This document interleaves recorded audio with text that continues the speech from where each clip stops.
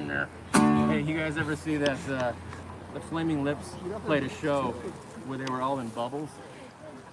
I thought that was a joke, but it's real. Oh, yeah? They really did play a show where they were all in bubbles. I'll have to check that out sometime. Crazy? I can't believe that actually really happened. So you have like a voice box going on there, or what is it? Oh, yeah, I plug it in right there. He was just telling me that he trained with the Tibetan monks for like 7 years, and yeah. It's called the Cascadian throat singing. It's not Mongolian, it's Cascadian.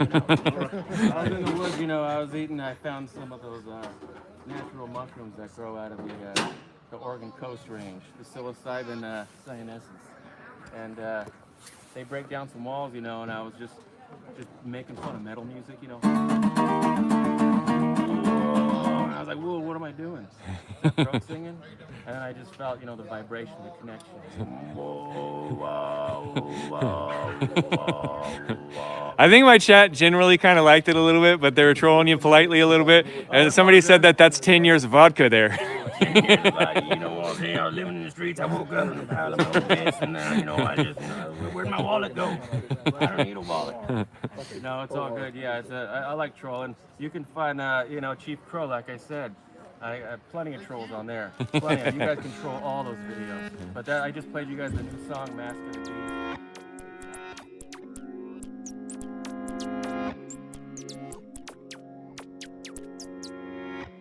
I'm on auto hoax and it feels so good. You just auto believe everything like I knew that you would.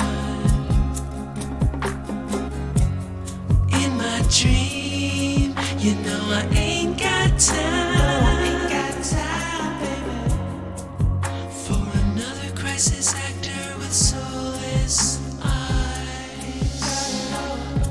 My buddy and me. Telecommunications Act of 1996. 96, y'all. Gonna filter your eyes and scrub your mind. The weatherman, he's just another bad joke. You can be a doomed little donkey like Eeyore. I'ma be an auto hoax, and it feels so good. You just auto believe everything like I knew that you would. In my dream, I ain't got time, baby, for another crisis actor with soulless eyes. Got no heart, ain't got no soul. Water, weather, maps, TV, bones, books, secrets, symbols, numbers, planets, etc. Nobody got no heart.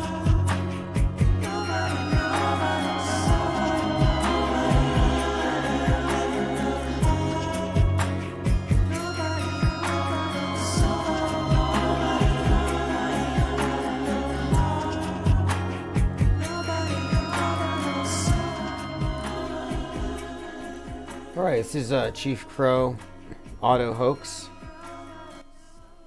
Auto hoax while you can, while it's still legal.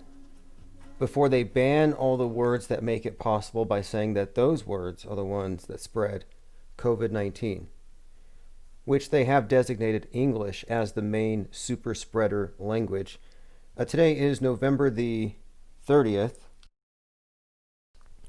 1984. Here for another 99% peaceful podcast, so I hope you're wearing your earplugs. And if you're not, make sure your video camera, your cameras on your laptop are covered up, because they are going to start looking. They're at that point where they're saying you have to wear your mask when you're in the shower, wear it when you're in bed, wear it at all times. And now they want you to psychologically mask yourself, where you pause. This is from the UN. The UN has been saying, Pause before you post. Pause before you tweet. Reread it. Think about it. Take 5 minutes. Well, I mean, they're trying to slow the flow of information. And if it's information that doesn't conform to their programming, they don't want to hear it. I mean, we've dealt with this for some time, and we've adapted, I would say. CFOX says, put a mask on that mask. Oh, yeah. And I called it from day one that the mask was actually just an indicator that this was all about censorship. Because it's about BDSM. I said, this is bondage, you know? Big brother's now you're big daddy, and you're some kind of a slave. It's that messed up. It's a psychological tool, if you ask me. But if you're going to accept the premise that you ought to wear it because there's a 99% peaceful disease, then what are you going to do when they say you've got to wear a helmet now because of space junk? Because if you ask the chief of NASA, Bridenstine, he says, the number one threat to your survival is not COVID, it's not overpopulation, it's not global warming, it's space rocks. So a space rock could come down and kill you and your whole family if you're not wearing a helmet. So if they tell you you have to wear one, how are you going to say no? And what if they start saying you have to wear, SPF 33 sunscreen every time you go outside? Are you going to be able to say no? I mean, just a few months ago, you had people slathering their bodies in hand sanitizer just to go to Walmart. If the government says, well, look, there's dangerous radiation and space rocks, so cover yourself in this SPC or SPF 33, put on your helmet, put on your mask, people would do it. And never, ever let a bearded man mask shame you, unless that beard is slathered in Vaseline, because the mask can't form a seal without it. So shave the beard or make that seal possible with the stuff. But, I mean, mask shaming, and really, if anyone should be shaming anybody, it's the people with the masks even leaving their homes ought to be shamed. The people who are driving with it. It's like, okay, you accept it to this extent that you're going to drive alone with the mask. Well, then why are you leaving? How can you justify it? You're either very brave, you're a risk taker, or you're just selfish. CFOX says government is God to these people. Oh, that's true. Well, I mean, government is like God's one true church to them. I think that God itself might actually be the globe. I'm trying to figure it out. I know COVID's the devil, and that's why the left worships COVID. But God has pretty much been replaced, I think, by, yeah, you're right, by government, essentially. And our leaders are divinely appointed. And these are mandates. These are edicts. But it is truly a cult. I mean, the new world that we're all into, this new age, it is a world-spanning cult. It's a doomsday cult, technically. If you're an anthropologist, you would say, well, it's a doomsday cult. You don't propitiate the deities, you're going to have floods. And the people who write the modern world stage dramas just model it off of things that have worked in the past. That's why you see an exact template with the biblical Noah and NASA's side organization, NOAA, even with the symbolism, the dove. Of course, now they're warning us not of our wickedness, but our carbon footprint, which is your wickedness. Travis says, if you have a beard and you voted for Biden, shave that. What do you all think about the supposed death vote, the Civil War veteran vote? It seems like a lot of this hinges on that. Like, were they really digging up bodies or, digging up records and signing up dead people to vote? I've heard of that stuff, but the idea that the election would be turned on something like that.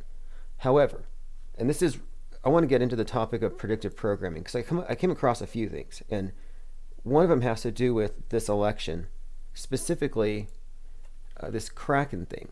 So if you followed this channel, a few months ago, we noted that the National Hockey League's 32nd team, the Seattle Kraken, put out a new trailer. The trailer pretty much showed like an EMP attack. In other words, some kind of electromagnetic pulse, Seattle getting hit by a tsunami. It kind of suggested maybe even a submarine deployed nuke or something. So we took to be, predictive programming, and specifically we took it to be predictive programming pointing at November the 3rd, because it was 1 minute and 13 seconds long. Like so much of the hints in the media about some major thing happening on that date, Seattle's always a big part of it. So we took note of it.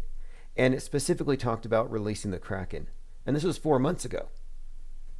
So months ago, you had people chanting, "Release the Kraken," for something completely unrelated to the events of November the 3rd, which we're talking about right now. And then, of course, as we follow this, the Kraken has to do with the whatever it is. Let me go ahead and bring anyone who's not following this story, because it just seems so well scripted. So you have Sidney Powell comes out and she says, "Release the Kraken." And this was sort of under her breath.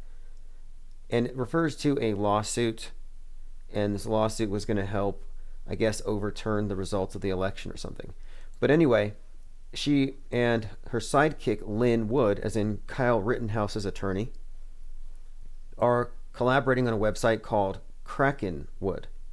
So here we have Kraken and Wood. And I find this to be very fascinating because Sidney Powell has been brought out upon the world stage here as like a very powerful woman. And she's almost like she's the Kraken. Like she's some type of hero to save the day. And it makes me think about the word Karen and the demonization of strong women. And I'm just finding Karen and Kraken not much of a phonetic resemblance, but I'm not into numerology and stuff, but I do just notice patterns. And I'm just looking at this metascript view. And I find Lynn Wood to be a very questionable character in the sense that if you look at his past, I mean, he represented John Benet Ramsey's parents, Kate Perry's parents. So he's knee deep in the PSYOP entertainment complex. So the idea that he would be representing Child Actor of the Year Kyle Rittenhouse, who happened to be bailed out by the Silver Spoons actor, another child actor, a child star, which might even be a reference to, well, there's a couple of things. If we go into the symbolism of these events, there's quite a lot. Like Kyle Rittenhouse, just the surface of it, 17. Q. Wore a white hat, front row seat at a Trump event, while QAnons believe that the white hats are going to save them. And who saved Kenosha? A white hat, who was 17. It looked like QAnon sent the shooter. I mean, it's a very good story.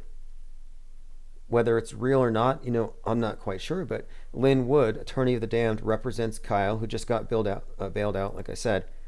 But so Lynn Wood is now working with Sidney Powell on this site, kraken-wood.com, which launches in 1 hour. So I'm not quite sure what it means, but again, today happens to be an 11/3, and this countdown to the Kraken being released. And here we are, November 30th, about to be November 31st. So I'm just looking at this as possibly another massive nothing burger like we got from Biden's laptop. But it might be something interesting. So I'm just pointing it out because it seems to be just another prop on the stage to pay attention to. And we may get back to that, but the Kraken thing, this is one of these forced memes. And my point was, I have a blog post 4 months ago where we're talking about releasing the Kraken on November the 3rd. So again, world stage stuff. A couple of other things. So we've been looking into this phenomenon of the Trump 58 matrix. If you don't know what that is, it has to do with this idea that Donald Trump was introduced into the collective consciousness in a number of forms going back to at least about 1958. And this reference takes place, it's in a film. Well, it's a TV show, rather. It's an episode of a TV show, and the episode itself is called End of the World. So it's a 1958 TV show called Trackdown. Episode is End of the World. Now, the reason why this is significant is that End of the World came out on May 9th, 1958. And the main character is named Trump.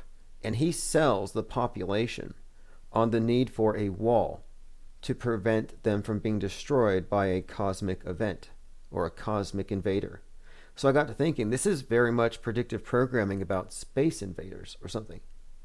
So let me go ahead and play this. If you haven't seen it yet, this is again from a TV show called Trackdown, 1958, about a man named Trump who swindles the world on the basis that they need him to be protected from invaders. And remember, 4 years ago it was build the wall to protect us from the illegal aliens.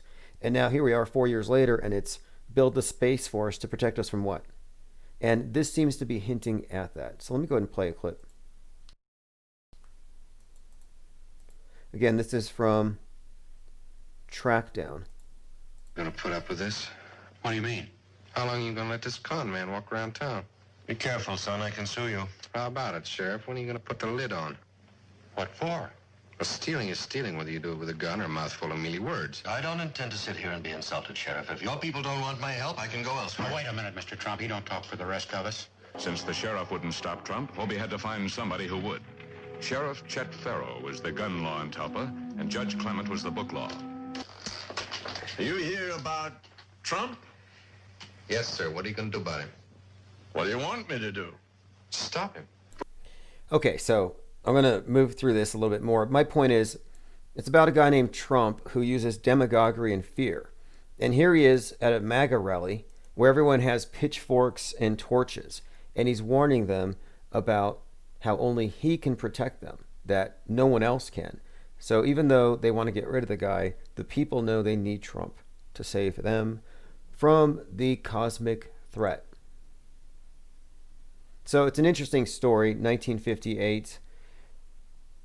Then next, and this is part of the series of media appearances that seem to be tied to the number 58. So next, again, this was End of the World.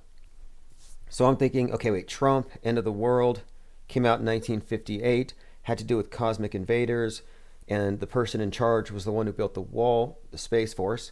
Well, exactly 58 years after 1958, Trump becomes president. So then, today we talk about, a few other things here. We've been talking about the Back to the Future series quite a bit because Biff Tannen is based on Donald Trump.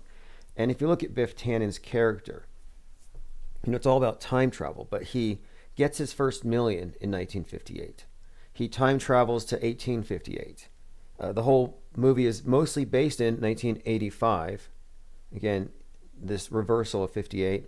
Trump was married in 85. Kind of side notes there. But the main pattern here we're seeing is this 58 thing. Trump Tower, 58 stories tall.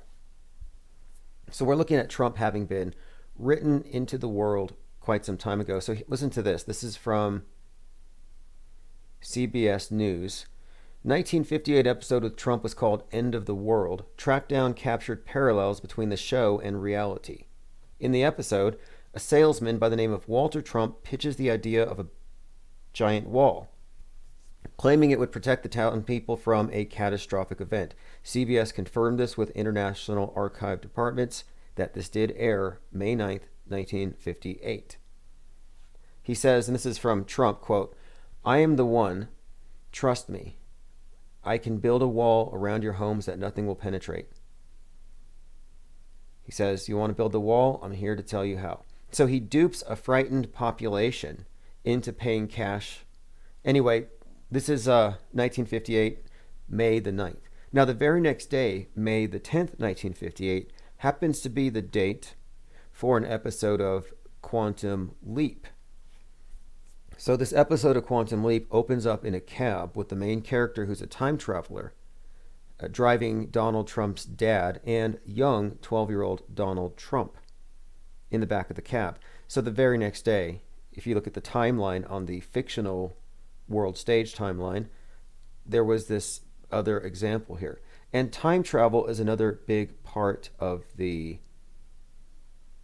story with Donald Trump and how he's presented in the world stage metascript. Even looking back to that book by Ingersoll about the Baron Trump, the time traveler. And if you look at that, it's not something that's new, that was backdated. But it is a book that happens to focus on November the 3rd, on a Tuesday, a contested election that triggers a civil war, some catastrophe. So it's very specific if you look at it. Okay, so my point is this.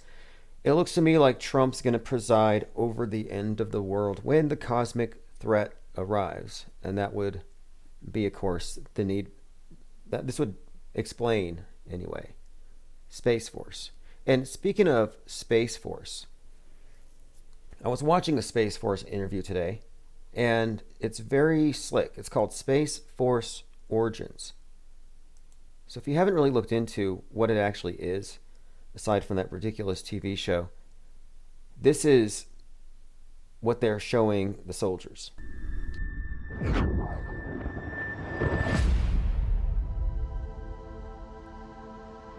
Today, space is essential not only to our way of life, it's absolutely critical to the modern way of war. GPS, ATMs, cell phones, gas pumps, traffic lights, power grids, guided missiles, surveillance, RPAs, ground combat control. There's no such thing as a day without space operations. You just don't see them. Earth is only half the battle. Cyber attacks and jamming of our satellites. Microsatellites that can create a debris field. Now listen to this one. He's talking about a piece of metal the size of a nickel that could take down the whole infrastructure above. At 17,000 miles an hour, a piece of metal the size of a coin can be weaponized. Like you could blow up the entire world with a coin. All that space junk, which we've never seen. We have a 20-year reel of footage from the space station 250 miles above the Earth, and supposedly we can see it because it's reflecting the sun. Yet we don't see anything else, and no space junk whatsoever. But anyway, I'm going to play some more. This is, again, from the White House, and this is some internal Space Force propaganda. And it's interesting, too, for a few reasons, and we'll go through the comments. But what they're selling here, they're preparing people for, and I mentioned this, too, that when they bring Space Wars, it's going to include cyber war, cyberspace. You might as well just consider it to be cyberspace war, because we all know space is fake. Now is the time for a military branch with a clear and singular focus on space. A military branch that protects the hopes and dreams of America. I mean, what a bunch of dupes. How can you be involved in something like this? You're in the military and you believe that these cylindrical blimps with fireworks on the bottom, a little bit of CGI, you're going to believe that's real? This is probably why the internet is so problematic. And this is really one of the reasons why I think they released the COVID. I think they needed this clampdown on the flow of information, because it would be very inconvenient to have people training to go to fake Mars, to always have them heckled on the sidelines from people saying, you guys are probably in an underground bunker somewhere, which is the truth. That is what's going to actually happen. Okay, let us continue. America and our way of life as the space domain becomes more and more contested. It's time for another giant leap. The United States Space Force is being built from the brightest minds across the space operations of the year. Yeah, they're so bright, but they're not bright enough to figure out that space is fake just by looking at the videos. If you can't look, I mean, this is sad. If you can't look at the space station's internal footage, and I forgive anyone who's never looked, but like, okay, there are people who know the moon landing is fake. They publish books on it. They talk about it for years, but they assume everything else is real. And it's like, take the same level of critical thought. You can debunk the space station for fun and for profit these days. A lot of people do it. That's mostly what you find on YouTube. It's like you can only say so much about the Earth from our perspective, but what you can do for sure is you can deconstruct the nonsense that they say is coming from space. And the space station's a colossal joke. It's a 20-year blooper reel. And a lot of us here are just waiting for it to come down because we're waiting to see how they pull that off, because it's going to be a joke and a hoax. Anyway, if it falls, nobody's going to die or cry, especially if Tom Cruise is on the thing. And that sounds like a movie, it sounds ridiculous, but they're sending Tom Cruise to the space station because there's no other way to convince the multitudes that space is real other than to have a celebrity movie star action hero go up there and validate it. And they will fall for it. When Sandra Bullock went up there to do Gravity, there were people on the ground who actually thought Gravity was filmed in space. So we're kind of screwed if they manage to successfully pull off a celebrity movie on the space station without any green screen glitches. But the comparison will be stark. If you compare something like Gravity to the space station, well, with Gravity you have somebody floating around doing somersaults, levitating, sleeping in space. When you look at the ISS, they're obviously dangling and their belts are on too tight. And you can usually see their jugular veins bulging because many of them are actually dangling and you're looking up. I mean, it's not difficult to reverse engineer the magic tricks, but it's mostly a magic show. Not only is NASA a magic show, but so is the SpaceX. And they kind of give it away. I mean, 2020 Mousegate really made it clear that this thing is a massive joke to them, where on the mission, when they started sending genetically modified mice to space, people started seeing actual mice on the Merlin 5 engine. So you have an engine called Merlin, and you've got a mouse on it in space. And clearly it was CGI, but this shows us that if they present it to the world as live, people will just ignore these little glitches in the Matrix. Right, let's play a little bit more here. This is from Space Force. The Air Force, our joint services, and the private sector. We aren't just getting ready for the near future. We're getting ready for the 22nd century. When our enemies ask, what if? We will have it. Like, is this the future? Is the future all of mankind basically living through video interfaces in a simulated reality? I think this is the case. I think we're entering into a simulation.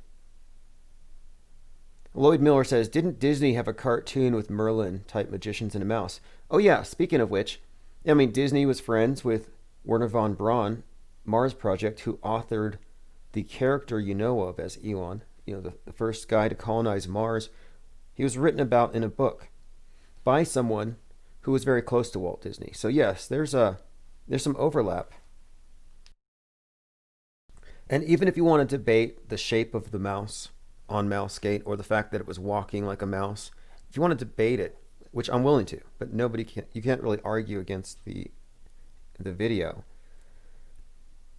Whatever you think about it, it is impossible to distance that from the fact that this was the exact mission where they were sending genetically modified mice to space. So it's obviously an inside joke. There's a story to it. Okay, so let me go ahead and continue here. It just looks like maybe the human race is being conquered through fantasy. That as people get filtered into the different planetations, their moon bases, their Mars bases, essentially where I think we're being divorced from reality itself. And this is something I've been noting, is that there's a big discrepancy between the world stage and the world view that it's based upon and the real thing. And the real thing gets censored. And that's pretty much what we're looking at here, reality curation. But the specific way that reality is being curated is that it's putting people into a false paradigm. And it's like the Matrix, only it's purely a mental construct. It's a cult in a way. But the blind faith in the leadership is getting people into this position where they believe the darndest things. And if they're told that humanity's survival for the future depends on moving into enclosed, domed, sustainable cities to protect you from space rocks, who's going to say no? I mean, you can't argue away the mask because of the fear of the sheep. When they say helmets are mandatory, you're not going to be able to argue that away. I mean, it's just a process, I think. But anyway, the fact that the military is now using these, I mean, they always have, but this Space Force is like the next level. I mean, this is insane, if you ask me. We're talking about cartoons, weaponized, militarized cartoons. Let's watch some more of this. An answer. Like if you can't look at some of this stuff and reverse engineer it or call it fake, should you even be trusted with a gun or any kind of munition or any kind of power? I don't know. I'm really kind of questioning that at this point. Maybe it's just a lack of access to the right materials, but it's all there. I mean, it's not like it's been that censored. So we're going to have to make a point to really just show how easy it is to point out the fallacious nature of the whole space program. It's insane. When foreign powers can build bases on the dark side of the moon, When private companies are inventing a new economy beyond our planet, we need to stay one step ahead of the future. And the future is where we'll make history. Okay, let me move on here. The future is where we will make history. Interesting statement. History, has been written in advance. All of the early science fiction has come true, not because they were, prescient, but because that was the script that everything is being conformed to. One of the points that I've been focusing on lately has been the absence, the lack of a Terminator. So I'm waiting for someone to show me the Terminator. And this doesn't count. You can't show me footage from fake space because that's not how sunsets look on the ground. And if they don't look like this from the ground, then we're not on a ball 25K circumference being bisected by light. No, not at all. So it's a deal breaker. All right, let's play a little bit more here because there's a scene where it looks like a shot from Willy Wonka or Star Trek. See, you have an astronaut who is going through, I guess, a wormhole to an exoplanet 6.66 trillion light years away to a place where there's no Republicans and they don't rely on fossil fuels. It's all solar panels. So if you look, though, it looks like she's going through one of these tunnels. Not a coincidence that all of the major space programs, space agencies, are heavily invested in Hyperloop tunnels, digging holes to China, SpaceX, Virgin Galactic. That's all they're doing. And it looks like something out of Charlie and the Chocolate Factory when they go through the tunnel to the magic place where everybody looks like Joe Rogan painted orange. But it's not unintentional. Elon Musk himself has taken a bizarre interest in Gene Wilder, even bought the guy's house. He even talked about starting a candy company. So he's trying to associate himself with this Mad Hatter, Willy Wonka type who will send people to other worlds. That's just one facet of his character. The other facet is he's been equated with Tony Stark. And, weirdly enough, Robert Downey Jr. modeled his persona off of Elon Musk so he could play Tony Stark in a movie. So it's like, wait, where's the movie? And where's the reality? They purposefully merge these things. They're doing this they have been for some time, but it's getting even worse. So anyway, the reality impaired will go into space flight simulators, and they will go to gulags, probably beneath Siberia, and they will think they're on a Mars base. They will think they're living like the Jetsons, even though they're a bunch of slaves. That's my theory about where this is headed. I think the whole space program has been a multi-generational ruse to inaugurate a new era of feudalism, where people are locked down, small geographical areas, totally brainwashed, propertyless, and this would accomplish it perfectly. Okay, let me go ahead and play another 40 seconds here. Space Force Origins. We won't just think outside the box. We'll think outside the atmosphere. In one of the most challenging environments ever known.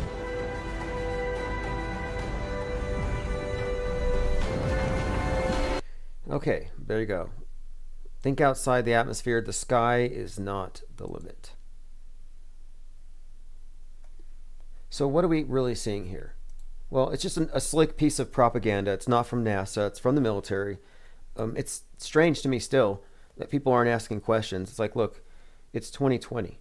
Why don't we have any pictures? Why are we always given these beautiful paintings? Just show us what it actually looks like. It's like they can't. That's the one thing they cannot do. In fact, it's so pathetic. The newest astronaut there, one of the new ones over at the Dragon, showed us the Earth to debunk flat Earth because a lot of us said it looked fake.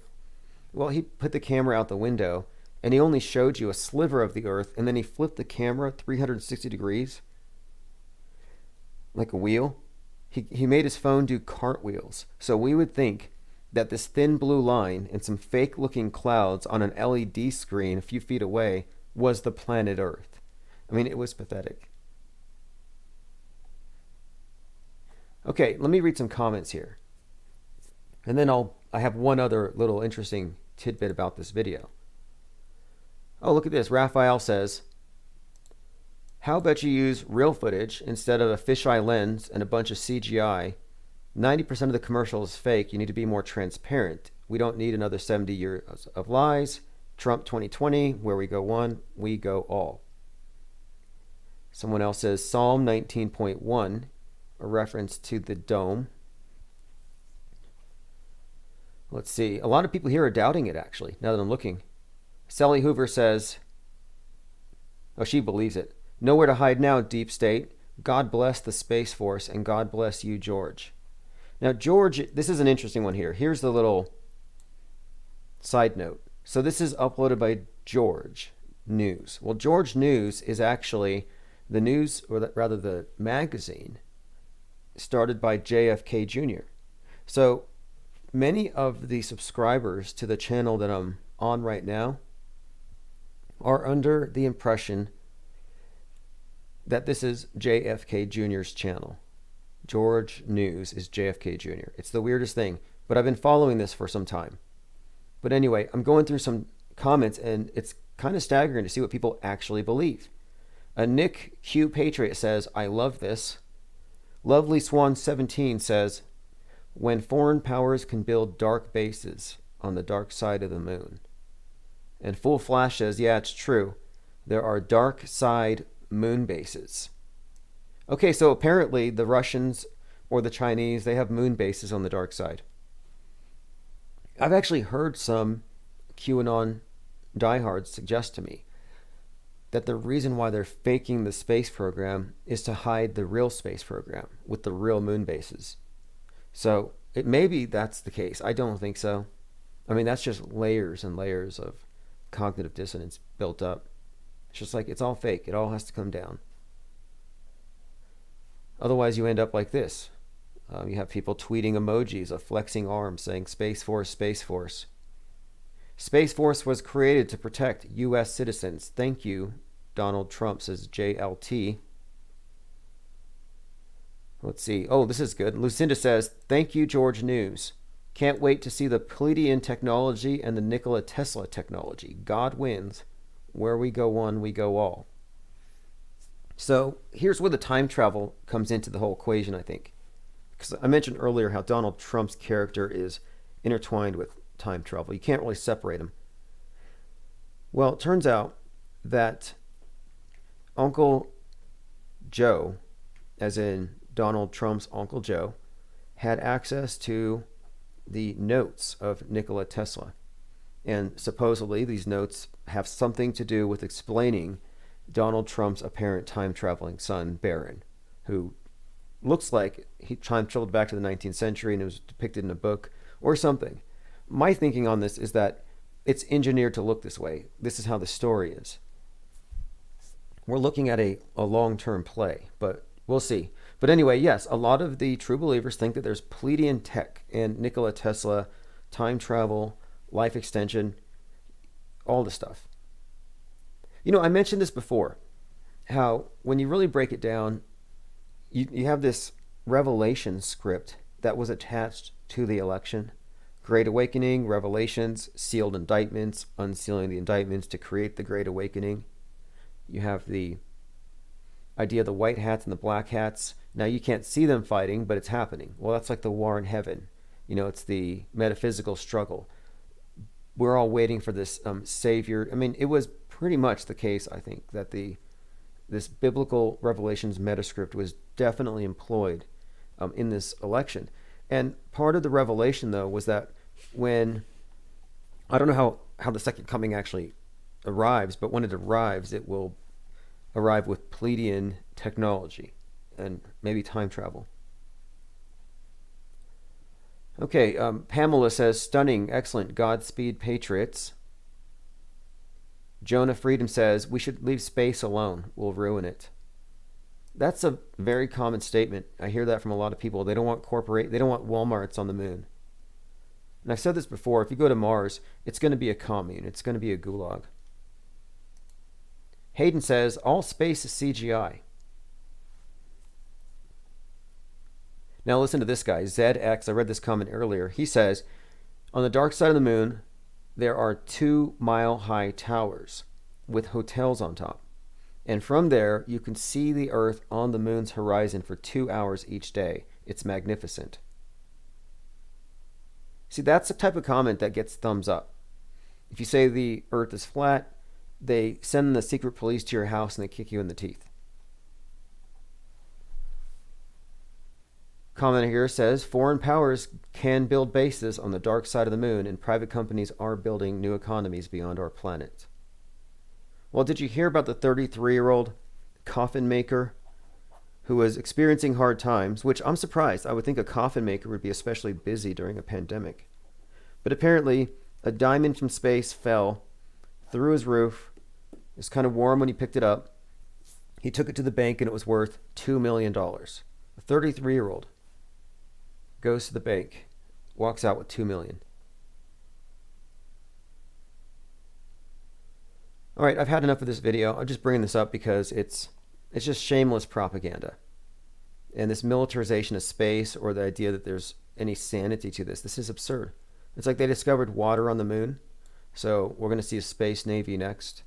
I read that on the Babylon Bee. You know, the Babylon Bee actually put out a post today suggesting that you're not going to get into heaven unless you've been vaxxed. Oh, look at this. This is local. So where I live, we now have terror alerts. So if you've been following this channel, back in March, I was talking about 3/11 is the date to look at as the key date in this mega psyop, just like 9/11. If you look at that date, and then everything after 9/11 was the post 9/11 world, and there was a specific set of agendas. And 3/11 was the date we entered into a new world, the post 3/11, the COVID era. So when we started examining it in this context, I said, well, we're going to have terror alerts like the Homeland Security Advisory System, you know, severe, high, elevated, guarded, or low risk of terrorist attacks. Only they're going to do it based on COVID level. Well, we have that now. Now in New Mexico, we have red, yellow, and green level, which is, again, just a daily reminder of how dangerous it is outside. And my contention is that if you really believe it, then you're just brave or dumb for even leaving your house. Flat Fact says, the guy who allegedly walked across Antarctica was 33 years old. No windburn, sunburn, cold burn. He had a really good sunscreen. Yeah, that whole Explorers Club is questionable. I think Buzz Aldrin's a part of it. I mean, it's just a movie. And it's sad the military is getting involved with it.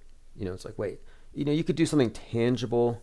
I mean, it depends. What is Space Force doing? Is Space Force doing CGI? Or are they actually, I mean, what can they do? That's probably all they're doing anyway. I remember a couple years ago, before they started landing the fake rovers on Mars, JPL was hiring. And I was like, oh, cool, they're going to get some engineers and get ready to land on Mars. And it's like, no, we need CGI experts. We need CGI experts to land on Mars. But I've been watching the SpaceX landings, and almost every single time, it looks like it's landing on a pile of pixels. Like the screen glitches out every single time. It's so convenient for them. So I'm like, well, space is obviously made of CGI. Like, what are we in? Some kind of a realm where it's only real for the first 60 miles, and then once you go up beyond that, it's just all pixels, like Minecraft. And maybe they're going up there to mine pixels, just invisible, transparent cubes or whatever that they bring down, and they pad the barge where the SpaceX rocket lands or something. I don't know. I mean, it's all fake as far as I'm concerned. They're using AVR, augmented virtual reality. They're not even sending blimps up half the time. They're probably just doing it all virtually. So this was sent to me, well, this was tweeted by UFObot, one of my favorite channels. But this is coming from the perspective of someone who believes in aliens. So this is what the average normie, the new normie, thinks this is what outer space looks like. It's the ball, it's like a piece of rotten fruit covered in gnats. I mean, it's just completely covered. The whole area is saturated with space junk. This is what we're told. But you cannot find one single video, SpaceX, ISS, Space Shuttle, not one, where you even see the hint of a piece of space junk. And it's almost too late now. We've called them out long enough. They should have started sooner. Because if all of a sudden we start seeing space junk, well then it'd be a little conspicuous. Not that I think they can fake it competently. And who's really paying attention besides the people who are just deconstructing it anyway? You know, back in March, there was actually in February, there was a UFO, a flying saucer. It wasn't a saucer. It was shaped like a tortoise shell. It flew alongside the ISS for 26 minutes. They were being followed, supposedly. And when this thing, it passed them after 20-some minutes, and it sped up, and it arced up and away. And when it did, there was a beam of light behind it. Now, it looked 100% fake. But my point is, look, NASA films mystery UFO following the ISS for 20 minutes. Mystery object filmed near the ISS. So it's the usual type of footage. It's the outside camera, and it's just stationary footage, as fake as can be, just as per usual. But the object looks like a tortoiseshell shaped object. And when it leaves, it doesn't even leave dramatically, but there is a beam of light behind it. So I suspect that this was probably planted there to start rumors about Space Force having something that nobody can talk about. And it did appear to signal to the astronauts. So that was one. And there have been a few other little sightings from the ISS, most of them just ridiculous. Like I was asking, when are we going to see Starlink satellites from the space station? And they did present us with one, but they forgot something. This is one of the issues. Every one of these different agencies does it a little bit differently. They each fake space a little differently. I have to say America does it the best. We give them a lot of crap, but out of all the space agencies, NASA screws up the least. And it's because they're kind of minimalist about it. They don't overdo it. They don't give us too much to analyze. Like right here, this is supposedly a still shot from a time lapse, from a camera. You know, it's not MS Paint like it looks. And what you see there is supposedly the Earth, and the arrow is pointing to UFOs. So this is what you're supposed to believe are UFOs. Anyway, what you don't see is the planet Earth. The Earth is transparent, and you can see stars through it. And as it moves over the horizon, you can see those same stars. So I don't know if it's just some kind of miscommunication, or somebody forgot to reveal a layer before they rendered, but they forgot to put the Earth in there. So it's like, okay, you convinced me UFOs are real, but that's not near the Earth. So major glitch. Not the only one. We never run out of glitches. Now take a look at this. This is something else I pointed out a few times, but this is worth looking at again, since we're talking about space. So on the left you have dark matter in space, or rather a CGI representation of what dark matter in space looks like, because dark matter is not really, I mean, this is a scientist's conception, an artist's conception. On the right is a human nerve cell. So they're equating the two. This is done quite a lot. There's a lot of this, I think it's the Hermetic doctrine, as above, so below. But it's a very common thing where we're being given these images of deep space, and then we're given, like, look, it looks just like your DNA at the smallest level. Like, there's a reason for it. And to me, it's all ideological. And we'll get to this, because I have this new theory about outer space. Because there's just too many indicators here that even though we talk about outer space being fake, I think they're doing something. Just not sure what. You know, is it all just bad movies and trying to guilt trip people into going green? Or is there something else? And I think there's something else. Deep space could quite easily just be a nice way of saying, or a euphemistic way of saying, deep underground. And the very concept of outer space, from its inception, it actually, you could trace it back to Lewis Carroll through The Looking Glass. That author came up with this idea of drilling tunnels to connect the continents. So you'd have these openings at the antipodes of the Earth, connecting various continents. So it would be Swiss cheese in it. But you take all the oxygen out of the tunnel, and your craft would free fall, your pod, from one side to the other. And it was calculated that it would take 42 minutes to go through the Earth. Then if you look at Alice in Wonderland, kind of a time travel book too, but it has that scene, the opening scene where she falls down the tunnel, 0G, and then lands softly at the bottom. Well, he had posited that if you did have such a way of traveling through tunnels, that you would accelerate free fall, and then you would decelerate for the other half of your journey. So you would just softly land. Anyway, I'm just finding this to be very intriguing. This notion that this entire time we've been looking up and they've been working below. And if you're interested in this concept, I recommend the movie Orbiter 9, because it deals with an entire generation of people who are, if this movie were true, it'd be like, imagine people being farmed in fake spaceships below a military base in Colorado. Like, we're talking decades long mind control experiments where they're not in mental homes, they're in spaceships.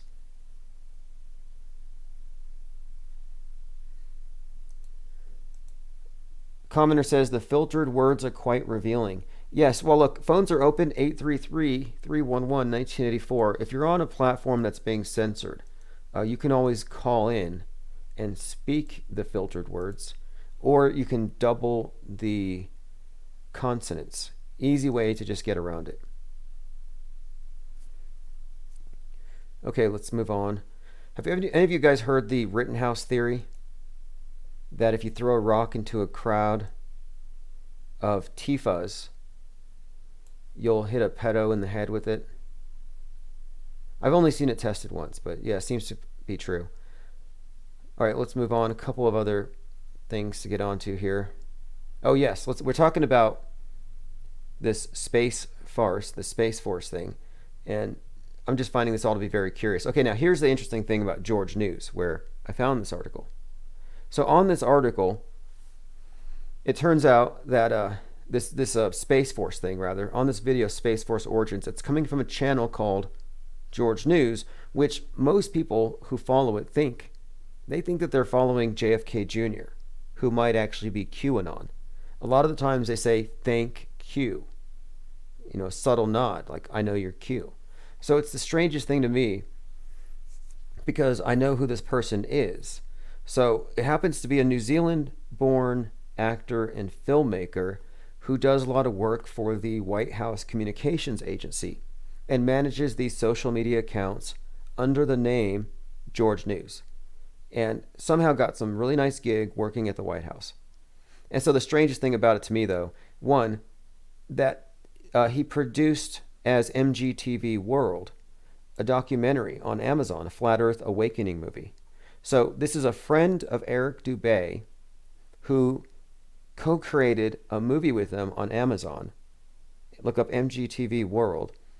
He now works for, again, the White House Communications Agency, and he's pumping out Space Force propaganda. I mean, this was someone who is trying to really spread flat Earth for years. I'm like, well, that's the strangest thing. How do you go from that extreme to the other?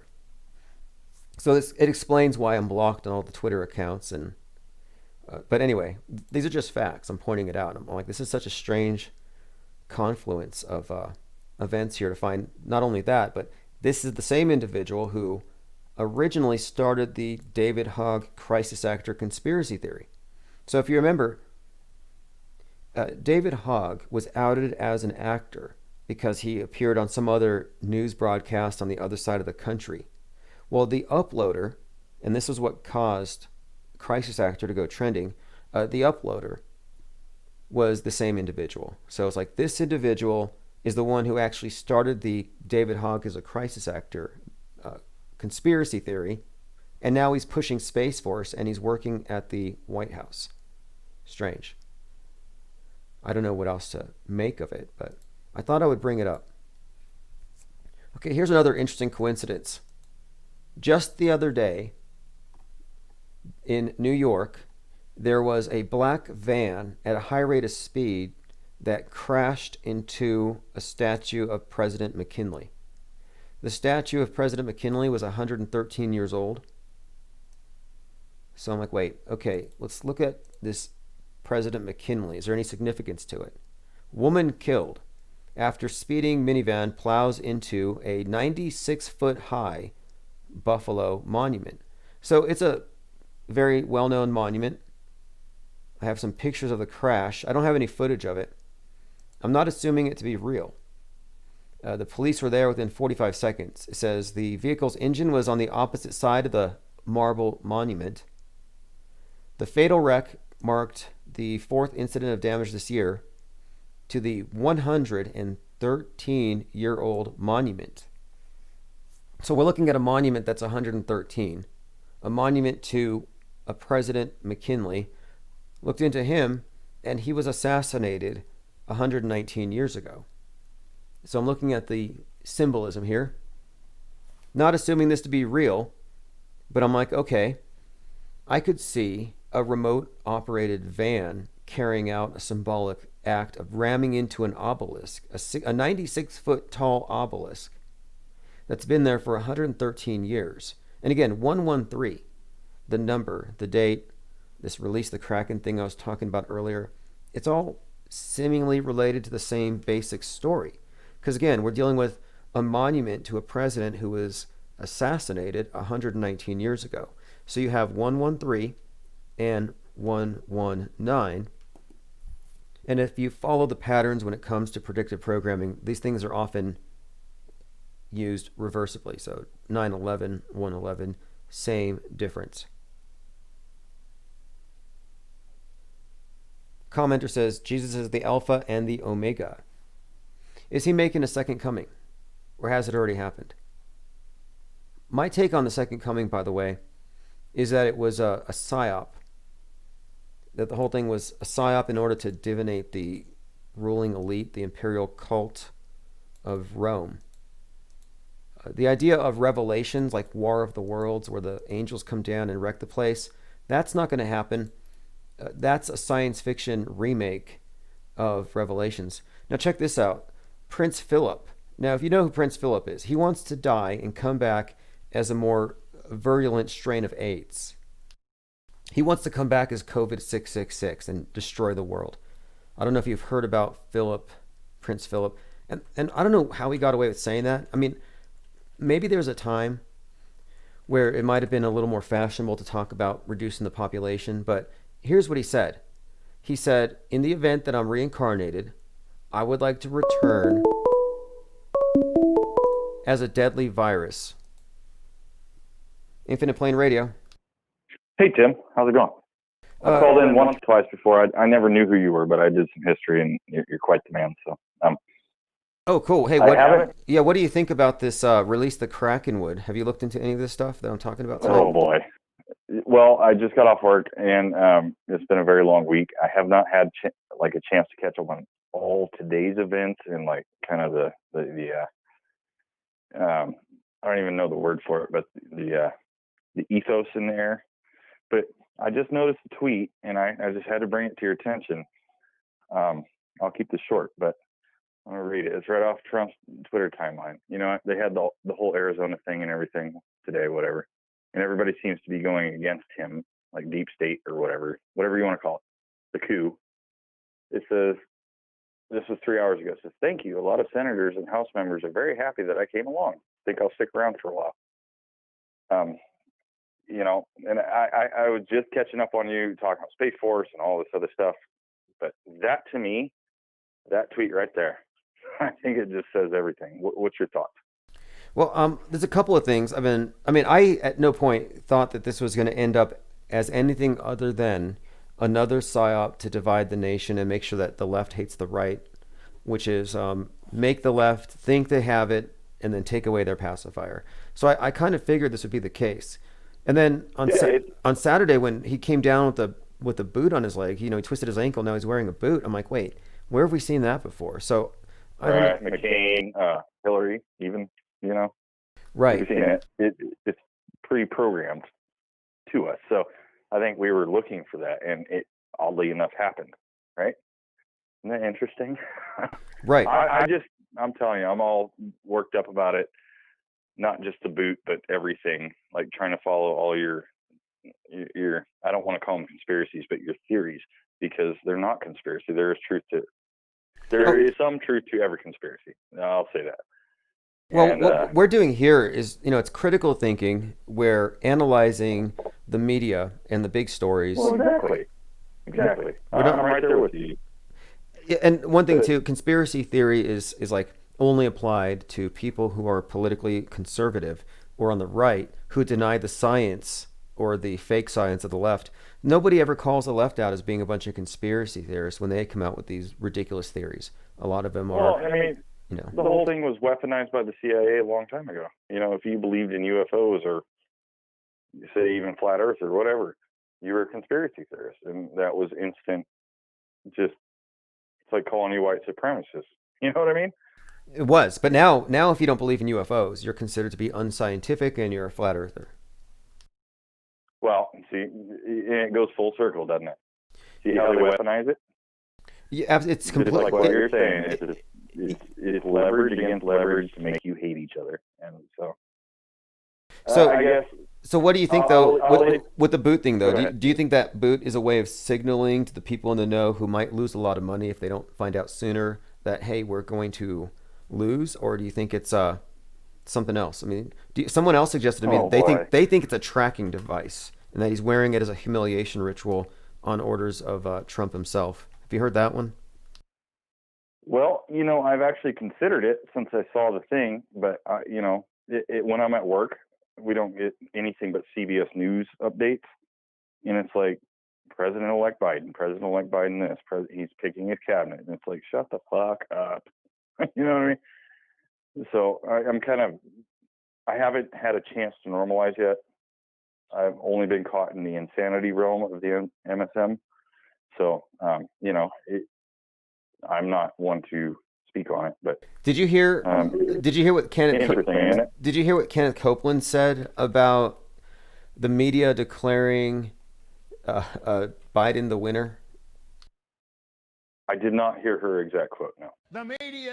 Yeah. Kenneth Copeland. He's he basically. Kenneth Copeland Ministries. Yeah. Yep. Oh boy. Oh, now it gets deep. Yeah, I'm just gonna play like 10 seconds, okay? Because this is what he said. Okay. The media said Joe Biden's president. Okay, and he goes on for about a minute and a half, hysterically laughing himself off the stage until everyone else is laughing at the idea that the media just stands up and says, "Yep, he's the president," and it's true. Right. Well, but at the same time, I'm not going to knock Kenneth Copeland because I don't know him personally, but I watched a lot of his things, and a lot of these big ministries always seem to be about, pray for God for $1 million and a Cadillac and this and that. So, I'm not going to even touch on it. Well, I have no credence. I've listened to him, though. I've listened to him a few times here and there, and his rationale is that since he has his own private jet, he can go anywhere, he can preach anywhere, so he can reach anybody in the world. So he can justify his fleet of jets because it's basically how he does the Lord's work. And it's hard to argue with that logic. Well, it is, because it creates division, because at one point in time, like if you read, the New Testament, it'll say that the gospel will be spread around the world, and like there's nothing you can do about it. But at the same time, it's like, what measure do you do that? So to me, it's almost like a Greta Thunberg style performance, and I'm not knocking him. I'm not knocking Christians. I'm certainly knocking the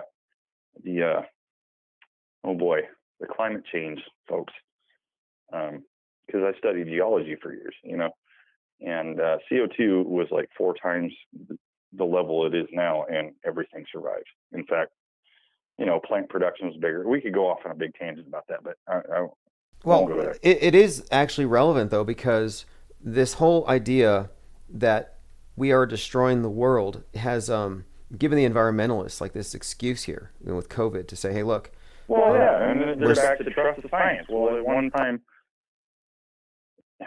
yeah.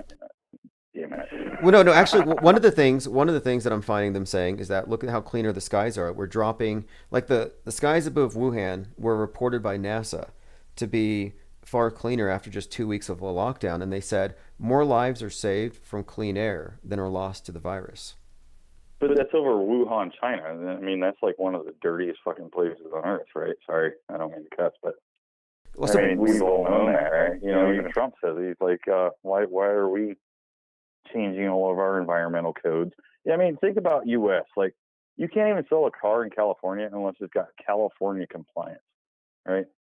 I mean, I work on trucks all day long, right? So we deal with it, but like, why are we paying the most when we're actually pretty much the cleanest? I mean, think of Indonesia, China. I can't even go out. Russia. Who knows what the hell Russia does? You know, it's a way though of what's happening is the world church is selling indulgences, and God could just as well flood the place because of what you're doing to it. But if you're willing to give a cut to his priesthood, they will spare you. So yeah, they're actually selling indulgences. The whole idea of carbon taxes, it's the same old scam. And the fact that we've already, I get what you're saying, Tim. We're already. But see, I think the difference here is, I think their God is not Yahweh of the Bible. I think it's the light bearer. Lucifer. See, I don't know. I mean, I have a lot of questions about that because when it comes to the elite and who they worship or whatever, because it seems like the more I look into it, the more they appear to be making use of astrology, which I find to be very strange. Not the and gematria too. Specifically gematria, word magic. By their definitions, sigil magic. There's all kinds of tricks that are being used that would fall into the rubric of lesser magic as well as the greater kind. And for example, I was looking today. Someone had sent me these pictures of various mass shooters, and how often their very first image doesn't look like the image we're later shown. And what someone put it's funny. Sorry, I don't mean to cut you off, but it's funny you say that because one of the CBS headlines today on the radio was there was a mass shooting.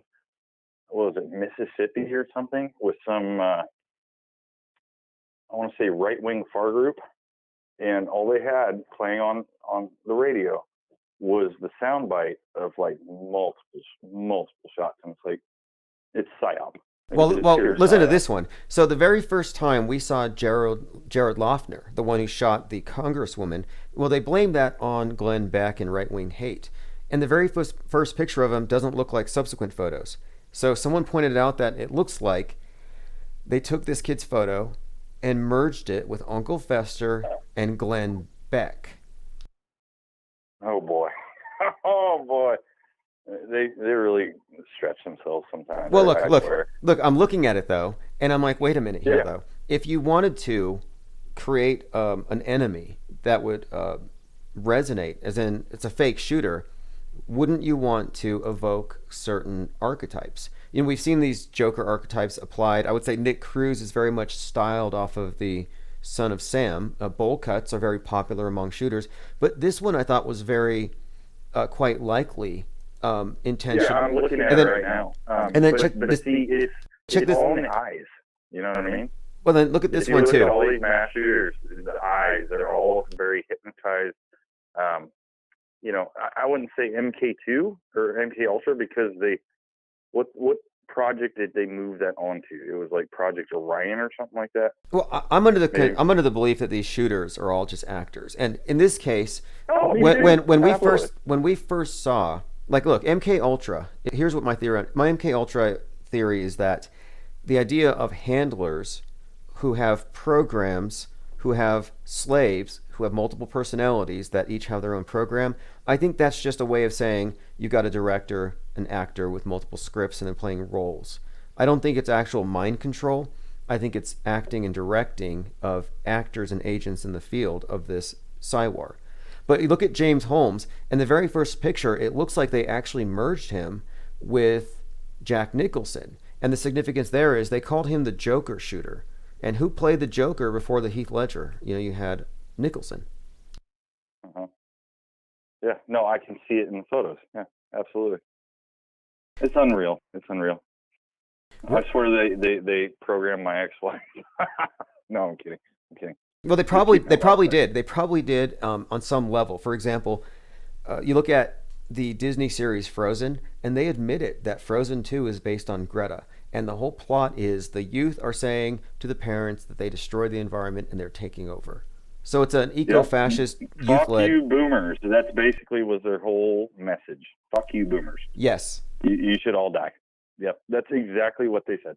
And that's exactly what Greta comes up and says. You know, how dare you?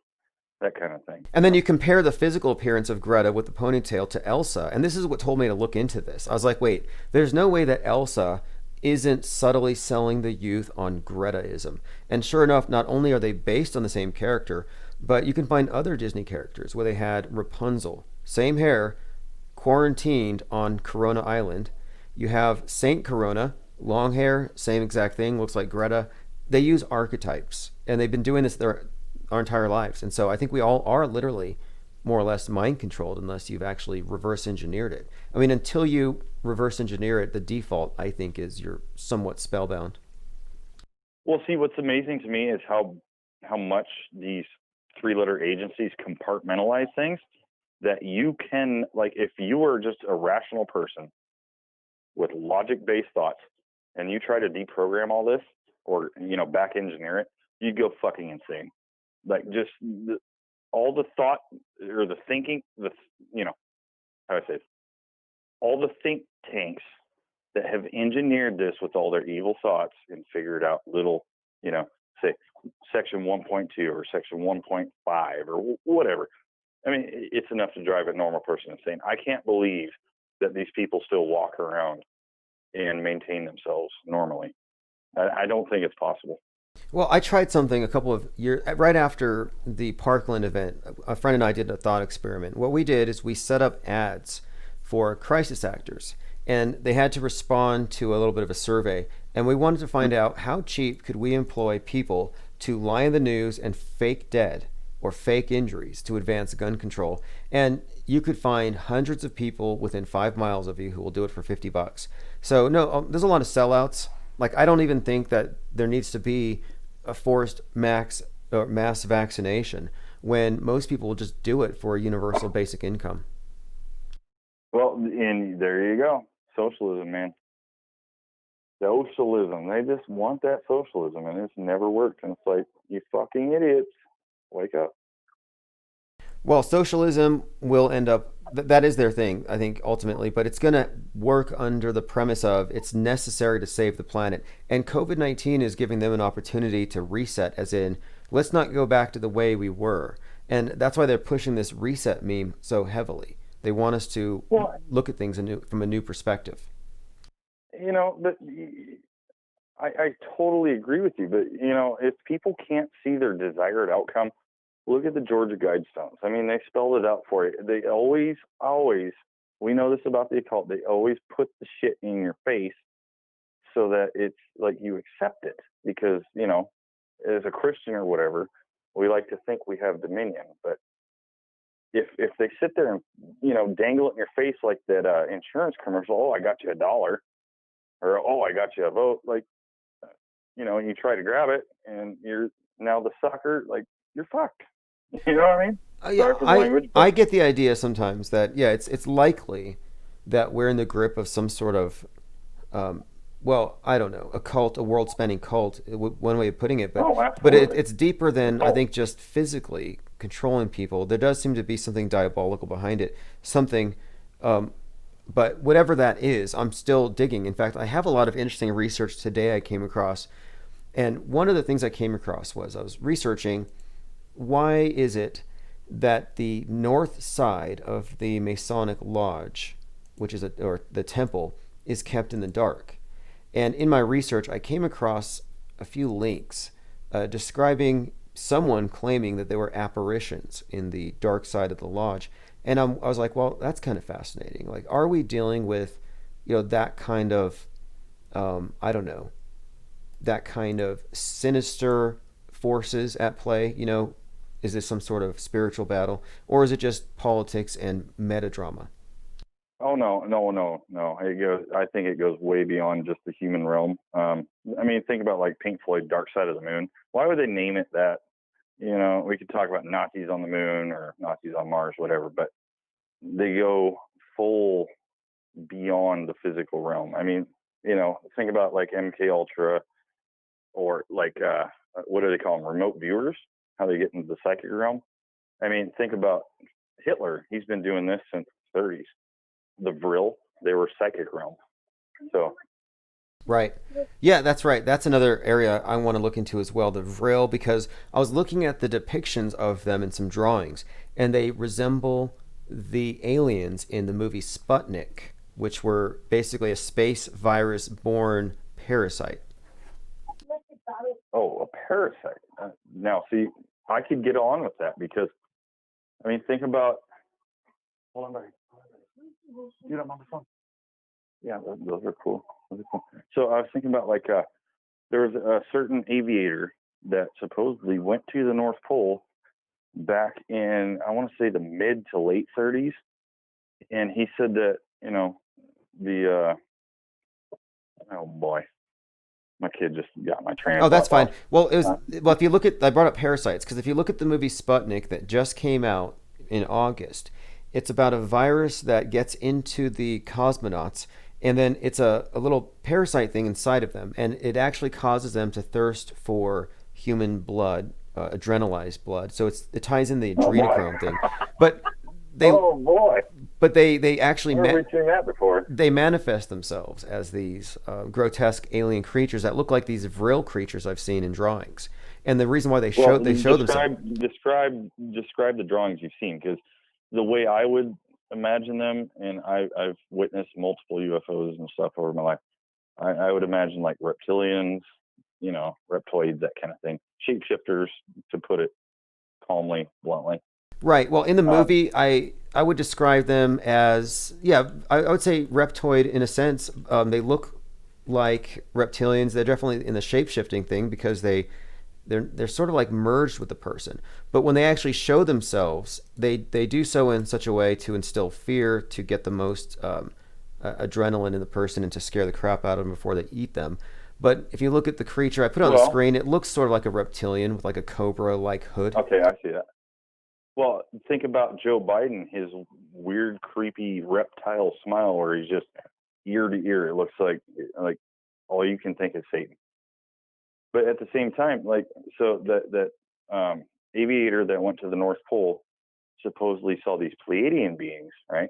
This is a whole other realm where they're light, frequency, this and that. Well, isn't that kind of the same deception as the light bearer? I mean, frequency is one thing.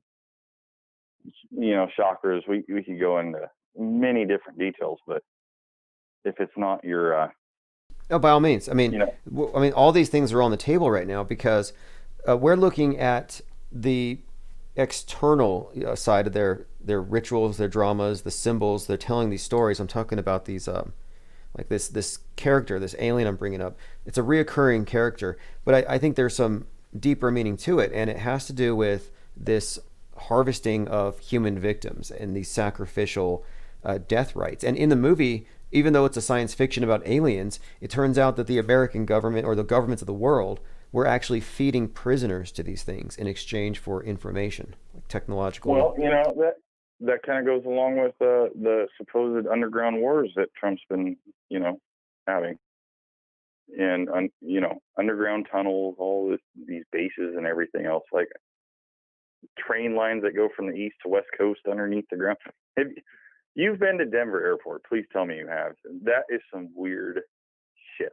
Yeah, I've never been so scared in my life.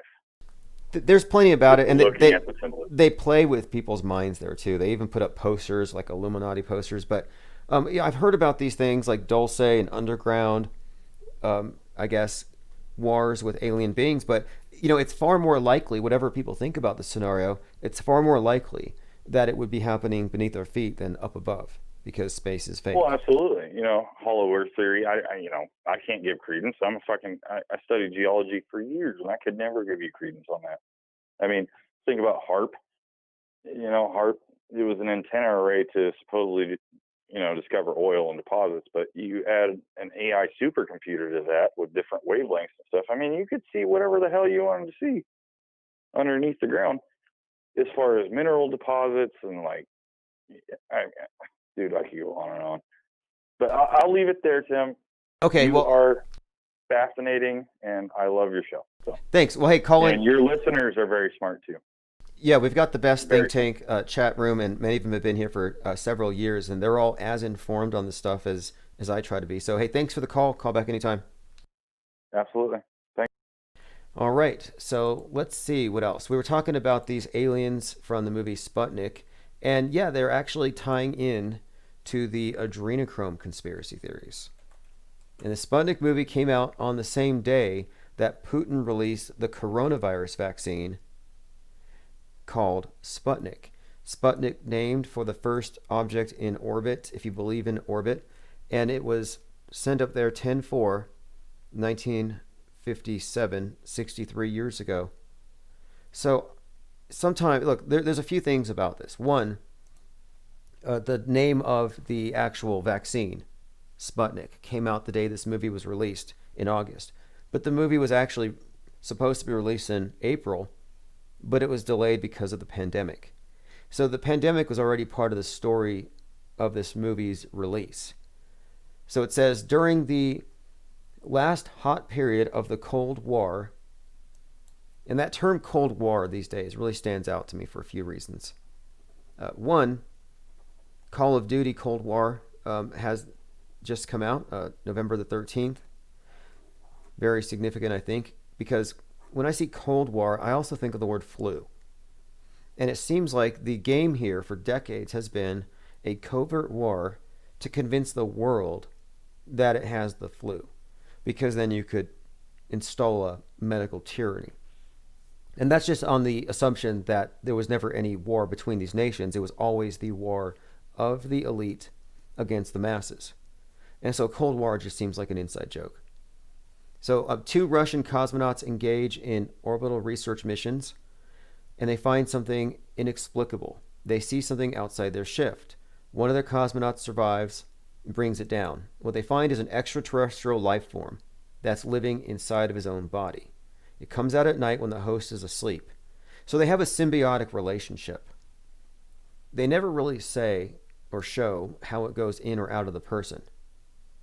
So that's kind of left to your imagination, but I think it lives in the esophagus of the astronauts, so it's like they're vomiting it out every night. But it goes out to eat live humans. But listen to this. The horrifying truth. The creature does not feed from whatever Constantine eats. That's the astronaut, the host. But it prefers to eat live humans, and the military has been feeding it prisoners. The victims are shown the creature in its entirety, which augments their fear, to make their human brains release cortisol, from which the alien obtains its nutrition. Disgusted and horrified by this, she confronts her superior, who says that their only reason why they're doing this is they need to find out how they can turn the alien into a weapon they can control. So now here's where it gets sinister. So we're talking about a movie that's 113 minutes long. Again, another 113 reference. This movie is about weaponizing a virus that's actually an alien. And this is being done by the Russians. So this is the underlying story. Then here we are. The movie actually comes out on the day that Russia releases a vaccine for coronavirus called Sputnik. So then if you look back at the term corona, the very first instance of corona intersecting with this story would be Roswell. 1947, Roswell UFO crash. In the world stage drama, that would be the first time that aliens reached us. Well, they landed in Corona Field. Shortly after the space race started, we have the Corona spy satellites that were sent up there. Then you have the Men in Black series, which is all about a covert alien takeover, aliens working with the government. And that movie has its culmination in Corona Park. So the term Corona has actually quite a lot to do with some sort of internal invader. And this is something I've gone over a few times since it came out a few months ago. One of the covers to The Economist says, "The Aliens Among Us: How Viruses Shape the World." So what you have here is a cover that looks like outer space with planets and satellites, but what you're actually looking at inner space, and it's being taken over by viruses. I think the one here is AIDS. You have some COVIDs, but the bacteria look like rockets or lunar landers, and this is all very, I think, intentional. Like if you look at the lunar lander, it looks like a scaled up model of one of these bacterium. And I don't think that it's unintentional. I brought up earlier the microcosm being conflated with the macrocosm, as above, so below. They show you deep space, dark matter, and say it looks exactly like nerve fibers. I mean, this is an intentional merging of outer space and inner space. A couple of other things that tie into this: Space Invaders came out 42 years ago, most influential video game of all time. Hitchhiker's Guide to the Galaxy came out 42 years ago.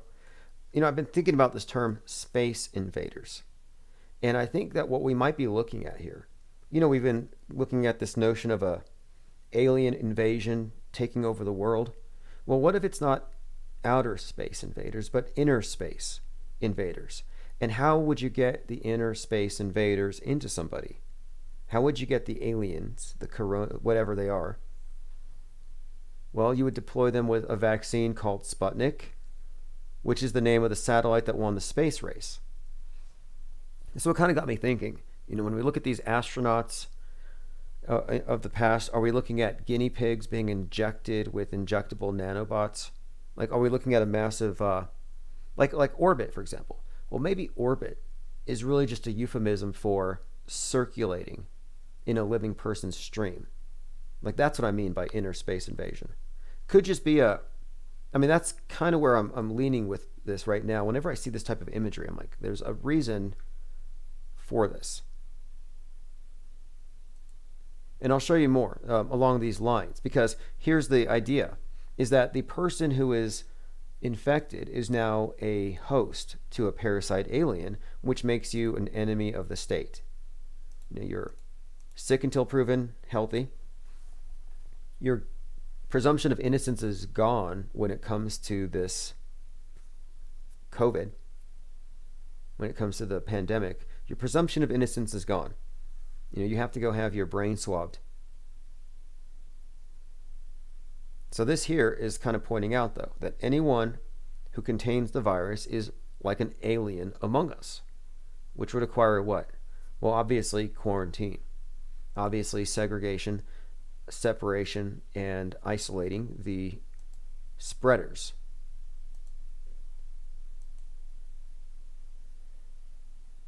Okay, someone says, why do you think they all have the black eyes? The black eyes of the X-Files was creepy. I've looked at that that's a very common representation of the aliens from the beginning. Whitney Strieber started that. And I always got the idea that we're looking at some type of goggles. And I'm surprised they haven't mandated opaque goggles to go with your mask, because eye contact. Eye contact can lead you into the activities that cause you to break social distancing measures. Okay, I have a couple more things here related to this, but Call of Duty Black Ops Cold War came out, and they also have a zombie version. So if you don't have enough vicarious mass murder in your life, get your Black Ops Cold War zombies. Predictive programming. Now here's an example of predictive programming. This is from Project Runway. So it's a modeling show. And in the show, one of the models' name is COVID. And he wears a mask. He puts on a mask, but his name is COVID. And this is from April of 2019. Did you mind putting your mask back on? Thank you. I had not noticed COVID's detail, this 3D application. COVID's detail. This is COVID, the model. It's sick. Brandon said it, but you must be hot. You should probably take the mask off. I'll play it one more time. They're complimenting COVID on his mask. look. Did you mind putting your mask back on? Thank you. I had not noticed COVID's detail, this 3D applique. I mean, it just gets better. What do you guys think of this mask? What do you guys think of this mask? And there he is. This is from April the 4th, 2019. I mean, it could just be a coincidence, right? And people have been picking apart the predictive programming on this for a long time. But, it was the same with 9/11. A lot of people had noted predictive programming with 9/11 after the fact and for years later. But it doesn't really explain it all.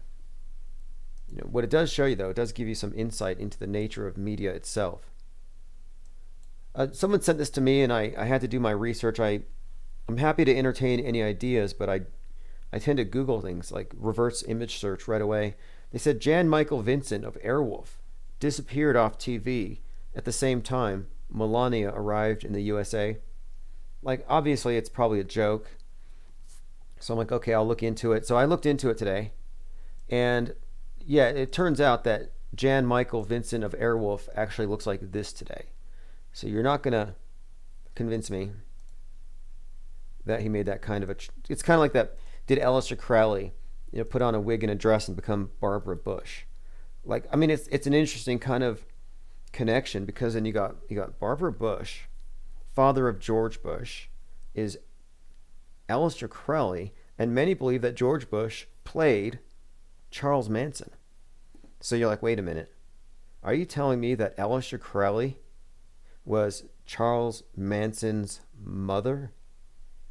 And so it's kind of, when you get into the logic of it, it kind of falls apart.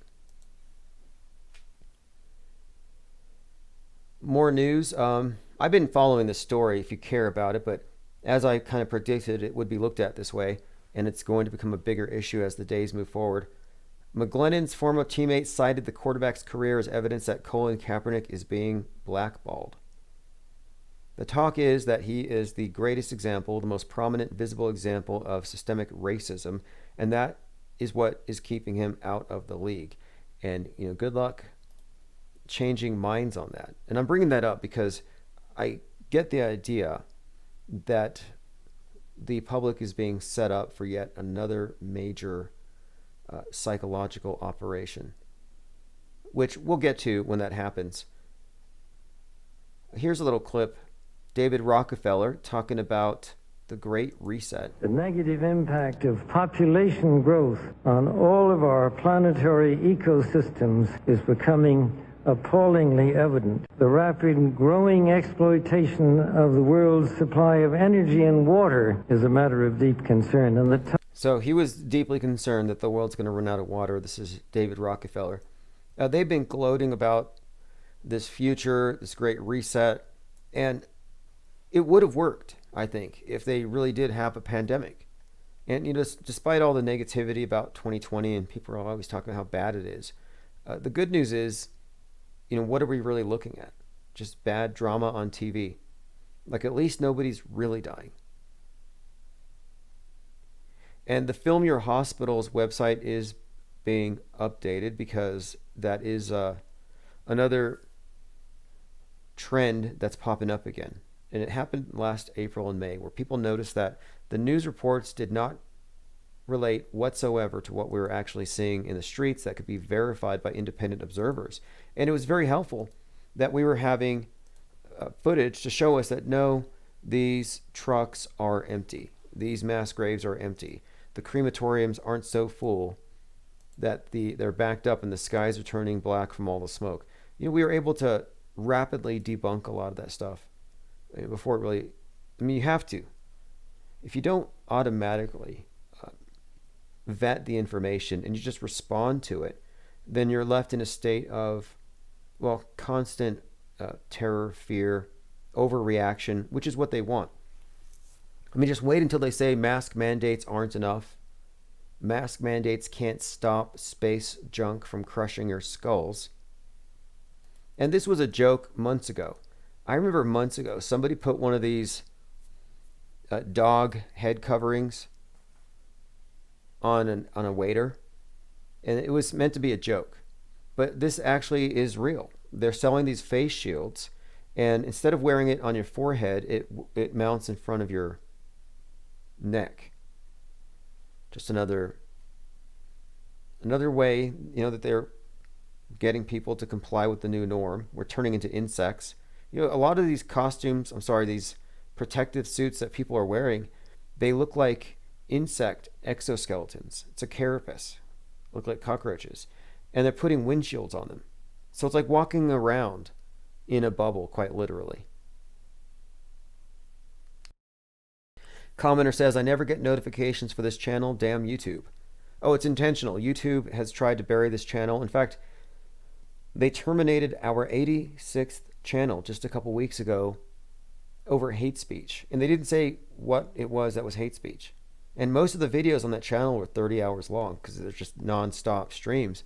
And they don't tell you, oh, this week you said something very offensive, so we're going to take down your whole video. It's like, if you could just tell me, just give me a range, what day was it? They don't even tell you. Because if they could tell me specifically what it was that was getting me banned, I could correct my behavior. But they don't give me that opportunity. They don't tell me what crimes I'm being charged with. Twitter's just as bad. I mean, we know these platforms. But like I said, this is my 86th channel. It doesn't make a difference to me. I remember after the first one was taken down, they send you a letter and it's like, you can no longer use this channel, this platform. You're never allowed to open another channel. Don't watch YouTube. Don't watch it on your friend's TV. Like, they try to exile you 100% from YouTube, and it just doesn't work. Listen to this. This is a Las Vegas Raiders player who is tested negative, but he got a call that he tested positive. And listen to this. This is a very interesting story, and it's just one of many like this I've heard. So I just want to be clear. I do not have COVID, and I get tested every single day for my work. I just got a call from the Nevada Health Department saying that I tested positive for COVID. The Nevada Health Department receives every single COVID test, positive or negative. They receive the results. And obviously, my organization would have been the ones to know if I had received a positive test before this organization, the Nevada Health Department. When I told them that I get tested every single day for my work and that they would have known prior, and I told them that I played for the Raiders, they began to feel all flustered and realized that they got caught in a lie. When they got caught in a lie, they told me to ignore the phone call, to act like they never called, and to pretend that this never happened. To me, this is 1,000 a political stunt, and they're trying to.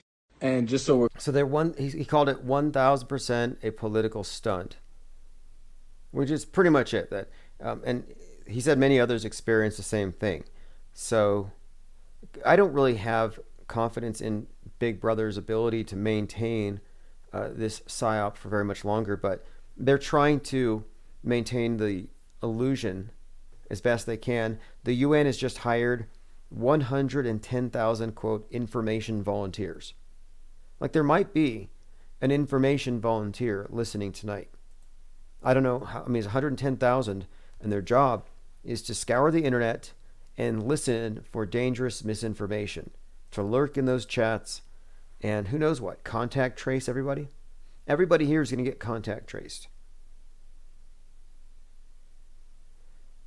Commenter says, tech succeeds.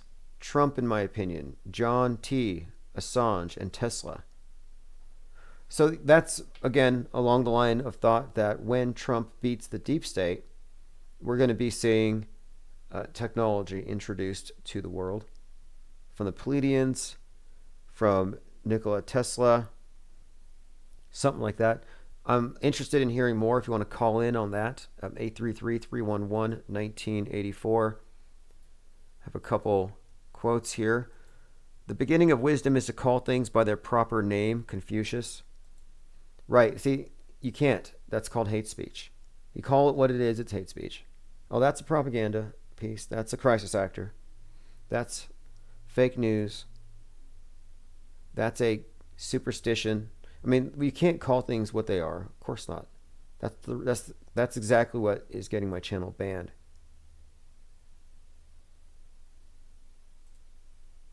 All right, let's move on here. A couple things. I was talking to the previous caller about these faces. So now this is just a theory, but it really stood out because I've arrived at a similar conclusion. Now, if you look at the face of Adam Lanza, in many ways it constitutes a symbol. Adam Lanza's face is like Osama bin Laden's face. You know, they represent part of an aspect of the Psy-War. So you see Osama bin Laden and you think towers falling, jumpers, losing all your security, everybody's in a state of panic, we have to go to war. But there are all these ideas that are attached to these various faces. So when you see Adam Lanza's face, you see the face of someone who murdered a bunch of people in a classroom right before Christmas. It's one of the worst atrocities imaginable. Well, they overdid it, you know, in so many ways. They probably overshot, no pun intended. They probably should have just done 5 or 6 deaths. That's at least sort of believable. But my point is, the actor that played Adam Lanza later resurfaces as David Hogg. And I'm looking at that thinking, well, why would you do that? Why would you put the face of mass murder as the face of the Children's Crusade, marching against it, March for Our Lives, the activist who's leading the charge against what he called this, he called it the mass shooter generation, and he called it a war on the youth, and he described it as such, a children's crusade. Why would you use the same person? Well, it makes sense in the context of Stockholm Syndrome, where the captor is also the savior. The terrorist is the rescuer. And this is creating a trauma bond, an unhealthy trauma bond. And that's what you see when you see the blind faith believers in big government. You see a lot of trauma-bonded citizens. They're held in place with all these fears that they need these leaders to protect them, like Trump to protect us from the cosmic threats. We need Al Gore to protect us from the sky falling. We need Dr. Fauci to protect us from the devil virus. Well, anyway, this particular picture is fascinating because if you look at Jared Lee Loughner, the photo that we were shown does not look like his original photo. And listen to this. The original is claimed to have originated from the forensics department and not from a booking department. Is it possible that a photo manipulation protocol was commenced? So it's being suggested that after he was taken in, or at some point they deliberately modified the photo. And this, to me, is something that we're seeing all the time. Especially the more I look at the Antifas in Portland, the more I'm seeing, I think, evidence of they're blatantly making up people in the news. So here it says, it becomes clear that media psyops are using entertainment notables such as Glenn Beck and Uncle Fester of the Addams Family. The point is, why didn't the elite mainstream media channels investigate the authenticity of the image? Why have they not retracted it? Yeah, and this picture was never retracted. It's kind of a mysterious picture. But when you analyze it, yeah, it does look like they just grafted Glenn Beck's smug smile onto Jared Loughner, who they blame Glenn Beck for Loughner's shooting. And there is an Uncle Fester look in the eye, which I think, yeah, that makes perfect sense. This probably is their protocol. Now, let me show you this. I mean, this is one of the Twitter channels that I follow. And, you know, I've been following a lot of these riots. I stopped recently. I got kind of bored. Is anybody else here experiencing riot fatigue? Well, anyway, this is Andy on Twitter. He's done documentaries on Antifa, but he's always posting pictures of the mugshots. So here's 3 of them. Alexander York, Audra Hughes, Daniel Hutchinson, and Nicholas Stacy, 26, 32, and 26. So they're kind of young, but none of these individuals look real to me. Like this one's bizarre. I see 3 lights in his right eye, no reflections in his other eye, which is also facing the wrong direction, which, you know, could be possible. But look at that luscious hair. I mean, there's so many things about it's just so much of it just is incongruent. Like, is that even his hair? Let's look at the next one. Okay. who would intentionally do this to themselves? The shaved eyebrows, the bowl cut. Again, it says Multnomah Sheriff's Department. So I'm wondering, is the Sheriff's Department just working overtime in their Photoshop lab, just making this stuff up? Maybe it's to take away sympathy. I have a hard time believing that any of these characters are real. The hair doesn't look real to me.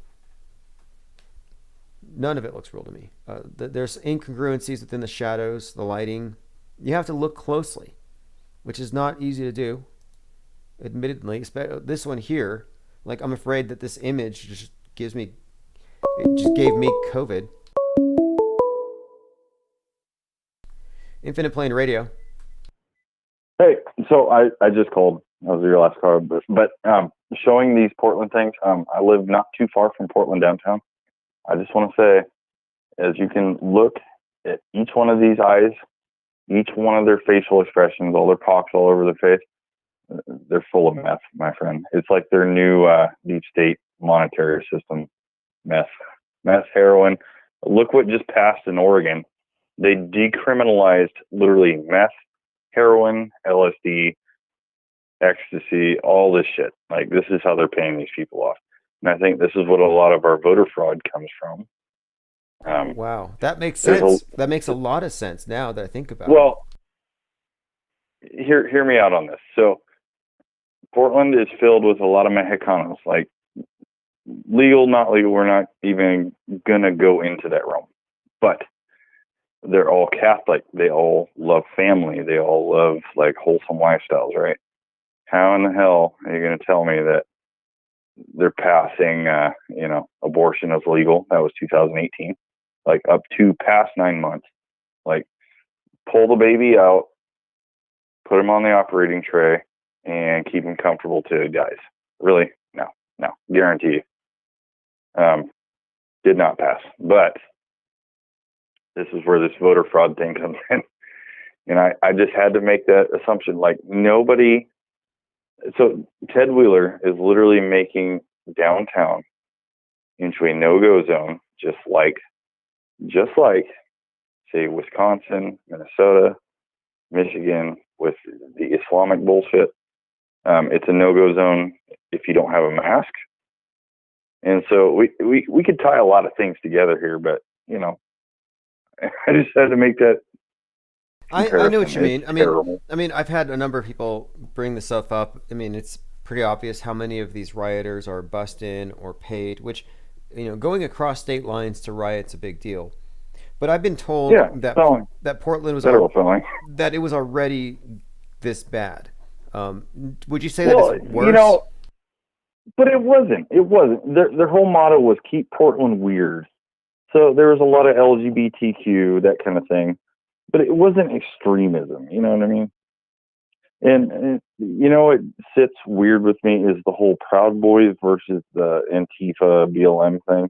Like, it's a national, like, homage to look at Portland and be like, oh, look at the division, and it goes right back to what you said about division. Okay, with that, I see Soy Boy and Proud Boy. I'm like, okay, boy and boy. And they're fighting for a favor from daddy government. I don't know why people get involved in that. Even the Proud Boy that was shot, J. Aaron Danielson, on August the 29th at 8:46 p.m., I think that was fake. And so I think that... You know what? I've heard you talk about it, and I've seen other, snippets on Twitter or just independent media that kind of concludes the same thing. Well, so, I'm not saying it is or it isn't, but it certainly raises red flags in one's mind. Oh, it raises a few. I mean, if it wasn't for the fact that it was at that time, 8:46, I might have glossed over it. But then you look at the shooter interviewed by Vice. Numerology, my friend. Numerology. It ties it together to multiple events. And then, of course, the shooter was interviewed by Vice before he was killed, pretty much on camera. And then he says something about why he did it. So he admits to murder, which doesn't make sense. And Vice is always there whenever there's some type of a psychological operation to cover, to interview. Yeah, they're deep state. They're it's like the Men in Black showing up at your house if you see something weird. what the fuck is going on? Well, I mean, the psyops are relentlessly taking place from Channel A to Channel B. That's why I said full circle last time. Go ahead. Sorry. Well, I call it Go ahead. I call it the psyop entertainment complex because this is how it's always been. I think religions have always used psychological operations, and the best example of the world that we're in, as far as movies go, would be the movie The Village, where you see how the people are controlled by the adults doing dramas. They're dressing up as devils and running around in the woods at night, so the kids think you can never leave, and it works. And that's kind of how we are. That's just a microcosm. Yeah, it's kind of like Children of the Corn in a sense, but at the same time, think about this, Tim. Where the fuck did the Hollywood movie budget go? I know we killed them in the box office because they put out shit movies, but you know damn well they're all trust fund babies or trust fund heirs. Where the fuck are all these billions going, and why? Why? Well, when people say Hollywood, they speak of it like a monolith. So I have to get a little more specific. Well, but I kind of think that the movie industries were kind of moribund themselves as the home theater was replacing it. Much like universities, a lot of these old institutions just have to die just because they can't be as competitive. And in a lot of ways, COVID might be putting a lot of them out of their misery. And that's kind of how the Great Reset types see this. They see this as now is the time to get into a more progressive way of life and get rid of these outmoded business models. Okay, so I will agree with you there.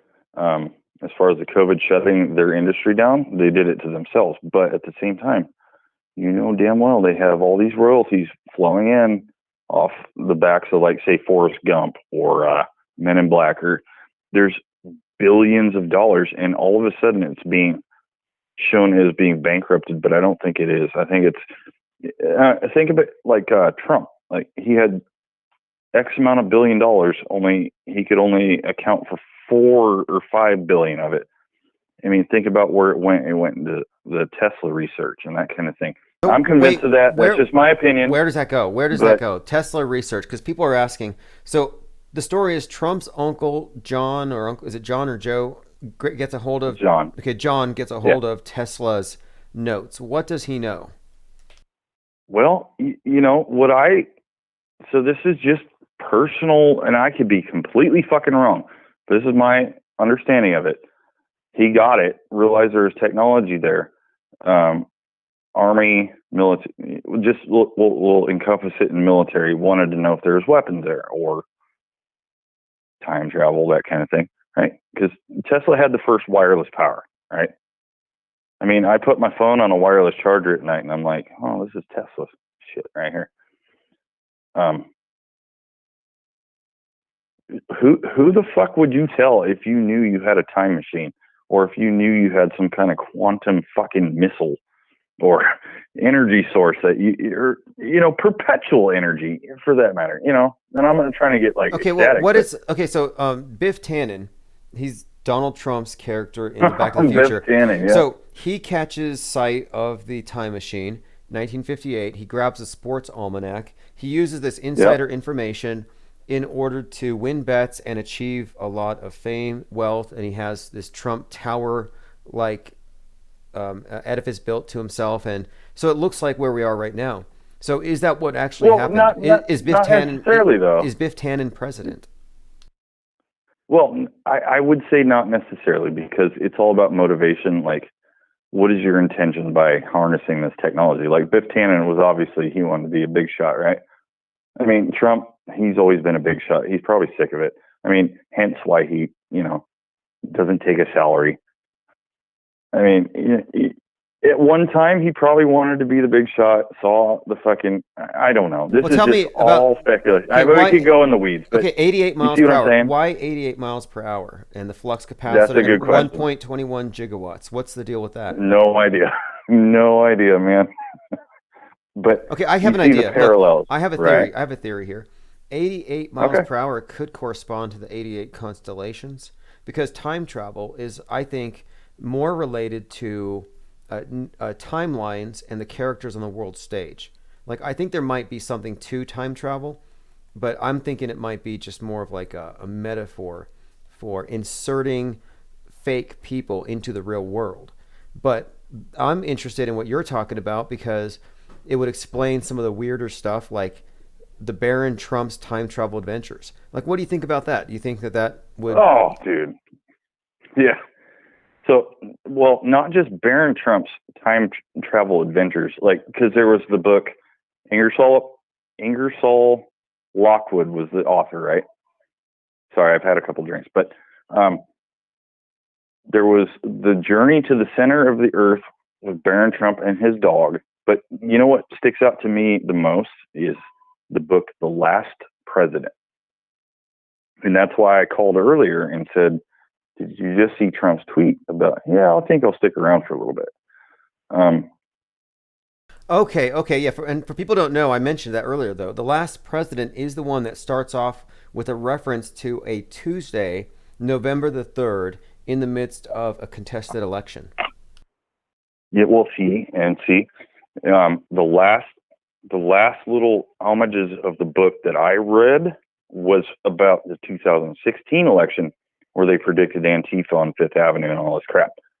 Right? Have you seen Neon Revolt's little tweet? It was like 2 years ago, I want to say, but it was a whole thread about why, like, say, Jared Kushner, all of them bought the Trump Tower on 666 or what is it, 555 6th Avenue. It was something to break their symbology, and oh my God, there's so much to take in. I'm just trying to keep it concise, but there's a reason they did that. As far as Trump Tesla, I really see it being probable, just in my own mind, my own self. Think about the chain of custody. You know, chain of custody came up a lot in the election.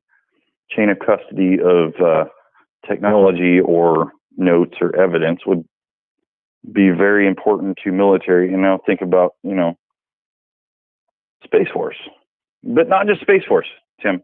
Think about this. This was the most important take back from Space Force. It wasn't Space Force itself. It was space traffic control. I mean, if that doesn't blow your mind, I don't know what to say. Because the most, think of the aircraft industry. It's not what fucking aircraft you're flying in and out of the runways. It's all about ATC, air traffic control. Like, you control who comes in, who leaves. And I'm just a peon, but I've died once when I was young. I know that time and frequency outside the body are completely different. And I've also seen the Great Lakes big triangles with the American fucking flag on the side. And that's no bullshit. My mother saw them back in the 70s. And I tell everybody I know this, if they really want to get involved. But there is a fucking link somehow, some way. And maybe it goes to Hollow Earth. Maybe it goes to, reptilian. It could go to all of them at the same time. Think of the Q map. And I'm not saying believe in Q. I'm just saying think of the Q map and how vast it is and how many intertangled webs there are. It's phenomenal. Okay, so you mentioned this before. It said over Great Lakes you saw a triangular craft and it had a USA flag on it. So it wasn't... It's huge. Okay. How big was it again? I remember you mentioned it. You said you estimated it to be what? Well, I would say it was about 200 feet off the ground. It was, I would say, at least 100 yards wide and moving 20 knots, like literally a walking pace. Didn't make a fucking sound. And it had windows on the side where you could see, this was 2000, 2001, like right at the edge of the year. So I was young, but it was very real. We all witnessed it, And this wasn't the first one we had witnessed, but my mother had also witnessed things like this in the 70s. And right. Anybody that's in the Midwest will probably attest to it. They've probably seen them too. You just see a star dancing and then it shoots into the atmosphere, like in a blink of an eye, and then shoots back out of the atmosphere, and then you get to kind of follow it. I mean, it's indescribable. I don't have a way to describe it. Okay, so back in, I think it was in March or April, the Navy had released some information where they were showing this recording radar screen, and you see these TIE fighters going up and down. And they said that these would be otherworldly craft because they were making maneuvers and moving at speeds that would be impossible for a human being to survive moving at these rates. So to me, I'm like, well, what's more likely? Some bizarre craft or a simulation? So, I still need to see it. I don't discount it, but I think it's more likely that it's human than it's from somewhere else necessarily. I think it's kind of bizarre to expect any kind of otherworldly beings to just show up so in such an obvious way, unless it were part of a bigger spectacle. But I promise you that all four of us that witnessed this saw that American flag on the side. But it was anti-gravity, like snap your fingers, it's in the atmosphere to out. I grabbed onto the car, I watched the clock because I used to listen to Clyde Lewis way back in the day, and I'm not very old, but I was always intrigued in it because my mom had told me about her experiences as a child. And so I was very in tune to it. And maybe that is what drew it to me living in Ohio. I don't know. But I can tell you it's very physically real. The physical realm of what they can manipulate as far as space-time, and having died once, I can tell you it's all about frequency. And I don't mean like chakra frequency, that kind of thing. But when you're outside your body, frequency means nothing. Frequency is like a 3 gigahertz computer, and you feel every moment of your life that you ever lived. Like, you feel every moment you've ever lived or every decision you made in about 5 seconds, tops, done. It's I don't want to get too deep here. Okay, well, let's bring it back. Now, what about aliens? Do you believe in these aliens, whether they're from somewhere else or not? Do you believe that there are some sort of beings that may be, I don't know, working covertly with our government already, like in that movie Sputnik? Absolutely. And you know what's funny? I've never been visited by Men in Black, but I'm really surprised I haven't. So perhaps I'm just kind of programmed, but I do believe in alien grays. Okay. Typical gray, almond eyes that are black. I think they're kind of droids. I do believe in reptilians because I've seen one shapeshift. And I also believe that the Pleiadians, I hate to take it to Pleiadians, but you could take it to Aryans, you could take it to all kinds of bullshit. But I do believe there's blonde hair, blue-eyed things that the Germans used to worship that had something to do with, so take Pleiadians and look at the dark side of them, like people that have turned or fallen angels, whatever. The Vril, that's what Hitler used to channel, right? And so I think there's multiple avenues there. Okay, Does so that make sense? Yeah, so because what I'm bringing up here is like in the movie Sputnik, the aliens had landed or interfaced with man, and that there was some type of agreement where they were handing over a certain number of human victims in exchange for advanced information. So it's like for example, my iPhone 10 here, how many humans were sacrificed to get the information to make that, like the technology? Like, is that what we're looking at here? Some sort of trade-off where we're getting better technology at the expense of trading with these beings who might in fact be parasites? Or do you think there's, like you mentioned, reptilians and grays? Are they are we looking at parasites? Are we looking at benefactors? Well, I would say benefactors because I can't attest to that, but I have heard stories or read like blogs of, victim eyewitnesses of this shit. Not necessarily like the human trafficking aspect of it, but people that have, I don't know, man. If you have space and time on your side, and if you are an adrenochrome junkie or some weird thing, like, can you discount it? I don't know. Okay, I don't know. Let me run this by you then. Like, if this is all true with Trump, time travel tech, alien technology, etc., and then the deep state is another part of it, are we going to see some sort of deep state versus patriot war with the reptoids on one side and the Nordics on the other? Well, I'm surprised it hasn't come to that yet. But 2020 is not over yet. And I just saw some guy come out on Twitter today. He was like, he's some old crazy dude, but he's logical. He's like, yeah, 2020 is not over. Like, you're going to see the rest of it. Like, you're going to see the rest of the simulation. And see, I think of it as a big entangled spider web. I think they're all fighting against each other. I know that sounds like maybe schizophrenic or paranoia or what, but who the fuck are we to judge what's really fucking real out there? I mean, well, we got 2 weeks. You know what I mean? I'm trying to keep it a lighthearted contest. No, wait. In 3 weeks, excuse me. In 3 weeks, we've got the Saturn-Jupiter 3 conjunction. Weeks. Yeah, about 3 weeks. Yeah, and they're saying that hasn't happened since the Middle Ages. So some think that when Saturn and Jupiter have this alignment, that we're going to be, I don't know, I guess plasma apocalypse, maybe something like that. But that we're going to see something here in about 3 weeks that's going to be the great awakening we've been waiting for, or some have been waiting for. What do you think about that great conjunction? Well, think about this, Tim. I've been thinking about it a lot this last week. So the Mayans predicted December 21st, 2012 was the end of civilization, right? It's all felt like we've lived in a simulation since then. I will promise you that, because shit's gotten weird in my life and everybody else that I know. They're like, what the fuck's going on? But think about this. What if they got the mirror image wrong? Instead of 2012 is 2021.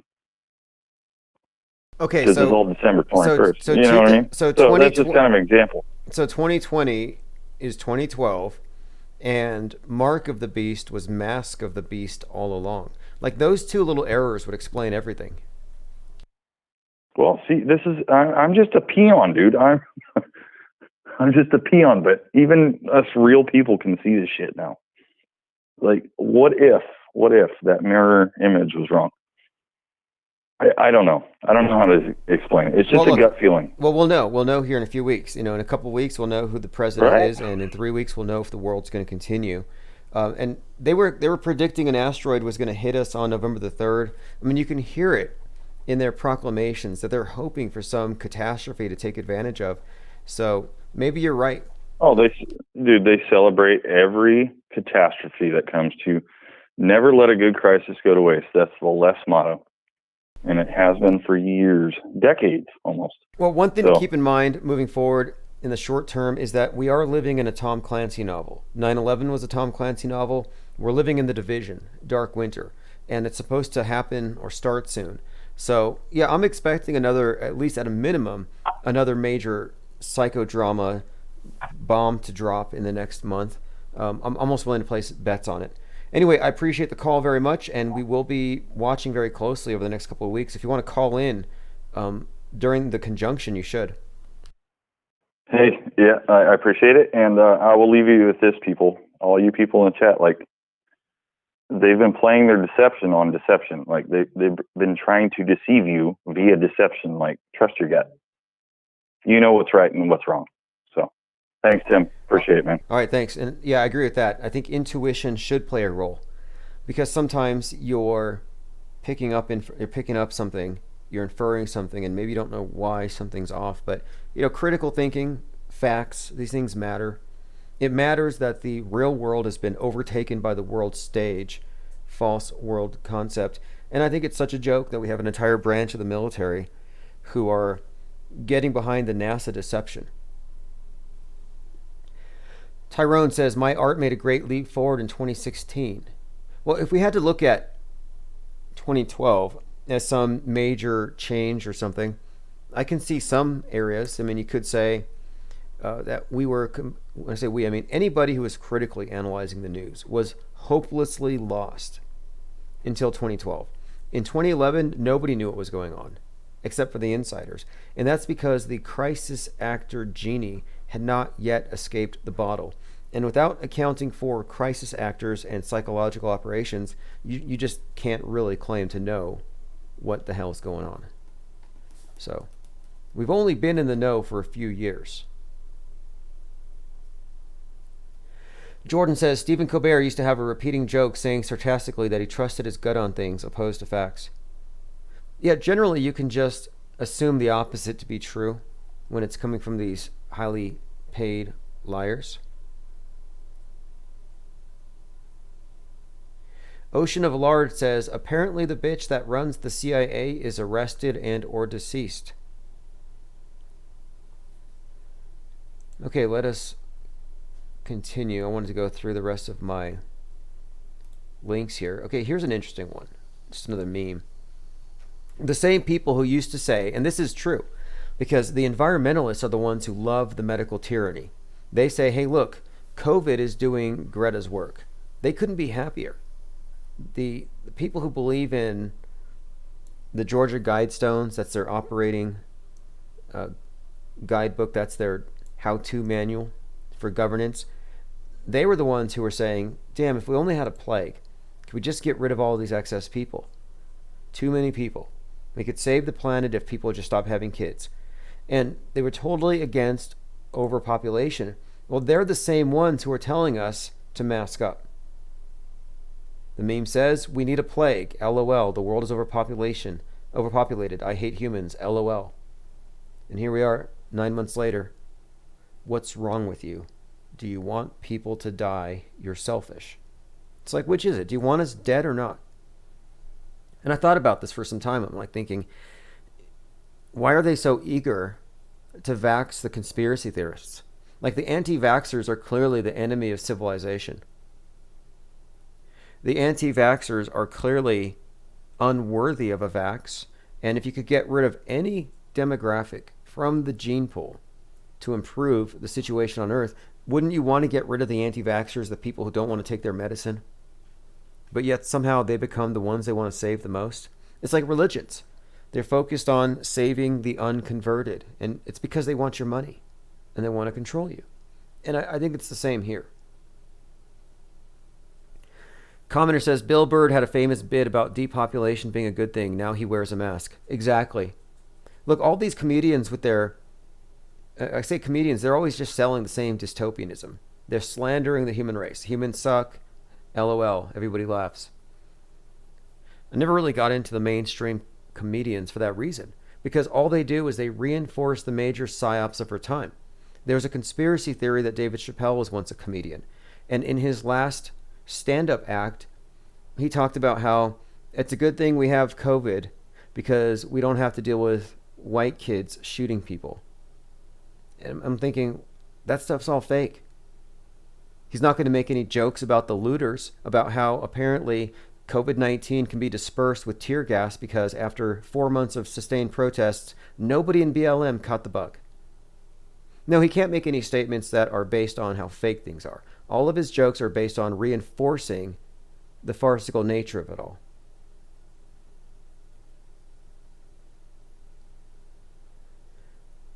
All right, phones are open, 833-311-1984. If you have any comments on anything that we're discussing tonight. I'm going through my Twitter feed. If you haven't subscribed, it's twitter.com/_. Sorry, Tim__Osmond. So listen to this. This is from Mises.org. It's about the collectivization of consciousness. And this is what we're seeing right now. This is the new normal hive mind and how it's being implemented. And again, this is from the Mises Institute, how socialist dogma replaces real science with settled science. A couple of things about this article. Everything they're saying about real science being replaced with settled science also applies to media, which is, of course, our history in the short term, but it aggregates and it becomes our history. So the official fake story of 9/11 is in the history books, and if you don't get it right, you get an F. Again, this is from Mises, and funnily enough, the image for the article is a flat Earth map. But if anyone is advocating flat Earth, it's the settled science crew. And that's the point they're making here, without even mentioning flat Earth. The author of the piece, Ellen Gindler, has associated flat Earthism with settled science. Not quite 100% appropriate, however, it fits. It does actually fit. If you think of flat Earthism as intransigent to facts, closed-minded, archaic, stuck in the dark ages, not willing to assess new information, not progressive. I mean, because that's actually what settled science is. It's dogma. Anyway, this is an article about how this has been enabled. This COVID-19 lockdown has been enabled by this use of science as this ultimate authority here. And listen to this. Because I've been talking about this collective sickness. Like, when was the last time, we've ever had something like this where it was collective? Like, everybody has AIDS now until everybody doesn't. It's like everybody's a suspect. What about presumption of innocence? What about presumption of health? No, you're all assumed to be infected. That's why they're putting masks on babies. But listen to this. Evolutionary socialism simultaneously uses the collectivization of consciousness and the redistribution of wealth. Moreover, an analysis of the existing flavors of socialist movements, especially those that have been able to materialize in practice, shows that the subjugation of individualism by collectivist thinking is a more effective path to building the socialist society than redistributing the wealth. So in other words, you have to collectivize the consciousness, suppress free will and thoughts. And what this article here is suggesting is that we do have this sort of tyranny by fake science because people have mistaken collectives of scientists with somehow having the truth because there are so many of them. Like, if 97% say the earth is heating up, it is therefore true. That's how people see it. It's an argument from authority. It's an argument based on the false notion, though, that the 3% who disagree can just be discarded. And this is how they look at media, too. The 3% of conspiracy theorists can just be discarded. Those who disagree can be pushed off the edge, borderline content, censored. And all they're really doing is they're shrinking the universe of ideas. So that, if being wrong is now equivalent to committing a crime, they want to get rid of your ability to be wrong. Well, they have to get rid of wrong think. They have to purge those ideas, which is what they're doing right now. I mean, that's what it really means when you see the videos, the platforms being censoring everybody. Digital book burning, pulling statues down. The idea that you can just erase the past, memory hole anything that's inconvenient. But anyway, this is from Mises.org, How Socialist Dogma Replaces Real Science with Settled Science. And again, all of this pertains to media. There shouldn't be settled media. If 97% of journalists say the story happened in such a way, it doesn't make it true. And people have accepted that. Like, oh, there's no way that this could be a psyop because one journalist would have called it out. That's generally the thinking. And that you can go ahead and disregard the individuals who disagree. Now it says here, one of the consequences of collectivizing consciousness is that science is restructured. And this is where we're at here. It's restructured from an institution of free thought and the generation of ideas into a servant to the ideological dogmas of the ruling regime. So you don't have any free thinkers. You don't have any facts that contradict the model. Socialism, this is from Mises, is very concerned with ideological purity and like-mindedness, and science is used as a means of collectivizing consciousness. See, because religion won't work in the same way today. You couldn't get a lot of the atheists to agree to modify their behaviors. Oh, well, you can't do this anymore because sin or because God will punish us. But if you say science tells us that these behaviors are deadly and these behaviors lead to environmental destruction, then you can modify it. So it's using science as a pretext, as an excuse to give leverage for imposing the will of the state in a way that, to me, is just an authoritarian power grab disguised as wanting to save you. It's the nanny state model. Yeah, Pope Francis says COVID vaccine will now be required to enter into heaven. This is the Babylon Bee. And my theory on the vaccine is that it is, in fact, nothing more than a sacrament to get into the New World Order Church. That when you take that and you accept the doctrine of the virus, the devil of the day, then you're saved. But you have to believe. And it's all about getting you to believe, because when you believe, then you've accepted the very premise that these authorities know something you don't, that you can trust what they say with the big questions about what's happening in deep space and what's happening in microspace. Tyrone says, Brave New World was not a warning, it was predictive programming. You know, I think right after they declared the lockdowns, when they declared a pandemic on March 11th, 2020, Ivanka Trump came out and she gave this little talk, and she talked about the Brave New World. And a couple of things here. One, the video is 1 minute and 19 seconds long. Maybe that means something. Ivanka Trump, took to social media to talk about the Brave New World, and she thanked the first responders and healthcare professionals. So those would be the dancing nurses. But what she does is she talks about how we're all in the brave new world together. It's Monday morning here in DC as we wake up to this brave new world. We wake up to a brave new world. You believe that? Okay. Nothing unusual there. I mean, obviously these technocrats occasionally let it slip. Now here's something too. The Walking Dead series, and I didn't know this, but it turns out that the Walking Dead, the virus that took out the world, according to the comic book series, even though this wasn't explicitly stated in the TV show, it started with space spores. So the zombie virus, the zombie apocalypse, was caused by space AIDS. Who knew? And this is kind of what we suggested was the cause of COVID-19.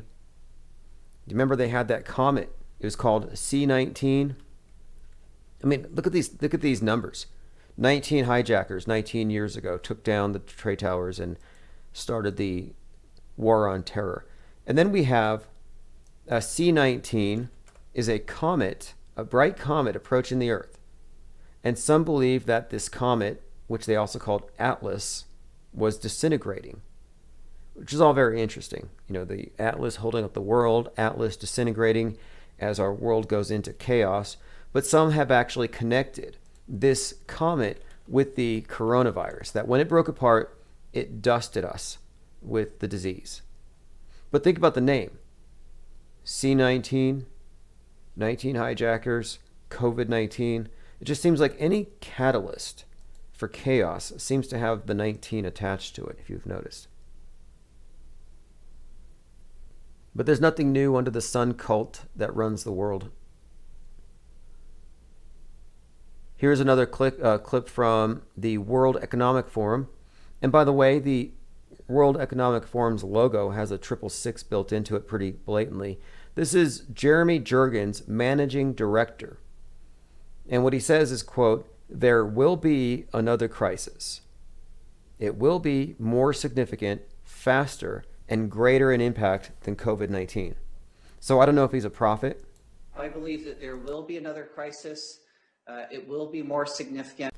That's not the voice I thought he was going to have. I mean, what he's saying is very Dr. Evil-y. I believe that there will be another crisis. It will be more significant. And, you know, we need to actually start preparing for that now. When we do see this next crisis, it will be faster than what we've seen with COVID. How does he know? How does he know it's going to be faster and it's going to be worse? The exponential growth rate will climb, be much steeper. The impact will be greater. And as a result, He's got a bowl cut, so I'd take him seriously when he makes his threats. So if we're going to, and this is what I asked him, I said, well, will it be safe? the economic and social Like, we have to shut everything down. even more significant. I believe that there will be. Will it be safe to dance? And here's a clip from the first wave that had everybody locked at home. You're looking at a montage of, and this is just probably 1% of it. Around the world, first responders wasting PPE, not observing social distancing, engaging in scripted dances, using expensive medical equipment, defibrillators, hospital beds, banging on bedpans like drums, using all the most expensive medical equipment. I've seen them dangling from, some sort of a frame on the ceiling that they used to elevate legs. And I saw another one, they had a CAT scan, where one of these nurses was doing a dance where she rolled into a CAT scan. So they're using hospitals like playgrounds. That's the actual story here. They're using these hospitals like playgrounds, and they're goofing off. Meanwhile, we're told that patients are dying in record numbers. ICUs are full, so full that you can't get all the patients into the ICU. They're being treated in the hallways. There aren't enough nurses. There's not enough PPE. The hospitals are so full that patients are literally falling outside through the windows. They're putting them into tents outside. Like, we have this idea that there are mass graves being dug, that there are piles of bodies. In fact, I saw one article about how they were so bad in China, the mass graves, that you could see the smoke from space. You can see the smoke from space, from the bodies in China, in Iran, like they're hiding it. That's the level of propaganda that they've given us. Hey, look at this. Celebrities mingle without masks at a birthday for Lil Wayne's daughter. And this is as of right now, December the 1st, 2020. Celebs mingle without masks at a birthday party for Lil Wayne. I wonder what's going to happen to him. They went after Jake Paul for the same thing. Just make sure you douse it with tear gas and nobody will catch it. I don't have, like I said, I don't have a lot of hope, that I don't have a lot of confidence in Big Brother's ability to maintain this thing. They've overplayed their hand. I don't know anybody who really believes it. And the people who act like they believe it are only acting because they like to power trip. That's ultimately what it's about. Because again, it's the same people who hate people and want the world to be depopulated to save the world are suddenly concerned with saving your life. Like, I just don't buy it. Okay, here's a tweet. If you haven't seen this, breaking: Joe Biden has fractures in his foot bones and will require a walking boot. And so some have compared this to Senator McCain and Hillary Clinton. Anybody else here think it's something else? I mean, I get the idea it might be something else. Maybe it's some sort of a sign, a hint, something that the insiders would know. Not quite sure what it means, but I think it's noteworthy. And also look at this as well, kind of a side note. I was looking at the shooting in Kenosha. You know, the Jacob Blake shooting, he was shot in the back 7 times, and that's what started the riots. I was looking into that, and the name of the officer who did the shooting itself, Rusty Shekels, sounds a lot like Rusty Shackelford, who happens to be the conspiracy theorist of King of the Hill. Again, the police officer that shot the guy, his name was Rustin, not Shekels. It was actually Officer Shesky. But Rustin Shesky sounds very, very similar to the name of the conspiracy theorist Rusty Shackelford. And I don't think it's a coincidence. One thing about conspiracy theorists and this archetype and stereotype, rather, that the media has been creating is that the conspiracy theorist is also a racist. So the conspiracist shot Jacob Blake 7 times in the back. Okay, we just completed the countdown at kraken-wood.com. Krakenwood.com should be launching here any second, and this is the creation of Sidney Powell and Lynn Wood. I'm not sure what they're doing, but it ties into this Release the Kraken meme that has been really out there for about 8 months, and now it seems to be pertaining to whatever it is that they're about to reveal here. Again, krakenwood.com, could be a nothing burger, not sure yet. Ocean of Lard says predictive programming with Joe Biden. He wore dog socks and had an article about his dog being analyzed by a psychic. Joe Biden had his dog analyzed by a psychic. What does that even mean? Yep, Biden's dogs have told pet psychic that their master will be a great president. I wonder how much they paid for this. Yeah, it says you can't make this up from the Daily Beast. Joe Biden's dogs have told a pet psychic about their beloved master. So the pet psychic's name is Beth Lee Crowther, and she says that his dogs, Major and Champ, are excited to live in the White House, and they know that Joe is going to be a great president. So Lee Crowther has not met the dogs, but she forged a relationship with the dogs through a picture. She said, the very first thing I got was that they're very excited about moving into the White House. I have a really strong connection. I can feel their excitement. They showed me that Joe is very bonded to his dogs and has a connection with them. She's never met them again, but with her pictures, she formed this connection to them.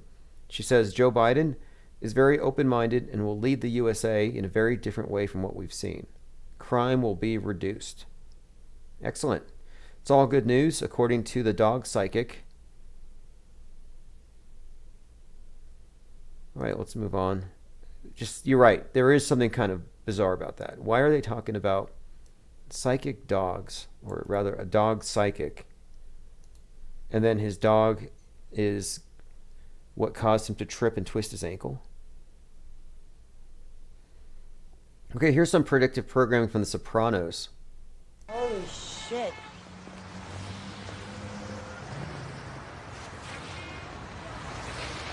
Now, I'm not sure what this actually is,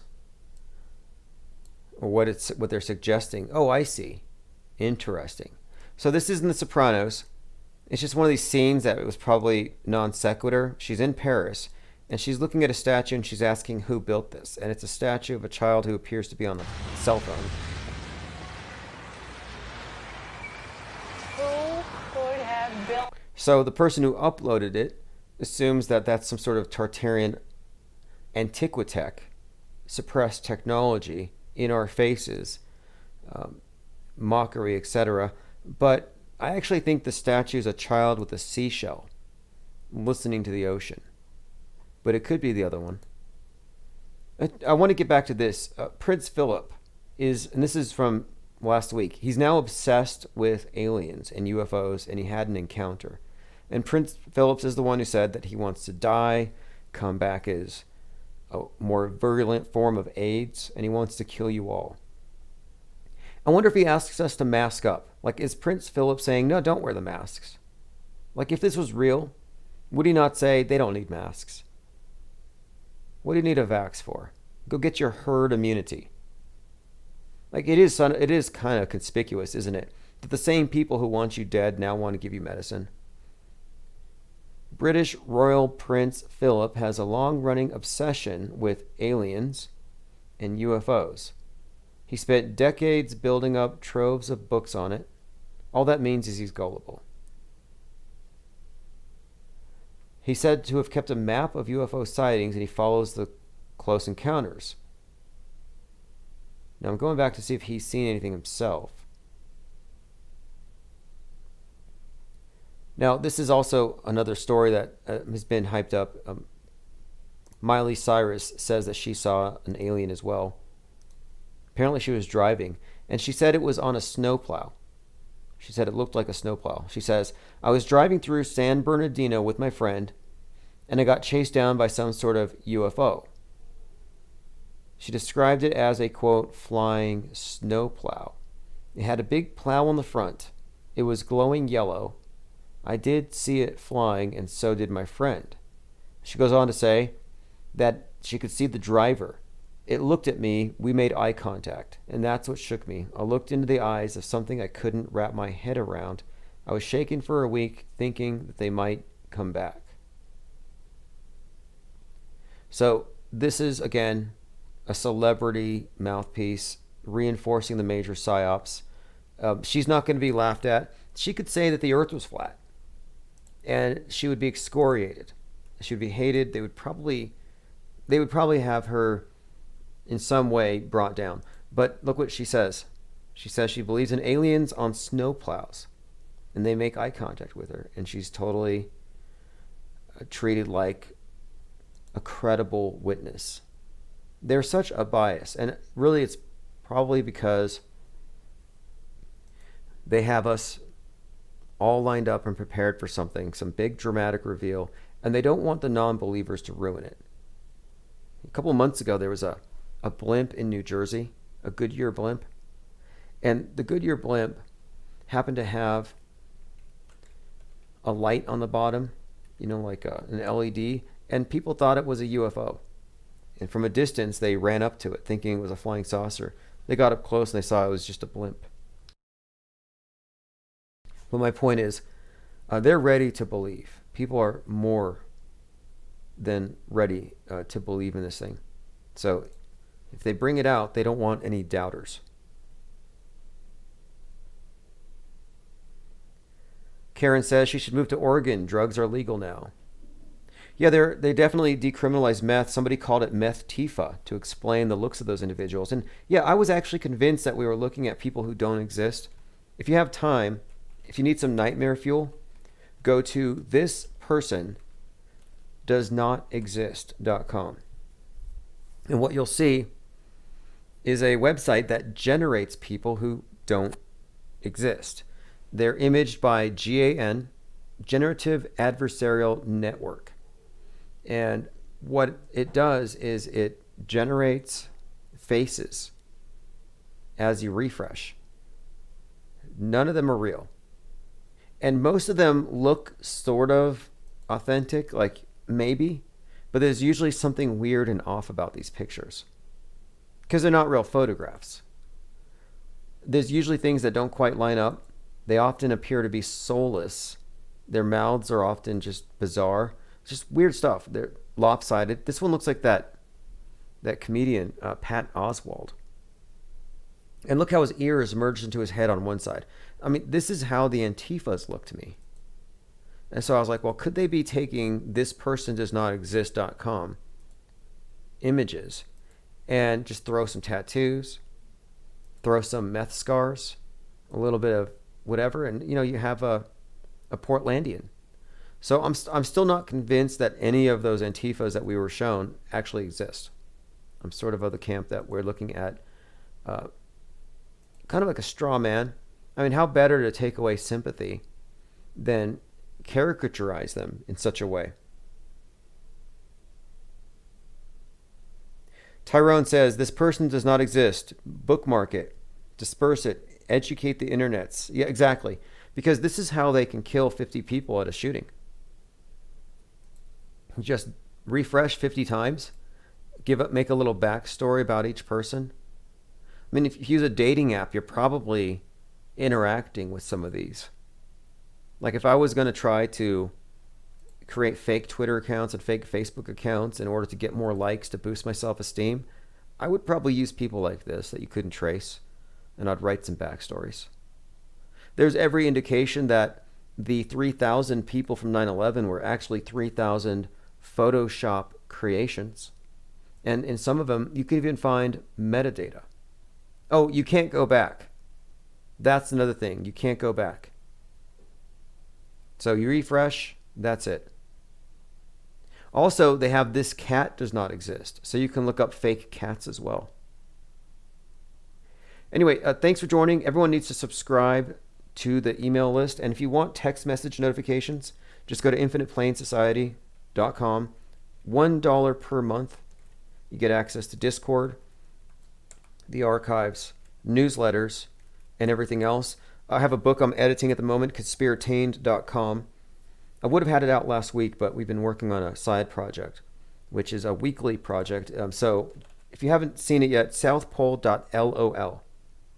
South Pole is a cartoon that comes out every Thursday night. The season premiere was on Thanksgiving. The next episode will be this Thursday, 5:30 Mountain Time. That's Thursday, December the 3rd. And right after this, I'm going to go to the Discord server where we are wrapping up the episode for the 10th. So it's one of these projects we're working on. Another reason you might want to go join Infinite Plane Society so you can get into the Discord server. If you have any aptitude for animation, writing, voiceovers, memes, we can use it all. Adaptivia says, I just saw myself on the thispersondoesnotexist.com site. Really? You saw your doppelganger? What I think is interesting about it, though, as I go through those pictures, is I can tell they're fake. It's like there is something human about humans. I don't think you can fake somebody that easily. And someone sent me this thing today. It was really alarming. It was I think it's some Russian guy in love with a rubber doll. Like they're trying to normalize that.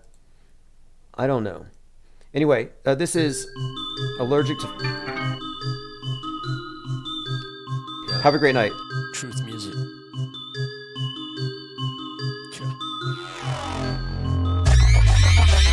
This is my medicine, I'm steadily fetishing to make sense out of this nonsense they relish in.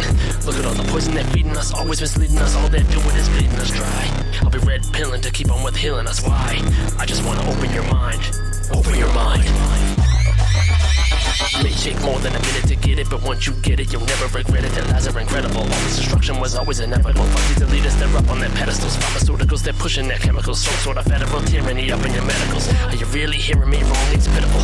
Bear witness to my swan song, I'm a general. When we're gone, we're leaving everything to rubble. We're gonna watch you stumble through the fall. You'll find deliverance in the barrel when we're playing gods. Wake up, wake up. What the fuck? I'm trying to wake the masses. With your vocal cord, shake your minds with your every word. Remove the shift from your lyrical sword. Why do you tongue not suit up for the war? Break the masses with your vocal cord, shake their minds with your every word. Remove the shift from your lyrical sword. Why do your tongue not suit up for the war?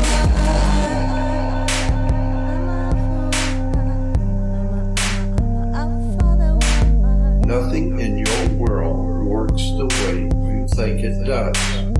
There's a far higher, bigger picture going on the earth for at least 7,000 years of human history that we modern day people really just don't relate to. Mind over matter, all I see is propaganda. It's sneaks and ladders up on every channel. Lights, camera, action, what's the latest fashion? Welcome to the ghost of Saturn. Do you really know what's happening? When you watching movies, do you see the patterns? No, it's not hard to fathom. This shit is far from random. I see the puppet battling on man. Sifting through the rubbish like that's a strong man. Where's the garbage? Don't be unique and build some courage. It deep and do your best to make it flourish. Feed your soul the best of foods to keep you nourished. Stay on it and find your strength and solace and become a colossus. Break the masses with your vocal cord, shake your minds with your every word. Remove the shift from your lyrical sword. Why do your tongue not suit up for the war? Break the masses with your vocal cord, shake your minds with your every word. Remove the shift from your lyrical sword. Why do your tongue not suit up for the war? Man, I try so hard to learn the truth myself. And when I learn something new, I wanna tell somebody else. Truth is in plain sight. If you look, can't you tell? You allow all these lies. That's why you created hell. Wake up now. Who are you? Are you self? Are you truth? Are you calves of a cow? Are you right? Where's the proof? Can you tell me what it is that they put in your food? These are questions that I ask cause I don't like being fooled. I'm not a rebel, but they're making me. I need truth for my sanity. Friends ask why can I let it be? Well, cause lies won't set me free. I am rooted like a walking tree. I think it's time for the better me. Express my thoughts by melodies. Least I can do is plant the seeds. Least I can do is plant the seeds. Break the masses with your vocal cord, shake your minds with your every word. Remove the shift from your lyrical sword. Why do your tongue not suit up for the war? Break the masses with your vocal cord, shake your minds with your every word. Remove the shift from your lyrical sword.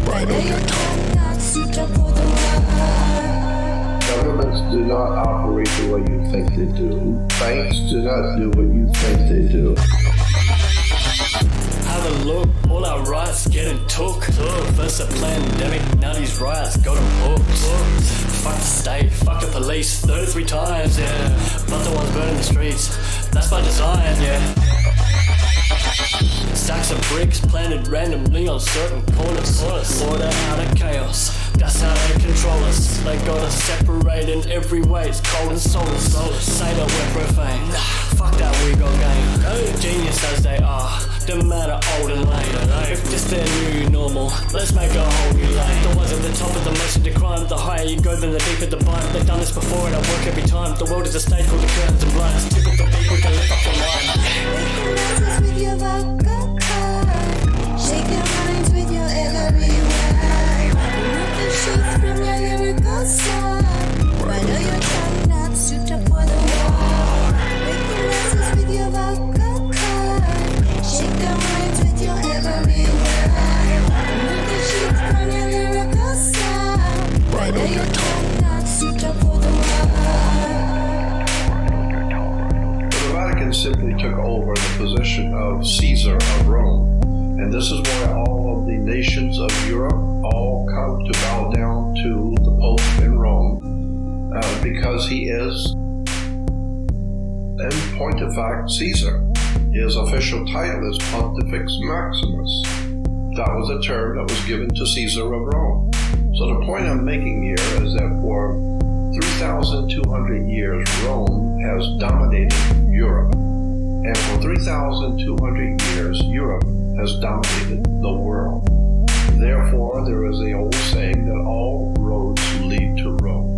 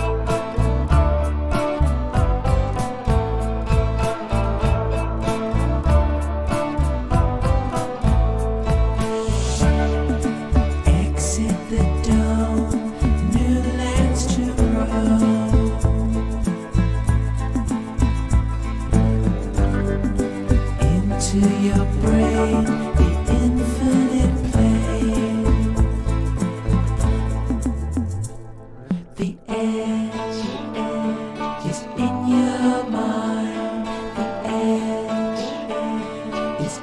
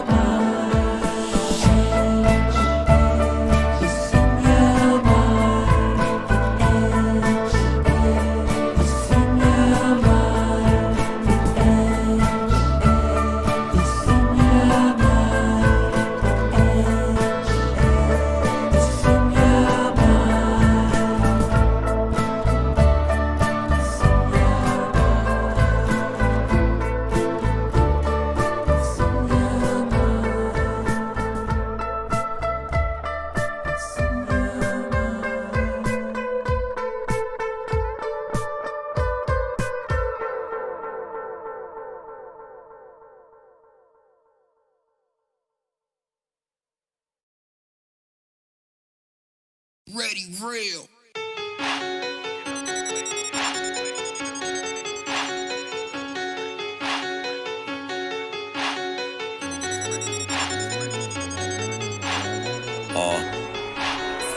CIA be lurking, I be in the turban. Little ones stay cursing, older ones out twerking. Talking about lack of education, streets are always dangerous. Bluetooth speakers playing, do you really hear what they saying? Do you know what that mean? Are you down for the team? They speak through signs and symbols, you can learn about these things. Live by 9/11, Club of 27. Once you think that they in heaven, nah bruh, it's a legend. It's all according to the code. Damn Illuminati with my mind, body, and my soul. That's why they snatching bodies, everybody in a Holly Grove. Deception is a hobby, switching roles with the auto close. We call that an auto hoax. Man, what you trying to prove? Don't you know we've been around the globe and been to the moon? Get it, that's an auto hoax. You tripping, times two. What about the shootings that they always cover on the news? Real, that's an auto hoax. They don't move, we will make the way. Let it spray, right reality like an AKA. Let them know we don't play. They live like life's a party, but it's really like a breakaway. Meditate, focus your attention on your better days. You know what I'm talking about. Don't let these slimy narcissists, the antichrist out there turn your eye. Freedom of speech is actuality. That's why the truth must spread by word of mouth, word of mouth. It's all according to the code. Damn Illuminati with my mind, body, and my soul. That's why they snatching bodies, everybody in the Holly Grove. Deception is a hobby, switching roles with the auto clone. Let me turn on my auto hoax. Not even a proven fact. The floor curves into a spinning ball, and you can test for that. Globe is an auto hoax. Man, you must be trolling me. Scientific theories aren't what they are shown to be. Yep, that's an auto hoax. So what you're saying is you don't accept the claim that's missing proof, then you label it. Exactly, it's an auto hoax. Wow, sports is scripted by the number code. What do I really don't? Let me turn on my auto hoax. Squad. Turn on my auto hoax and look this stuff up when I get home. Cause boy, I tell you, these kids today is tripping. I ain't tripping, he must be tripping. Cause I am not tripping, not one little bit. I know my things, I know my shit. It's amazing to watch the White House continue to argue that the Earth is flat.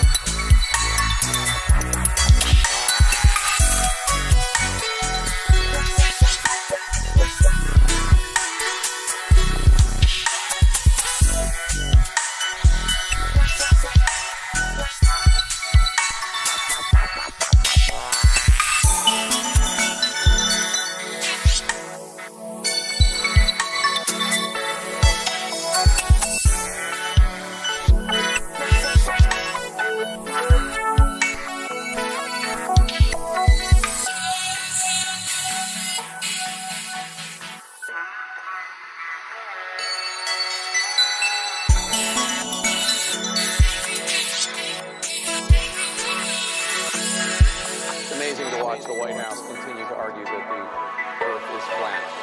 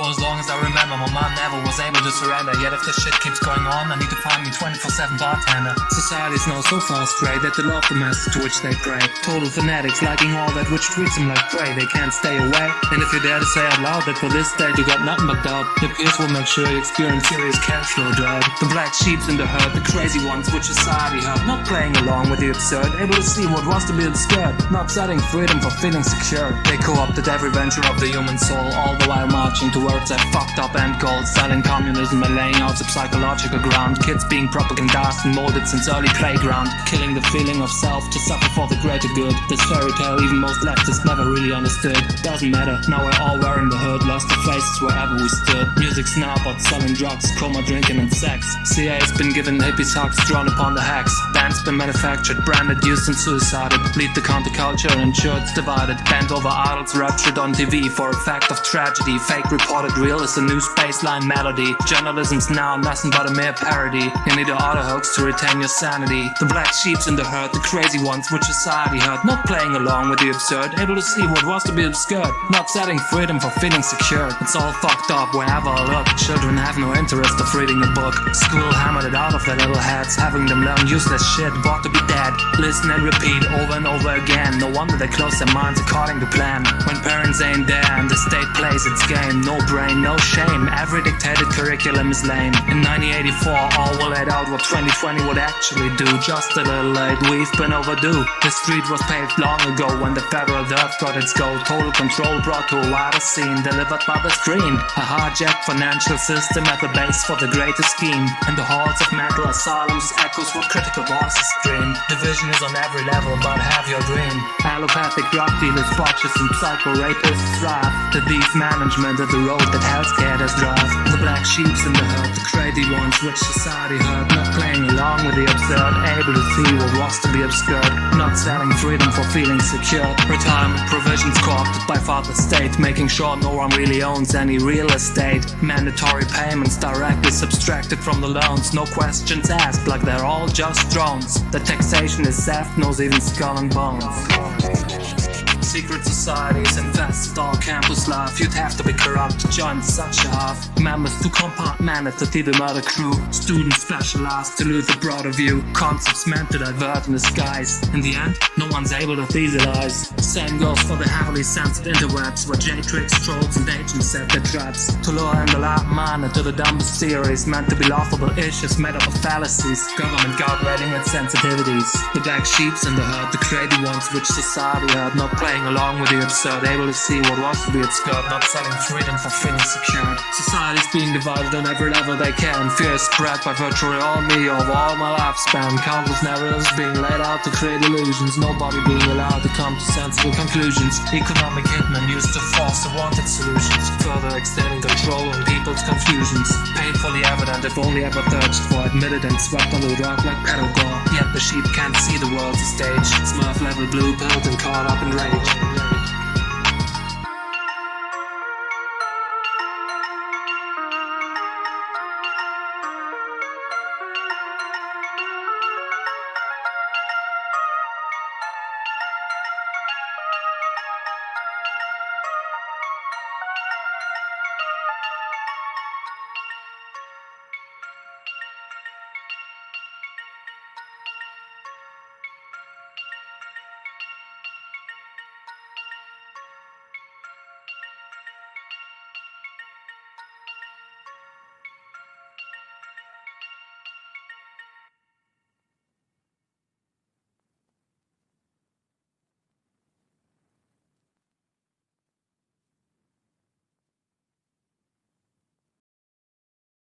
I worry about you, Eddie. I really do. You don't need to, man. I'm fucking better than ever. I know dude. you're You have doing no great, idea. but I worry about you going down these rabbit holes of thought. What's the big deal? Who cares if the Earth is round or flat? It's entertaining to me.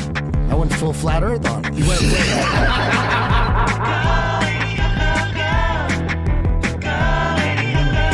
That's got to be some kind of CIA psyop. Why do you think that's fake? That's fake as fuck. If that's real to you, man, shit. Tyrannosaurus Rex is a giant kangaroo. That's what it does. You're on a ball, you're nowhere. Don't try to go anywhere, just stay there and work. Oh, hell no. Somebody figured it out. Oh, some scientist figured it out. I'm like, everybody's not Catholic? I thought everybody was Catholic. What's a Jew?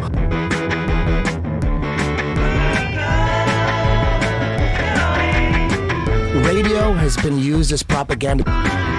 You could believe that shit. You want to believe that shit? Good luck. You just apply this to everything. Dinosaurs are for kids.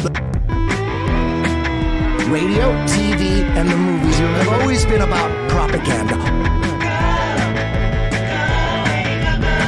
Listen into it.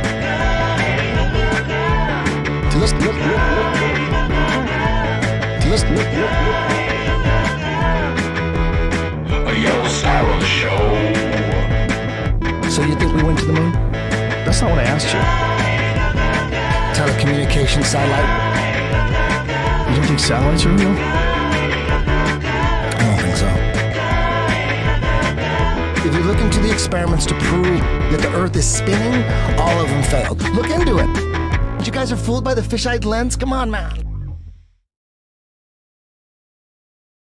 I'm so confused, I think I got a real bad coop. I need to get out of the house instead of doing what you tell me to. I caught the COVID cooties, now my life is like a movie.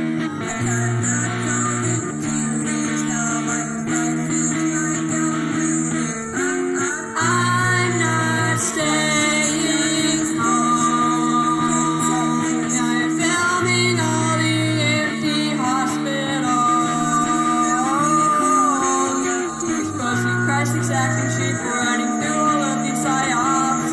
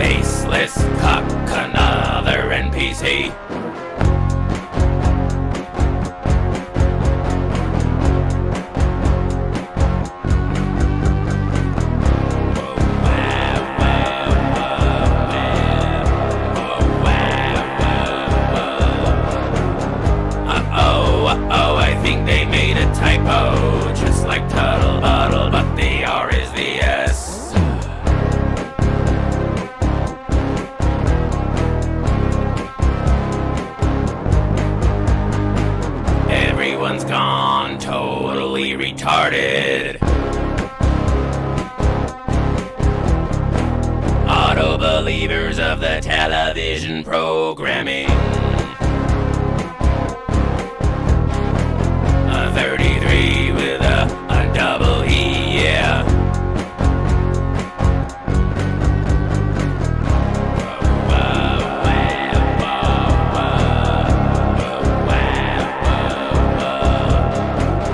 WWWWF. Now you're out of breath.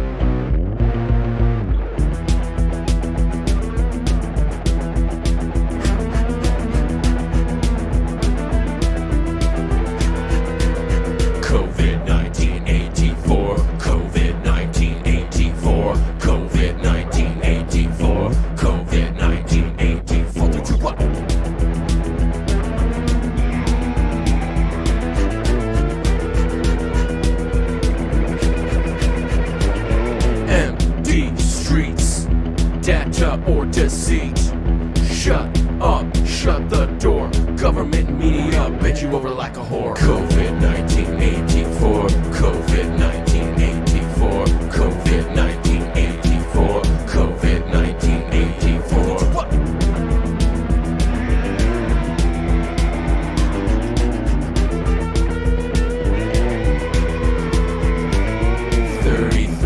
Puzzle, face mask muzzle.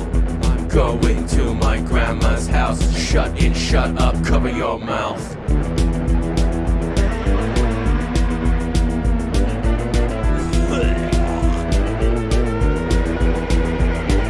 Soap opera dynasty bullshit. COVID-19 84, COVID-19 84, COVID-19 84. COVID-19 84.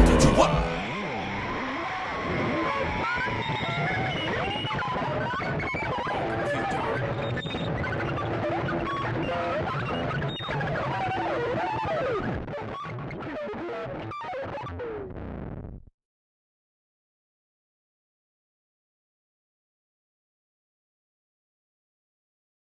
Have you ever looked away from Earth into the black void?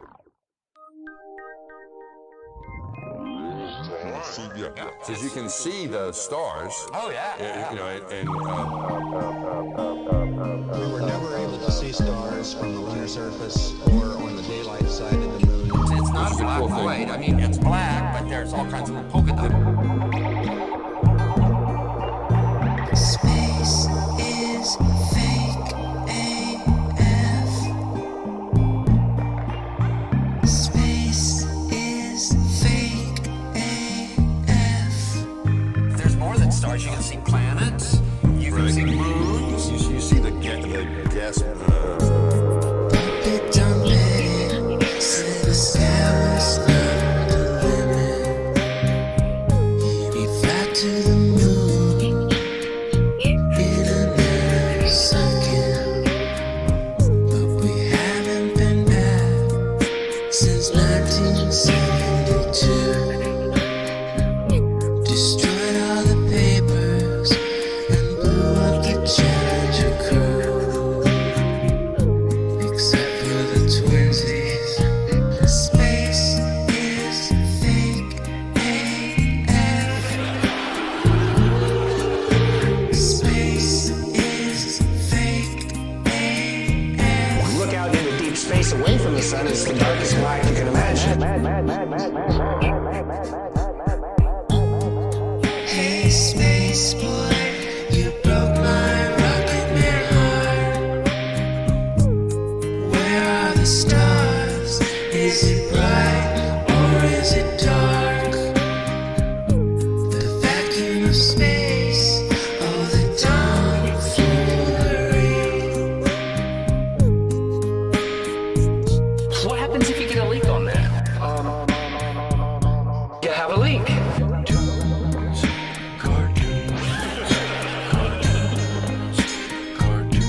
Debunk my bubble.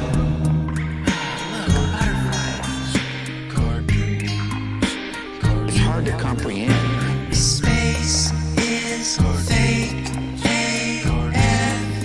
Two little bitty O-rings. Space is fake AF.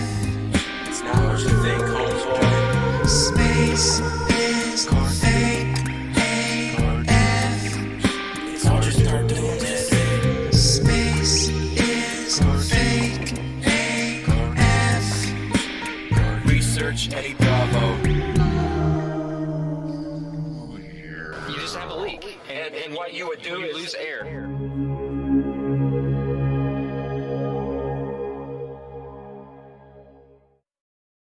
Cartoons, cartoons, cartoons, doo-doo. Cartoons, cartoons, cartoons, doo-doo. Space is fake.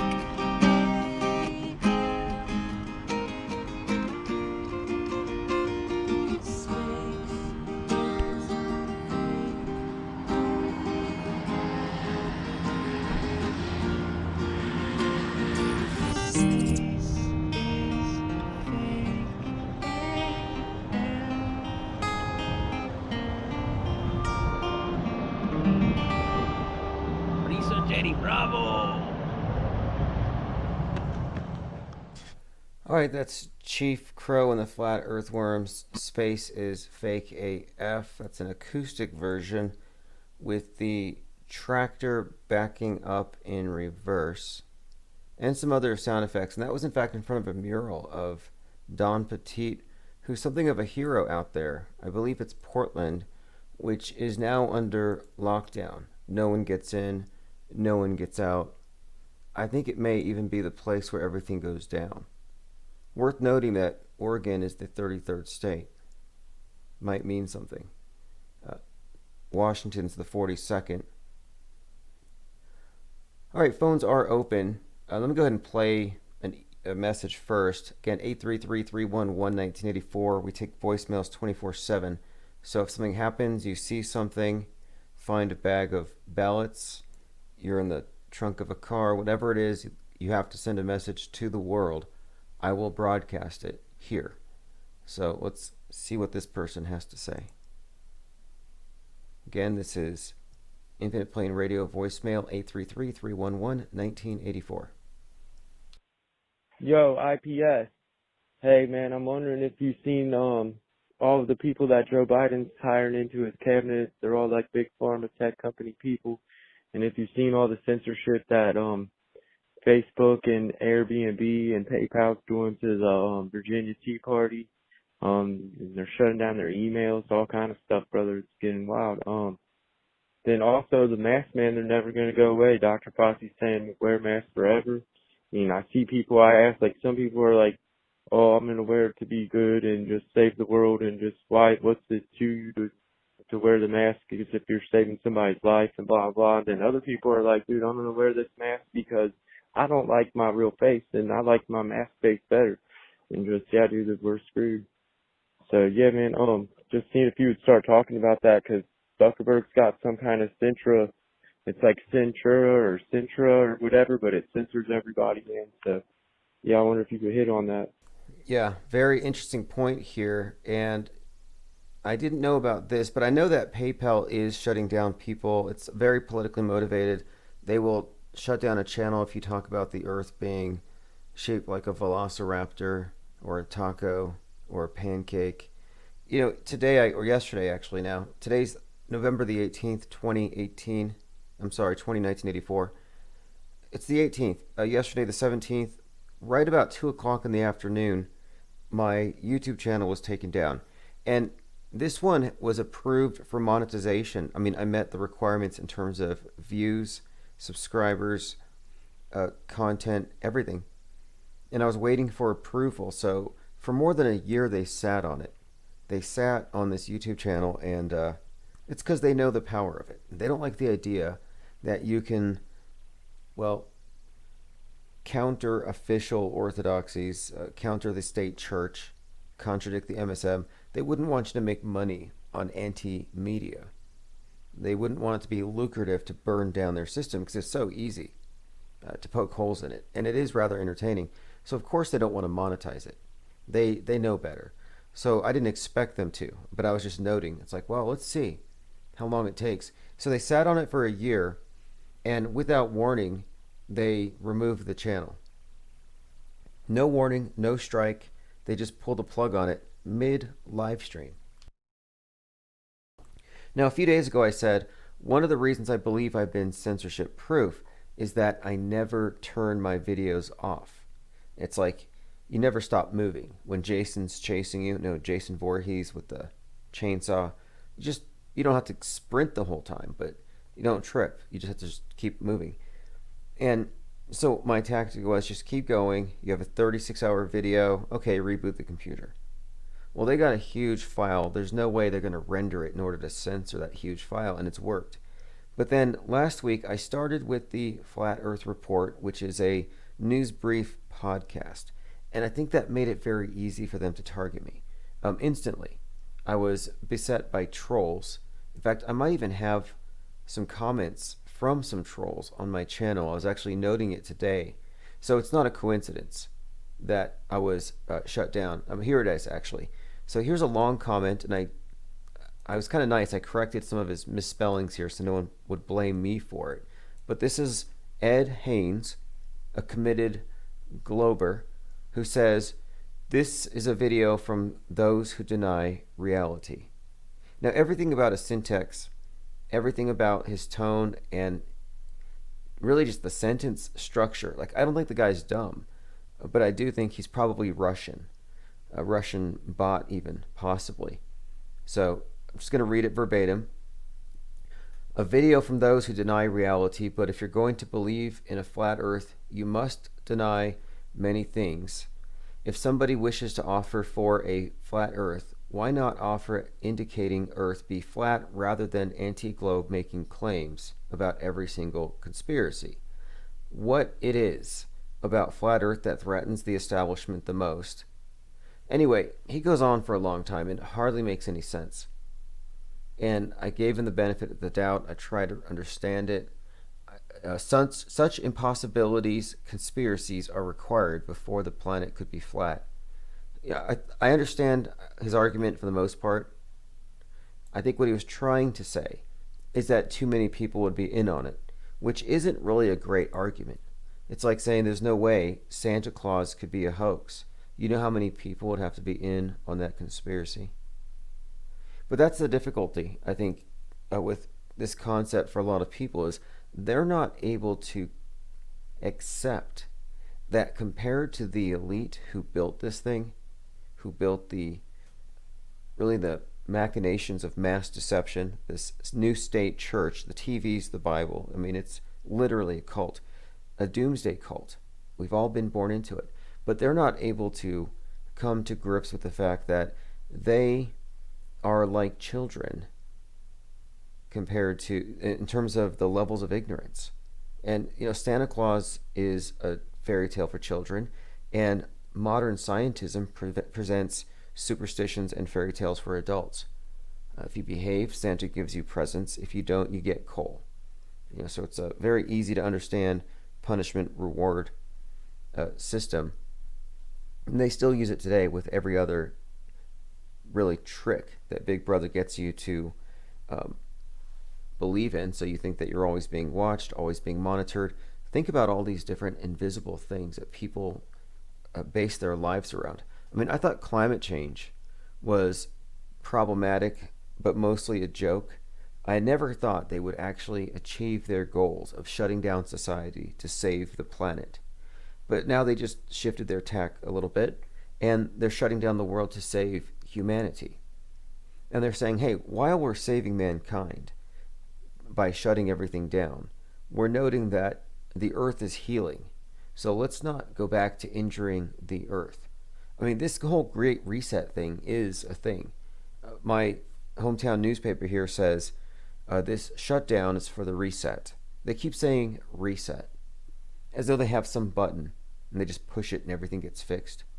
That's kind of a farce right there. But this is all just insider lingo. And I have some theories about how far this goes. And by the way, for the record, this thing about 2020 being very terrible and all that, I think that's mostly hype. I really do. I know a lot of people aren't having the best of times right now, but I think they want to demoralize people and make us think it's hopeless. But I do see a lot of coercion, mass coercion. And I think we're being moved into a new form of life. And this space age is really it. I mean, it really is a reset. But I guess it's just obnoxious hearing these out and out technocrats just rub it in our faces. We got Dr. Fauci saying, well, I know a lot of you still have a sense of individuality. I know a lot of you still think for yourselves, but now's the time to obey. Flat Fact says time was reset in 2000, covered up by Y2K. Now, I remember Y2K. That's the first time I actually heard Alex Jones. And I think he was ranting and raving about everything's going to shut down, fill up your cabinets with canned goods. That's when I first really came across the notion of the world's about to end, like a new form of doomsday. And I'm highly critical of doomsayers for a few reasons. And it's because I do believe that it's a fear-based control system at its core. And I find it very peculiar that you can be on the political left and you're scared of the sky because global warming. You're on the right, you're scared of the sky because wrath of God. And these are generalizations, but I'm just suggesting one believes in eschatology in terms of judgment. The other, it's because what man did, the globe is judging us. But then you have those who don't believe in global warming because they know it's a hoax, and they don't believe in manipulative threats from religions. So they fall into the middle ground where they tend to find some other reason to be afraid of the sky. It's like, look, you escaped the big ones, and now you're going to be afraid of condensation trails. And they're very look, chemtrail believers, just to point this out, they operate with the same fear-based response that the climate change believers, or even here's an interesting parallel. I remember a couple of years ago I was having a talk with a few friends, and one of them was talking about chemtrails, and the other said, I don't believe in that. And the other person said, well, how dare you? You not believing in chemtrails are responsible for my children at school having to inhale all the toxins. So he was blaming this guy's non-belief for the chemtrails. And I was like, that's a very religious way of responding to this thing. But it's the same thing with COVID. Oh, you didn't wear a mask? Well, you're the reason why we had another wave. You're the reason why we have these hospitals where they're so full that they have to bring in freezer trucks because the morgues are full. Tents. They're digging mass graves. If you notice, the skies are black from all the crematoriums.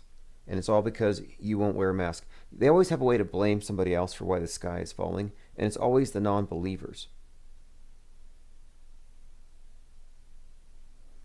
But my point is, I think there's some primal fears here. One of them is fear of the sky, and it might be just something programmed into us, kind of like how when it's a very cloudy day, it might rain, some dogs or animals will go into hiding. They start shivering in advance because they know what's coming. And maybe it's just very primal. Yesterday I had a caller, we were discussing how certain fears are being played upon, and it seems to be very partisan and calculated. Like the same party is wary of open borders and open skin, referencing vaxes. Like, why is it anti-vax a right thing? How come there's no liberals who are anti-vax? Well, it's because it's too calculated. Now, the chemtrail conspiracy is one of these undebunkables, and it's all based on the fear and the Chicken Little effect. So the Chicken Littlers, they think, well, I can't do anything because I'm powerless and I'm just a chicken. But what I can do is I can warn all the other animals. And then once there's enough of us, we've raised awareness, we're going to solve it, like that does anything. No, all it does is it brings out the fox, who says, yeah, I've got the solution. So you got this fox named Jim Bridenstine who says, yeah, bring all your hen friends and get into this cave and I'll protect you from the falling sky. Jim Bridenstine, of course, is the chief of NASA, who's telling us that the gravest threat to your survival is not COVID, it's space rocks. That's the main thing. They bring space rocks and falling space junk. Whatever they can get you to believe in. And that's the whole point of it. Do you remember when people used to use hairspray and then they found out about the hole in the ozone? Like, it's really that simple. They're creating guilt trips, fear complexes. Guilt trips are huge. And guilt is a huge coercive tool, and it's a simple psychological manipulation tactic. All religions use it, and politicians use it. The Green Movement is based on guilt trips, 100%. It's one of the dead giveaways that you're dealing with a religion.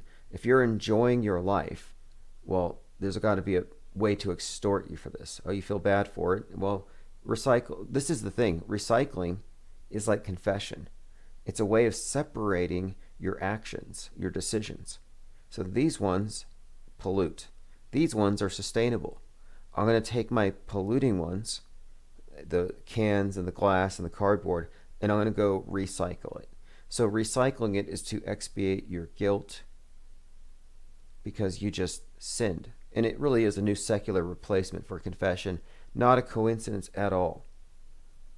I mean, I used to watch this ritual over at the recycling center back before COVID when we were free. I mean, we still are, but, people are insects for the most part when it comes to just obeying stuff without thinking. But I used to go to this place where I could have coffee, and I'd watch down below where people would recycle. And you have these cube-shaped recycling bins. They're all green, and they have the 3 arrows. And if you ask me, because if you look in the negative space, you definitely see a hexagram, a 6-pointed star, which is a symbol of the earth god, Osiris or Saturn, the original vegetation god. So what you're actually seeing here with recycling is their offerings. It's not only a confession where you give some of your money, it's the selling of indulgences. You're basically negotiating with God, like, look, my carbon footprint has been atoned for. It's a form of atonement. But I'm suggesting that it's actually a form of genuflection to this earth god, Osiris. I mean, you might as well say a prayer when you're at that recycling bin, because you're not saving the world, and that's my point. You're not saving the world. You're meant to think you are. And if you didn't recycle, it's not like this entity is going to cause a flood to punish you. And it's not a coincidence that NASA also uses the name NOAA. They have that side organization that is basically warning us about floods. Every time there's a flood, they tell us, well, it's because of global warming. Commenter says, of course, the Amazon series Utopia is all about the environmentalist planet religion, covertly advocating genocide for the planet. Well, they're not even covert anymore. Greta Thunberg, who may even be the Antichrist, the crown-conquering child, this Martian androgen, the herald of the new Martian age that Aleister Crowley was talking about.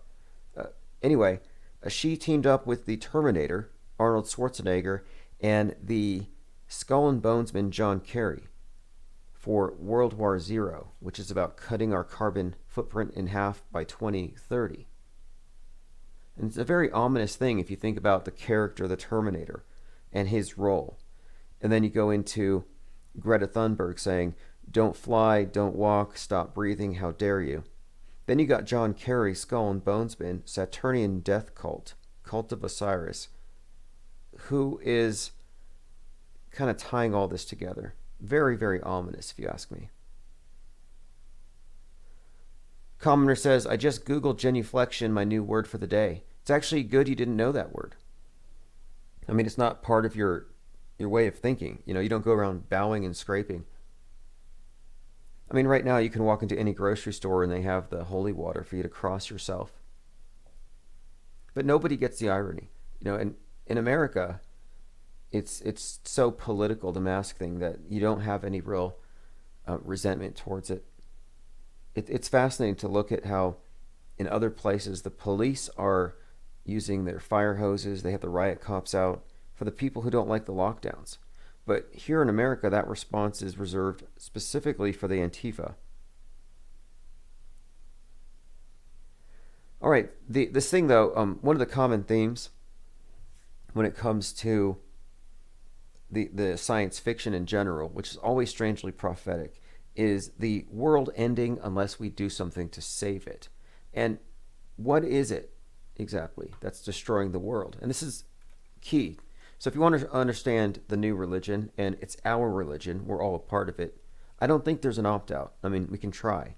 But we were born into a doomsday cult, a world-spanning cult without an opt-out. The fact that you're now having to wear the mask of the beast just to go buy your bread or go to work, you have to let them basically fondle your brain blood barrier with a Q-tip just to make sure you don't have some sort of I mean, that's such a ruse, if you ask me. But my point is this. One, just so we don't get censored, because this has been working. I've been saying for a while that we're pro-vax. So it wasn't misinformation that got us. It was hate speech. But we are pro-vax. We want to vax the left, especially. The MSM. Vax the athletes, vax the celebrities, vax all the astronauts, vax the Pope. Take away his Instagram, Did you see what the Pope was doing with his Instagram account? And I don't think it's cute or funny, to be quite honest. So if you look up Pope Instagram, it's probably going to pop up first thing. Pope Francis's Instagram account likes bikini model's photo. Vatican investigating racy Instagram like by the papal account.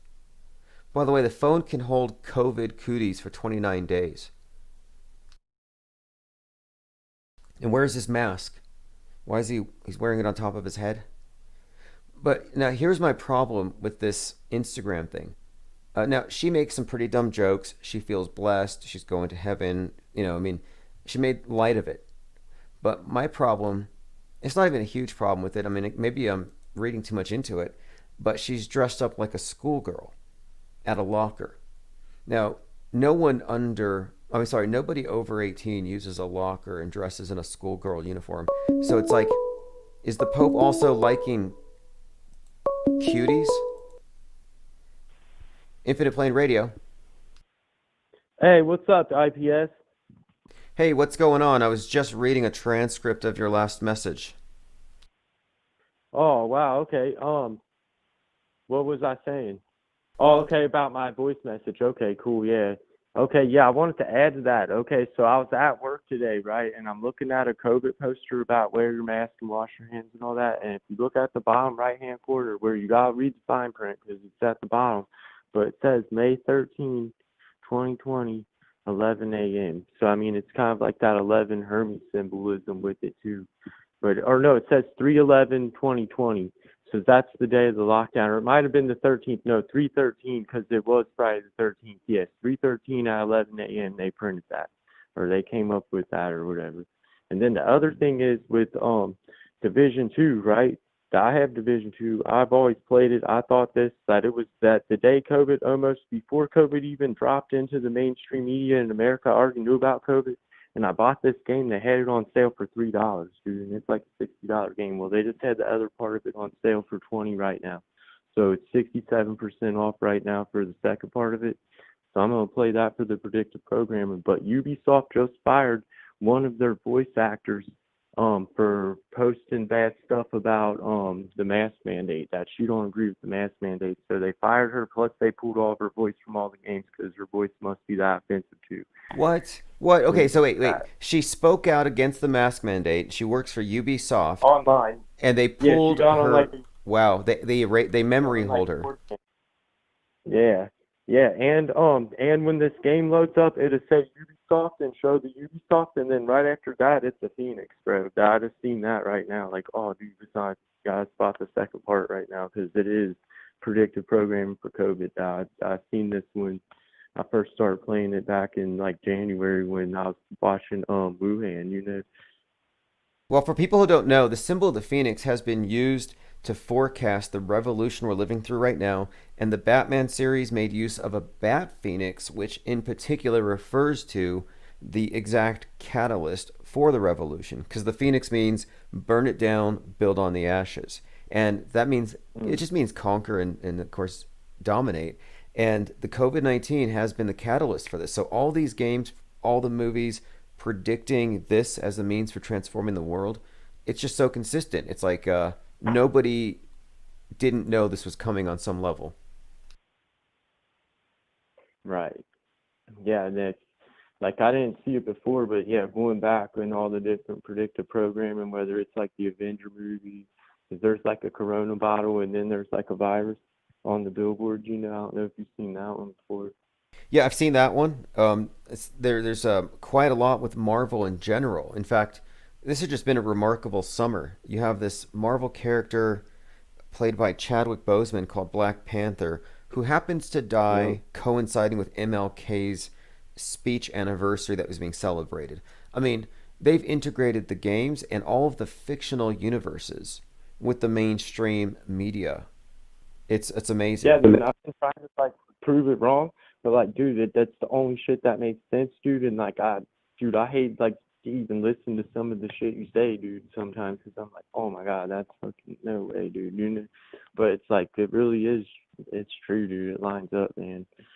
It's too nuts how it coincides so fluently, dude. Well, look, someone sent me a link. There's something on Netflix or no, I think it's HBO called Snowpiercer, and it opens up, and on the side of one of the trains, it's got 31120. I mean, the insiders have obviously Same way telegraphed. with one of the first movies, but it's the John Hopkins Association, or it's not. It's the sign John Hopkins something. It's not association, but or university. That's what it is. But it's got like 313 or 311 in the beginning of that one too, in one of those Purge movies. You know what I mean? Right, And yeah, we're getting led by an occult, dude, or something, bro. Basically, in that, yeah, it's in everything. They have all these same repeated numbers and symbols and signs and references, and it's all like they got the metascript. That shit I don't want to believe, but there is a metascript, bro. There is. It's the only thing. Yeah, I don't want to believe it either, but I think my take on this still is that if there's anybody over the rails who wasn't accounted for in this metascript, it would be those who have gone full on questioning the authorities to the point where they're actually thinking the world might be flat and the news is all fake. So I don't know if we can influence it or not, but I'm just not gonna not call out the strange things that I'm noting. And earlier tonight I was looking into that book called The Last President that was released in 1896, and it has way too many coincidences to be coincidences, if you ask me. hmm So it's kind of like the what is that Shattered Union, huh? That book, is it like Shattered Union? Well, funnily enough, okay, so this book came out in 1896. It's about a kid named Barron Trump and some guy named Don Pham, kind of like Donald, kind of guides him. He finds some sort of a portal to time travel. But anyway, the story actually starts on November the 3rd on a Tuesday, right after a contested election, and New York falls into chaos because nobody likes the outcome of the election. And the book that came out 4 years later in the series is actually called The Last President. So you've got Barron Trump, you have all the dates, and a number of synchronicities, even the fact that the guy in the book lives on Fifth Avenue, just like Trump does. Huh. Too coincidental, man. It's not coincidence. It's not, dude. I don't know, man. Well, they've got to figure out how they're going to control everybody, dude, in that. Now we're going to totalitarian control, bro, and COVID's not about being sick. It's about control and implementing that control over the masses ASAP. And that basically, I think that with all this truth movement the last 20 years and the internet and everything building up like it has and everybody attacking their ass, and like, dude, yeah, you can't, just like that one caller was saying, dude, that you can't keep doing shit against God like that, against everybody's will, and not always be paranoid about shit. You know what I mean? Yeah, that's actually a good point. And I think what this is ultimately about is time control. You know, controlling our sense of history, where we are, and perception. And exactly, it's literally about controlling all this stuff. And so I see these stories like this is this thing with Donald Trump and his connection to this book, The Last President, that's more than 120 years old. This has been analyzed by Snopes, and they couldn't debunk it. And to me, it just suggests that what we're actually looking at is a level of pre-planning where there is a world stage to guide us, and there are characters on this stage. It's not a metaphysical thing. It's a form of governance through theater, and apparently it works on the majority of sheeple. And yeah, dude, they got the social media, they got the media, they got Hollywood.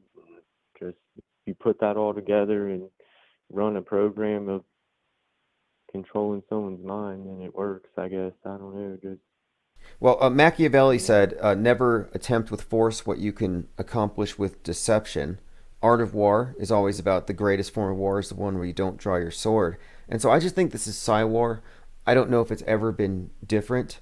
I think it's always been the same balance of power, but I think right now it might be a particularly disruptive time. But by all indications, it was planned. It was expected. Like maybe, I don't know. We'll see. Because I still feel like we're in the midst of a reformation. Like I feel like the system is falling in all the ways it should. but they're trying to reconsolidate it. And I didn't see COVID coming. And I think COVID is about stopping the flow of memes, not viruses. And you seen COVID coming, dude. You were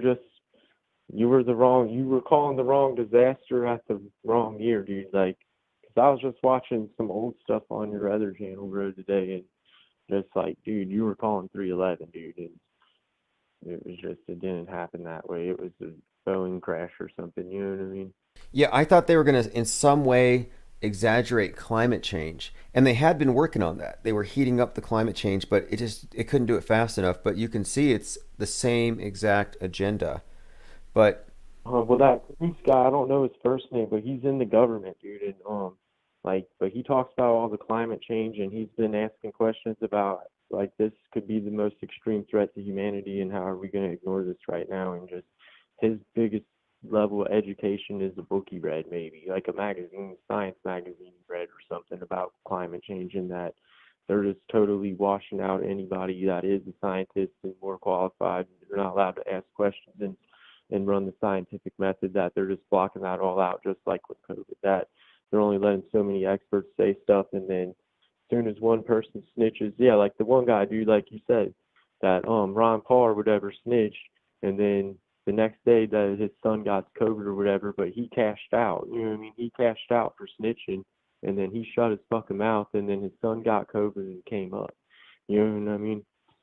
yeah, absolutely. The day that they declared this thing, the very next day, I was like, wow, this is not going to stick. They had Trump money too to fucking put a mask on and buy the shit. You know what I mean?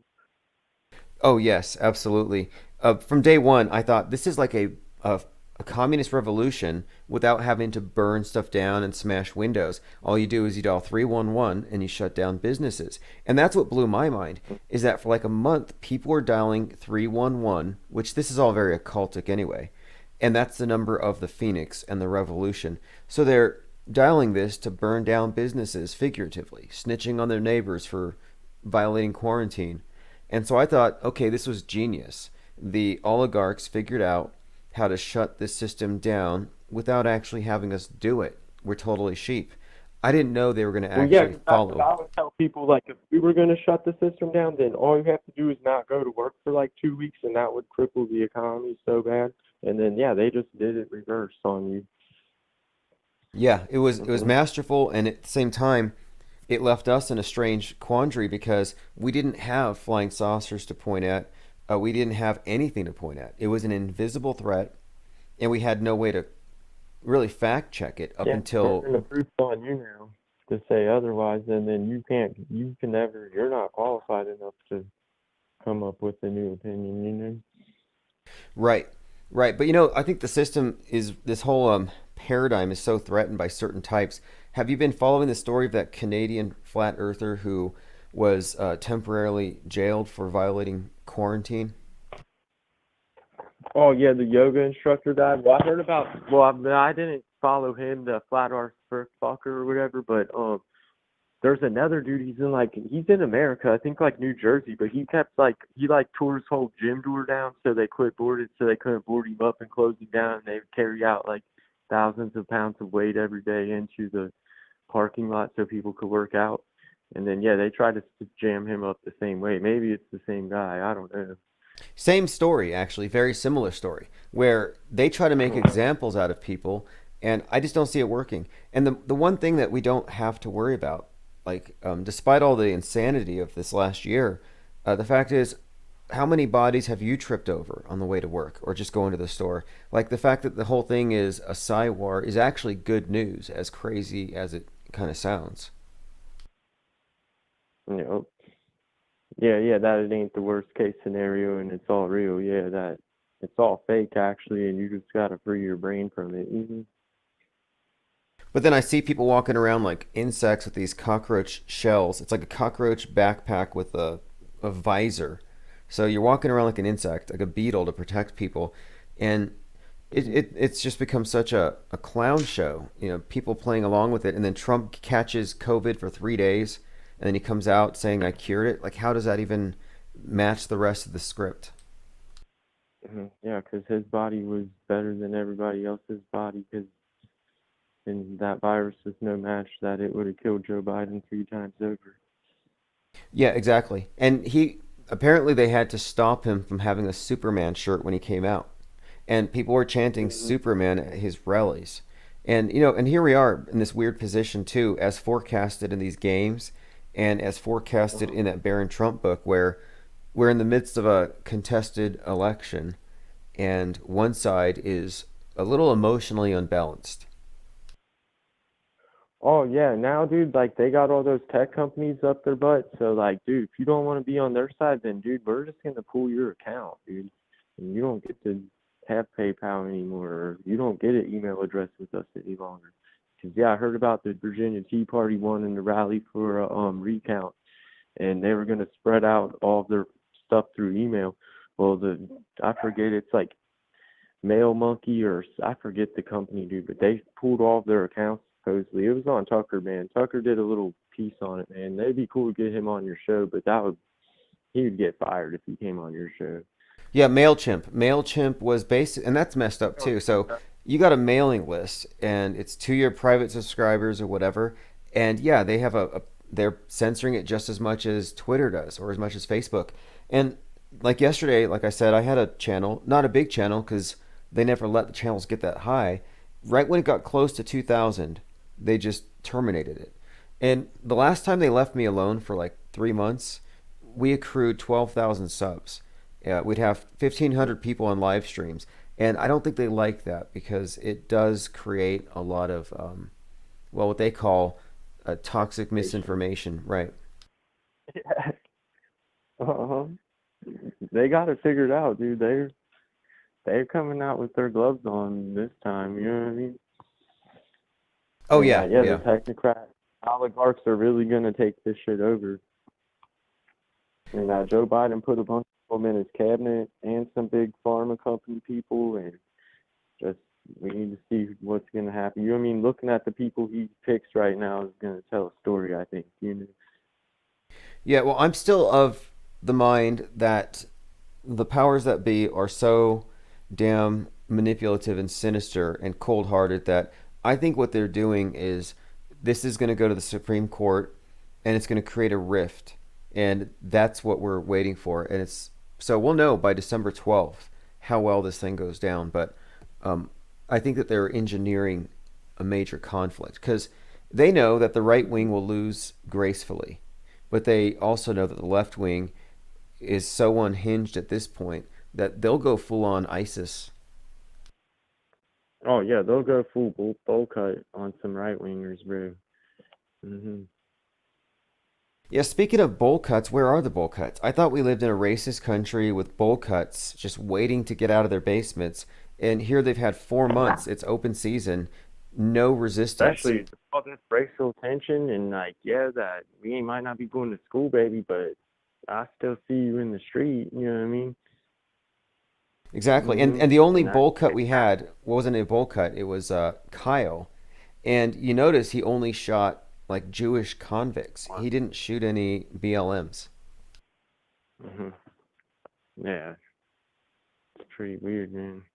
Anyway, hey, I appreciate the call very much. Yeah, one more question, bro. Jim Fetzer, dude, what's the book that he wrote about Sandy Hook that you can buy?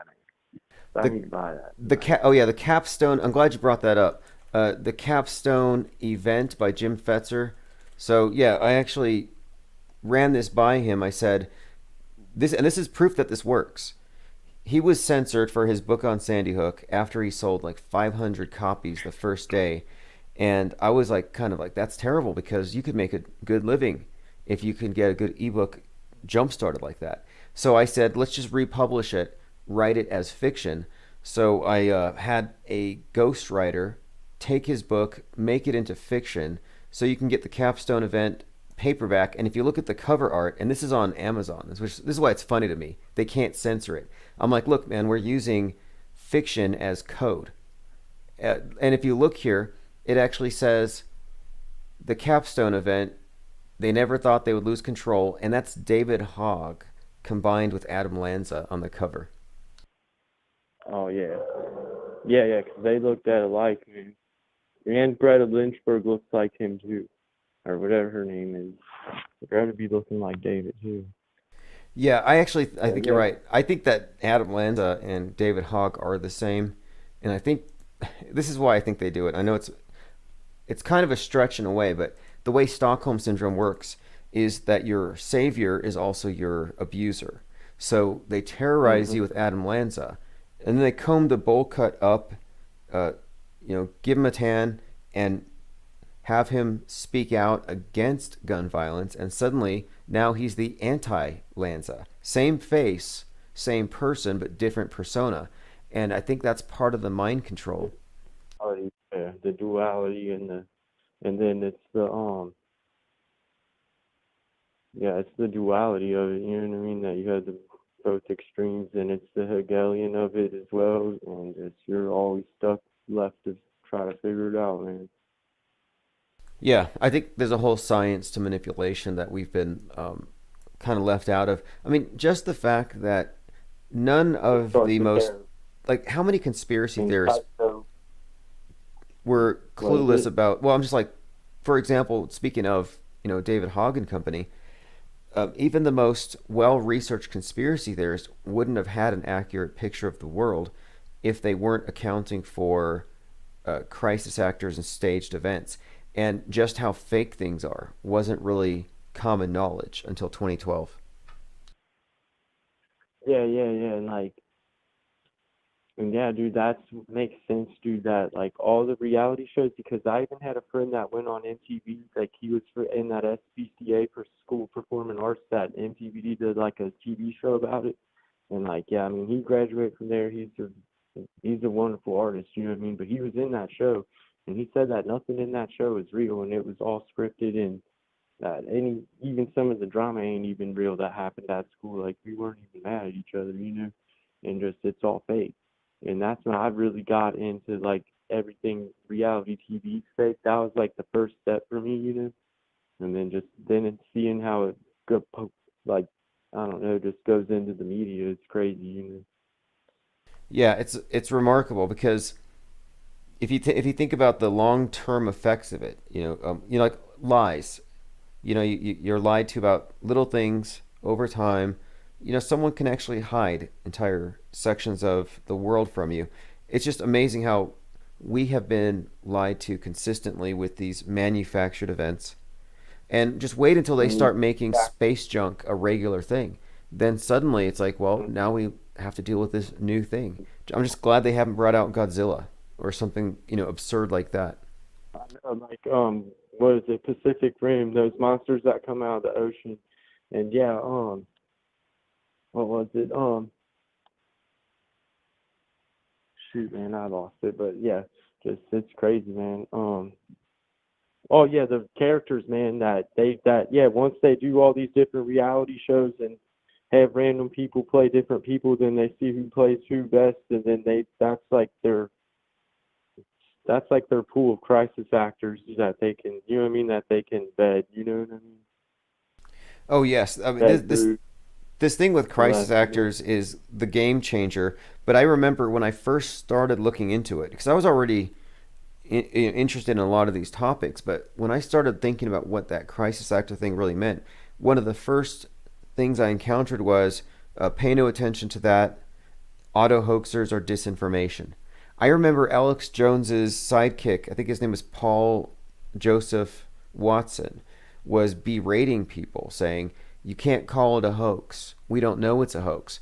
And I remember he was muting people on YouTube live streams for calling the truck attack in Nice a hoax. And that's when I realized, okay, so the mainstream conspiracy theorists aren't allowed to use that word. They can call it a false flag, but they can't call it fake. And because the difference is, in one case, people are dead. In the other, they aren't. And I'm like, why is InfoWars protecting mainstream media psyops? Are they just not that good at their job at spotting this stuff? Or are they actually protecting MSM assets? Yeah, that makes sense, because Alex Jones was like real good at first, and then just something happened, dude. Just even watching his stuff was different. Like I don't know what it was, but it just started to be more ranting and more ranting and more ranting, show after show, and then it's just like he'd just be getting off topic too much. You know what I mean? Well, he's definitely an entertainer, but I find it interesting too that he was sued by the Sandy Hookers, and he was given everything he needed to tear that case apart, and he refused that information, and he said that he believes that it's real. So he gave in, and I'm like, Yeah. why? What was he losing by holding to the truth? What were you saying? One actor that was related to the Sandy Hookers, but I think they were on like maybe Dr. Phil or something. But then they ended up being related to the people that in Sandy Hook somehow. Oh, I'll have to check. I don't know, man. Yeah, because there's some connections. Like you got the author of The Hunger Games, who's the movie director, had a son who did one of these fake shootings in Palo Alto. Mhm. Oh yeah, that, and then that other San Bernardino shooting, that one I know, dude, that had to have been fake, or maybe they did. Man, shots were fired, dude, but it might not. It didn't go down like that, and that they were driving the same kind of car the police drive. So if they were getting chased by like 4 undercovers and one marked, then it's easy for him to get lost. You know what I mean?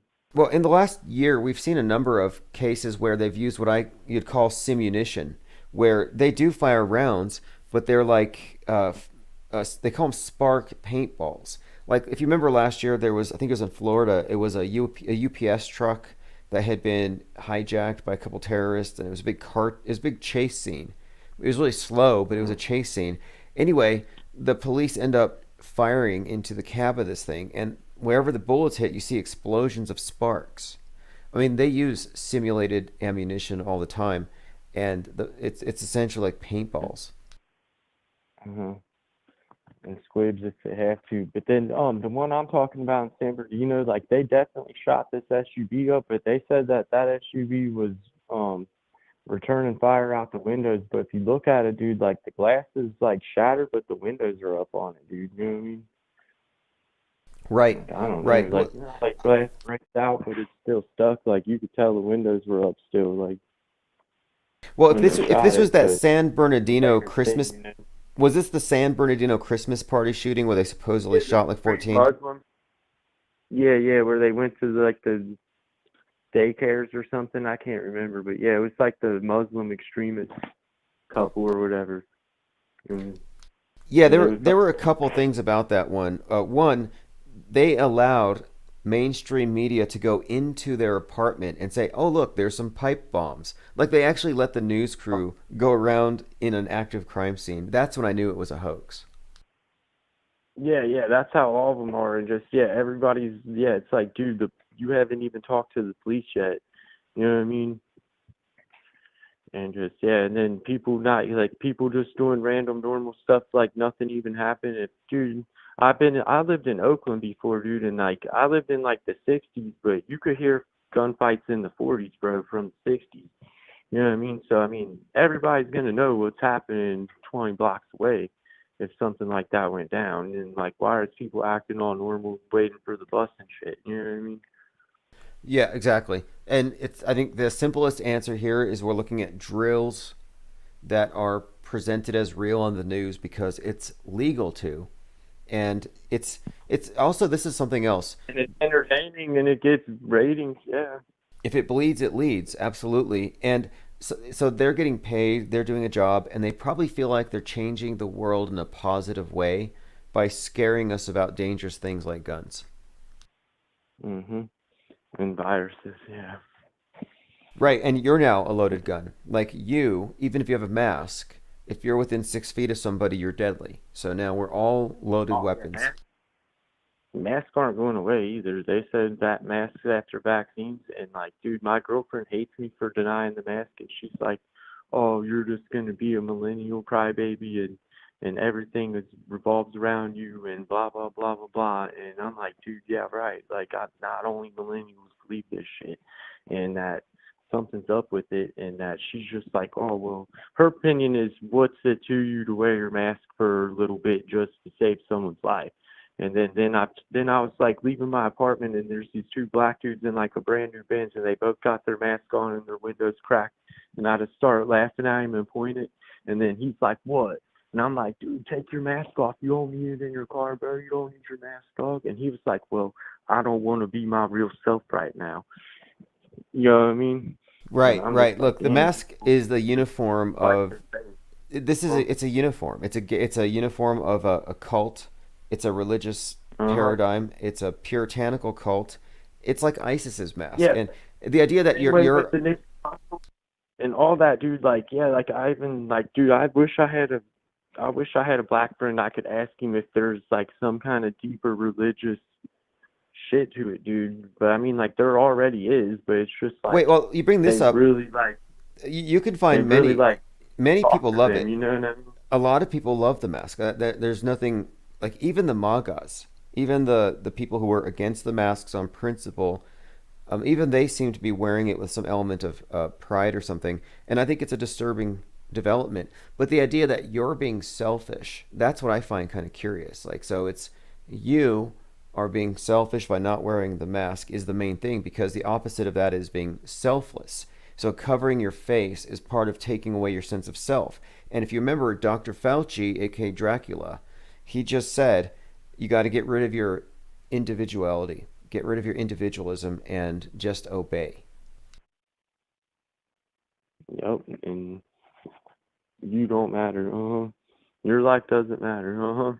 Well, no one's life matters. I don't know. That guy, if you've seen that, no one's life matters. I mean, he got a lot of good points, man. Oh, are you talking about Tom McDonald, the rapper Tom McDonald? Yeah.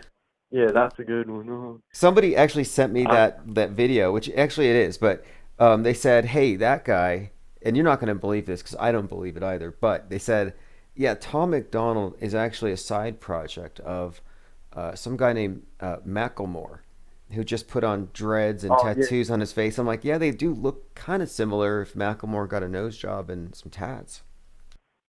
And that's what I was going to ask you. What can you get the Deftones dude on your show? That'd be tight. But then what if he's like Bob, where he's just going to play like he's cool with it to make some money and then cash out? You know what I mean? 'Cause that's why I kind of like VOB, you know, because he kind of just dropped it. I see what you mean with that. Well, no, I was listening to this one, and actually I think he's actually into it. This Deftones, Stephen Carpenter. And the reason I think so is he coined a term that I might even start using. He said when he learned about this, he lost his space fear. So even he gets that we're living in a paradigm based on fear, artificially restricting what we have so we feel scarcity is the main thing.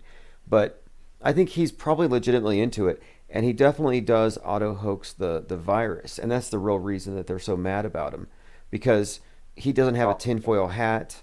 He's got some credibility with his fans, and they don't want him influencing them to think for themselves. I mean, it's just amazing, right? How you got a heavy metal guy, they're trying to pull him back from the edge for being too extreme, when that's the genre you're in if you want to cross all the lines. Yeah, and I mean, the Deftones were the shit, dude.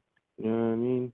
And I mean, even their lead singer, dude, was so outspoken, man. Like, watch some of his interviews, man. He was cool. Now, as far as I know he got some responses, and his friend stood up for him and I guess the guy apologized a little bit too. I mean, I don't know. I would be interested, to be quite honest, in hearing how he arrived at this and where he thinks it goes from here, because I don't think everybody arrives at the topic and says, okay, now I'm going to believe in the Bible literally, and there's a overturned salad bowl above my head and I can't get out. Yeah. Like, you can't take it literally, even when like the bull was worshiping the wrong age. Like, I like his analogy of that it wasn't like they're worshiping a physical bull. It was just the air, like the age or the era, you know. They're in the wrong time frame. They weren't hip to the new shit yet. You know? Yeah, exactly. Now, the mask thing, a commenter here says people wear it for fear of the virus or for fear of being ostracized. And isn't that kind of interesting? So the people who are critical thinkers are still kind of wearing it because of pressure, social pressure. And that's what this is ultimately about. And I called this on 311. I said, this is World War III, and it's a war against individualism. It's not against America. It's not China versus America. It's the oligarchs versus individuals. They want to extinguish individuals so we all become hive-minded, insect-like people. And taking away your face, cutting your communication, removing your ability to gather with other people without them. I mean, this is all, I think, a war on essentially the self. And you see, it's the mob mentality. If you walk into a place and you're the only person without a mask on, well, they're all going to point at you and screech, and then the police are going to come after you. It's that crazy. It's like that movie Invasion of the Body Snatchers. Yep. Yeah, man, it's crazy. But I like it, dude, here, man. A lot of people don't trip about you not having your mask. Some people look at you scared, and I don't know. And then everybody that's wearing their mask on their nose, I just tell them take it off because I ain't even wearing mine. I just walk in, I'm like, take it off. Well, you ain't even wearing it right anyway. And then they just start like some people laugh, and then everybody else looks at me like I'm crazy. But man, what are we doing? Well, look, yeah, man. I appreciate the call. Bill Gates. I hope you have a good night, bro. All right, yeah, thanks again. Have a great call. Have a great night. Appreciate the call. Yep. Yeah, when it comes to the mask thing, the people who think that they're saving other people and you're being selfish, you need to ask them, oh, why aren't you putting your mask, which is infectious waste, it's a COVID rag, why are you putting it in the regular trash? You should actually be putting it in a red biohazard container. It should be sealed, and it needs to be transported separate. You can't put it in the regular trash. It can't go in the garbage truck with the municipal waste. It's got to go somewhere to be autoclaved and documented. So there's a whole process involved in disposing of your infectious waste, but none of them do that. And it's like, don't you realize that your mask is like that original bowl of undercooked bat soup that started this whole thing? You know, think about what started this whole thing in general, 2020. A fake $20 bill and a bowl of bat soup brought the world down. Let's see, Lloyd says, here's the problem. If the virus was real, a mask would make sense as a desperate device. Well, look, we've had how many months now? How many months are we into our 2-week lockdown? Like month 9. So the issue is, and this is why I don't have any sort of concern about this at all. The issue is there's no piles of any bodies anywhere.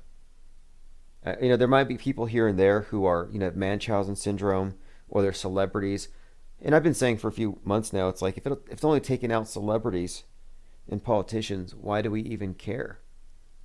By the way, Rip the Rock, right? I think he caught COVIDs. No way you could survive that. Khloe COVIDs, Kardashian's little sister. I don't know if she also has the 6 toes and the vestigial tail, but she's got the COVIDs. She's probably dead. Tom Hanks magically survived. Don't know how. Now he's donating his plasma. But it's only hitting celebrities, athletes. Athletes are getting it. I mean, I think it's all malingering, Munchausen syndrome, crisis acting, and opportunism. That's all it is. And I don't know how many of you are looking, and I'm not really here to dispute the numbers. I'm pro-vax. Vax Bill Gates, please. I'm very pro-vax. I'm not disputing the numbers, but I'm pretty sure that if you'll notice, the number of people who normally get run over by steamrollers every year is way down, and there's a commensurate bump on the COVID side. So I think they're shuffling around the paperwork a little bit. Johnny Chainsaw says, rest in peace, Sharon Stone's family because of Refusenix. Oh, that's right. Sharon Stone actually said that her mother-in-law and I think her sister, she had a few people in her family all died because somebody didn't want to wear a mask. And Alyssa Milano, speaking of tragedy, Alyssa Milano lost her hair because COVID. And I'm like, well, she's the one who said, where's yours? And she did a selfie with her mask, crowded in her car, not socially distanced, with her children and her husband. And her mask was crocheted. Like, she literally crocheted a mask. I mean, as it is, you could have a mask made out of, a medical grade mask. And is it going to stop the virus? Well, kind of, in the same way that a chain link fence might stop a mosquito. Like, it's a nice thought. Maybe it's a placebo. It makes you feel safe, and feeling safe is that's really what it's about, feeling safe. That's why I'm waiting to find out who the vax junkies are. Like, I'm not trying to shame any addicts here, but I'm looking at Andrew Cuomo as a likely candidate. The guy's probably addicted to vaxes. He's probably hooked on the COVID-20 vax, black market stuff. Addicted to the euphoric rush that comes with the feeling of just safety, pure safety.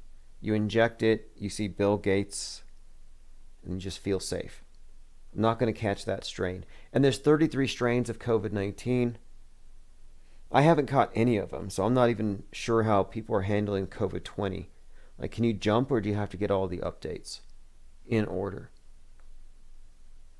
Lloyd says they're misidentifying flu season. I happen to be close to people who work at a major hospital. They're panicking. Oh yeah, who didn't know? I mean, look, they misdiagnosed gunshot wounds to the head. You get a gunshot wound to the head. Oh, COVID-19. Oh, this guy, he passed out from wearing his mask too tight, crashed into a telephone pole, dead. COVID-19. So I'm not surprised at all. Anything you get is going to be COVID-19. Flat Fact says, not in Australia. The sharks here are going crazy. Well, look, there's the threat, and then there's the actual implementation. Like, we have to remember, nobody welded our doors shut. Nobody forced us into our homes. This has all just been a big, well, I don't know what you call it, a spell, a drill. But no, we haven't really seen any real coercion, if you ask me. And even in New York, 300,000 people left. No, people aren't having it. Like, I don't think we're going to be... Here's one thing I want to just sort of allay, one fear. They're not going to send you to a FEMA camp. FEMA camp's at home this year. Like, you are already... This is your FEMA camp. It's a state of emergency, and FEMA is all about managing emergencies. And what makes more sense? Round people up and send them somewhere? For a lot of people, it would be an upgrade. You're going to take care of them.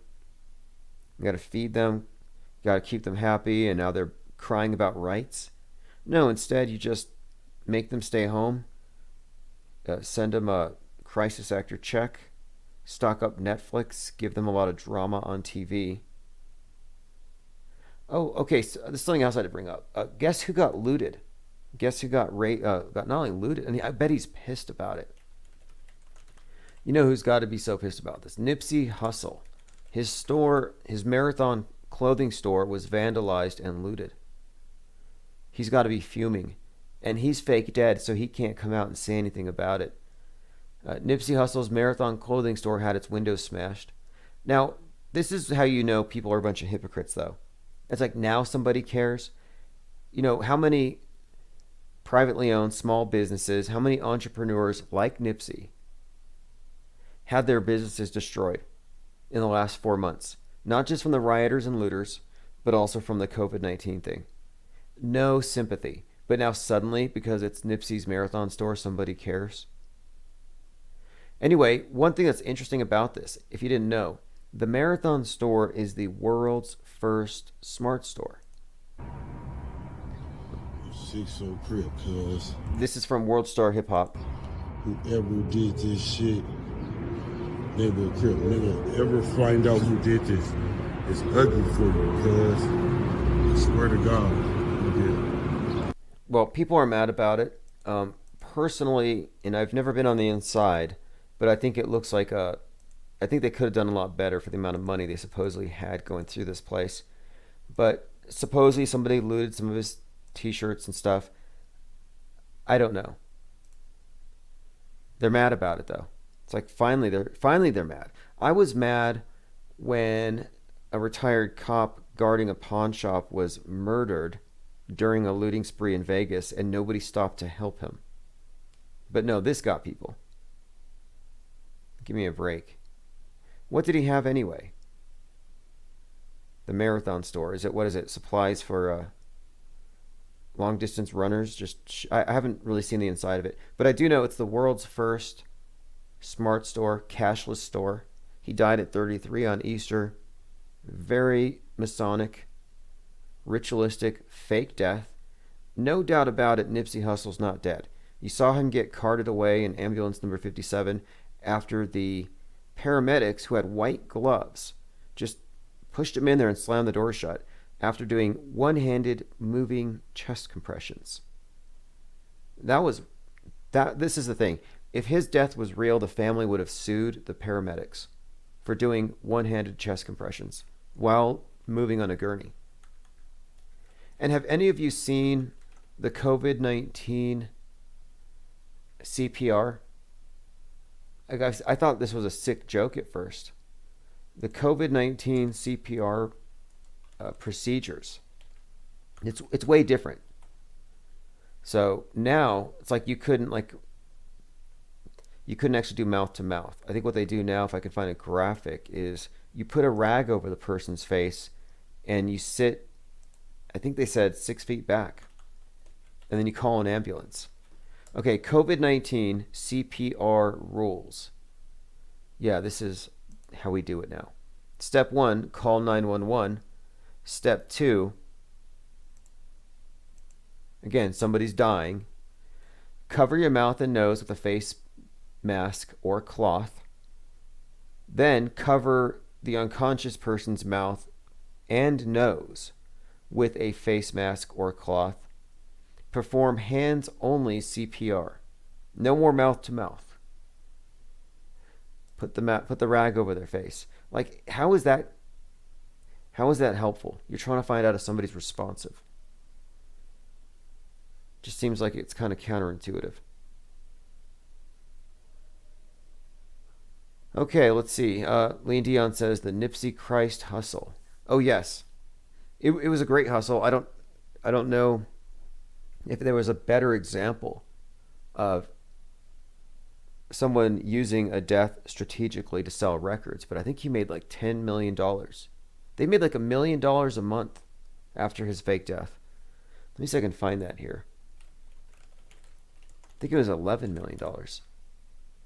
Yeah, check this out. The late Nipsey Hussle made the Forbes list top earning dead celebrity of 2019. Last year, the Victory Lap rapper earned $11 million, which put him at number 10 on the list.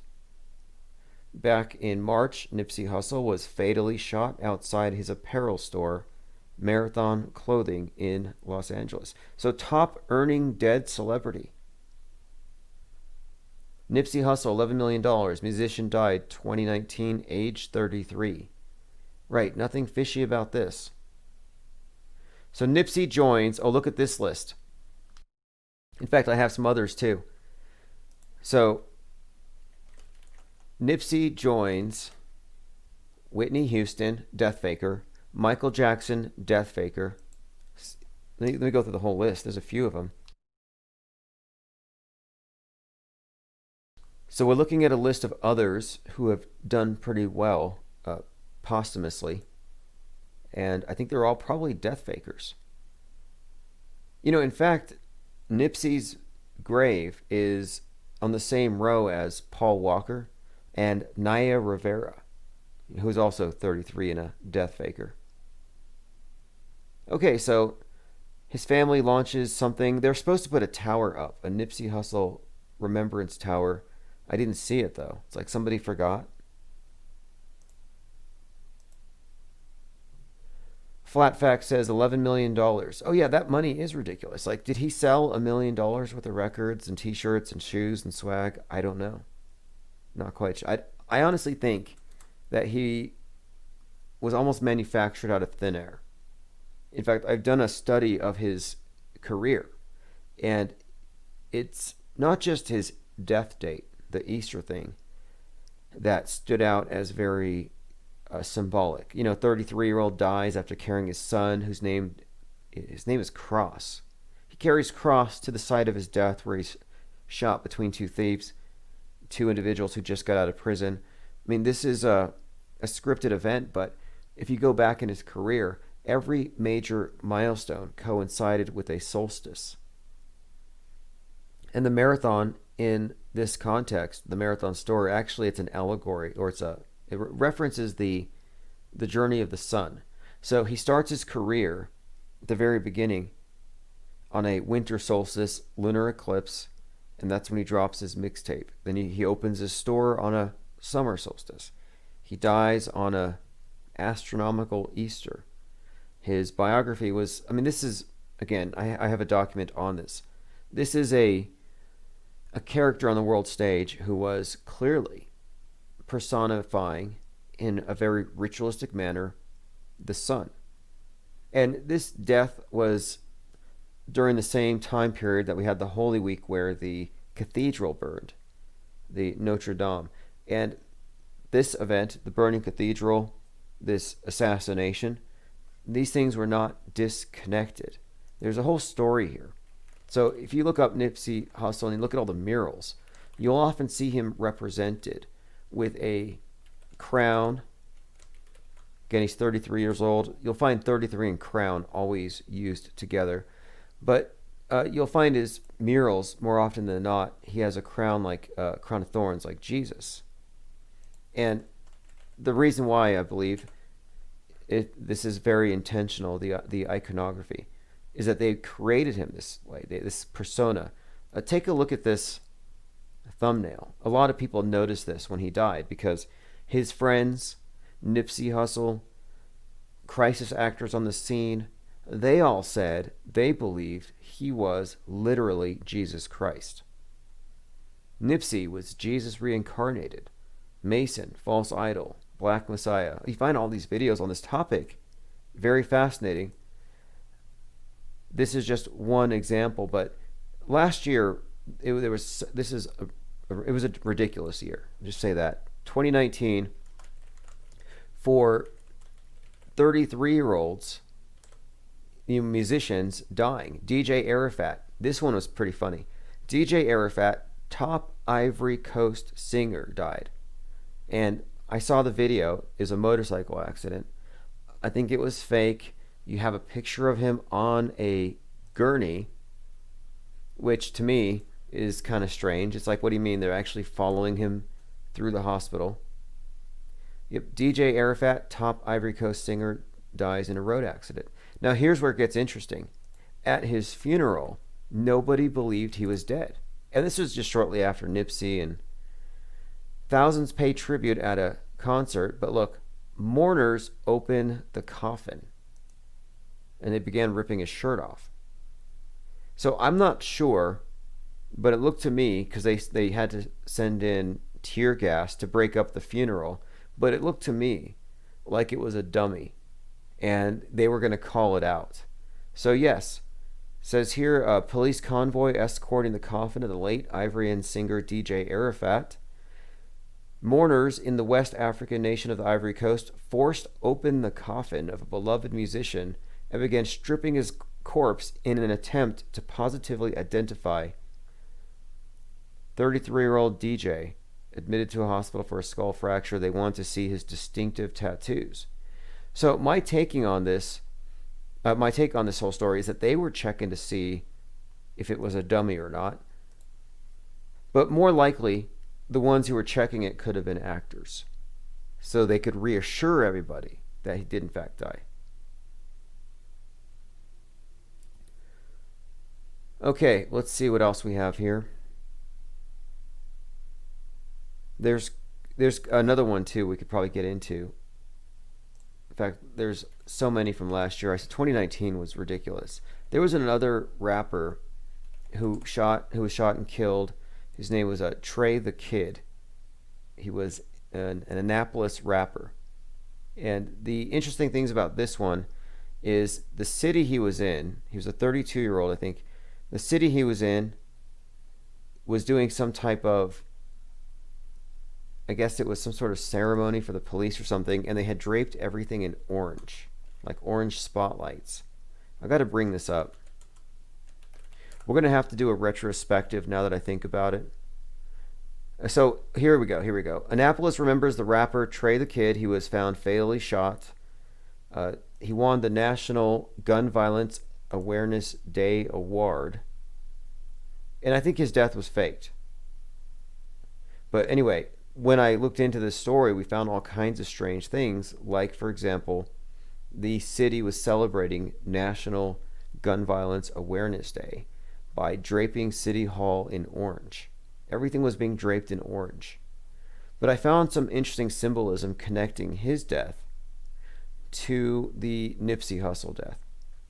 And then I mentioned the DJ Arafat, another 33-year-old. And again, they didn't believe he was dead. Okay, anyway, I'm going to move past this topic for now.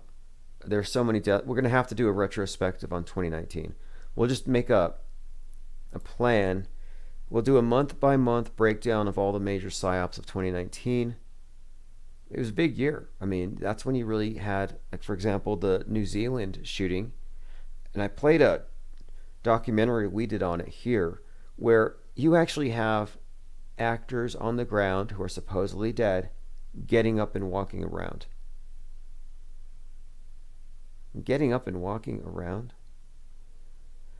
Lean Dion says, Pop Smoke song Christopher Walking released before Kobe died has a crashing helicopter for no apparent reason for a track. Yeah, makes perfect sense. Another person who's not dead, Kobe Bryant. Kobe Bryant, Nipsey Hussle, not dead. Okay, someone says, for all we know, the pyramids could be hundreds of years old instead of thousands. Yeah, what we have here is more of this time control I was talking about. You know, they can tell you that the universe is billions of years old, the Earth is 400 billion years old. It's time control. It's a completely different story. And monuments are created for them to be able to say, yeah, this is established as a fact. So you have, for example, a skeleton of a giant prehistoric kangaroo or a T-Rex, whatever you think it happens to be. And you say, hey, look, this is proof that we were here 65 million years ago. Pop Smoke, Death Faker, confirmed, I think so. I've heard some bizarre theories about Pop Smoke and a few others, which I may go into.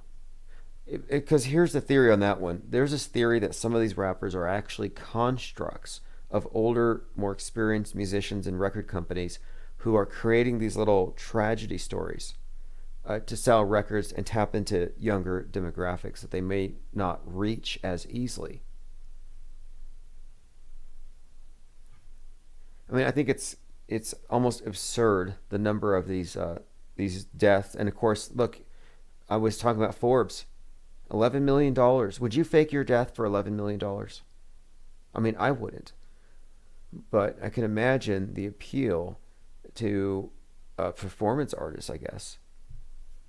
But I think it's beyond just faking their death for money. You know, it's actually you could call it a baptism. It's a cult thing. So it's, and it's not even far-fetched to talk about if you want to get into the topic of death faking. You know, I'd go so far as to say every Mason is a death faker. 5 million. I mean, it's not something you just do. Like, hey, let's pretend like we're killing this guy with a blow to the head by a hammer.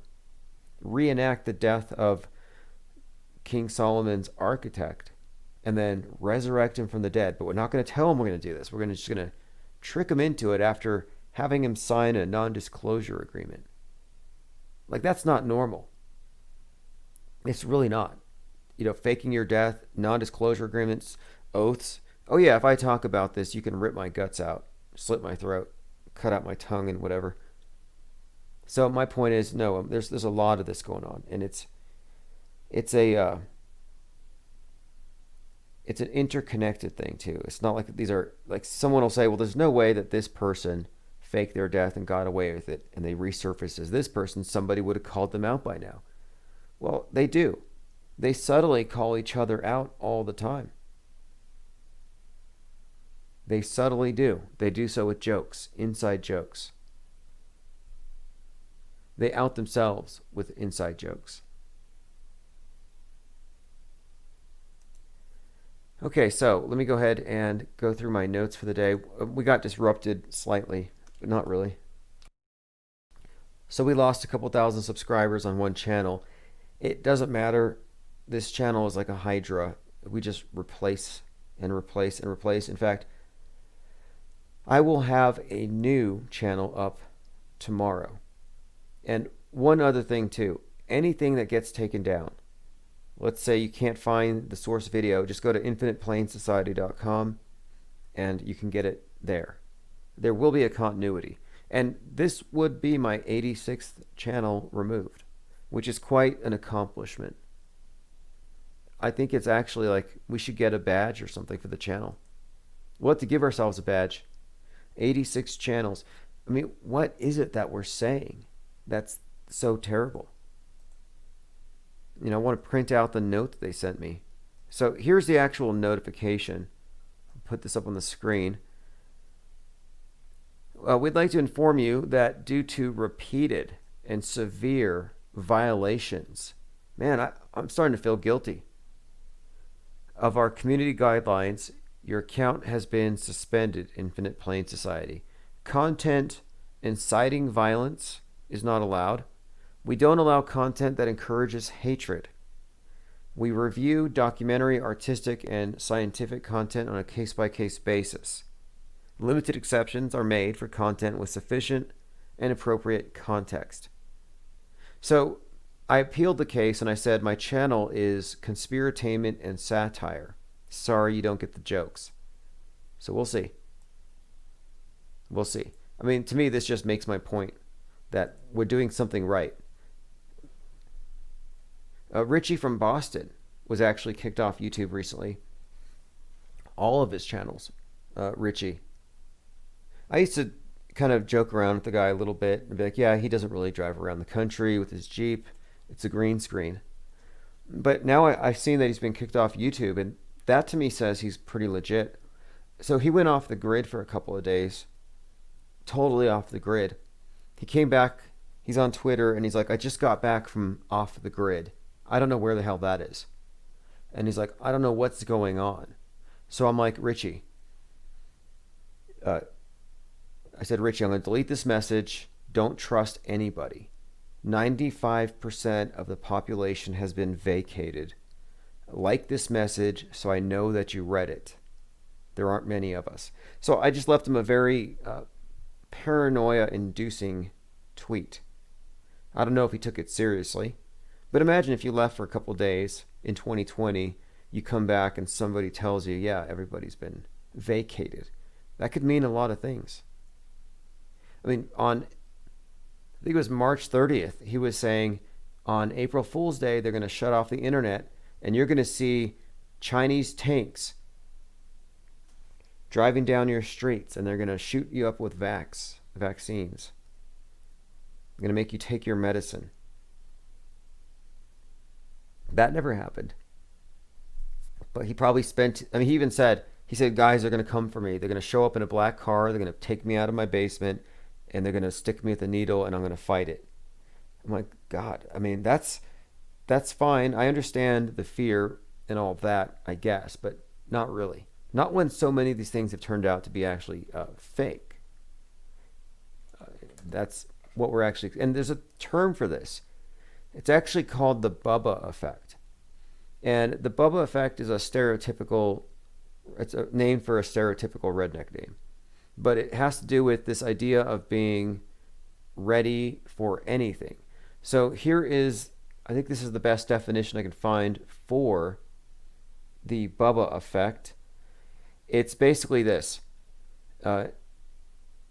Everywhere you look, there's a very active conspiracy. The U.S. government is going to institute martial law, enslave the citizens of the United States because of some impending collapse, financial meltdown, NWO takeover, war with China, or rapture.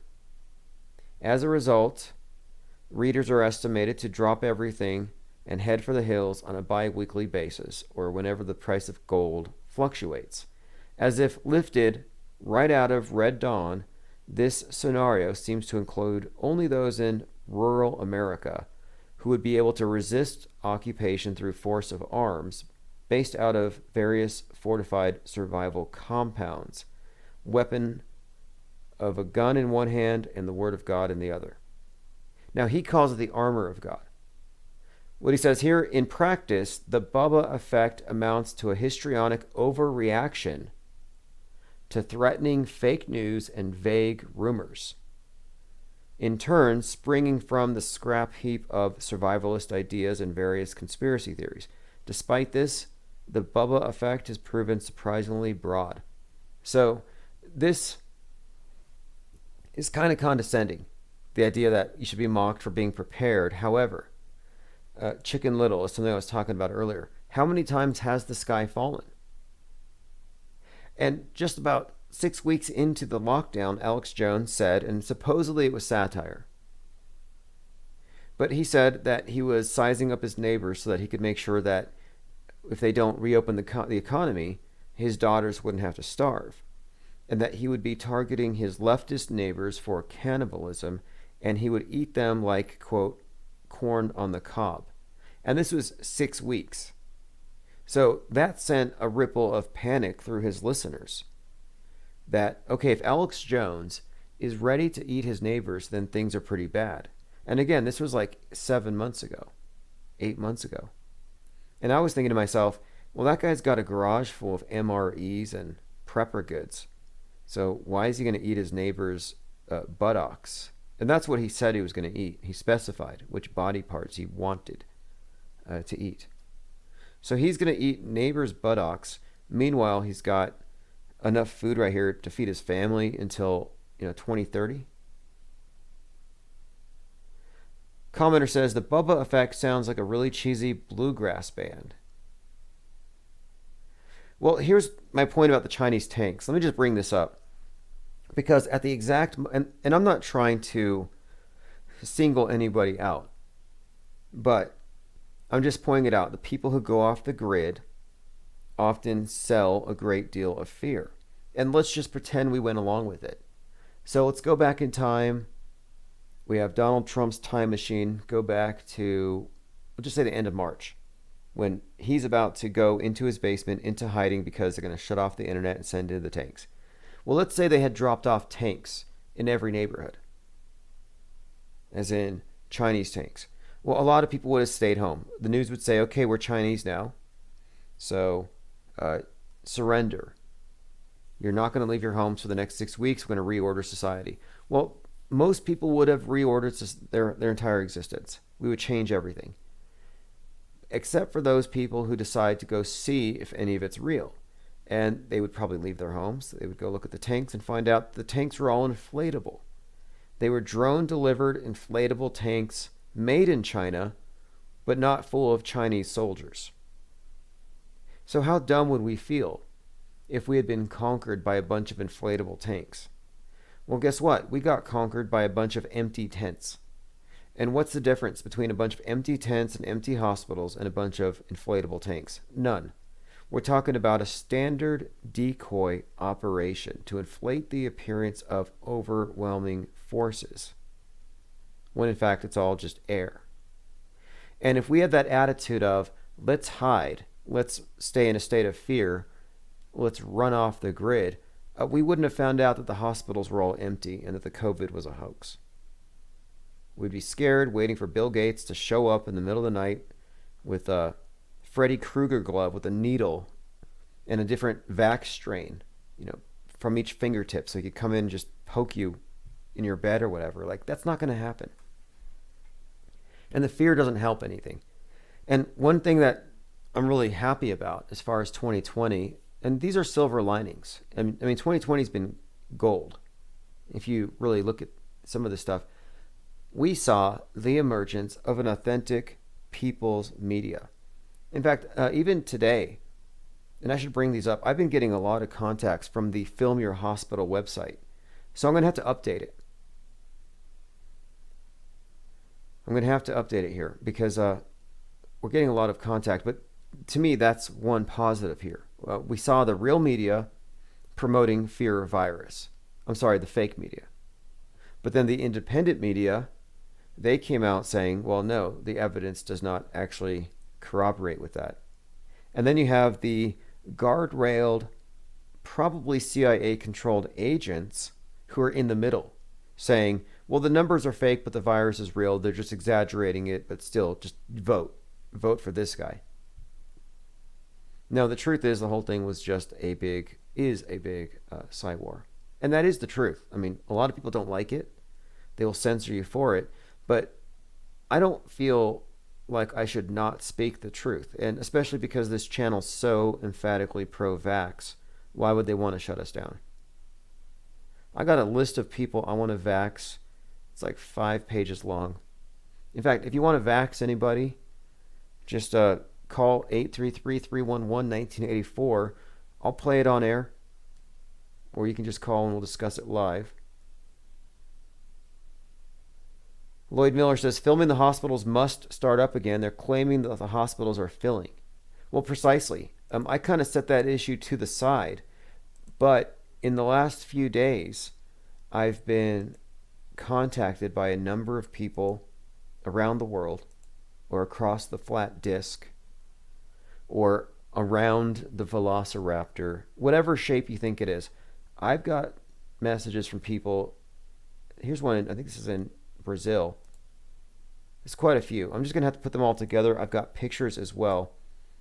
Maybe this is why they shut my channel down. We're starting to talk about this again. Okay, well, I'll get to the empty hospitals. I want to update the website first because there's, the website gets a decent amount of traffic. It's filmyourhospital.com. But let me go ahead and play a message I didn't get to yesterday. And I believe this one is from Zareth, the alchemist. And it pertains to the topic of the semicolons, the reptoids. Hey, Tim. It's me, Z. If you'd like, at some point, I'll tell you the story about the girl shapeshifting into a reptile in front of me and then the aftermath. That's a really good story. It happened about 20 years ago, but I had to tell that story to somebody the other day. And because he was privy to their presence, our presence, really. It's a vibrational thing. All right, yeah. You know what? I'm going to definitely text him, and I'll just have him explain it over a phone call. 'Cause there's a few questions I want to ask before we go any further into it. I think we got into the topic because we were suggesting, or I brought up, that maybe the alien overlords are disgusted by the human face, so we have to cover it up. Someone else suggested maybe it's because the reptoids, sometimes they shift. They want to make sure that if their forked tongue flickers out and it whips a fly or something, you don't see it, so they got the mask. Commenter says, I overheard a conversation with a woman talking about how amazing the news of the vaccine is. She said, unfortunately, it would need to go to the first responders first. Okay, one more thing for vaxophobes. Let's just say you're a vaxophobic. And I'm not. For all we know, I might be vax damaged. I received many vaccines in my life. But for all you vaxophobes, let's say that it does indeed contain nanobots that will seize your pineal gland, turn it into an antenna for some demonic entity to take over, or whatever you think it's going to be, or just instant death or sterilization. Whatever they're going to do to you, it's going to happen to first responders, military, media, and true believers first. And you have to think too, most of the people believe it's real, and they will probably kill you to get that vax. They really will. So if there's a limited supply, it's going to be a status symbol. They're going to flaunt it. And I actually think that what we're looking at is going to be incredibly divisive to have the vaxxed and the unvaxxed. I think it's going to be a rift akin to Protestant and Catholic. I think this is a counter-reformation. And the people who don't buy the big lies are obviously the ones who don't want the Holy Sacrament. It's easy to identify you.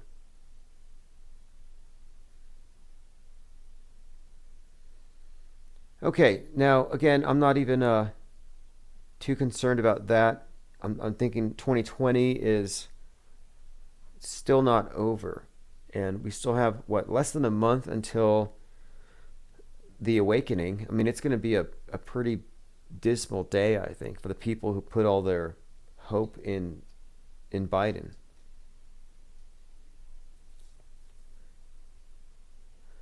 Comment says, I don't like calling people NPCs. Well, when I call people NPCs, and I don't usually, but non-playing characters, we're talking about extras on the world stage.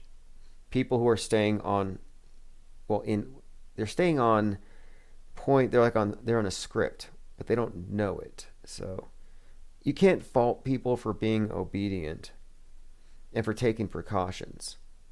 But it is kind of ridiculous how they're conflating mask refusal with a whole lot of other things. Like I said earlier today with the term conspiracist. I'd rather be called a tinfoil nutter or a conspiracy theorist than a conspiracist.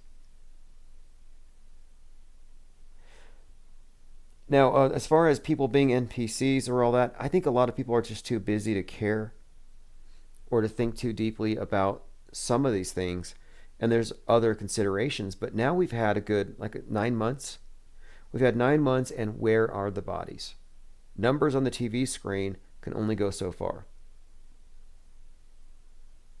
Marvey says, WHO, NHS says nobody is educated. Right. We're not properly educated. We're speaking out of ignorance or hatred or whatever else they come up with, but they never address the facts. And it's the same weak arguments they've used for decades against the 3% of scientists who don't believe in global warming, because it is alleged that 97% believe it's true. And apparently if 97% believe it's true, not because facts. So science isn't really fact-based today. It's belief-based, which technically makes your scientists wizards because they're controlling reality. And if they get a great enough consensus, they actually make it so. So if we could just get 97% of the scientists to agree that the world's flat, the world will actually flatten out, by this way of thinking.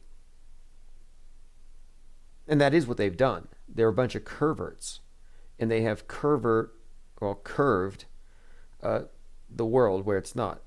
They really have. They've bent everything. It's all a distortion. We live on the wrong side of the funhouse mirror. Well, not we. There's at least, how many people are listening now? Okay, there's at least 100 people here who are on the correct side. So we're in Realville. I'm one of its mayors. And the rest of them are in TV land. The Truman Show. Okay, let's see. Let me go ahead and go through my comments. Oh, this is what I wanted to play. Give you a link to. We have a new main YouTube channel. So it's not a new YouTube channel. It's a new main YouTube channel. Like I said, this thing's a hydra. They chop off one head. And it's worse. They're better off leaving me alone. Because what happens is they shut the channel down. I tend to retaliate. I wasn't going to live stream tonight, but this is my way of getting back. I put an extra 3 hours of work into the animation and decided to go ahead and make sure they know that we have an ongoing presence that really isn't going to go silent. By the way, you'll never miss anything if you're on Spotify. If anybody here is on Spotify or iTunes, you will always get the updates there. SoundCloud, I highly recommend SoundCloud because SoundCloud has the ability to play as just the audio file, but if you download it, it's an MP4, and I always make them available for downloads. They don't let you start a new channel. You have to sign an agreement that you won't. I think when I lost my first channel, they said, you can't come back. So I've been 86 times now as of November the 17th, 2020. I sued YouTube in 2018. They did change their strike policy as a result. They've hated me ever since, I think. But there's nothing they can do about it. I know that I'm banned. I spent so much time in Facebook prison, more time in Facebook prison than not. Most of my friends from Facebook are actually people I met in Facebook prison. We never actually had accounts together. It's like we meet in other platforms. But no, we are persona non grata.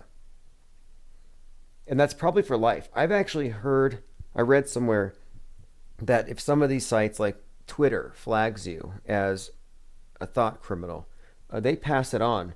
So Jack Dorsey is like, hey, you know Infinite Plane Society? And Zuckerberg's like, yeah, we know him. Yeah, ban him. And then they contact LinkedIn. And they contact Gmail and MailChimp. Like they go to their Mason meetings and they have like a slideshow and they put the names and the dossiers, the files up of whoever is blackballed. So yeah, I've been blackballed from the internet.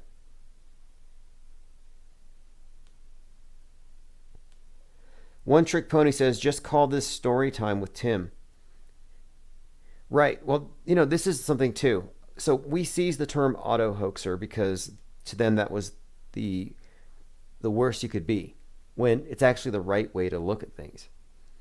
Well, another thing they've been attacking is the idea that you would be entertained by conspiracy theories. Like you shouldn't be entertained by conspiracy theories. And I'm like, wait, what about fiction? And this is the key here. They want to control all of the content that you absorb, especially fiction. And one area they don't control is a lot of the creative reinterpretations of reality that you encounter when you surround yourself with conspiracists or free thinkers, whatever you want to call them. So I think what they've been trying to do here is shame conspiracy theorists and really attack the idea, oh, it's just conspiratainment. Well, if it's just entertainment, leave it alone. But no, it's conspiratainment, so it's bad. So I saw where they were going with this. So what I did was I thought, okay, well, let's take that word over as well. So conspiratained.com will take you to a page where you can sign up. If you're already on my email lists, this will be redundant. It won't sign you up twice. But I have a book on the topic, which is essentially my thoughts on free speech, free minds, and how to keep it that way, and why we need to protect our right to be wrong, to be factually wrong about everything. Like, I might just decide that I believe that the world is, in fact, a pancake-shaped plane on the back of 4 elephants who are astride a tortoise, who's on top of a tortoise, and then it goes down infinitely. Like, does that have to be censored, or am I not allowed to be, am I allowed to be right? Or another example, Roseanne Barr is convinced that Donald Trump is a woman. Now, is that comedy? Is it mental illness? Is she factually wrong? Is she right, but it's politically incorrect and we can't talk about this right now? No, they want it off the table. Borderline content. Push it over the edge. So, Lloyd Miller, great point. They put out conspiratainment all the time.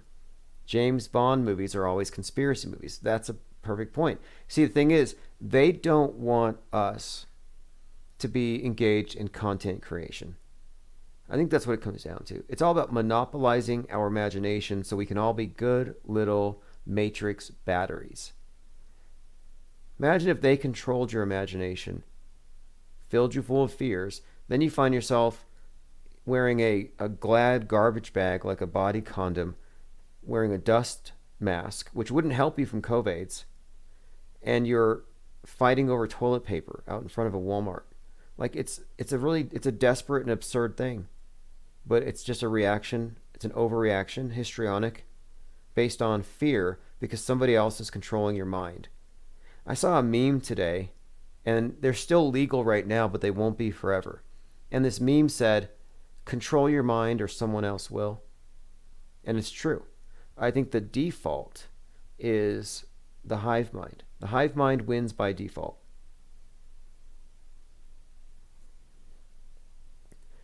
All right. I'm going through your comments to see what else we've come across. Lloyd Miller says that would be religious freedom. Right. Hey, do you remember back in, it's like 2008 or something, when the anonymous masks first became popular? It was this thing called Project Chanology. You know, like 4chan? And this was all about stealing the private information of Scientology, as in their secret rituals, and publishing them on the internet. So, Anonymous, this group, they put on the mask, they went out and they protested against Scientology, and they released all that information. And at the time, I was somewhat critical of them because I thought, if they want to believe in intergalactic warlords and C-140s full of souls being deposited into volcanoes, let them. You know, or if you're a Mormon, you know, or a Christian, whatever your religion is, if you have a different concept of the afterlife and the before life, you know, have at it.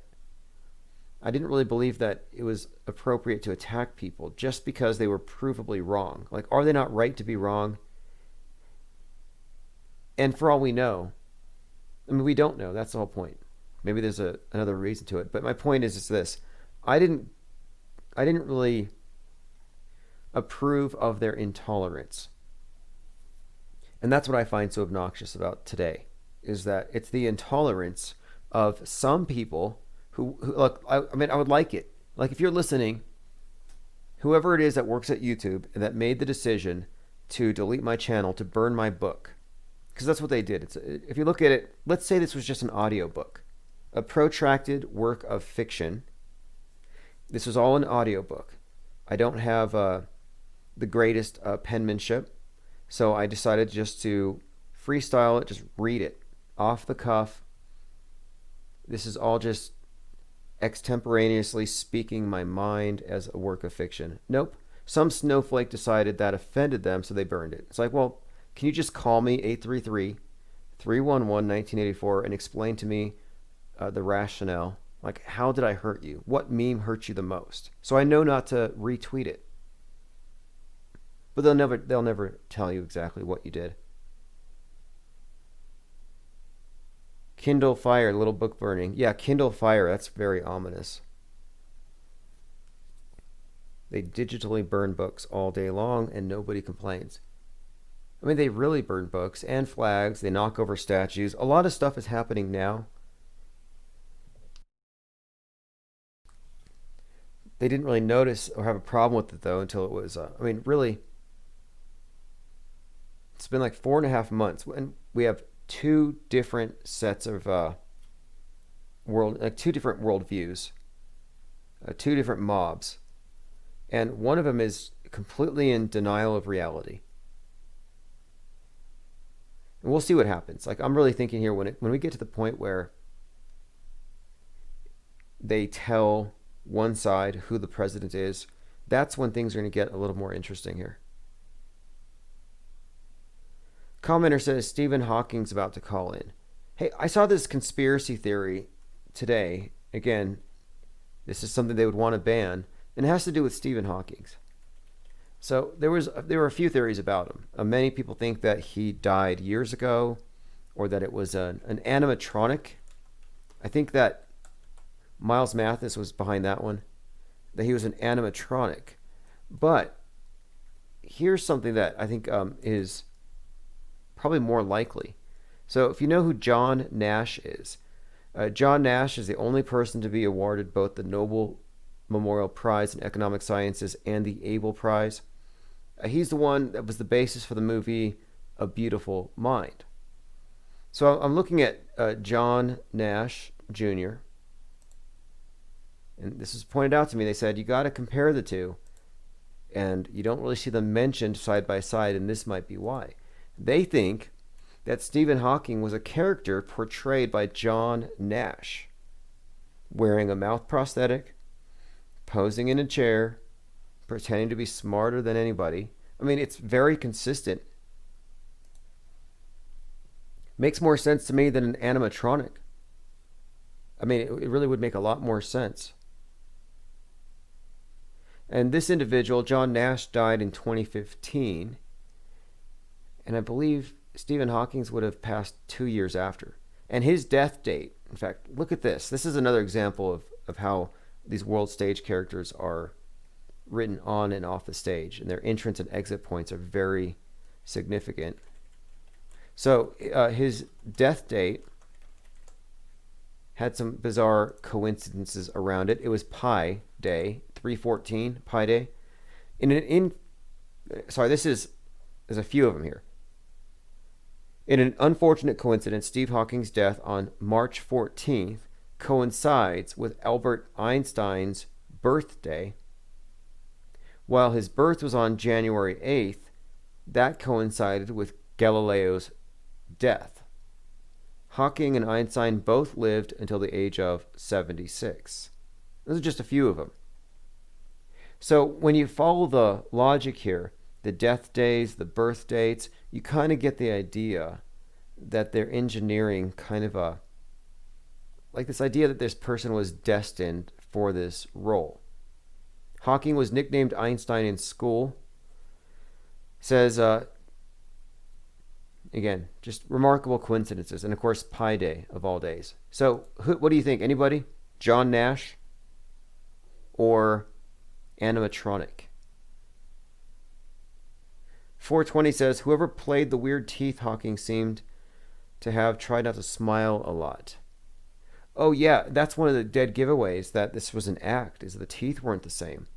The haircut, look, there were a number of problems, continuity problems with the Stephen Hawking character. So I'm looking closely at John Nash, and it kind of makes sense, but I'm going to have to do some Photoshop. If anyone wants to look at that for me. Who is John Nash? He's an award-winning mathematician, but he was the subject of a movie called A Beautiful Mind, which starred Russell Crowe. And it was about a genius mathematician who was so smart that he saw numbers everywhere, like Matrix style, like Neo in the Matrix. And that he was so smart he went crazy, is kind of the thinking here. That he became paranoid. He thought he was communicating with the government. It's called A Beautiful Mind. Now, the person it's based on, John Nash, this supposed schizophrenic, I don't know. I haven't looked too much into him, but I'm starting to. Yeah, it is believed that he may have played the role of Stephen Hawking, which would be a scandal if true. I mean, think about that. Faking a condition, I mean, it's pretty low. But not too low for the PSYOP entertainment complex, which is constantly portraying atrocities for the purpose of exploiting people emotionally and financially. Like, isn't it fascinating how they can fake kill people, and then people with actual empathy will donate blood and actually cry? So they fake it and they get actual blood and tears, like the next day. But they get it regardless. Okay, there's one thing, I don't think it's all that impressive, but apparently an asteroid the size of a truck almost destroyed the Earth last week. So it kind of like passed right over our heads. Listen to this. An asteroid the size of a Ford F-150 flew less than 300 miles away from the Earth last week, setting a record for the closest known asteroid to fly past without hitting it. So what are the odds that a year after doing drills for falling rocks with FEMA and NASA, that they actually have these NEOs, these near-Earth objects, just suddenly coming by, and that this is the biggest one ever? Since what, the dinosaurs? Since that rock came down and hit the disk and flipped it and caused the dinosaurs to shoot off into space? So it was discovered by the Asteroid Terrestrial Impact Last Alert System, run by NASA, so we know we can trust it. It was a $69 million contract. This is unbelievable. That they just gave to Elon Musk for an asteroid deflection system called DART. So Jim Bridenstine is the chief of NASA right now, and he has suggested, one, that our biggest threat is actually space rocks. That it's not COVID, it's not climate change. But two, they've done these studies, these surveys now, and they're asking people, would you rather go to Mars or would you rather safeguard Earth? And people are saying that, and this is like 3-1, they would rather have air defense set up everywhere, but it would be global. And it would be space defense. So instead of air defense artillery where you shoot down incoming missiles, now they're going to have stations set up all around the world to shoot space rocks down. So it does require global cooperation. But they're, again, diminishing expectations. Like, well, maybe it's better that we stay here and protect you from falling rocks before we try to go to Mars.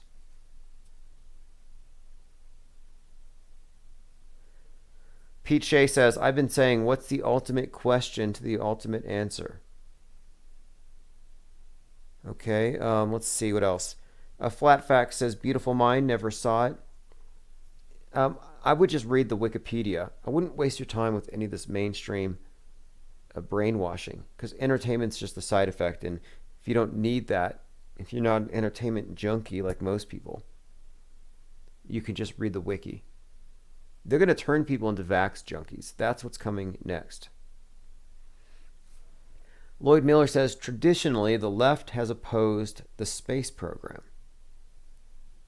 It's because they oppose progress. And the idea of the space program used to be married to capitalism. It used to be, hey, look, we're giving the money to this governmental program, but look, now you get Nikes, now you have shatterproof glass, wireless technology, wireless tools. So they're able to kind of make the argument that this is good for everybody, and that it kind of connects to this idea of progress, as in technological progress, which goes against the left, who are actually against technological progress. That's why they want you to live in shanty towns. That's why they want to get rid of your carbon footprint, stop you from breathing so much. But they are so smart, the long march through the institutions, they're so subversive, they knew they had to hijack that institution that had America as a leader and a winner, and they had to tear it down and repurpose it. So they repurposed NASA really just for save the whales, environmentalism, global warming mitigation. And they totally turned it into another stalking horse for the communist agenda. Oh, did any of you guys see the astronauts leaving the Dragon capsule and going into the space station? What a joke. No social distancing, no masks, and it was a hug fest. I mean, 6 adults hugging each other, one after another. It was like, I'm not really quite sure the emotion, but they were hugging, high-fiving, smiling. It was like, it was almost too much. It was too phony. Like they were fake smiles and everything. It's for the camera, I guess. But anyway, I was just kind of annoyed that they weren't social distancing and they don't have any masks on. I mean, didn't Elon Musk just come down with COVID? I know he took 4 tests. He seems to think that if you stop after taking a negative, you're good. And so he took 4 tests because first he got a positive, so he took another one, he got a negative, took another one, got a positive, took another one, he got a negative. Commenter says, you'll own nothing and be happy. That's the Great Reset meme. Well, if you remember back when 3/11 started, I said, this is 9/11 all over again, but it's the biosecurity state, and now you're going to have to be patted down, not for bombs, but for viruses. And that they're probably going to get to the point where it's just inconvenient for you to have physical property. Why would you need keys? Keys have germs. Why do you need a physical phone? It's got COVID. And they're coercing people out of property. I think that's one of the primary agendas here. And it's working. Private property, land, air. Like, they don't even want you to have ownership. You don't own the air in your lungs. And they've been pretty naked and open about their agenda, if you ask me. They've been pretty nice about it. They wrote it in stone, the Georgia Guidestones. But the idea that you'll own nothing and be happy, the idea of, it's like, that's again, it's this rejection of modernity. Property is sin. The idea of recycling, things that aren't sustainable. It's all just to get us to buy into this worldview that is very misanthropic. All right, thanks for joining. This is AF Chief Crow acoustic version. Subscribe below, get on the newsletter. Have a great evening. I'm gonna play a song for you called Space is Fake AF, and we'll have a guest appearance by the Tractor in reverse in the background, and we'll have Waves of the Ocean done by big trucks and bigger trucks, GMC 4x4, 2x4, and a 5x8.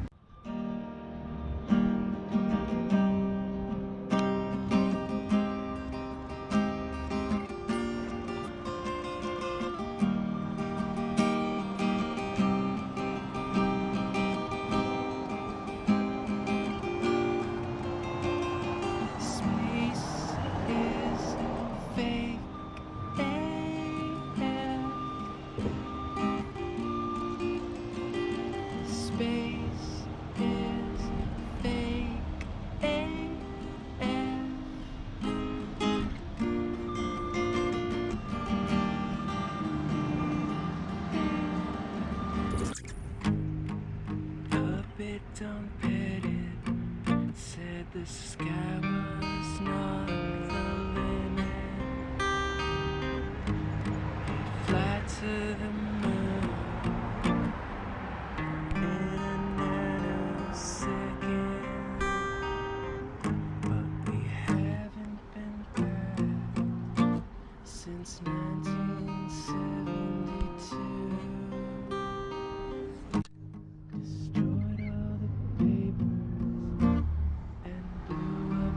Challenger crew, except for the twinsies.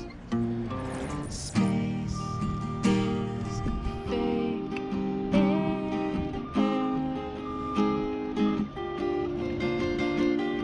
Space is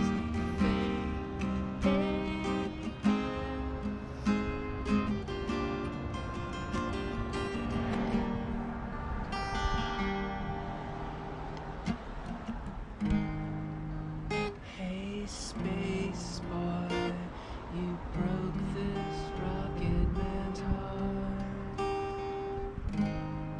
Where are the stars? Is it bright or is it dark? The vacuum of space, oh, the tomfoolery.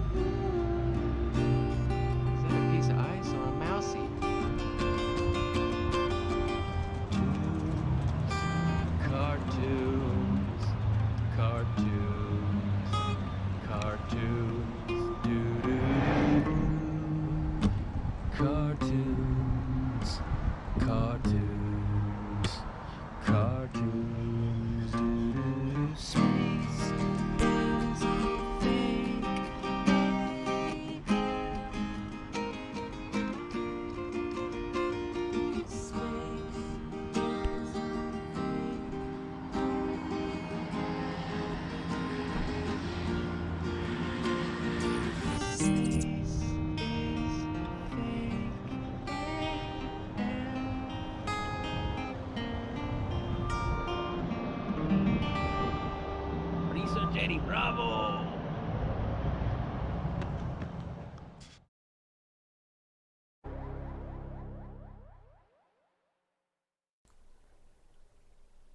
Okay, thanks for hanging out here. See you all in the chat. Yes, my channel just got nuked. It was the one that was just approaching 2,000 subscribers. So I'm posting this video on my other platforms to let everybody know where to go to. Flat Fact says, IPS channel deleted again. Smoke coming out of my ears. If you don't like his content, commentary, or opinions, go away. Yeah, exactly.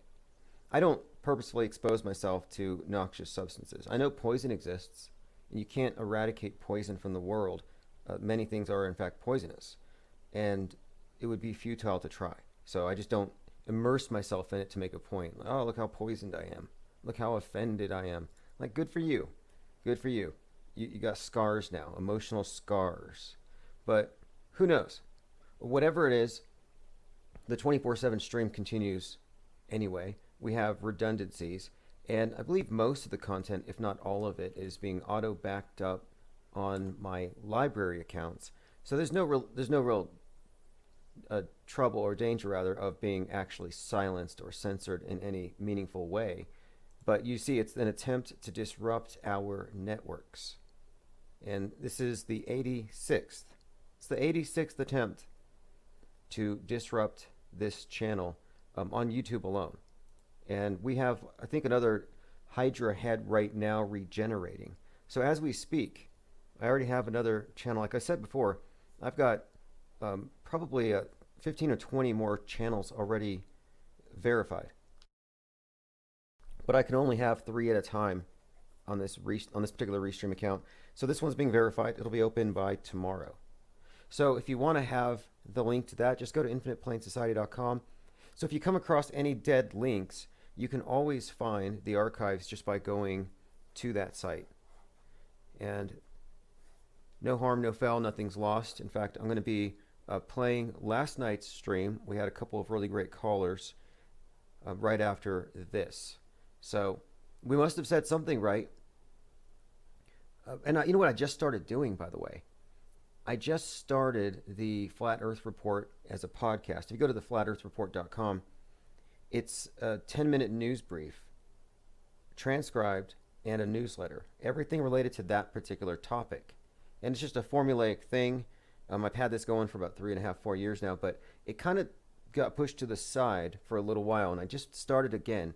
And I've been inundated with globe trolls who are basically church ladies. You know, they're like, oh, you're turning my cross upside down. Whenever you talk about their globe and you call it flat, it's blasphemy. They clutch their pearls. They fall on the ground. They go into convulsions.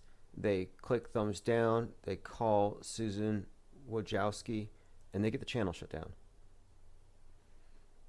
So anyway, if you've missed it, the Flat Earth Report, in fact, since we're here, let me go ahead and go through the news today. News from the edge of reality, or news from the edge of acceptable discourse, beyond the borderline. You know, you can't even see the edge from where they are. Everyone's faced towards the middle, towards a big black cube they all worship. Ela é muito mansinha.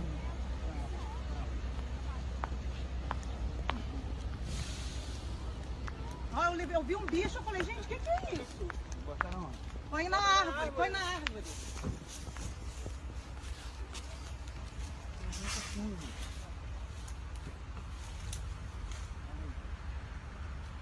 Ela é muito mansinha, mas se alguém não vê, e eu com medo, eu falei, vou mandar pra todo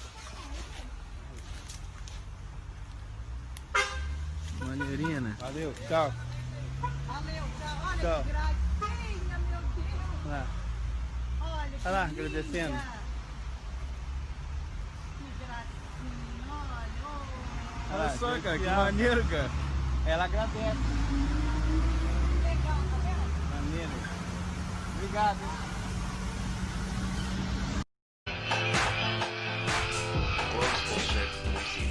All right, thanks for joining. Today is November the 20th, 2020. One of the best years ever for a lot of reasons. Let's see, phones are open, 833-311-1984. I don't believe I have any voicemails waiting. Let me just go ahead and check. Again, it's 24/7. You can leave messages. I will replay them, or I'll play them live, if you want us to play them live. Some people specify otherwise. And I do have a couple of messages, I believe. Anyway, we have a few things to catch up on. Cannibalism. Cannibalism is a thing. Also, I want to say one thing. I don't believe that we're being censored when they shut down YouTube channels. It's basically we're not adhering to their communist rules. I don't call that censorship. What I would call that is, well, breaking the rules. But we don't like the rules, so it's sort of a protest. So at no point would I consider people who are being pushed off of these big channels actually facing real censorship. I think it's very easy to claim that, but it's a pretty tall claim. And I kind of don't agree with the idea of running to other platforms and hiding, because that's sort of the same thing as being conquered. Anyway, we're not going anywhere. I did add a couple more YouTube channels, so we're still on YouTube and everywhere else. And I think they actually killed Nightbot when they took out that channel. So if you hated that bot, I couldn't figure out how to restrain it, so I think they did us a favor. Anyway, I have a spoiler alert. Soylent Green is people. Let me play this clip. I promise. I'll tell it soon. You tell everybody. Listen to me, Hatcher. You gotta tell them Silent Green is people! We gotta stop them somehow!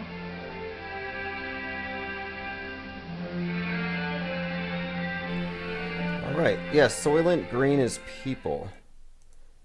And that's not just a spoiler for the movie, it's a spoiler for possibly 2020. So there's a company actually doing this. They're called Ouroboros. And they say that science approves cannibalism. So it's just another new normal development. The Ouroboros steak, named after the ancient Egyptian snake that eats itself, can be grown from cells scraped from the inside of your cheek. Or it can be fed serum from old donated blood. So if you don't know what to do with that bag of blood you haven't found a recipient for, well, you can eat it. While the steak is currently just a prototype and designed as a thought-provoking work of art, it is a real piece of meat grown from human cells. When I first saw this, I thought it was like something being sold out of the back of a Planned Parenthood. It looked like fetuses, but no, this is human steak grown from, of course, a cheek swab. And it's a really interesting development because about a month ago, I was talking about 3D printed steaks in space, which are a thing. And how it works is they take a bovine cell, they put it in a 3D printer, and they print out beef jerky. And so I was talking to an anti-speciesist, a vegan, someone who's kind of extreme in his views, but he's really big on the shaming people who eat animals and stuff. So I asked him, I said, well, when we go to Mars, they're not taking cows, but they may take 3D printers. Are you okay with them taking bovine cells and printing out a steak? Even though they're not technically killing one or farming it, they don't exactly have its permission to put its cells into a 3D meat printer. And that's the whole idea, consent. So he agreed with me that it would not be appropriate to have 3D printed cow steaks on Mars. However, if there are humans willing to swab their own cheeks, he was fine with human steak on Mars. So it just took me a while to get there. But I have a feeling that most vegans, not most, I shouldn't say that, but many of them would probably agree with the premise that cannibalism can be justified before eating cows in such a situation. Commenter says, IPS has been busy nonstop. Oh yes, for the last few days actually, we've been working on a pilot for what should be a weekly cartoon. I'm not going to really divulge any spoilers, but if you're familiar with our memes and with the types of content we produce, the types of bannable content that just got my 86th YouTube channel 86th, then you might know what to expect. If you're a troll flake or a church lady, have your box of Kleenex at your side. And we're going to stream it live here as a premiere on Thanksgiving. So this Thanksgiving, it'll be on this channel. Again, we'll give you all the information at that time. Anyway, I want to go on to talk about these human morsels, lab-grown meat. It says they've usually relied upon fetal bovine serum, or FBS, a protein-rich growth liquid for cell cultures. This time they're talking about, well, taking it from humans. Science says it's not cannibalism, so the masses will be cool with it. And if science says, people will go with it. So I don't think there's anything to stop it. Like McDonald's could go that route, and people would probably go with it. Okay, this is where the news is at. I just cropped this story. This is from New York Post. Justin Herbert looks completely different after a haircut. That's the headline. Hair today, gone tomorrow.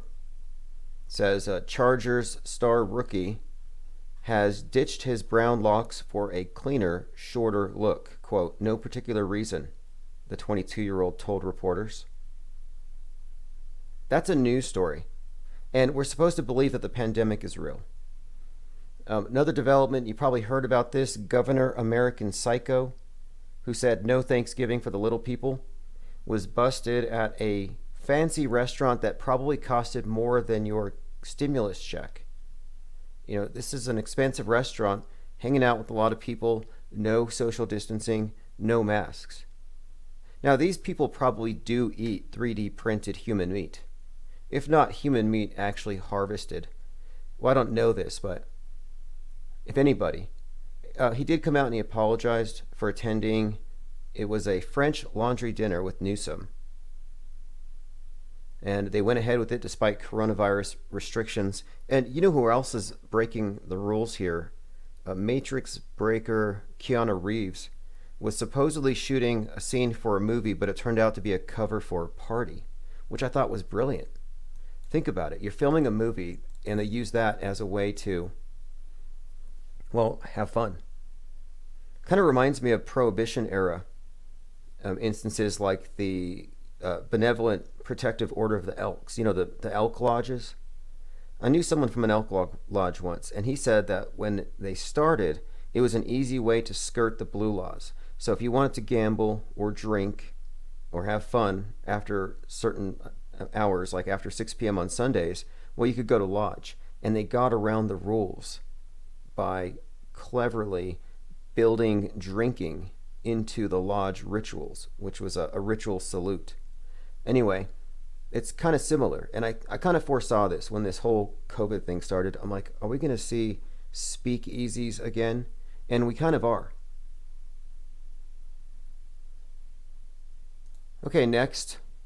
Science is magic. This is an Illuminati playing card. Sufficiently developed technology. Says any sufficiently advanced technology is indistinguishable from magic. Arthur C. Clarke. Arthur C. Clarke is an important science fiction figure to think about or to research if you're looking at this metascript concept. I mean, it's just kind of peculiar how all of the well-known science fiction writers are also prophets. Like, as far as prophets go, they have better scores than biblical prophets if you look at these sci-fi writers. And there's a reason why. There's a reason why you can watch Netflix and know what's going to go on the news next. Commenter says, my dad was an elk, haha, whatever they call it. Oh, sure. Just like on the Flintstones, the Moose Club. I think that's about all it is. From what I understand, I think they have the similar initiations, but it's less sinister, probably more about getting around the rules. But we're at the point where, you know, Thanksgiving dinner, you know, you can have 6 people over, or you can hold a funeral for the turkey and then have your whole family over. I think they extend it to 20 for funerals. These rules are entirely arbitrary. That's why you can walk into a restaurant with a mask and you're fine, as long as you have your mask on. But it's okay to take it off if you're seated so you can eat. It's like, wait, the COVID isn't going to go over your head, is it? Like, should we be doing duck and cover drills for COVID? If somebody coughs, do we duck and cover? Because it doesn't make sense that if you're seated at a table, you can take your mask off. Anyway, people are becoming the pod people, and it's very disturbing to watch it emerge. I did see something that is highly suggestive of where things are going, and it has to do with space. So a space rock fell on someone, and apparently, I think he's, okay, a 33-year-old. And this hadn't happened since like 1956. Do you remember I talked about this last week? Last week I was making fun of space rock, saying that we haven't had one since like 1954 in Alabama, and I showed you the fake photos of the hole in the roof and the obvious like lipstick smeared on her hip, and they said, yeah, a meteor hit her. It was the fakest story ever. Let me go ahead and start with that. Let's go ahead and go to that. Okay, so because I think that they needed to update this story. Because do you know what a rarity this is? How just like unlikely of a thing it is? So a meteor hits an Alabama woman, and this was in 1954 on November the 30th. So she's in Oak Grove, and they call it the Hodges meteorite because a fragment of it went through her roof, bounced off a radio, and hit her on the hip. And this was a 4.5 billion year old meteorite. So you can find pictures of the Hodges meteor, and you can see the extraterrestrial bruiser, and it looks like they literally just smeared lipstick on her. That is not what it would look like if a space rock hit you on the hip. That is so fake, so phony. But it sufficed in 1954. And I was making fun of modern day space rock believers because they have to believe this stuff. Like, if you believe in the moon landing, you have to believe in this kooky stuff, and we don't have to. Well, I've been saying on Twitter for the last few days that if you think this is even remotely possible, why aren't you wearing a helmet? The same experts that say, put on your mask, are the ones saying that asteroids are more dangerous than anything. In fact, Jim Bridenstine, chief of NASA, said that the number one threat to the survival of the human race is no longer climate change. It's space rocks. It's not even COVID. So climate change, yeah, you're mitigating that. You're recycling your Coke cans and you're paying your carbon taxes. When it comes to COVID, you're wearing your masks. But if the biggest threat of all is a falling space rock, why aren't you wearing a helmet? So I'm starting to think here that it's not enough for a clear face shield or a mask. I'm starting to think that hard helmets, like just put on an exoskeleton. All the hive-minded former humans turning into insectoids. So anyway, this hasn't happened since 1954. I was making fun of them. And look what just happened 2 days ago. And I'm like pretty sure this is a joke. So rare meteorite worth $2 million crashes through a man's roof. Now this happened a couple days ago, right after we talked about this. An Indonesian man became astronomically rich after a meteorite worth $2 million smashed through the roof of his home. When I lifted it, the stone was still warm. Joshua Hutagulong told the news outlet the 33-year-old coffin maker was working next to his home when the pricey space rock shard crashed through his home's overhang. So a 33-year-old gets a $2 million precious gem from outer space, and you know what he's doing with it? He's starting a church. He said that his church was, something happened with his church, COVID shut it down, and so he's taking this as a sign from God. So it ties in the COVID thing, the space thing, the 33. I mean, to me, it's just another fake story. It was still warm. I mean, how come it didn't leave a crater? Nothing. But anyway, as I said, they must be listening to us because I believe that's the first time that we had a rock come down from space since 1954. And are they going to quarantine him? Because yes, it might have had space AIDS. COVIDs actually might be space AIDS. I've done a little bit of research on this. I remember when it was first brought up. So we had C19, COVID-19. Some had originally correlated it with the C19 comet, thinking that pieces of the comet raining down on the Earth. And I remember there was some video Marfugel put up that showed the comet getting hit with something, and it was insinuated it had broken up. That maybe that's what sprinkled COVID all over the globe. We got the spades. I mean, the whole world is assumed to be infected, and I still don't buy the narrative that it was some underheated bowl of bat soup and a counterfeit $20 bill that brought the world down. I don't buy it. These are just cover stories. But for the record, this channel is pro-vax. I see so many people being censored on Twitter for taking the wrong position on such an important matter. You don't think we ought to vax the billionaire philanthropists? You don't think we ought to vax the rabid left? I mean, really. Let's go ahead and give them double dosages if we have to. And I do think it would be appropriate to deny the vaxes to anyone who's ever spread misinformation, disinformation, conspiracy theories, or anyone who's ever forwarded a meme critical of the WHO. That's a lot of people not going to be admitted into the New Age. Now, I did see something, and I'm not alarmed by it, but I did see some army type, some general talking about, we're going to vax everybody in 24 hours. It's like, do you realize how impossible that is? In 24 hours, the military is going to vax everybody. Now, if vax is code for something else, yeah, you could do some things in 24 hours, but distributing something, no way. Here's an article that came out in July. This is by Patrick Fagan of The Critic. Face masks make you stupid and are a form of dehumanization. So this is back in July.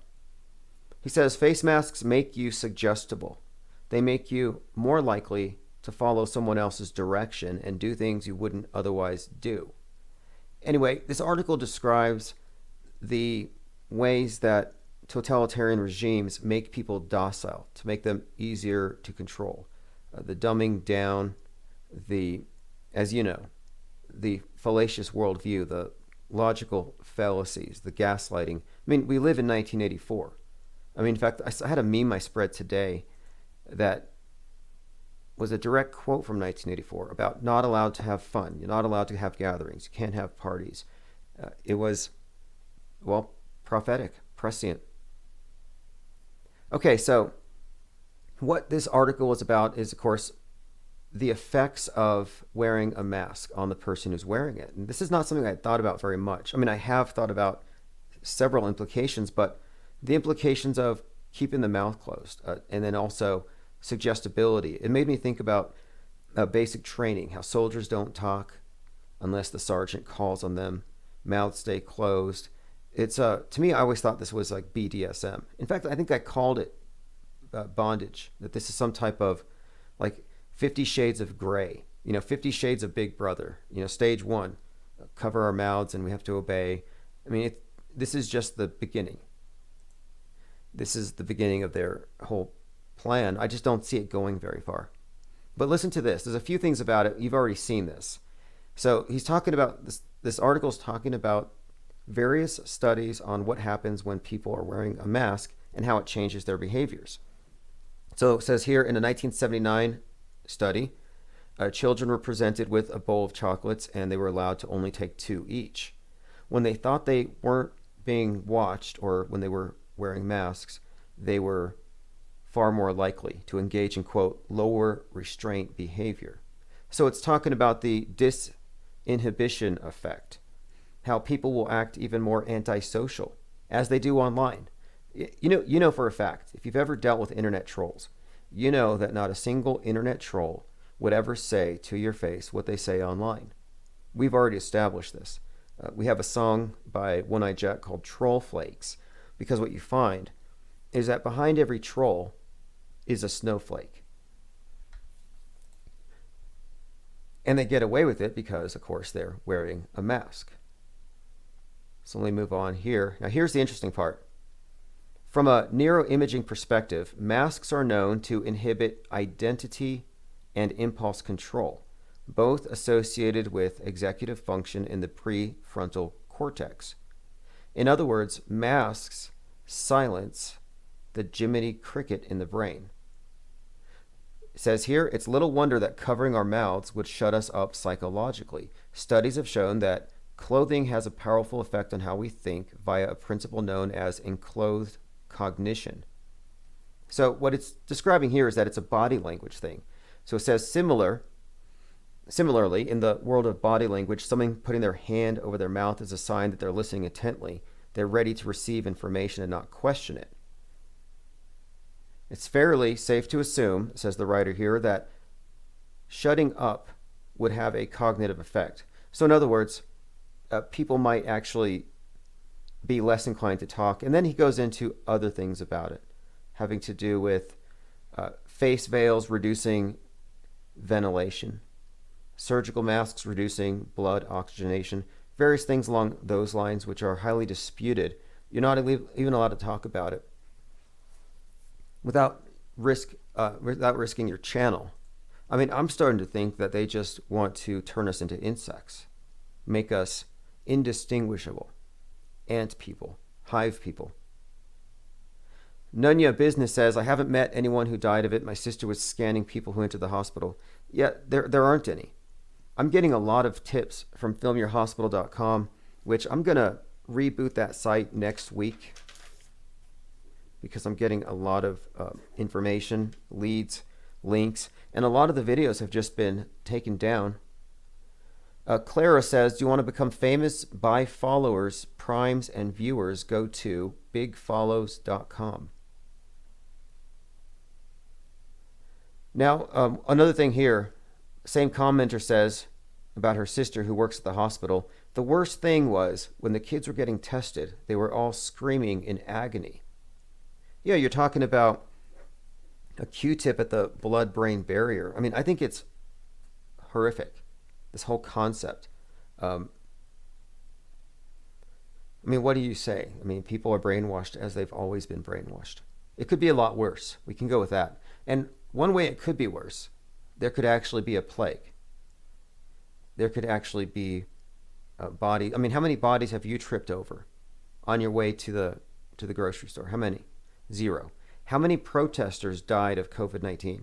You realize not one single BLM peaceful protester caught the Kung flu? Not one. How does that happen? Now, my best theory right now is tear gas cures corona, which would explain the discrepancies why left-wing rioters don't catch it, but peaceful right-wing, marchers do catch it.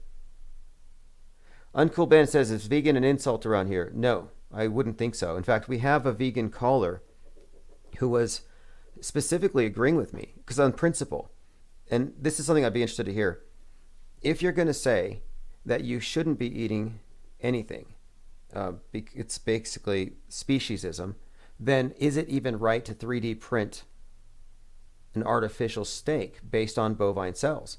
And I was saying no. I was saying if on principle you're rejecting this, then you could only take it from someone who consents, which would be a human. And he agreed with me that yes, cannibal, which again, it's kind of a strange argument, but I think it's worth bringing it up, especially because now we have scientists who are making the case for, well, cannibalism, even though it's sort of not. I mean, it's called Ouroboros. So let me bring this article back up. It says you can now eat human steak, and scientists insist it's not cannibalism. While the steak is just a prototype, and let me move on here. Okay, it says here, fetal bovine serum costs significant amount of money in the lives of animals. So even there, you're still dealing with the same issues. Although some lab-grown meat companies are claiming to have solved this problem, to our knowledge, no independent peer-reviewed scientific studies have validated these claims. As the lab-grown meat industry is developing rapidly, it's important to develop designs that expose the underlying constraints. The human-like mouthfuls of the Ouroboros project are created without the use of FBS, without causing harm to animals. And that's my point. So I think you could make, if you're of the opinion that speciesism is a thing and that is the future, then I don't think 3D printed steak from anything other than vegetable proteins or willing humans would be tenable. I think it would be kind of against the principle. None of your business says, I can see the second wave coming now. The first was a test run. That's what they said before. That's what they said before. They said, well, the empty tents are there to catch the second wave. And I'm like, wait, what do you mean second wave? Where is the first wave? I'm still waiting for number 1. Like, I'm still waiting for my COVID-19 update before I can take the COVID-20 vax or COVID-21 vax. I mean, to me, it's a nightmare in a way, but I don't think it's even possible. I don't think it's even possible that they could actually deliver all this stuff. I just think it's a ridiculous predicament that we're in. There are so many other things that are demonstrably worse for us that they're completely behind. But I think we all know what's really going on. I think ultimately you could just look at the radical environmentalists and the eco-fascist utopias that they have designed, and that's the real purpose here. COVID's a cover, and I think everybody knows. This Great Reset thing. Like, the Great Reset That was on the cover of Time magazine. I've seen it pretty much everywhere. But it's also been called a conspiracy. So they say you're a conspiracy theorist for your talk about this supposed great reset coming, and then we find them, the technocrats, in their own words, talking about this being a reset. The governor here talked about this being a reset.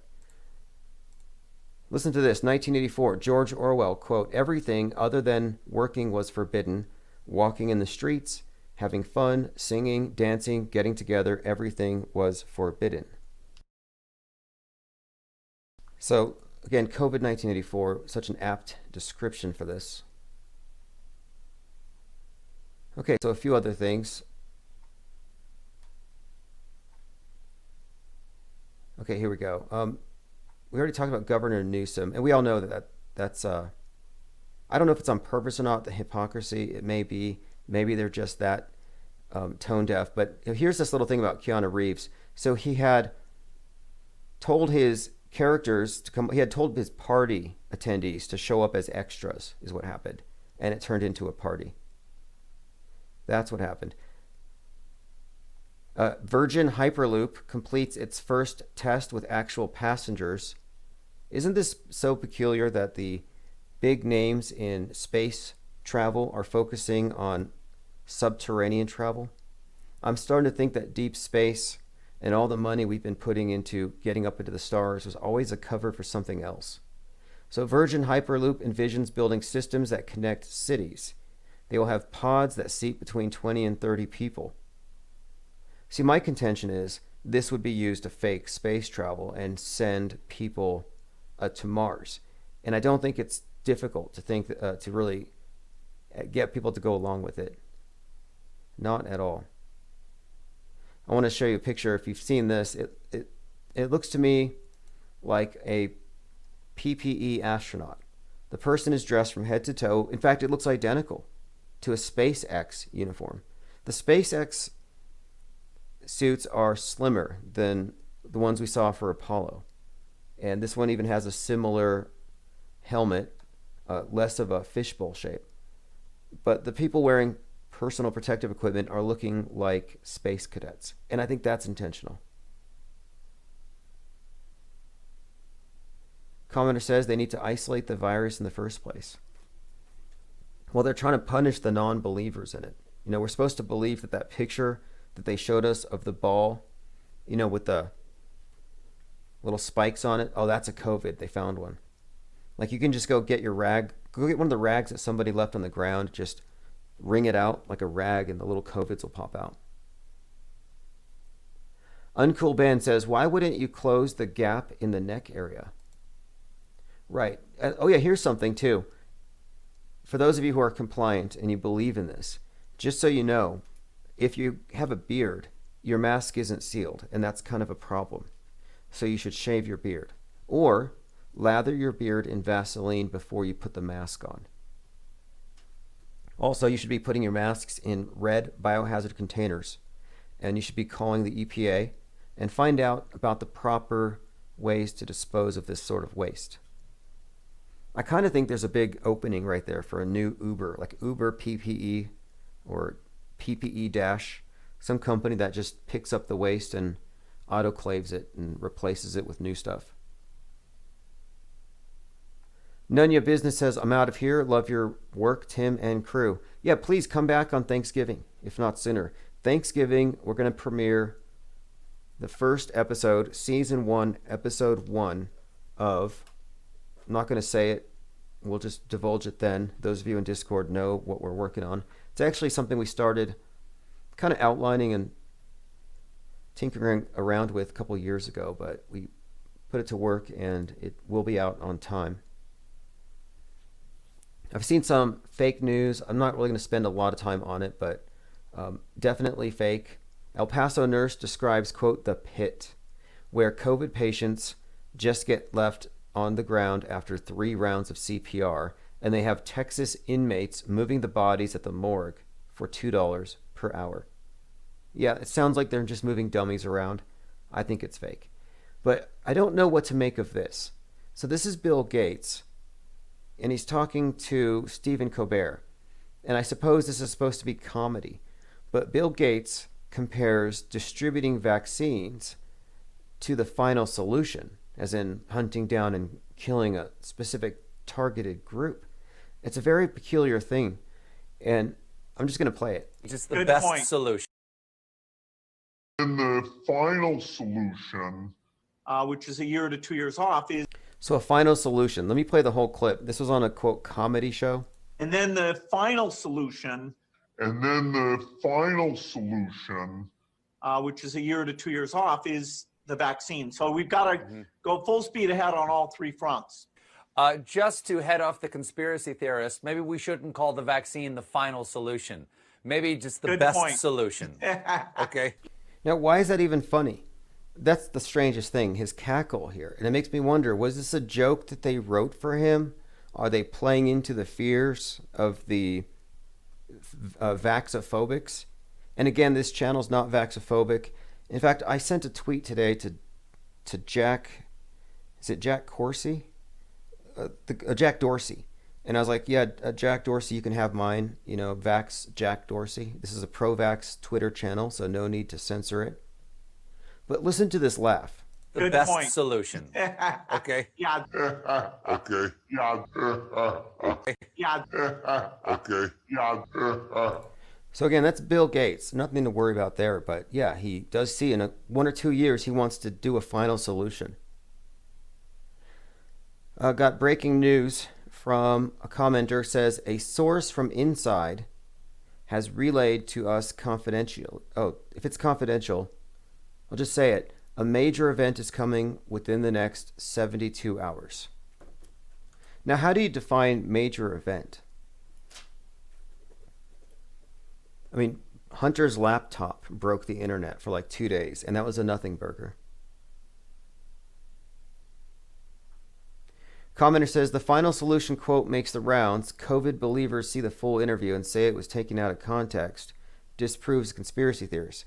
Well, the thing is this. There is no other context in which the phrase final solution means anything other than murdering a bunch of people in a targeted way. So it is kind of peculiar. Like, let's just say instead of final solution, he said, well, we'll just cremate everybody. Like, you wouldn't let him get a pass. Like, he pretty much said, he death threatened the human race. He did. All right, let us move on.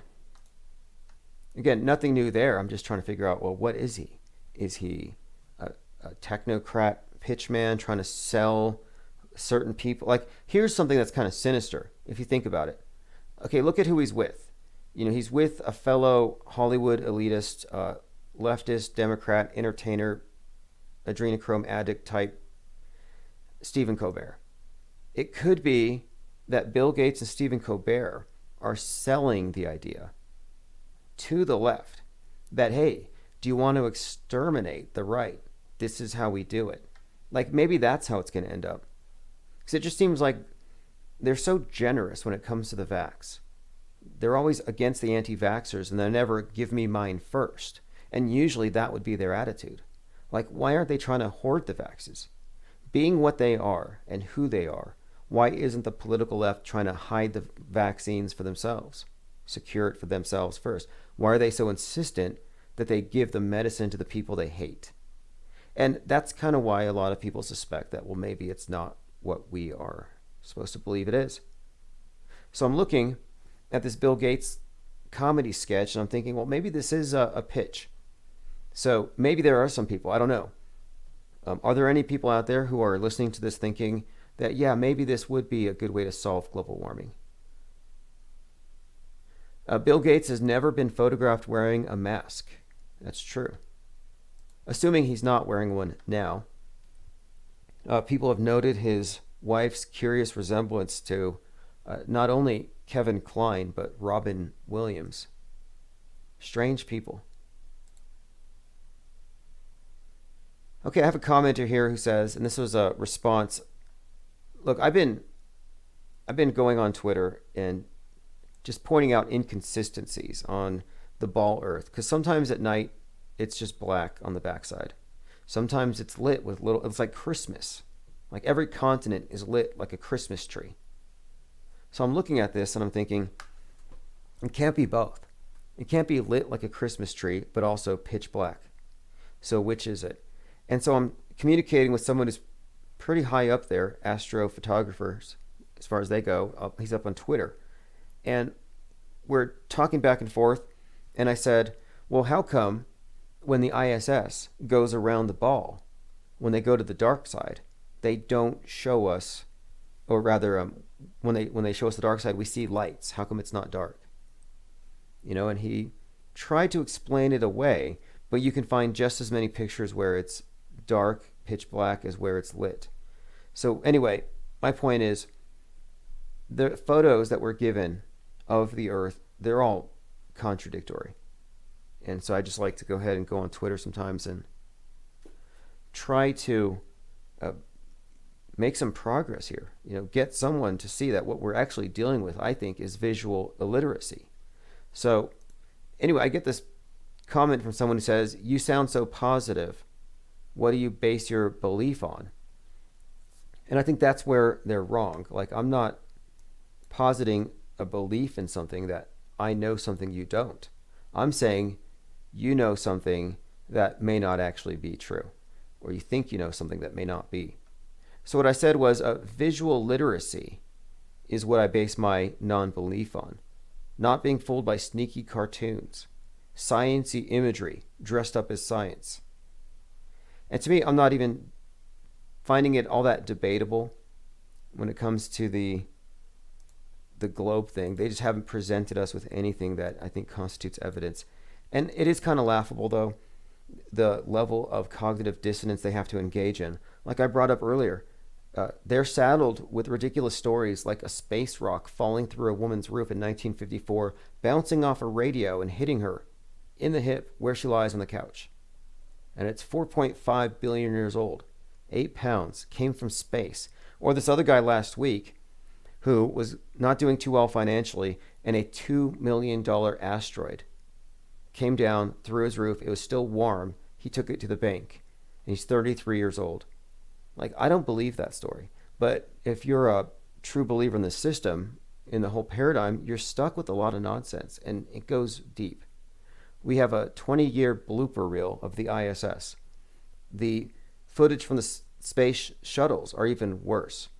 In fact, I was looking at the latest SpaceX NASA launch just the other day, and I did find harnesses, and there was a very bizarre little exchange where all of the astronauts started hugging each other, like a big group hug. Looked very, very fake. So I have an image here on the screen, top and bottom. Both images come from the same agencies. One is a depiction of what space looks like, with the 3,000 pieces of space junk, orbiting space junk, which also would include, I believe, Starlink satellites. They're putting 42,000 of those. I mean, there's going to be more orbiting routers than the total number of, well, near-Earth objects orbiting the world here very soon. But then you look at the picture below, where you have a couple of astronauts floating beside the space station, and as you look below, there's no space junk, none. So you're supposed to believe you can see Starlink satellites, you know, something the size of a cargo van from a couple hundred miles away, and it's bright like a star because it's reflecting the sun. But we have 20 years of footage of the ball from 250 miles up, and there's not one single shot of space junk. None. It's absurd. And I don't think that one can hold this position of intellectual superiority because they believe these ridiculous cartoons. And that is actually what it is.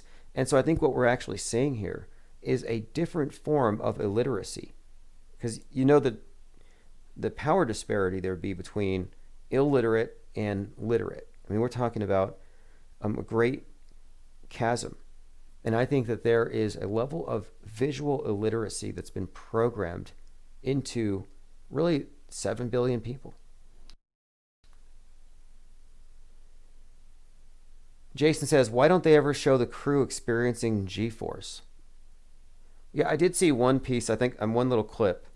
It was, I think of these as performance art pieces. So they did a tour of the ISS where a cosmonaut is playing around in the toilet, because that's what they do when they're on these tours. It's like this thing hasn't been washed in 20 years because they don't have running water. Anyway, he has a screw, and you can look this up if they haven't, I guess censored all the videos. They do pull these videos, so you have to be careful, but you can find them on Library and BitChute. Some of these ISS debunks. Well, there's one where a cosmonaut drops a screw on the space station. Well, as you know, if you drop anything, it's supposed to float magically around in front of you. Well, this thing fell to the floor, and you heard the metal hit the floor. You heard it bounce and bounce and bounce. In other words, it had some gravity inside of it or something. That right there was a debunk. Then we heard the director. And this was just a couple weeks ago. On a recent ISS video, we actually heard the director, there shouldn't even be a director in the thing. So, no, they've blown their cover so many times, but I think they're counting on numbers, numerical superiority. More people not in the know. And that's one of the things, too, is that you've got numbers on their side, and you're dealing with people who believe in consensus-based science. Finbar says, why don't they show the docking of a shuttle to the ISS, i.e. the ship that brings the supplies? Well, they do. That's what they're doing, is they're sending up these resupply modules from SpaceX. They're sending supplies up. Tons and tons of science is what they say. Oh, we're sending up some science. We got 350 pounds of science. It's like, what is it? Test tubes and microscopes? Like, it's always so vague.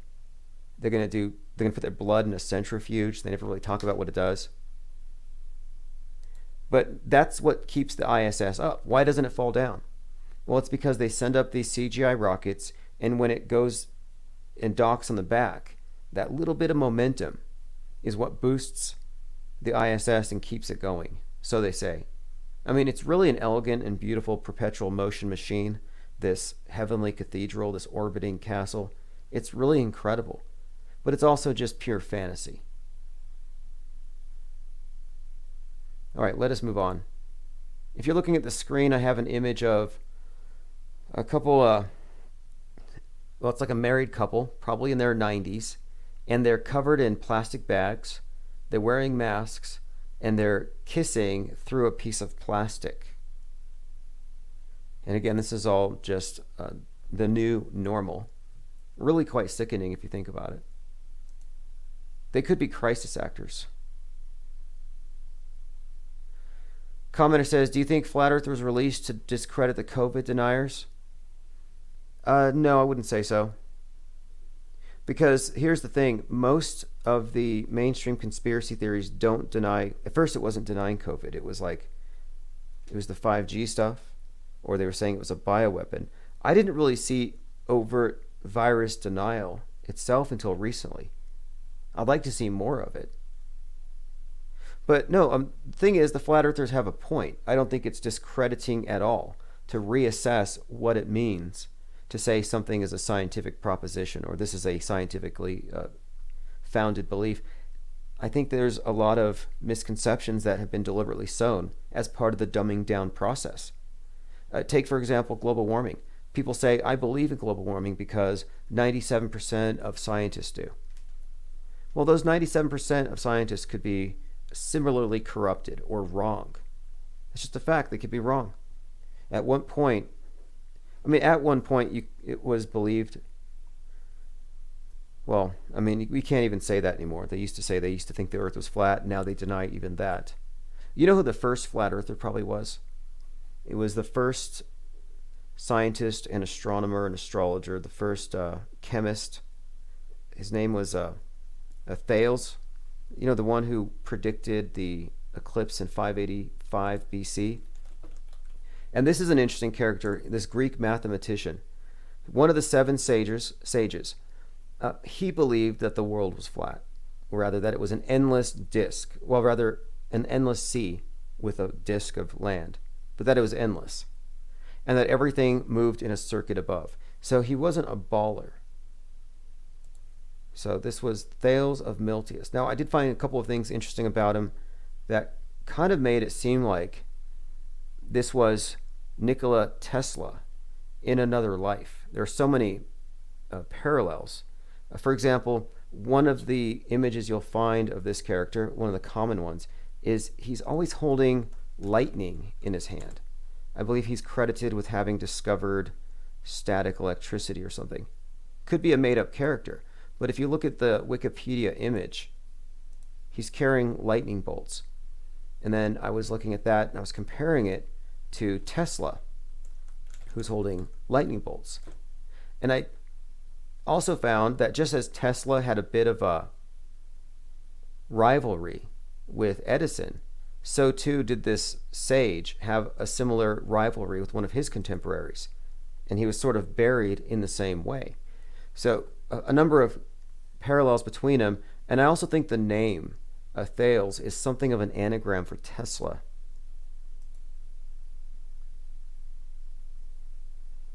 Okay, I'm going through comments here. How does the crew change clothes before the docking? Yeah, I wish I could call the space station and ask them some questions like, why do you guys wear your belts so tight that your necks bulge? I can see your jugular veins. Like, you don't have gravity tugging at your pants. Like a month ago, I was watching a video where the astronauts were talking to Trump, who was in the Oval Office. It was, well, the video is from last year, actually. But they said, the astronaut said to Donald, "I can hardly believe my life. I'm hanging from the wall and talking to the president." So I'm like, hanging from the wall. I mean, it was a dead giveaway. Commenter says, in the fallout, reports from Princeton, conspiracy mongers, the new conspiracists are an attack on democracy. Oh yeah, let me go ahead and get into this topic here. Because Obama said, yeah, he's like, I'm duct taped to a wall, look at me. Man, that was the same astronaut, by the way, who eats the chocolate balls. The chocolate coffee balls. Anyway, Obama came out and he said, misinformation is going to be the death of democracy. Conspiracy theories. And this is another thing that's repeating from late 60s, which is the use of conspiracy theories to discredit the left, to demonize the left. And I've seen a number of articles bringing this up, saying it's a time-tested tactic. They know it works, that the lesser of two evils actually does work. And I've seen all these counter-arguments saying that if Trump wins, it's a testament to the power of misinformation. So Trump's like, I mean, Obama is talking about street organizers having to deal with QAnon theories now.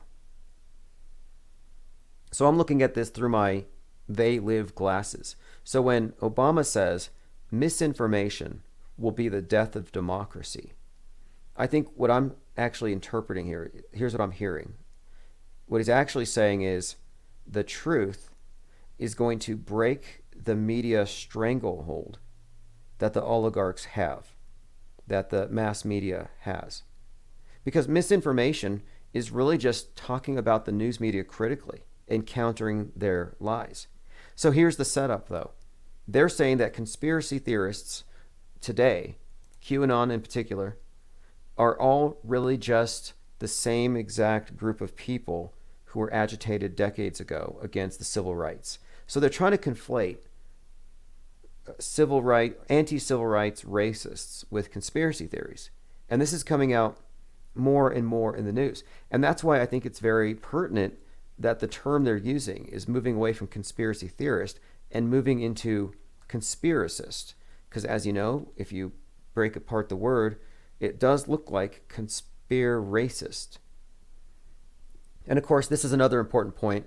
It's a dishonest thing to only refer to people on the right as conspiracy theorists when the left wing has all of their conspiracies as well. For one thing, systemic racism. More than 66% of hate crimes that are reported are later found out to be hoaxes. Like Bubba, the race car driver, wasn't lynched with Nike shoelaces. Jussie Smollett wasn't lynched by MAGA hats dumping bleach on his body. Like, this is common. So many fake hate crimes out there. Those are conspiracy theories by the left. There's a conspiracy theory that bowl cuts are running around shooting up schools. It's a conspiracy theory. Conspiracy theory, the sky's falling because of fossil fuels. Another one. So both sides have their conspiracy theories. It's just another way of saying that the other side's argument isn't valid without addressing the argument itself. That's why I don't like the term conspiracist, because I know it's just a smear.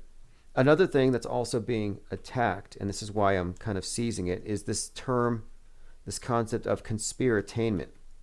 So they don't think that you ought to find any of this amusing. They don't think that we should find it entertaining to deconstruct mass-mediated lies, false explanations. We're seeking the truth, ultimately, but we have a methodology. We're critical theorists, and we're just applying it at the promulgators of the major worldview that most people share.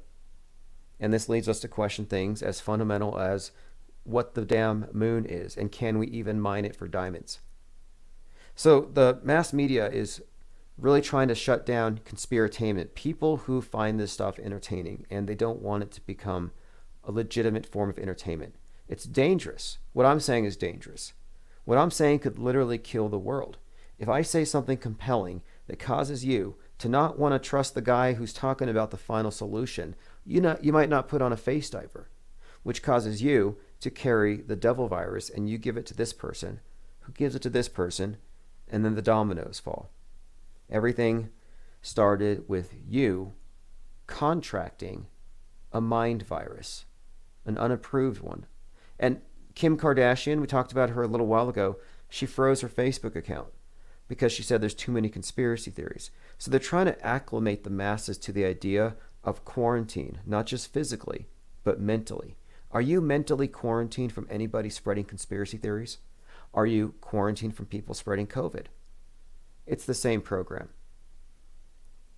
And now that Thanksgiving is coming up, and this is always a time of the year where they want to attack a few things. I say the mass media does not like the nuclear family.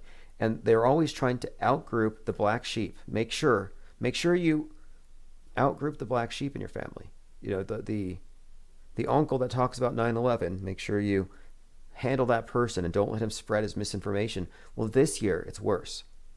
This year it's going to be, how do you handle that uncle who doesn't wear a mask and thinks COVID is a government communist hoax? You know, this is where they're going with it. And of course, it's all mocking people who might actually know something. So, knowing this was coming, knowing that this Thanksgiving would be attacked in a number of different ways, and it's very subversive what they do, I decided that this is the day we have to point as, or designate for the release of this most politically incorrect bit of a cartoon we could. It's like pilot episode. I have to bring this up really quick. We have a pilot episode of a cartoon, and it's about 20 minutes, and it's specifically out there for Thanksgiving because I think that there are so many ideas that the mass media is trying to bury. It would be very inconvenient if a lot of it just kind of, blew up on the 26th. Commenter says, I have 7 siblings. None will talk to me. Well, yeah, because it used to be entertaining, but now it's deadly. Now it's deadly to talk about it. It's like this was something that they were building up to, I think. They started with Alex Jones kind of as a canary in the coal mine. He talked about crisis actors. He got sued. He actually walked it back. Now we're seeing a lot of people being censored on these bigger platforms for expressing these opinions. And I refuse to be censored that easily. Like, I think we all know the truth here. I don't have to repeat it. I don't have to say blank is fake. Like, I think we all know. So we can just not intentionally get shut down. I still don't know what got me taken down on my last channel. We had 2,000 subs. I don't know what it was that I said. It's like a 48-hour long live stream. They didn't say what in there actually caused it. It's so vague. Jason says 85% of people who tested positive for COVID say they wore their masks all the time. Yeah, well, Elon Musk took 4 tests in his house, and I think that's weird. I'm like, so you're in your house, you've got, well, the richest man in the world. I mean, how many billions does he have? The richest man in the world who has a rocket ship to go to Mars is in his house sticking 6-inch Q-tips up his nose, not once, not twice, not 3 times, but 4 times, sticking a Q-tip into his neocortex to see if there's anything there. Like, I find that very implausible. It's strange that he's kind of playing a rebel here. All right, let's see what else we have. I think on open phones, if anybody has any comments, 833-311-1984. Soylent Green is people. Okay, this is another one too. I'm starting to think that there's something fishy going on in Seattle. So we have these riots. We know these riots are real. I know some of you are there. Maybe you can tell me, but I've been looking at some of these people being arrested, these Antifas. And at first I thought that the sheriff's department was playing a joke on us. Like they were just messing around with Photoshop and MS Paint, and they were making these people up. You know, just a little piece of this, a little bit of that, add some blood. They all look fake to me. They don't look like real people I've ever seen. So if you live in Seattle, you know, let me know. Are these people they are arresting actual residents, or are they making them up? Like, do you remember after 9/11, we had all these pictures of bearded individuals with turbans and Qurans and bomb vests, and they were always ridiculous pictures, like a stereotype, totally unbelievable. I'm starting to wonder if these aren't manufactured. I mean, maybe they're real, but they look like people created on that website, noneofthesepeopleexist.com. And if you haven't been to that site, it's a nightmare fuel. So if you need some nightmare fuel, I would recommend go to thispersondoesnotexist.com. So what do you think? If you believe in space junk, or if somebody believes in space junk, somebody in your family, let's just take it there.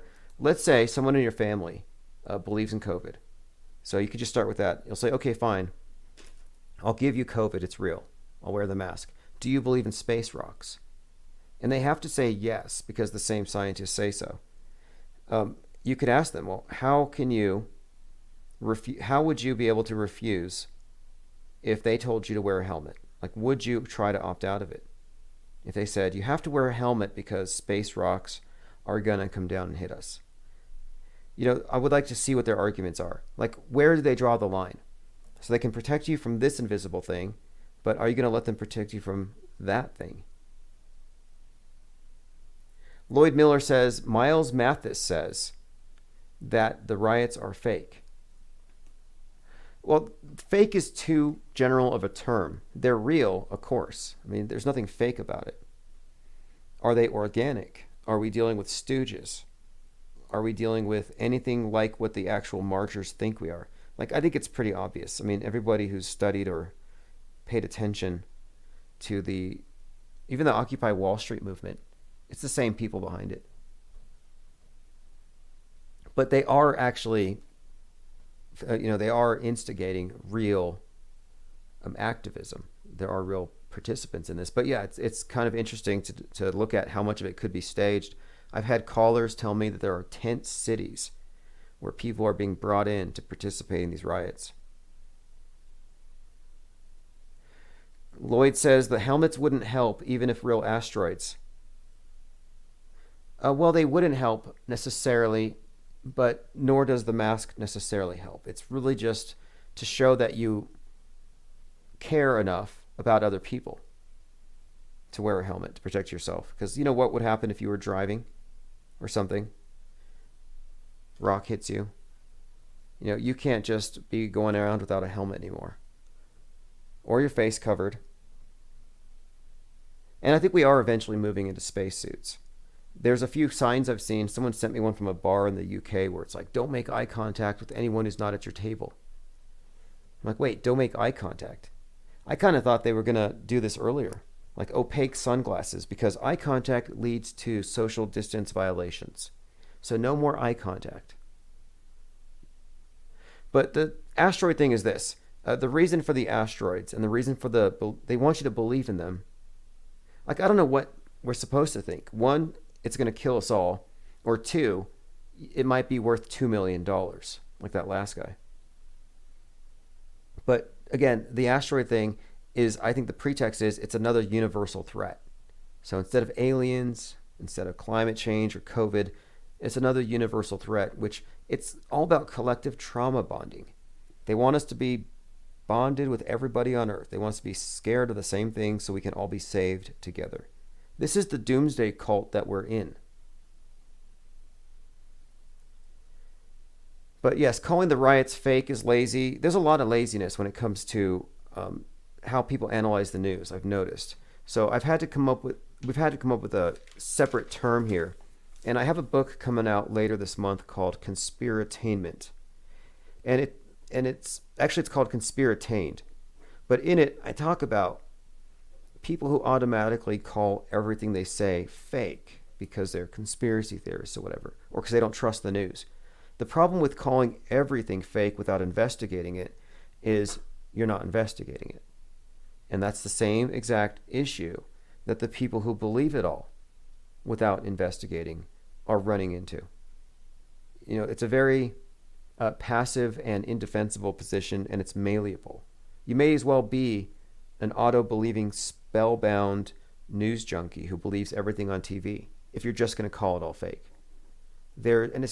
It's not even directly in the middle. There's a methodology here. There's a logic to it, rather. The only things that you would consider to be fake until proven real are the things that are extraordinary and that are not attended with a burden of proof. And for a lot of people, the idea of rockets going into space is no longer extraordinary because it's been normalized. But I would say that no, a rocket ship going into space to send genetically modified mice to an orbiting space station, I think it's still very extraordinary, as much as they've tried to normalize it. Holy Kokomo says, we will know our disinformation program is complete when everything the American public believes is false. That's William Casey, CIA Director, 1981. Well, they've done better than that. It's not everything that the American public believes is false. It's the world. So it's much, much bigger. Now, when it comes to the riots, now who benefits? Like, do we think that, I don't think that Joe Biden and Kamala Harris are paying for these riots or funding it directly, but are they benefiting from it? In a way, yes, that is their base. But they went so far that I think they actually damaged the cause. And so the more I looked at it, the more it seems like Trump would be the main person to benefit from it. So if anybody's paying for the riots, I'm kind of pointing in that direction. Maybe Donald Trump in a George Soros costume. Are they still out there rioting? You know, they kind of lost steam. I think they're happy now. They got their Biden. But wait until this thing, and I see a lot of wishful thinking going around these days, but I'm pretty sure that RGB's death was the signal. So I'm just sort of bracing for that. There's going to be an outraged group of protesters and marchers very soon. Like you thought they were mad before. Like you thought that the left hated Bush. And these are fair weather riots. I think that the winter will put an end to it. And isn't there a new PlayStation? You know, if there's a new PlayStation, it's another universe they can go to. They may as well be going to Mars. That may quiet things down. Bread and circuses. Lilith 2020 says they don't like Biden either. Well, sure, but nobody was voting for Biden. They were voting for Kamala, who's basically, Obama in a wig. Not literally, but I'm talking about policy. But I'm not really even paying attention to it that. I mean, I am, but I'm not really like hooked into it. I'll know what the truth is when you all know, and it's going to come into my inbox in the form of a bet moose, a Bitcoin payout. So Bitcoin's gone up. The money I put in is probably going up, and if Trump wins, I win a little bit, not a lot, but it'll cover some of the expenses running this channel for sure. All right, let us move on. Going through my Twitter feed. Okay, this is something I had to bring up. I'm looking at this image of the ball Earth, the globe Earth, right? And the response was trolls got a troll, but I wasn't trolling. I was looking at this picture of the globe, and I just said to myself, that is ugly. Because I've been working on a lot of digital art, and been immersed in art, I've been on Pinterest, and I'm looking back at the globe and I'm like, that's not how I would have done it. Like, I think it's quite ugly. It looks like a bad painting. It just looks like a bunch of paint. It doesn't connect with me as land. Like when I look at photography, like for example, if I go up to the crest, you know, I'm 5,000 feet up looking across the land, it looks like Earth. It looks like the place where I live. Now, I look at a photograph of it, it looks like it. But then I see the painting here, and at no point does this strike me as, oh, I live on that. Like, I give this an F. It's probably one of the ugliest paintings I've ever seen. Does anybody here agree with me, or do you think it's beautiful? Whether you think it's flat or round, what do you think about just the quality of the painting? Crap or no? Put a 1 in the chat if you think it's crap. Put a 2 if you think it's high art. Lean Dion says it's the quarantine ball. Lloyd says, betting makes you partisan. I would like to see the left hysterical again. You mean hysterical-er? Sure, me too. I mean, who wouldn't? But this is different. See, 2016, hysterical meant they're screaming, they're crying on TV, and they're politically organizing. But hysterical in 2020, I think they're going to go full ISIS. I see 1, 1, 1, 1. There seems to be a consensus here. 97% of the chat seems to agree that the ball Earth painting is garbage. Too late to undo it. You know, they can't remake it. Cunify says Earth looks perfectly round. Well, that oblate spheroid, it's actually shaped like a pear. It's chubby in the middle. Ask Neil deGrasse Tyson. That is oblate. So that oblate spheroid right there in front of you is allegedly reflecting the sun, so it's dark on the other side. But that's supposed to be the world where you live. And I'm looking at this thing as objectively as I can, and it just looks so ugly. Okay, let me see if my ringer is on. I believe it wasn't on. Okay, ringer is back on. 311-1984. Again, the number is 833-311-1984. Finbar says, I dislike the Earth pick a lot. Lloyd says, what was the stuff about Rudy's hair dye melting? I saw that. He was sweating.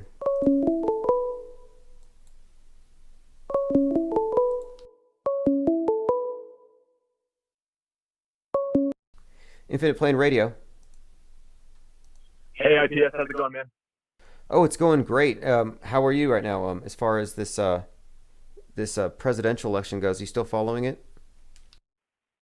Yeah, I think they've got some interesting evidence, but it seems really fake. Like this photo you have up on the screen. I don't know. You know, Rudy Giuliani's a red flag, and yeah, I could see it going a number of different ways. Well, he was sweating black goo. I don't know what it was, but yeah, there was some black goo coming down his neck. It could be a lot of things. It could be hair dye. It could be a spray on, but the whole thing's shady, but it's shady on all sides. That it is, absolutely. And it sucks. I hear you say that you got censored again. I think when they rolled out that new, do you remember when YouTube went down for the whole world for like a few hours? I think they were rolling out their new censorship grid. And my theory is that they're targeting different people now, and they're not really looking for content. They're looking for excuses to to attack people. Okay, see, I remember that was the day that I was discussing the bizarre theory that Donald Trump is actually Elvis Presley in a new persona. And we were just kind of jokingly discussing this thing. And the next thing you know, YouTube goes down. And I was like, man, did we uncover the big one? But then it comes back and, yeah, you're right. A day later, they wiped my channel out. Yeah, it sucks. And they always use really vague excuses. And yours are like, really long streams. So it sucks. It sucks that they're coming after people. Hopefully people will move to alternatives and DLive and stuff. Oh yeah, DLive's the future. I mean, I haven't sweated the loss of a YouTube channel since like this time last year, when it was actually this time last year that you actually personally encouraged myself and others. You said, go to DLive, YouTube's crap now. And so I don't regret it. Here I am on DLive with a couple thousand subscribers, which is more than I could ever get at YouTube again. Yeah, well, I'm glad you're having some success over there. I think you deserve to have a much larger audience, just in the fact that there's people out there that would love to be tuning in, but they don't even know why your videos aren't showing up anymore, because people just like clicking the big buttons on YouTube to navigate around. They don't really understand what's going on the creator side of things and how they're pinging people and taking out channels. But yeah, it's really a shame to see this attack on the free flow of information. And it wasn't too free to begin with. No, it wasn't. And they got me for hate speech. And this is what bothers me, is that, like, man, I've been taken down for hate speech dozens of times. So I'm starting to think, well, maybe I'm a bigot and I don't know who I hate. And so could they just tell me, who am I offending, so I can adjust, I can be a better person? But they don't tell me. It's so vague. Yeah. Yeah, the other one they like to use that's really vague is cyberbullying and harassment. And then they have the hate speech. The other day I got a strike for talking about that clip of Joe Biden whispering, really weird stuff into that girl's ear while he smelled her. And they said it was scams or deceptive practices. And so it's just total nonsense. Yeah, I know which video you're talking about. So you're reporting on reality, and they're taking that video, they take it down. They don't allow you to post it. But if you were on Biden's side, and this just shows you how partisan these outlets are. And, on that note, there is someone had pointed this out to me. If you look at Joe Biden, he has a strange resemblance, like very close resemblance actually, to the vampire in Bram Stoker's Dracula. And someone said to me, they have this theory that maybe Joe Biden always creeping up on the necks of women is a way to bring up this archetype of the reptoids, the Dracula, and that this is just kind of flaunting it. I don't know. What do you think about that? That's a great theory. I hadn't heard that, but that is very interesting. And it goes along with the adrenochrome kind of. And yeah, the Donald Trump being Elvis theory is also a great one. Did you notice that Trump's hair has gotten like Anderson Cooper white all of a sudden? I heard that. That's the strangest thing, because I think the golden hair was his trademark, very significant. And yes, his hair color changed. And I'm like, well, what is that? And, this whole thing is so intriguing to me. It's like, I was listening to a channel called Jurassic Liars. I'm trying to get him to call in. And he believes that Trump is the Antichrist, or it's going to play out that way. And he was talking about Trump's going to be given a headshot, and then he'll come back to life miraculously. And I thought, okay, that's kind of an interesting prediction, because if you notice, Trump did have an incident happen. 300 days into office, 33 days before the election, he catches COVID. And then 3 days later, he's cured. Well, what is COVID? It's the coronavirus, the crown. So I think that might actually count as a head wound and a miraculous recovery. That is interesting. And yeah, I've heard that theory from a number of people. It's very interesting. I think they also quote Revelations oftentimes when they bring that up, something about like the 8, I don't even know what the word would be, kings maybe. I'm not too versed in the scripture, but yeah, that's an interesting theory. And remember, there's been some weird times. I think there was one in the press briefing room where they just like scurried him out all of a sudden with no explanation. And then there was also like a couple times I don't know if a couple, at least one time on the stage when he just had to, when like Secret Service came and just like, took him out really quickly from being in the line of visibility from the crowd. So I don't know, that could all be fake, right? They could just be kind of planting that seed as a possibility in people's minds that, he could be assassinated. But then again, there's a lot of people who really hate him. So, even for me, who is very skeptical about things, it's like, well, maybe if he gets assassinated, it could be legit. But I would definitely auto hoax the heck out of it. Right. You know what? At this point, pulling off an operation that big, I don't know that they would leave anything to chance. So I would imagine everything would be pre-recorded if they went that route. But there was one, when he was removed from the podium at a White House press briefing, it was because an individual at the gate, like a bowl cut with a gun, they stopped him. Someone else had mailed ricin to him. So there were a couple of attempts. And then, of course, you have all the rhetoric, the effigies, the guillotines. I'm still, I'm really fact-oriented here. And I'm not quite sure where the theater ends and the real begins on everything, but I don't think you can say that there's nothing real. Like when it comes to any of this stuff, we're just looking at the fact that they do most of their maneuvering with psychological warfare. And I think a lot of people who get really immersed in looking into the psychological warfare just seem to kind of lose the thread of what is actually really going on. And that's what I'm trying to hang on to here. That's what I'm trying to maintain a continuity of reality here. And as you can see, it's incredibly puzzling and convoluted how they have these characters who are clearly written decades in advance into the world stage theater. So, Trump is a very perplexing character, and even Snopes couldn't debunk that Baron Trump Adventures book from 1896. Yeah, well said, all that. And I think that they do a great job making it seem real. But like you said, it can't all be fake. But I think that the world stage, the world theater is much larger than is perceived. And then we have, like what you were talking about earlier, which is what I wanted to touch on next with you, which is the new gaslighting that's happening, the social engineering where they're turning our family against us for daring to look into things like we're talking about here, or like 9/11 or any of these topics. And I think that's that Orwell quote, he controls the past controls the present and the future, or something like that. And then there's also I think the people who control language have a huge stranglehold on the population. And that's what we're seeing with this conspiracy theory angle that they keep using. And you brought up the great point that why does the left get to have their conspiracy theories, and they don't seem to realize that the irony or the contradictions that they're making. They just get a label whatever they don't like a conspiracy theory, and everyone just nods their heads in their hypnotic trances. Yeah, exactly. I kind of want to take that back. So I am going to start using the term conspiratainment, and I also want to use the term conspiracy theorist. Like, oh, you're a global warming conspiracy theorist? Do you think it's real? You put the burden on them, because that's all they're doing, and they call you a conspiracy theorist, and then they walk away from you like they won. And that's what's so annoying about this, is that if they wanted to take the time with any conspiracy theorist, they'd probably find out that the person has reasons for coming to the conclusions they've come to.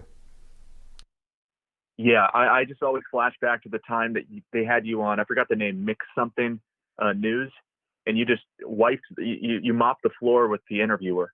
And I would just love to see them interview you more on these topics, because you could just, make it plain as day. And I feel like I could explain 9/11 as a conspiracy so much better than they could explain. You brought up some good examples, but I'll just use the the climate change. But you brought up some other good ones, like systemic racism is a conspiracy theory, and the Russian collusion and all these things. We have to just turn the table on them. Use that term as a pejorative and ask for proof, just like they do to us. Yeah, absolutely. Anybody who's going to say that this is a real thing without providing any evidence. Well, Hitchens' razor, Christopher Hitchens, coined this. He said anything and this is again, it's like a take on Occam's razor, which is you get rid of any unnecessary assumptions. Hitchens' razor says any proposition that doesn't have any evidence can be dismissed without any evidence. So if they're going to say, oh, it's systemic racism, and they provide evidence for it, sure. But the more I look into this whole thing, I think that it's mostly just an interpretation, and it's one of these emotionally charged issues where you're not even supposed to be able to comment on it. But it's like, well, look, I can look at 66+% of hate crimes trying to create the illusion of this racism, and it all tends to be fake. More fake than real on all these things. So anyway, yes, systemic racism is a conspiracy theory. Right. And I'm really looking forward to that book, Conspiratained. What angle are you going to take on that one? Are you basically what you just said there about taking the lexicon back into your grasp, into your control, and not letting them control the language? Or can you give us any insights about what to expect in that book? Yeah, I'm taking a lot of transcripts and then a lot of just original ideas, but I'm condensing it all into a book where I'm making the case that we ought to defend outrageous ideas, borderline content, speculation, free thinking. In other words, if you don't have free speech, you can't really have a free mind. So we have free speech and slave speech. And I'm really looking at language control as being the main purpose to the COVID-19. The cover over the mouth. I think it's all connected. But yeah, ultimately, I'm making the case for free speech. We need to have the right to be wrong. We need to have the right to have the wrong answers. And because they want you to think that we just memorize the right answers and we're fine. But no, it's like you have to know how you arrived at those.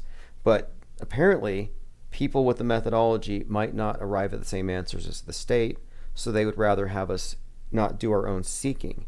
So I'm just suggesting with conspiratainment that we ought to at least have the right to discuss these things, discuss wrong ideas. Like, what if you just like nothing more than to laugh at flat earthers? Like, shouldn't you be able to talk about flat earth all day if that was your angle?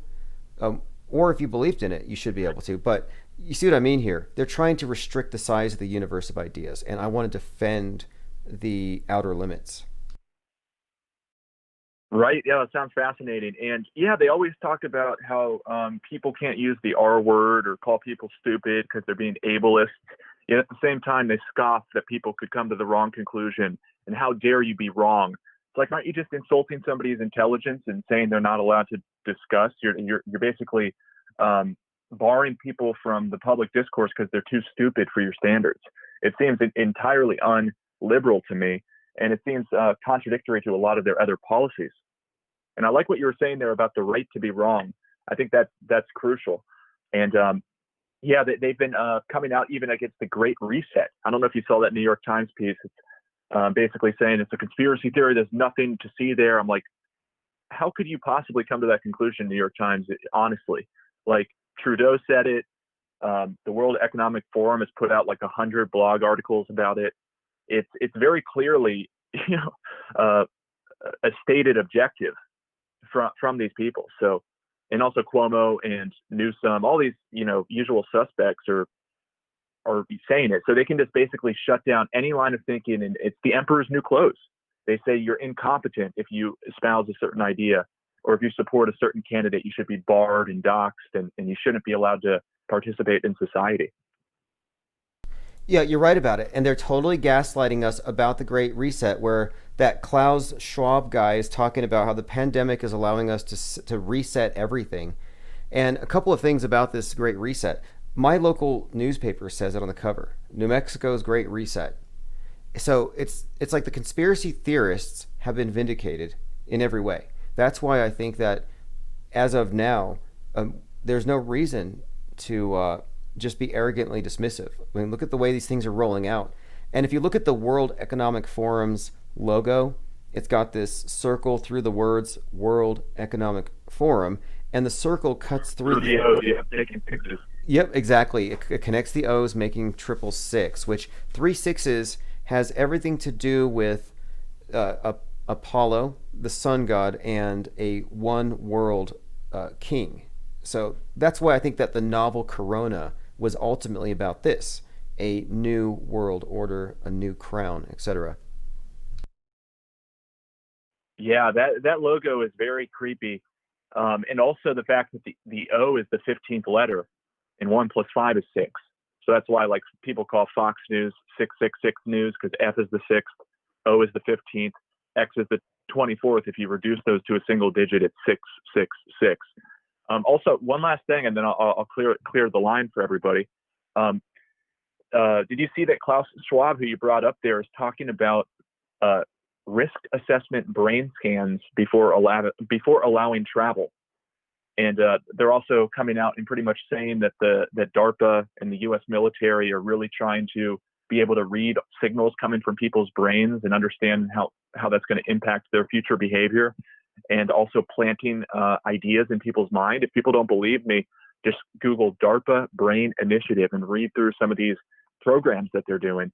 But yeah, I don't know if you've seen that brain scan thing from this Great Reset guy. I'll put it in the chat if you want to check it out. Yeah, appreciate the information. I think it's definitely very ominous. You have these individuals who are speaking for us ostensibly, talking about reducing how much we move around, etc. And I think that this idea of them reading our brains, it's kind of like phrenology. It's probably a pseudoscience, but if scientists say it, people will believe it, because most of the orthodox mainstream science tends to be very pseudoscientific. And so they'll go for it, just like they'll probably go for the human stakes. Although human stakes is an entirely different topic, and that's crazy. But as far as the brain scanning, I just imagine it's a matter of how much data they can pull in from people, and then how many computers they can fire up and run their machine learning algorithms and find patterns. I mean, that's what computers do. Well, when they use them like this, and I do worry that they can just brute force their way to an understanding of our mind and then weaponize that and use it against us. So I am very concerned. I hope you're right. I hope it's just pseudoscience and Big Brother trying to pretend to be omnipotent, but I'd rather them not be looking into this at all. I'm looking at what you talked about here. I found an article on Zero Hedge where it does say risk assessment brain scans to cross borders and implantable chips to read people's thoughts. So implantable chips at a time where, one, they're putting Q-tips to our brain blood barrier, and two, I mean, this is somewhat kind of a little creepy. Then we have this general talking about vaxxing everybody in 24 hours or something. So yeah, I could see why this is somewhat ominous. I mean, active implanted microchips to read our thoughts. It's like that's right out of Minority Report. Actually worse than that. Well, you want to hear something even worse? I put another link in the chat to a DARPA page, and it's talking about all these initiatives that they're doing called BRAIN, BRAIN. I think it's some acronym. I don't know exactly off the top of my head, but there's all these really scary ones. I just want to read this one right here. It says, the RAM program aims to develop and test a wireless, fully implantable neural interface medical device for human clinical use. The device would facilitate the formation of new memories and retrieval of existing ones in individuals. Formation of new memories. Like, that's really creepy. That's like Inception. That's what's that other movie? Eternal Sunshine of the Spotless Mind with yes. with another Jim Carrey. Yeah, interesting points there. Oh man, that guy. This is very much like the Inquisitor, and this is also interesting. We've been talking about how the contact tracers are kind of like a new Inquisition, and here we have them talking about reading thoughts or isolating thoughts, implanting thoughts. That's what the Ministry of Love did in Room 101, where it was finding that errant thought that Winston had and extracting it through torture. But here they're using, it's not torture, but I mean, this sounds like the ultimate control, where not even the content of your mind is private anymore. Precisely. And yeah, somebody in the chat, shout out to the chat, by the way. Frank says, fake tech, most tech is smoke and mirrors. I don't know. I guess maybe some of their claims could be fake. And maybe they just, have a broad mission statement that sounds really impressive and they get lots of funding, but, they're falling really short. But I think if people had described to us, 20 years ago, 30 years ago about, what we'd be doing right now on the internet and the screens that light up and real-time transmit of information. That would seem like pseudoscience, at one point in history as well. And then it comes to manifest. And DARPA was behind the internet too. So yeah, you know what? I wanted to throw that out there. Yeah, you've got a couple of points. I'll address this after. I appreciate you calling in. And yeah, you do make some strong points here, because when have they ever telegraphed a technology that they didn't introduce later? So I'm not quick to dismiss things. Yes. I do know that Psywar is all about the bluff, but we have to, be discerning enough to know when the bluffing is backed by something. So anyway, appreciate the call, Tim Truth. Thanks, IPS. Have a good one. Excellent call. Thanks again. Go to Tim Truth's channel on DLive. Now, we do have fake nukes, fake rockets, fake railguns, but a chip in the brain, right. Well, another thing too, and this is just the sad fact of being in a world of sheeple, is that if 95% of the people believe something's real, it's real. I mean, we can laugh, but COVID's, quote, real now. Now, it's not real, but it's real. Now, when it comes to the sheep, one of the things is, if they get triggered, you kind of have to move in their direction a little bit. It's difficult to get over the rails, which is where we kind of are. Posel says, I think you're highly underestimating this death cult. They need to achieve a 95% negativity worldwide for ascension. Right, but how many times has this death cult suggested it was about to do something? Like, oh, now they got the reset button. If they had a reset button, they would have hid it already. If they had a reset button on that level. But I don't know. Here's the other side of it. They can't have a reset without an agreement to do the reset with a great deal of the population. They're talking about a revolution. So pretty much, if you have most people on board with it, that's all you need. You don't need anything implantable, just a bunch of bad ideas and the money and the organization to implement them. But anyway, anything implantable, I think, will probably be the norm in the future. Anything, first will be wearables, but implantables, I think they may go that direction because of COVID. Like, one of the things they've been really doing is attacking property in every way. Private property. And now, of course, the contents of your mind, that's something they're aiming for. But if they're trying to get rid of property, it makes sense that they're also trying to get us acclimated to doing everything, not owning anything, for one thing, renting everything, no ownership. That's part of the reset. They talk about it. You won't own anything. But not carrying keys because it can carry COVID, not carrying cash because it can carry COVID. So you're not carrying physical items. And I think that's getting kind of interesting, because it's like, well, it's more sanitary. If items are super spreaders, and are they not? If the COVID can live on the surface of your phone for 28 days, and it can live on money for 28 days, then money's a super spreader, all physical objects. Do you remember during the hype they were saying if somebody sneezes, it can reach somebody else 70 feet away 3 hours later and kill them from COVID? Lloyd Miller says, everybody watch Amazon 2020 series Utopia. Well, I would recommend it in a way, but you could just look out your window.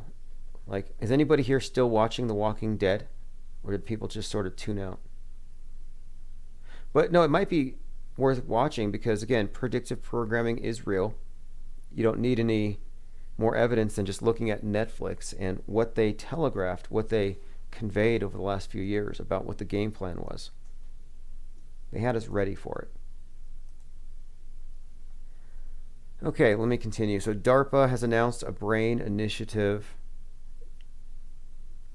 I'm more worried about brute force than any sort of nefarious technology that we've never heard of that suddenly surfaces. Like, I remember before the lockdowns, people said they're going to zap us with the cell phone towers. They're going to use mind control rays from 5G to make us do their bidding. It's like, no, it didn't take mind control rays from 5G. It took mind control rays from CNN and Fox. And peer pressure. All right, let's see what else we have here. I'm looking at comments.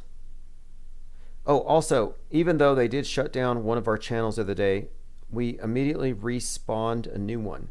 So if you want that, here's a bit of history.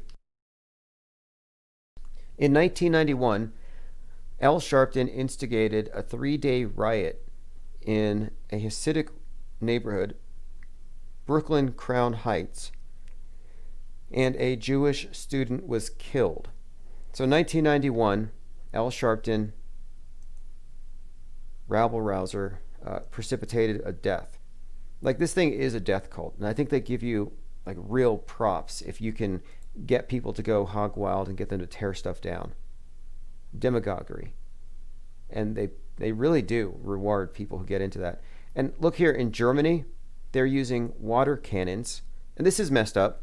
They're using water cannons against COVID lockdown protesters. They won't use water cannons against Antifa.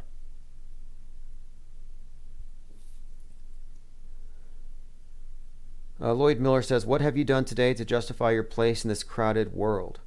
Oh yeah, in that Utopia movie, it's all about the idea that there's no space left. We're running out of space. Running out of air. Have you earned the air that you consumed? They want you to feel bad for being a consumer. To feel bad for being alive. That's what recycling is about.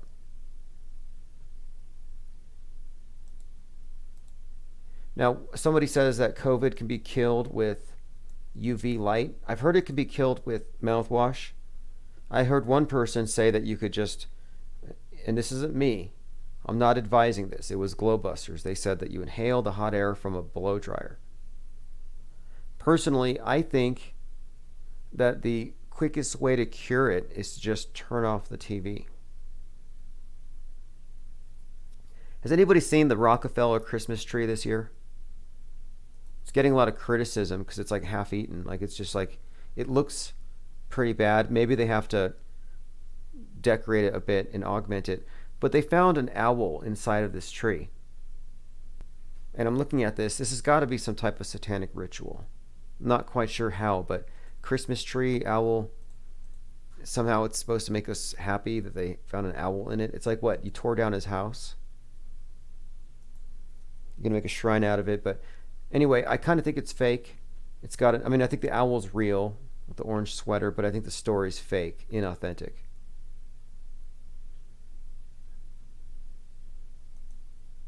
We're a couple days away from the anniversary of JFK Day, so 11:22.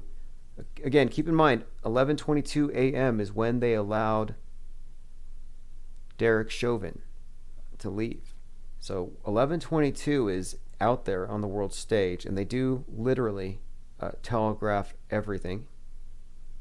Okay, check this out too. So I was doing some background research into Derek Chauvin, because you know his name, it's all fake. Derek is named from a hangman who hanged 3,000. Chauvin, Western chauvinists. I mean, the whole thing's a play.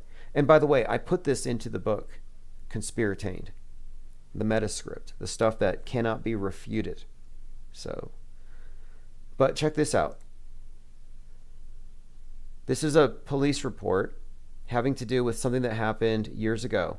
It says, at 9:13, 33 seconds after telling him to come out of the room, both officers grabbed the child. Chauvin hit the child with his flashlight. 2 seconds later, grabbed the child's throat. The child cried. Anyway, I just find it interesting. Another Derek Chauvin choking somebody, and again, 33 seconds after telling him to come out of the room. You know, make of that what you will. Again, we all know that Derek Chauvin and George Floyd live probably happily together on Epstein Island.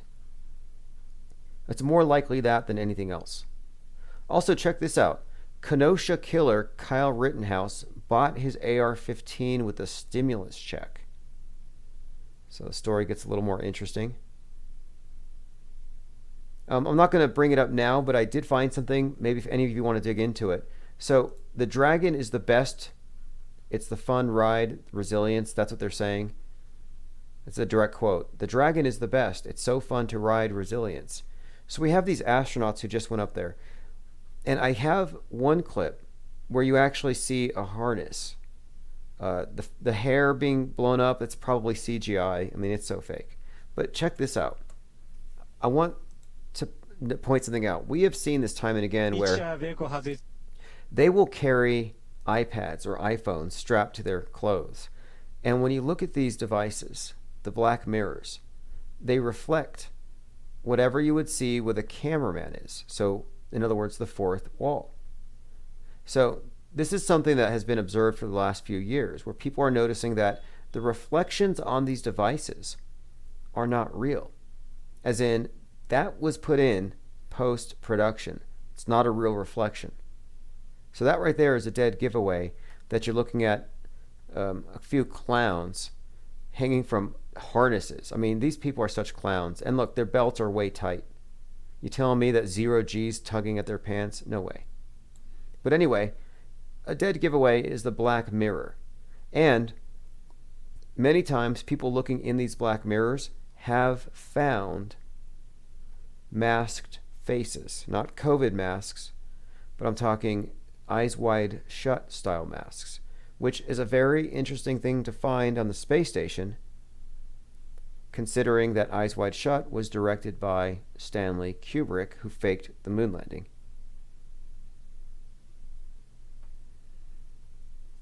Okay, let's see what else we have. Oh, Holy Kokomo, talking about the tree, says, I was born in New York City. That tree makes no sense. There's never been a tree like that ever. Yeah, I thought it was a real strange looking tree. Vaughn says the black mirror screens in general are like magic. You can stare into it for scrying or divination. Well, look, 007 John D. Court Astrologer was said to use black mirrors for scrying, for communicating with angels. Or whatever. Angels of the apocalypse, supposedly. That's how they were described. But here's the thing about the ISS in particular, is that the people who've looked into these black surfaces on the space station have noticed that, yeah, these faces, and here's an image, they look like masks from Eyes Wide Shut. And the fact that they're put in there post-production suggests, I don't know what it means. Just kind of, it hints at something, I imagine. Okay, let's go ahead and move past this. So demons on the ISS, we'll get to that later, because one more thing. So not only do you have these Venetian masks on the space station, but the Venetian masks were brought to you by Stanley Kubrick, who released his movie Eyes Wide Shut on the 30th anniversary of Apollo 11. Now, that movie, Eyes Wide Shut, starred Tom Cruise, who lived with Stanley Kubrick for several months. And Tom Cruise is about to go to the space station. So I've been asking, is Tom Cruise going to film part 2 of Eyes Wide Shut up there? You know, I think we've just been given bits. Here's a quote from Nikola Tesla. Antisocial behavior is a trait of intelligence in a world full of nonconformists. So you think about the mask protesters, the refuseniks, and it all makes a bit of sense. I mean, it is maddening when you watch people going into lockstep. You know, people are goose-stepping at this point. 6 feet apart in spacesuits. Do you ever imagine that you'd see people putting on cockroach suits, a carapace with a windshield for your benefit? Like, I'm wearing this exoskeleton that turns me into an insect for you. And then they walk 6 feet apart, and it reminds me of ants marching in a line. And wait until they start moving people into subterranean enclaves, little domed habitats that are sustainable, safe from radiation, safe from space junk, safe. It will be ant people.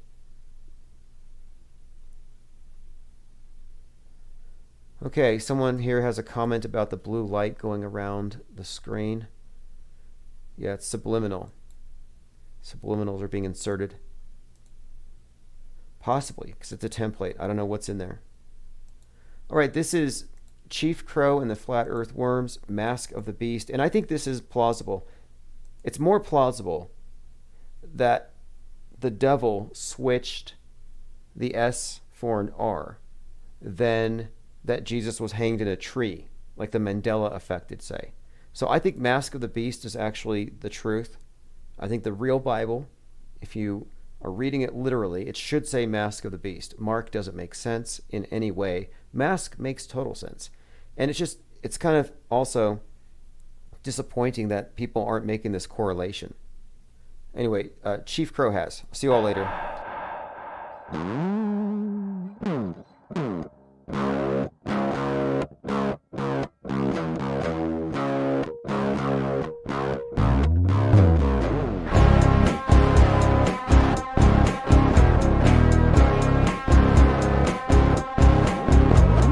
Mask of the beast, mask of the beast, mask of the beast, mask of the beast, mask of the beast, mask of the beast, faceless cock, another NPC.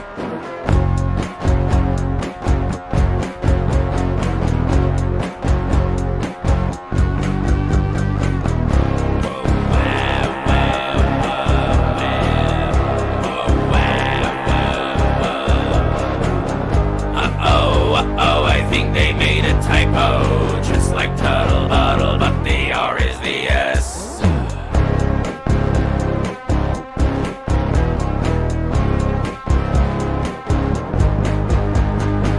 Everyone's gone totally retarded. Auto believers of the television programming. 33 with a double E, yeah.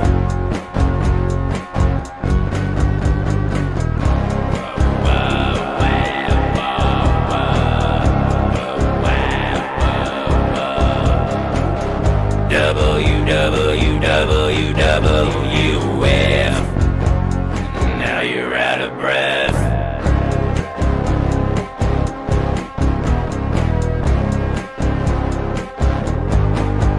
It's the mask of the beast, mask of the beast, mask of the beast, mask of the beast. It's the mask of the beast, mask of the beast.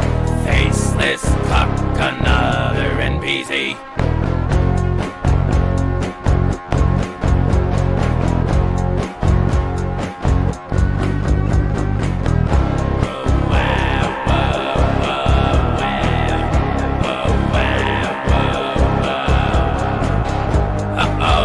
Oh, I think they made a typo, just like Tuttle Bottle, but the R is the S.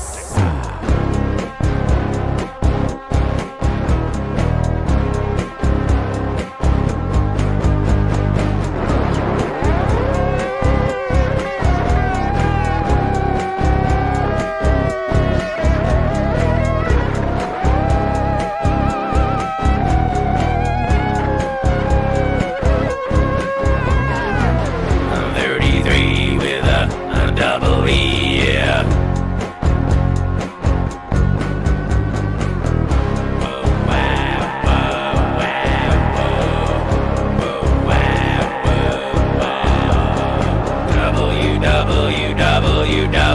WWWWF. Now you're out of breath.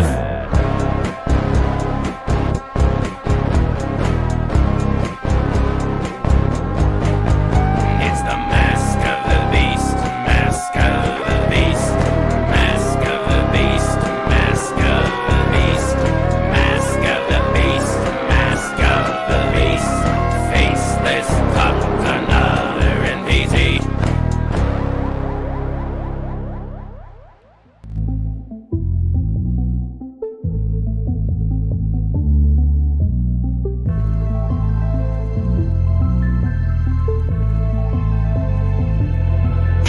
Don't fuck with your deception, keep it real, that's a profession. Like the whole world is pretending, found the truth around the penguin. Get a gang on with a blessing, all the other gang is stressing. RPSC on a nesting, only real one's gonna get this. Like fake ones don't accept this, they can miss the message. Timbuktu got bodies, yeah, find them in our records. Auto host a message, squad representing. killing you with knowledge, yeah, the up is getting dirty. Oh, you're so affected, cause we're so effective. Let go of your worries, yeah, the whole thing is a setup. We got it and we get it, offering refreshment. Level up your conscience, yes, honestly the essence. This wave is uncontainable, facts are undebatable. You lanes are unrelatable, give a fuck about saving you. We could keep on playing you, you just keep complaining too. Game is unescapable, unless you're with the gang or no. Messing with the penguin, we're messing with the penguin. Messing with the penguin, messing with the penguin.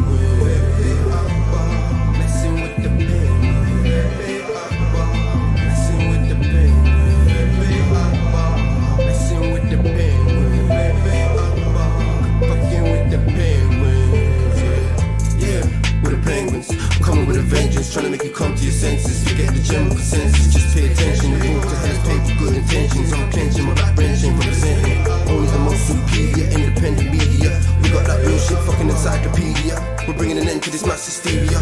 They wanna know why it's so serious, cause you must be delirious.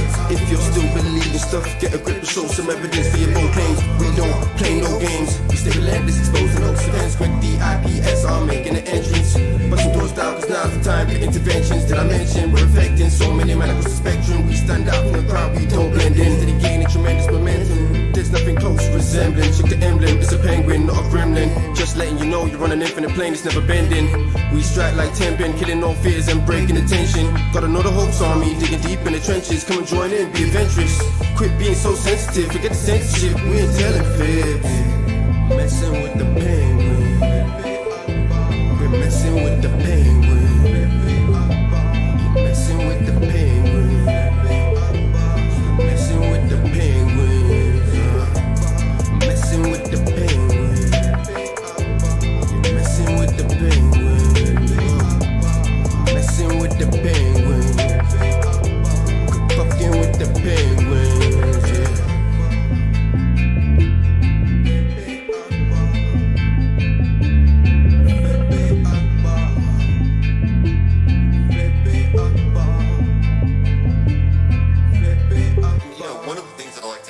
All these events is, yeah, you can analyze what you don't see, the actual victims. You don't see any evidence of real mass casualty, the victims, the crisis actors. You never see tears.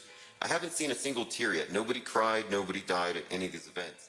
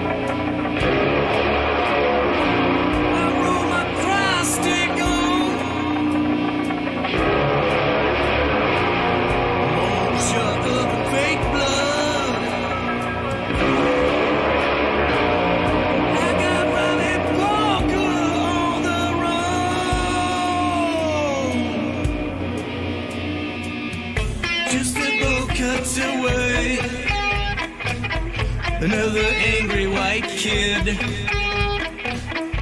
just about kept away. Greta's going to be pissed.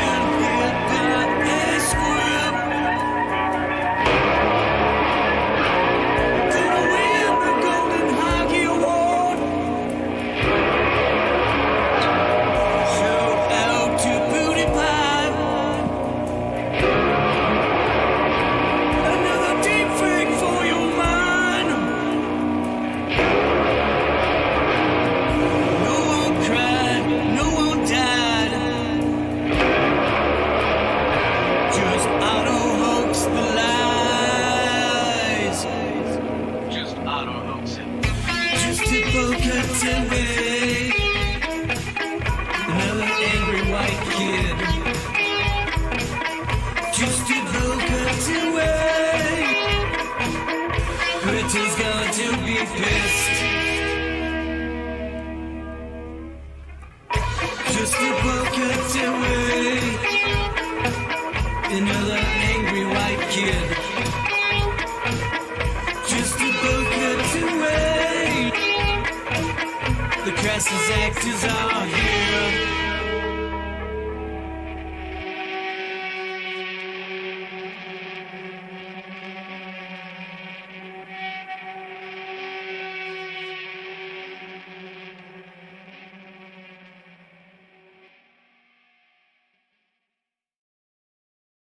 Everybody know Mr. Raj came through the door and sang It's a Beautiful Day in the Neighborhood.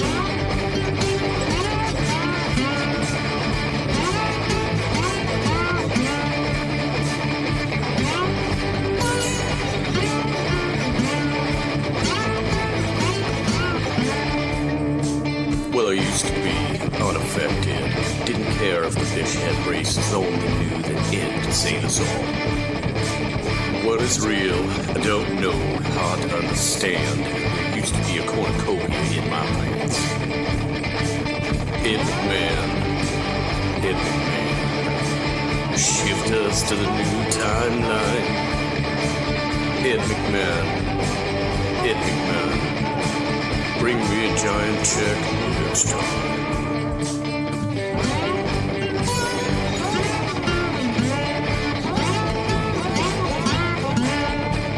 Well, trouble ain't what people don't know, it's what they know. That ain't so, said the OG Cress's acting honorable man. It's a miracle, it's true. I know my memories ain't no fool. I seen the Chinese dude get mowed down by the tank. Seen it on TV, feeding baits and smiling. A double bind that got your mind in, and a tasty cup of noodles for your soul.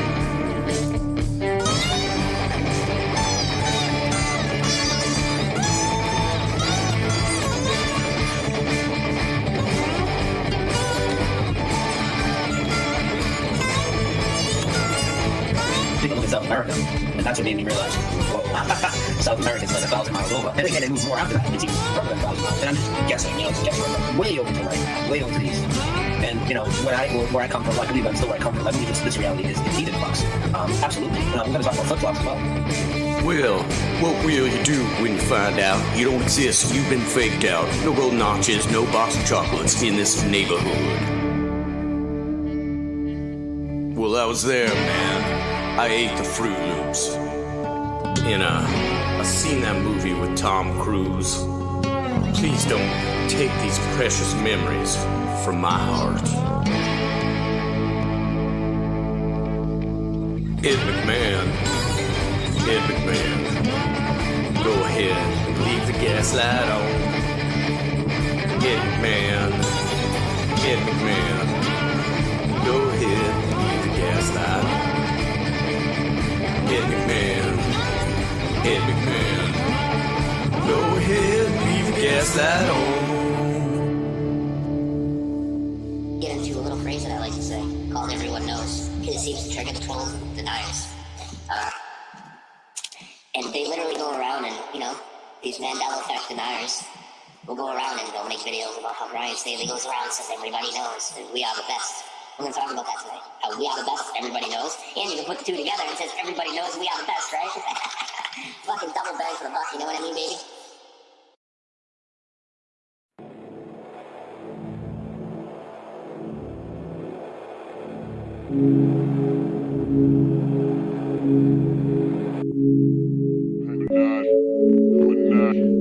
Stay awake and take away to the world.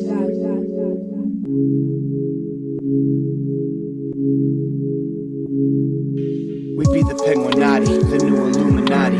We're to free your mind, your soul, and your body. They can't stop me, but they keep on trying and keep denying that they got all of the minds prying on our personal lives as the lies unfold. Truth is sitting around waiting for some truth to be told, but let it be known that we are the hosts.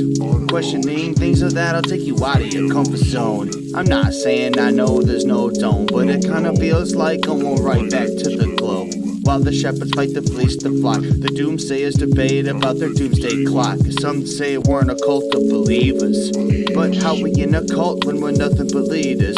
Thinking, let think, man, you know that's the credo. We keeping that in mind everywhere that we go.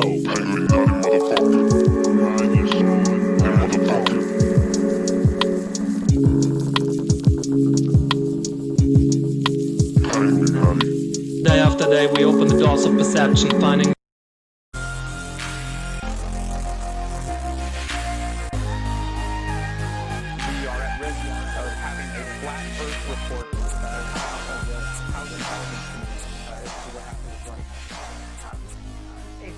Okay, this is the Flat Earth Report for November the 20th, 2020. I want to give a shout out to Rachel Maddow and Representative Swalwell for those sound bites, along with MVP for the track. Let's go ahead and start with this, a bit of cultural appropriation. Green Day has a new album coming out next month, and it looks like they have a song titled Flat Earth, which, again, we'll see what happens to them, but you're not supposed to use that word if you're one of these mainstream acts. We just saw Deftones get reamed by the media and by all the heavy metal magazines for mentioning Flat Earth theory in an interview on the Sam Tripoli Tinfoil Hat podcast. So I don't know what kind of blowback they're going to get for using the F word. And again, Flat Earth is not only just an inconvenient meme with bad virility, but it's dangerous misinformation that can actually kill the world. If you say it's flat, someone else listens, they catch that mind virus, it infects their mind, they fall down the slippery slope down into coronavirus denial. It's always the slippery slope argument. You're going to fall off the edge of Flat Earth. So it's worse than a slippery slope. You actually fall off. And then you become a vax denier. Then you become a mask refusenik. Then you catch COVID, spread it to your family before you die. Every one of your family members gives it to 3.11 people who give it to 3.11 people. Exponential. Like dominoes with a bunch of human beings just falling over. And it all started with the F-bomb. So it's socially irresponsible and unforgivable for Green Day to appropriate that word from the Flat Earth research community, who haven't yet been locked up in their own FEMA camp. But that doesn't mean you haven't been FEMA camped. You know, there's this long, really kind of almost a cliche at this point, but there's this old conspiracy theory, it goes back a long ways, that eventually they're going to round up the dissidents and put them in FEMA camps. But when you look into it, it's like, well, what is a FEMA camp? It's just a way to keep a certain group quarantined. So it's about quarantining. Quarantining what? Well, ideas. Whether you're a radical Islamist or a conspiracy theorist, your ideas are thought to be catching like a virus, so you need to be physically quarantined so your ideas can't get out. I mean, that's really what COVID-19 is about. It's about quarantining ideas.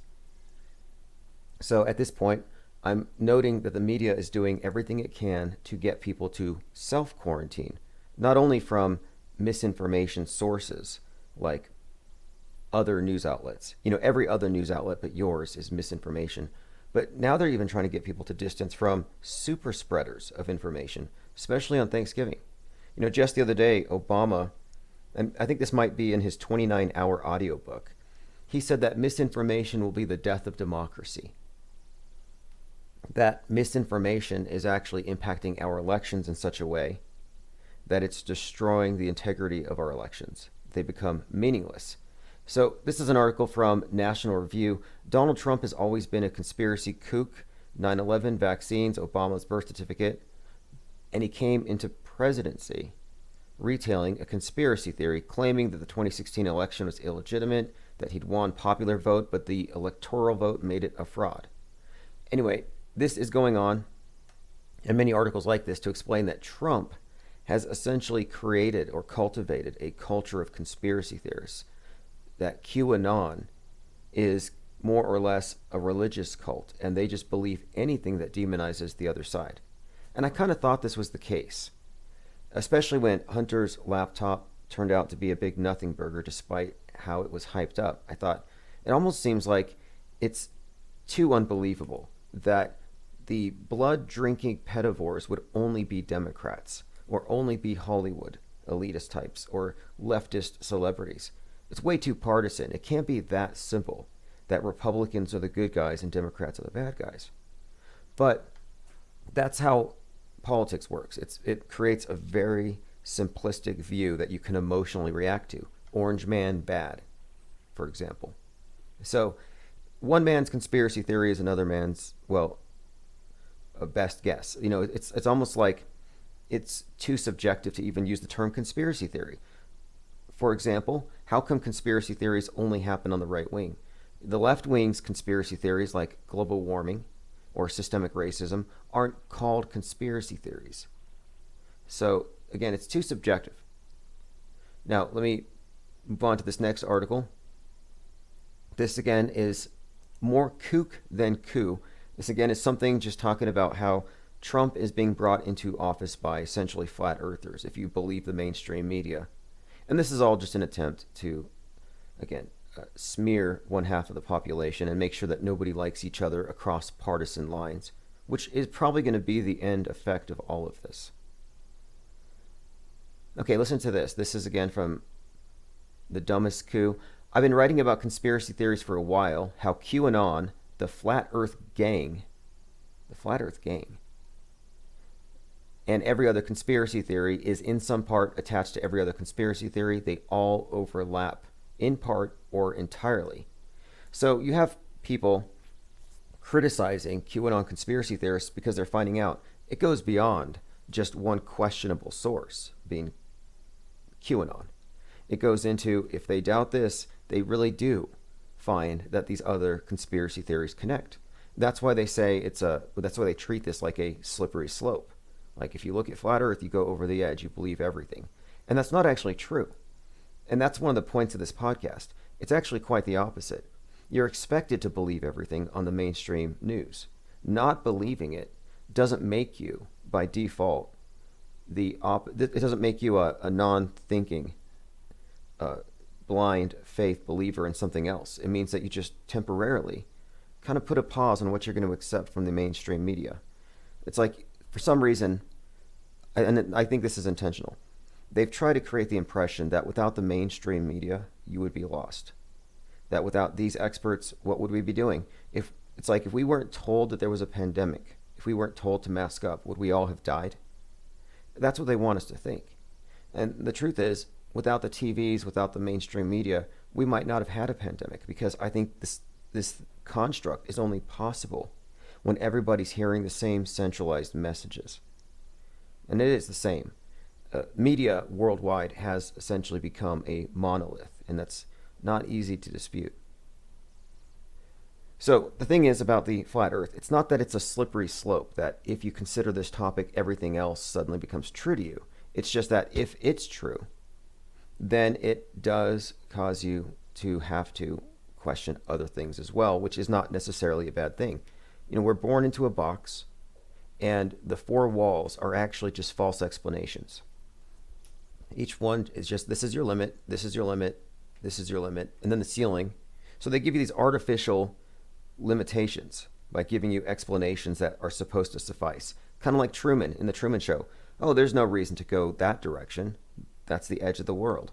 So lies keep him from leaving the movie set that he's on.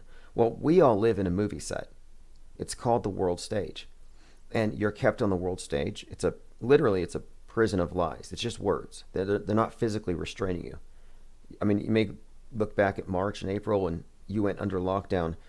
No jackbooted thug forced you into your house. You didn't have riot squads forcing people out of the streets into their homes. No, actually, people went in because of what they were told. It didn't require any force. So anyway, let me get back to this topic here. We're talking about mind control, conformity, the mainstream media, and how this flat earth topic is so controversial simply because it does require that the person who considers it reassesses a lot of other things. If true, then what? If it is flat, then what of the moon landing? What of evolution? What of the heliocentric system? And the thing is, for every question it raises, there's probably 5 or 6 other questions that follow behind that, and that's what makes it so uncomfortable. I think people feel vertigo when they're forced to address, or when they're confronted with questions that they have no answers for, that they're unprepared for. I'm constantly going on Twitter, and I'm communicating with people who are convinced that outer space is real, as they describe, and I point out frequently that no, actually, in my opinion, outer space is just the concept of heaven rebranded for a modern age, and it's a universally acceptable heaven, but that it's a metaphysical construct. But I come across people on Twitter who say that they can see space junk. Think about this. I have an actual, I guess you would call him an astrophotographer, who claims that from his front yard he can see space junk with his eyes. No binoculars required. And I'm just trying to imagine. So we're supposed to believe that there's orbiting pieces of, like, spent rocket shells, bits of satellite, solar panels, who knows what. Just there's junk up there, 30,000 pieces of junk orbiting above. Now, the only way you would be able to see it with your eyes is if it were to reflect the sun. The problem with that proposition is you're looking up at a starry night. This means that you're in the shadow of the Earth. And if you're in the shadow of the Earth, well, then you have to ask, well, how high does that shadow go? Well, according to science, it goes 870,000 miles. So if you're standing in a pillar of darkness, a column of darkness, almost 1,000,000 miles high, how are you going to see a piece of metal 100 miles above your head? What the heck is it reflecting? Now, I've never seen it. And if this were true, I imagine that a lot of people report seeing it. Oh, there's a lot of space junk up there. It'd be like looking over the edge of a boat into the ocean and seeing all kinds of trash. It would be disheartening. We look up at the night sky. Do we see a bunch of trash in the sky? I don't. But again, these are the experts who will stand by these claims, stand by their cartoons. And they are cartoons. I don't know when SpaceX actually landed a rocket on a barge out in the middle of the ocean last, but I'm pretty sure the last 10 or 15 launches have all been CGI. And it's so unbelievable when you look at the way that these rockets land that now they exaggerate the distortion on the camera. So whenever the rocket lands, it's pixelated. The whole camera, the whole screen is pixelated. I'm like, what? You can't get a backup camera? And this happens every time. After one time, that would be enough for me. You'd have a drone fleet recording this thing going down just for the scientific value of that footage. But no, the only footage we ever get of Elon Musk's rocket landing, it's purely pixelated. Makes me wonder if maybe they use some type of, I don't know, maybe they actually have pixels to pad the landing. I mean, space is apparently made out of CGI, so I don't know why you couldn't just bring some of those pixels down. Okay, speaking of, check this out. This is from John Walker from Kotaku.com. I cannot tell if this flat Earth simulator is real or a prank. So on Steam, there's a flat Earth simulator. Now, a couple of things about it. It's based on the azimuthal equidistant projection. It assumes quite a lot. This is not a flat Earth model because there isn't one. The term flat Earth model is something of a misnomer. There isn't one. The best that we can do is try to use or rely upon existing maps, which we know, if it is in fact not a ball, we know them to be distorted, and they probably conceal more than they reveal. I'm not convinced that the 25,000 mile circumference ball doesn't have more than just 7 continents, Antarctica included. I'm not convinced of any of this.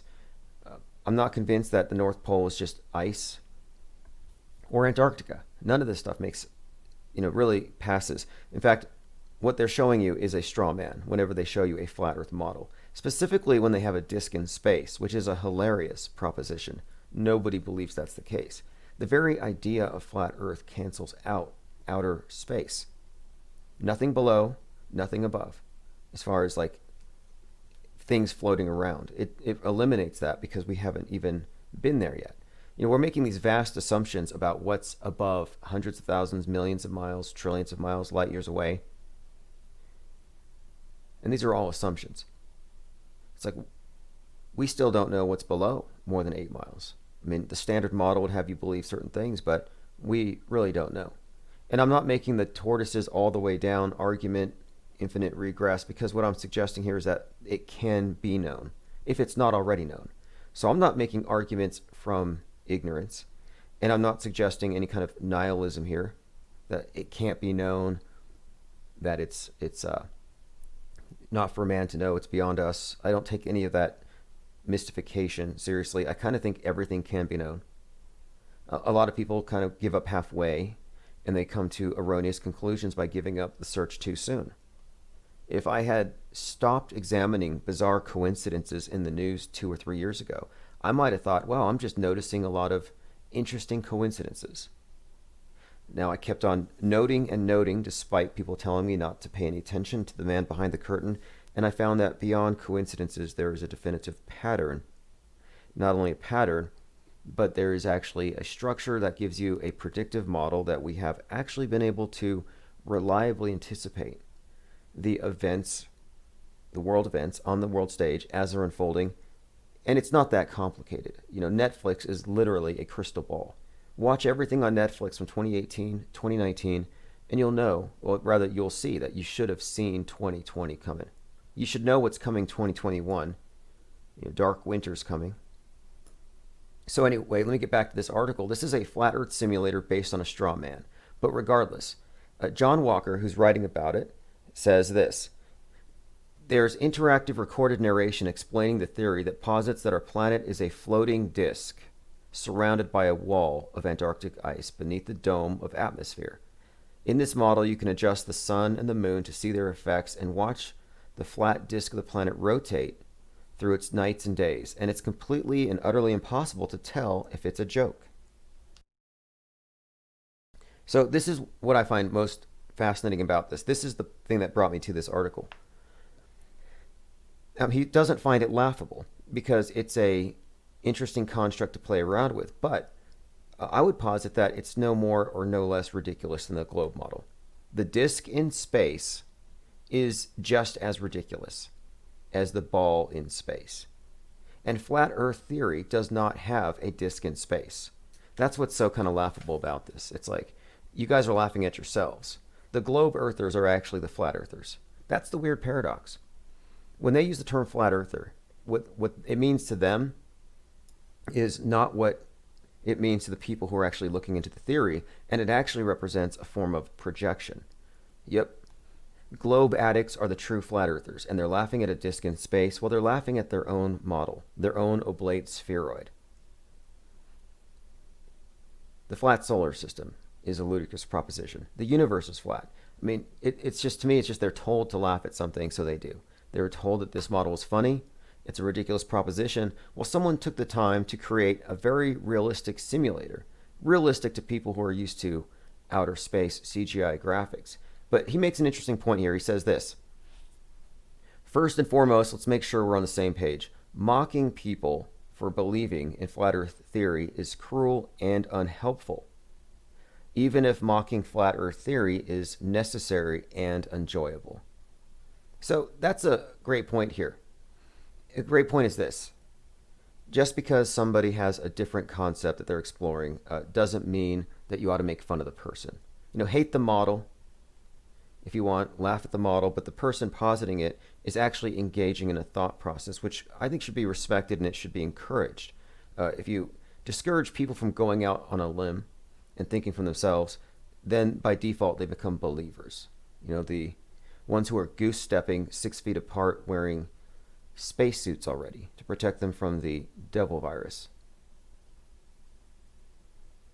One more article. This is from freethemedia.uk. Why is denialism so widespread? It says, by definition, denialism is a term used to define people's denial of recent and very serious historical facts that are generally accepted. There are those who deny climate change, COVID-19, the Holocaust, evolution, AIDS, despite the amount of empirical and scientific evidence to support these facts. Denialism in human behavior is a deeply complex issue to deal with and very controversial. Those who practice it, in theory, by definition, are skeptics, critics, rebels, and dissidents. And these objectives are somewhat positive, but Denialism can take the form of something very different. Now, here's where they're trying to minimize those of us who are questioning the news. They're suggesting this, that we're so scared of the news that we're taking refuge in an obvious fake reality. Oh, the reason why we say the school shootings are fake, or the terrorist attacks are fake, or climate change is fake, or space rocks are fake, is because we're afraid of those things. It says, quote, they try from a psychological point of view to protect themselves from experiences that exceed their ability to face and process them. Regression. It's suggesting this is a form of regression, that we're escaping. You're an ostrich because you don't believe in this or that, or you don't fear this. So being fearless is being equated with being a denialist. And I would say it's actually quite the opposite. We are ruled by fear, and you can just look around and see the fact that they're shutting down the world over fears tells you something here.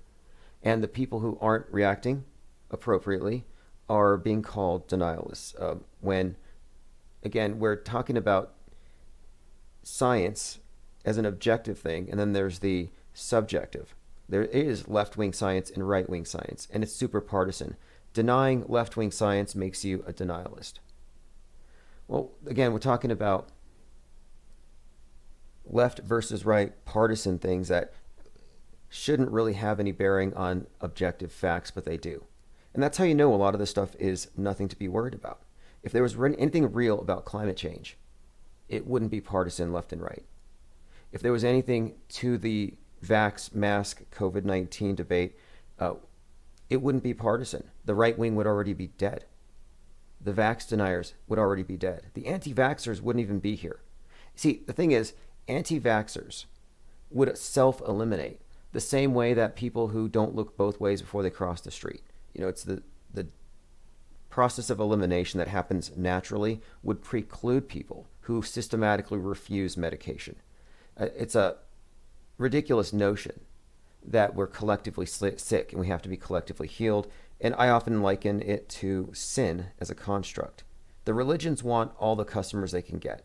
And if you don't believe you're a sinner, you're not going to make a very good customer for the priesthood. So they have to do everything they can to convince you of the error of your ways. So again, with the shape of the world being a conspiracy theory, well, look, the globe is a conspiracy theory.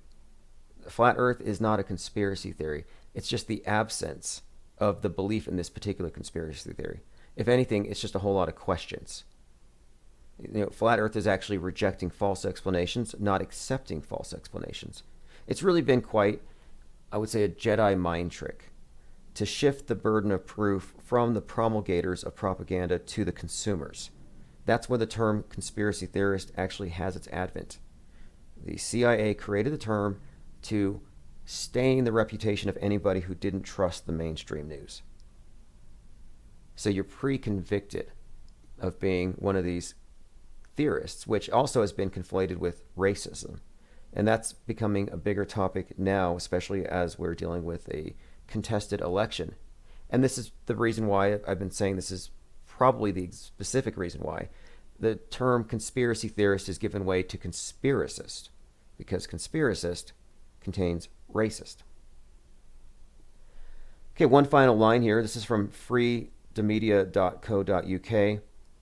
It says, questioning the moon landing or whether the earth is flat is relatively harmless. And it even comes to be fascinating to those of us who are Kubrick fans or have taken advantage of its heyday to revisit and discover that the theory of flat earth had already been rejected in the 4th century.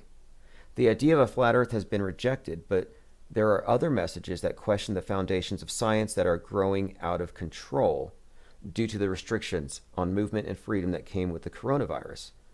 Undoubtedly, the thinking of the majority is always potentially dangerous, but the scientific and historical consensus is necessary. So what he's suggesting here is that even though it could be dangerous when we have uber conformity and everybody thinking the same in a complete hive mind, it's important to have a, quote, scientific and historical consensus. And these are two interesting points here. Scientific and historical consensus. The idea that consensus somehow equates to truth, that 97% of scientists agree, therefore it's true. That's been one of the lines that's been repeated for decades about global warming. This argument from a panel of experts, logical fallacy. If there is anything true behind your statements, you wouldn't need logical fallacies to back it up. And that's, again, typical. Consensus says many people who have never seen the space station will claim that, well, so many people have seen it, I know it to be true. Not a valid argument. You remove the valid arguments, and what are you left with? And this is, again, why I really think that people back away from the edge. You find out that most of your answers that you've accepted are probably questionable, or they are questionable, but they're probably flimsy, if not entirely worthless. All right, thanks for joining. Go to theflatearthreport.com, sign up for the newsletter, and the podcast will be posted there daily.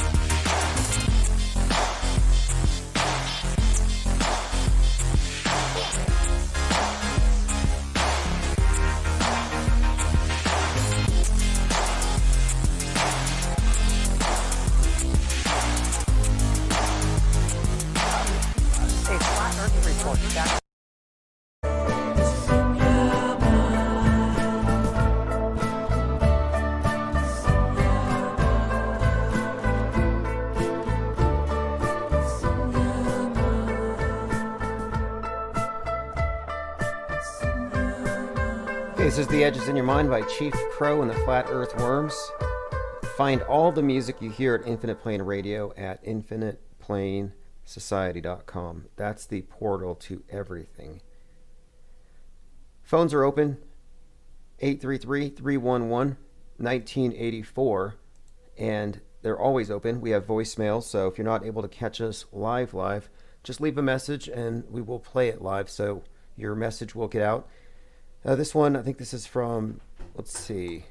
Okay, here we go. This is the first of several voicemails, and feel free to call in. Numbers on the screen. Hey, Tim, I was listening to your space cannabis episode. I was wanting to just drop one thing about the Great Reset. I think they're pulling from the power of the conjunction on December 21st, since they're into astrology. So I was wanting to kind of see if you could go in that direction and, explore that, as they're pulling from the power of that massive conjunction of Saturn and Jupiter. That's all I had, man. Appreciate it. Keep up the good work. I've heard a few things. I've heard a few things about this conjunction of Saturn and Jupiter, and this would be on December the 21st. I've heard it compared to the one that happened during JFK's assassination. So, yeah, we can talk about that. And he referenced the space cannabis episode, and actually it was space cannibalism, not space cannabis. Actually, there will be both. If you look at the actual plans for the Mars bases, there'll be plenty of both. Okay, let me get on to the next message. And yeah, we'll definitely go into this Saturn-Jupiter conjunction. I've found some interesting material related to that. Okay, the next one here. Hey, Tim. I'd just like to have a little question for you. So there's this thing that's going around. I mean, it's related to what's right now, but this is the Glober's version. So this is called Coriolis virus. This is something I actually checked out on Nathan Oakley's channel on his 1293 Live. Okay, so he's mentioning Nathan Oakley channels, and he said the Coriolis virus. And it's kind of humorous in a sense because this would mostly correlate to the reference plane in the globe and how globers just manage to flop entirely on their model. And they have this cognitive dissonance where supposedly the reference frame doesn't exist. Oh, so I know where he's going with this. He's talking about the cognitive dissonance of the ball earthers. And there's a fallacious nature here to this debate when it comes to the flat earth versus ball earth debate.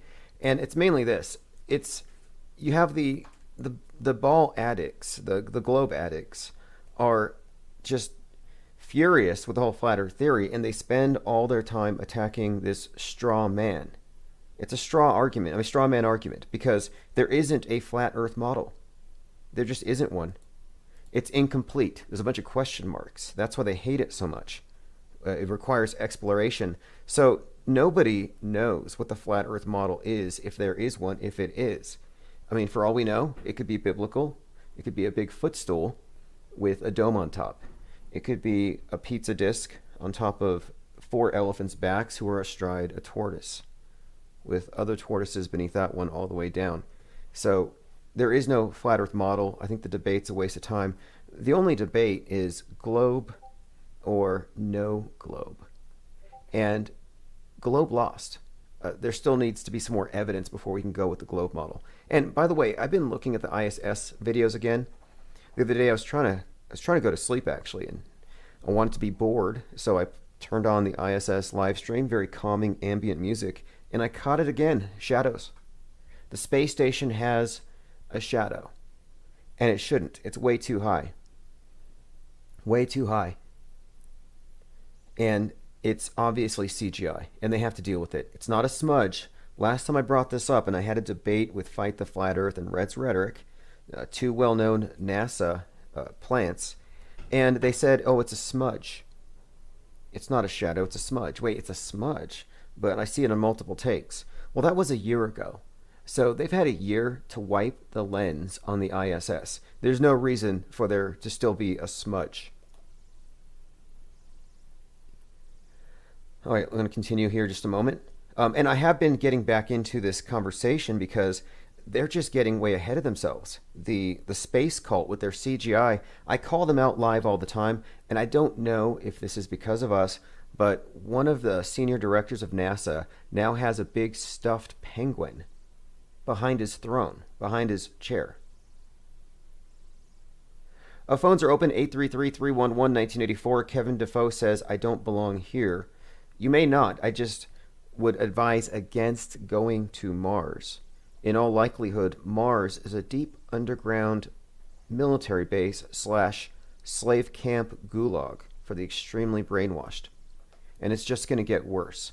I'm pretty sure deep space has always meant subterranean. And it's probably the case that we have a number of Truman Show style stages representing the various places. There's probably people in a slave pit on Mars. Like, that's how crazy it is. And I didn't make this up. There's actually a CIA agent. I think his name is David Knight. Is it? Let me double check this. Yes, I think that's him. It's one of these CIA agents who basically says that there were children being sent to Mars, as in slaves on Mars. And he talked about this on Alex Jones. That was the program. He's on the Alex Jones show. Here we go. New conspiracy theory. Children kidnapped for Mars slave colony. This was just a couple years ago. No, it was Robert David Steele. So Robert David Steele, ex-CIA, came across some information years ago, which obviously you wouldn't think this to be true, but now I'm looking at it as very likely. He says, we actually believe there's a colony on Mars that's populated by children who are kidnapped and sent into space on a 20-year ride, so that once they get to Mars, they have no alternative but to be slaves on the colony. Now, Elon Musk has already given hints that he's open to indentured servitude. It's definitely feudalism. No doubt a gulag dressed up as progress. But the notion here that some CIA agent came across information about children being shipped to Mars sounds like fantasy, but I think it's very likely that he just thinks that Mars being this distant planet out there, when no, Mars is probably under Arizona. So he probably didn't know the whole story. Again, phones are open, but I'm going to go ahead and continue to play the voicemail. We'll go on past this voicemail if it doesn't. I mean, it's a long one. There's several minutes. We may return to this one. And I encourage this. If you want to record a 20-minute podcast on my voicemail here, 833-311-1984, have at it. We will parse through it. If you want to defend your globe, defend the space station, convince us that that wasn't a mouse on the outside of the Merlin 5 rocket back in December of 2019, Mousegate, call in, because I'm getting a lot of flack on Twitter for calling out the fakery. In fact, I'm going to probably go through some of these tweets. We've had some backs and forth, and they just assume that we're dumb because we don't believe any of their ridiculous claims. But I'm actually arriving at this conclusion that outer space itself is actually a metaphysical concept. It's like heaven, but worse than that. Worse than just being a big deception. They're lying about going up there. I think it's a concept designed to mystify the mind, to more or less leash the human imagination. So it doesn't even make any logical sense to talk about going anywhere further than 12,000 miles, because then obviously you'd be coming around the backside of the ball. And I think it's a perfect kind of a way of blinkering. You know how you put the blinkers on the side of a horse's head so it doesn't look left or right? I think humanity's been blinkered by a false cosmography. And I think that's what this is ultimately about. And the flat earth question gets people to actually examine evidence. And they hate that because their evidence sucks. Nobody can stand by the moon landing unless you're a sworn liar and you're in on it, or you're a dupe. There's no reason to think that thing actually was real. That was a horrible movie. And by the way, they're bringing back rear screen projection for the next phase, for the lunar colony, for the Martian colony. But it's not a flat screen. It's this surrounding LED display. Way more convincing than green screen. So we're not going to even have any more green screen bloopers to laugh at. And there are plenty. We have a 20-year blooper reel called the International Space Station, which is really little more than a government reality TV show presented as news. I mean, it's a psyop. And it's just a travesty that so many otherwise intelligent people fall for it. Okay, let's go ahead and listen to the rest of this message. A great example of this would be a Simon Dan. That's the person he tends to point out most. Oh, and number two, there's this guy named Billy Gill, and he does quite a lot of...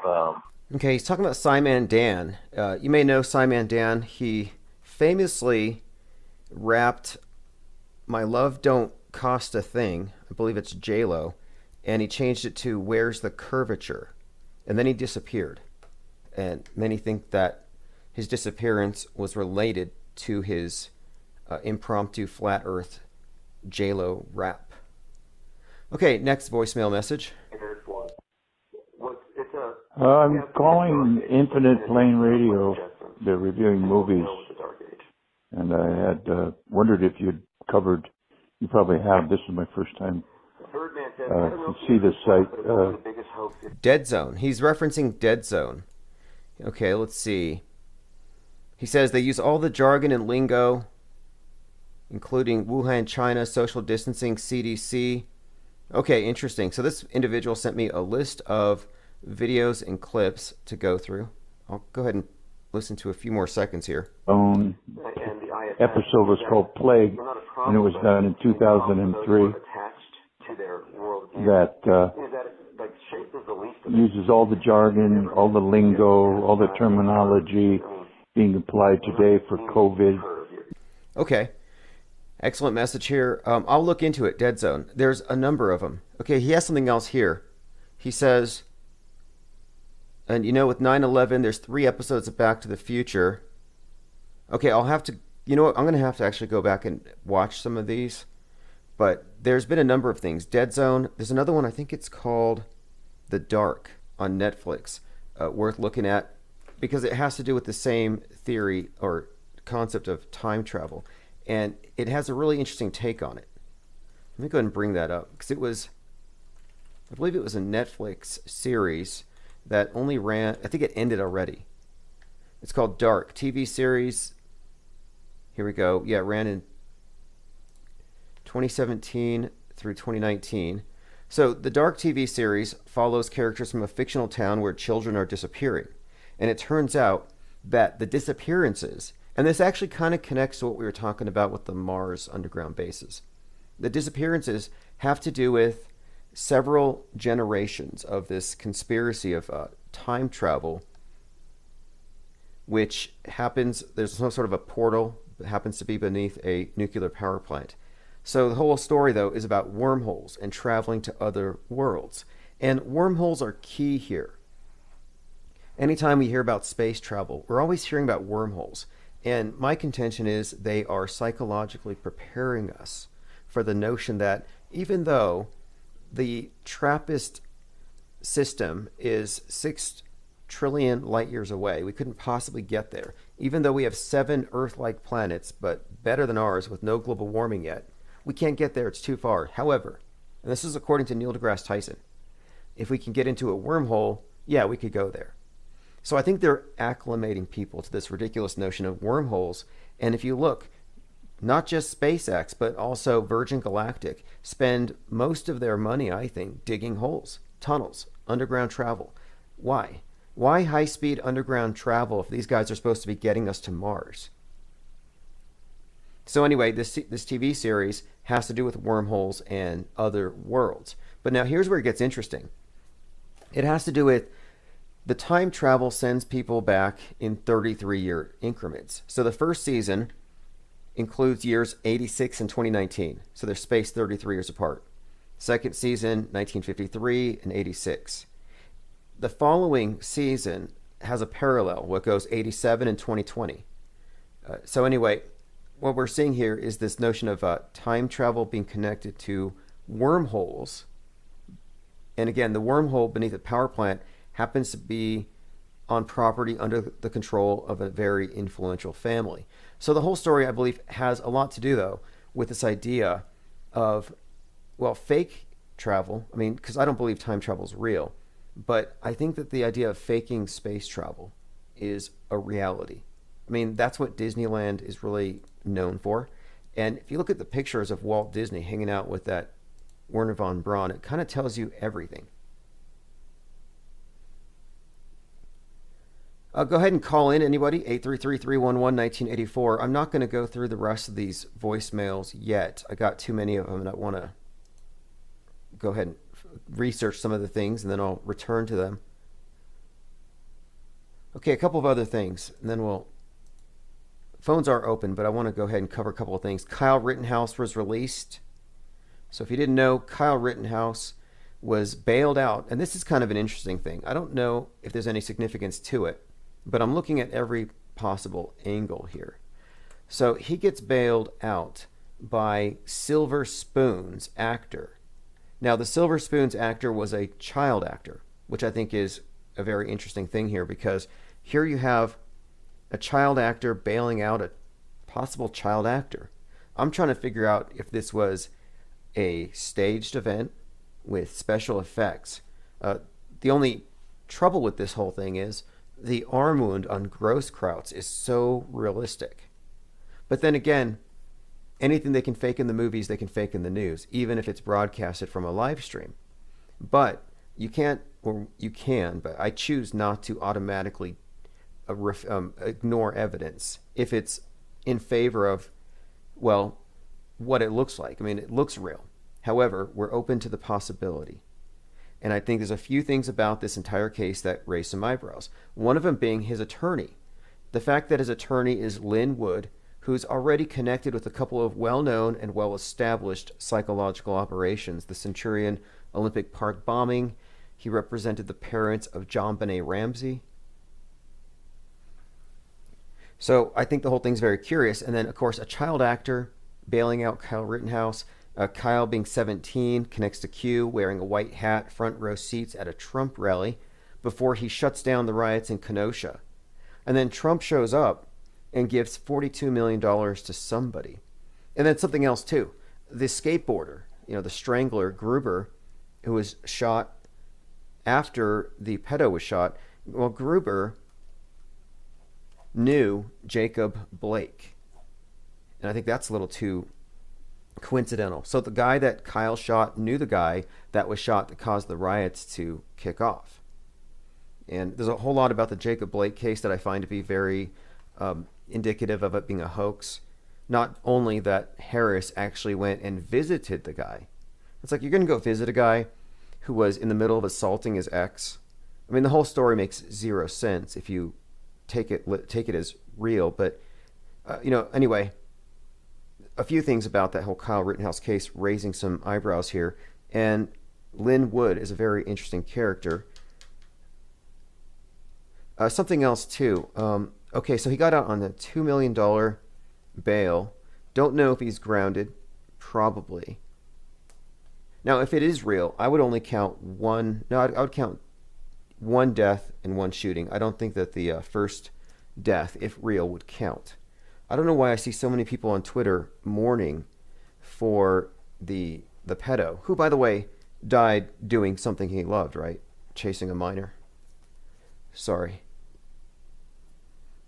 All right, so let's go ahead and continue. Oh, yeah, someone asked me if I discussed the hoax at the mall.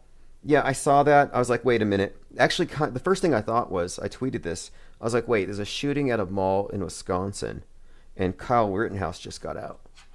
So I was like, has anybody seen Kyle? But no, obviously, I think it's a hoax, probably to distract people from the whole election thing. And you already know my take on it, the election thing. I think that this is a psychological operation, and it's going to have a couple of other twists and turns. If you're in my Discord server, you know my predictions as to what's going to be happening. I mean, I think that this is going to be a major deal, a big deal for a lot of people, December 14th. There's going to be a lot of crying, gnashing of teeth. Okay, so the guy's name is Lynn Wood, and he was, of course, the attorney for, well, they call him attorney of the damned because of some of the cases he's represented and people he's really just pretty much saved. And this is one of these instances. And from the right, he's considered to be a political prisoner, now a hero. The left, he's a murderer. Now, mall psyops happen pretty much every year around Black Friday. We used to actually sit around on Black Fridays waiting for the mall shooting of the year. I don't even think it's worth looking into. I looked at it. It looked to me like it was probably there for some sort of disruption to change the news cycle, affect it. I don't think I mean, really, when was the last time we had an actual shooting that was real that the news media reported? They don't report on the real ones because it tends not to fit their narratives. It's not some bowl cut with a MAGA hat. Oh, by the way, it's 11/22. So would this be, in fact, the 63rd anniversary, no, 57th anniversary of the JFK assassination? Interesting timing. I mean, look, here's a couple of things. And I've been really closely examining the world stage script as it's unrolled in the last year. And many of you already know all this, but there's a subtext that's worth examining. And without even getting too deep into the names, just looking at the objective facts, like the fact that the sun set at 8:46 p.m. in the Twin Cities on the day that George Floyd died. 8:46 is the amount of time he was kneeling on Floyd's neck. It connects to 9/11. That's the time that the first of the Twin Towers was hit. So then on 9/11/2020 at 8:46 a.m., you have a national day of mourning where people are waving their flags at 8:46 as George Floyd's lawyer and his legal team are protesting wearing 8:46 on their faces for George Floyd, not for 9/11. Same number, same time, different meaning. Meanwhile, Derek Chauvin is in court on 9/11. So again, Derek, the name, is from a German hangman who hanged 3,000, as in 3,000 dead on 9/11.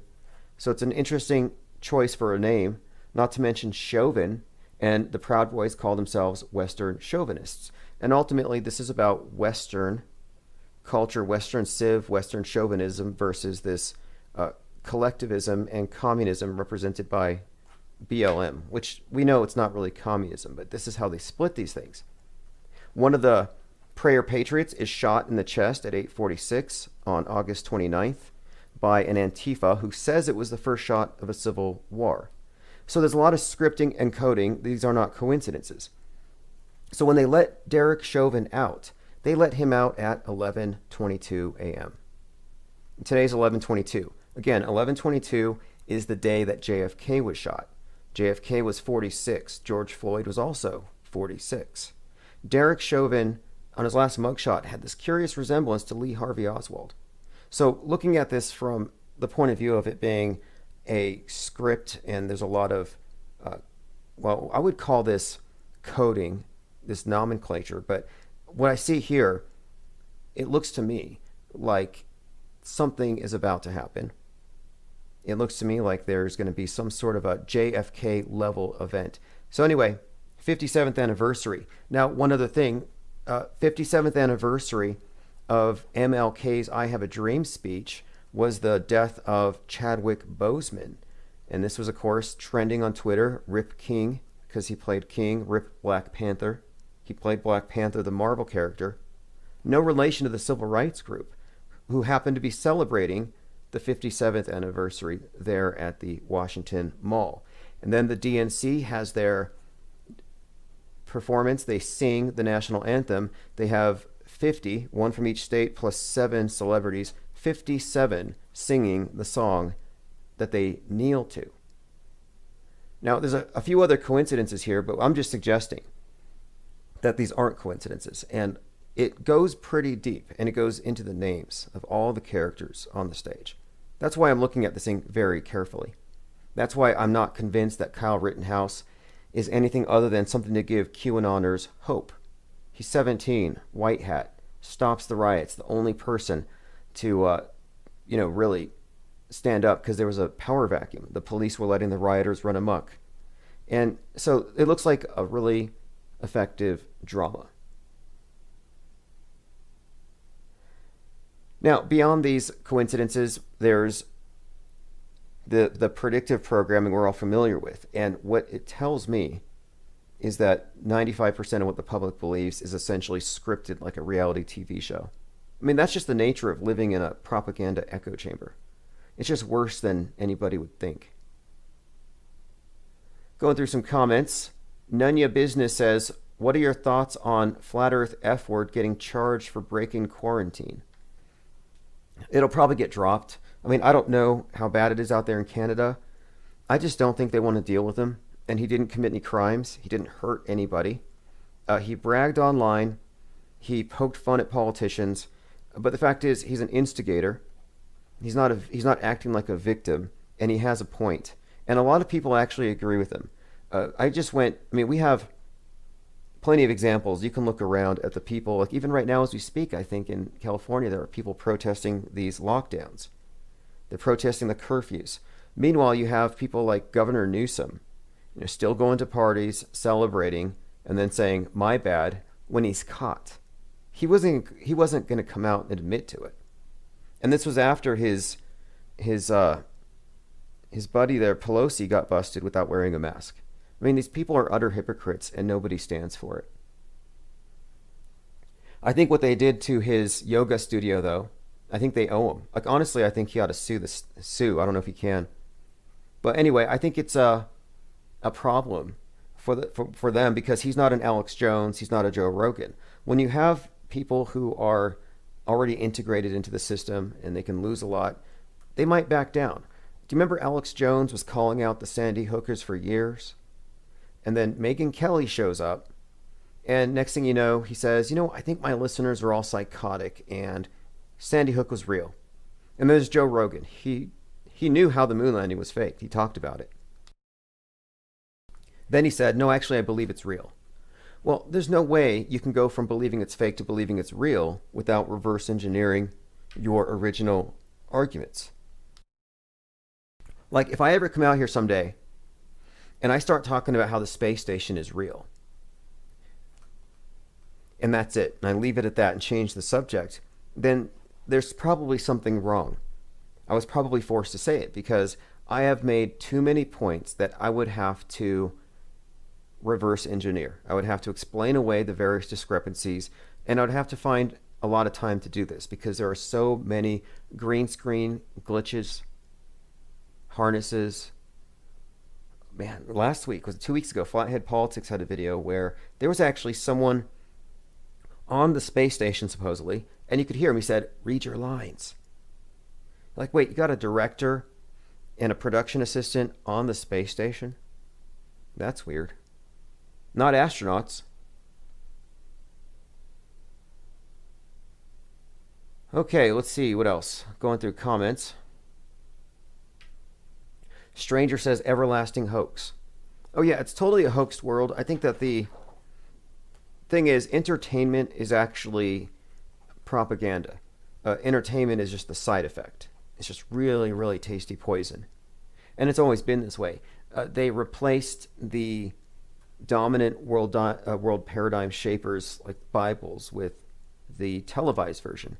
So the television is your Bible, if you ask me. It's the world religion. And there is a world religion. Even the atheists are a part of it. They've replaced the archaic concept of heaven with space. The three pillars of this new religion. You have one, climate change, which is eschatology, judgment for your sins. They've actually found a way to scientifically replace sin. As in, they have a sin. There's a concept of sin, but they can actually diagnose it. They can say, hey, look, we see it under a microscope. The scientists will back this up, and it's called the virus. So now they can have an entire puritanical revision of our society where moral relativists are suddenly keeping to themselves. You know, people are like free love, they're against the nuclear family, polyamory. Now they're just, nope, everybody's socially distanced.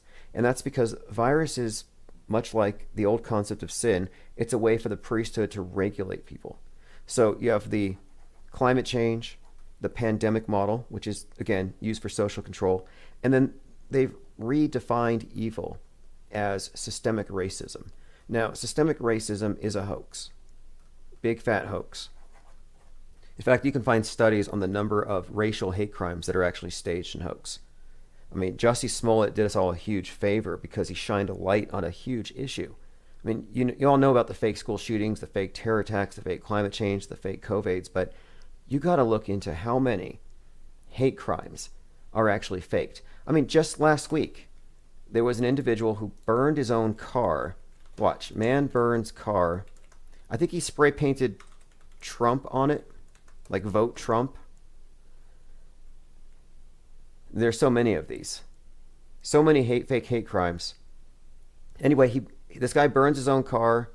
He blamed a Trumper or tried to frame somebody, and it turned out he burned his own car.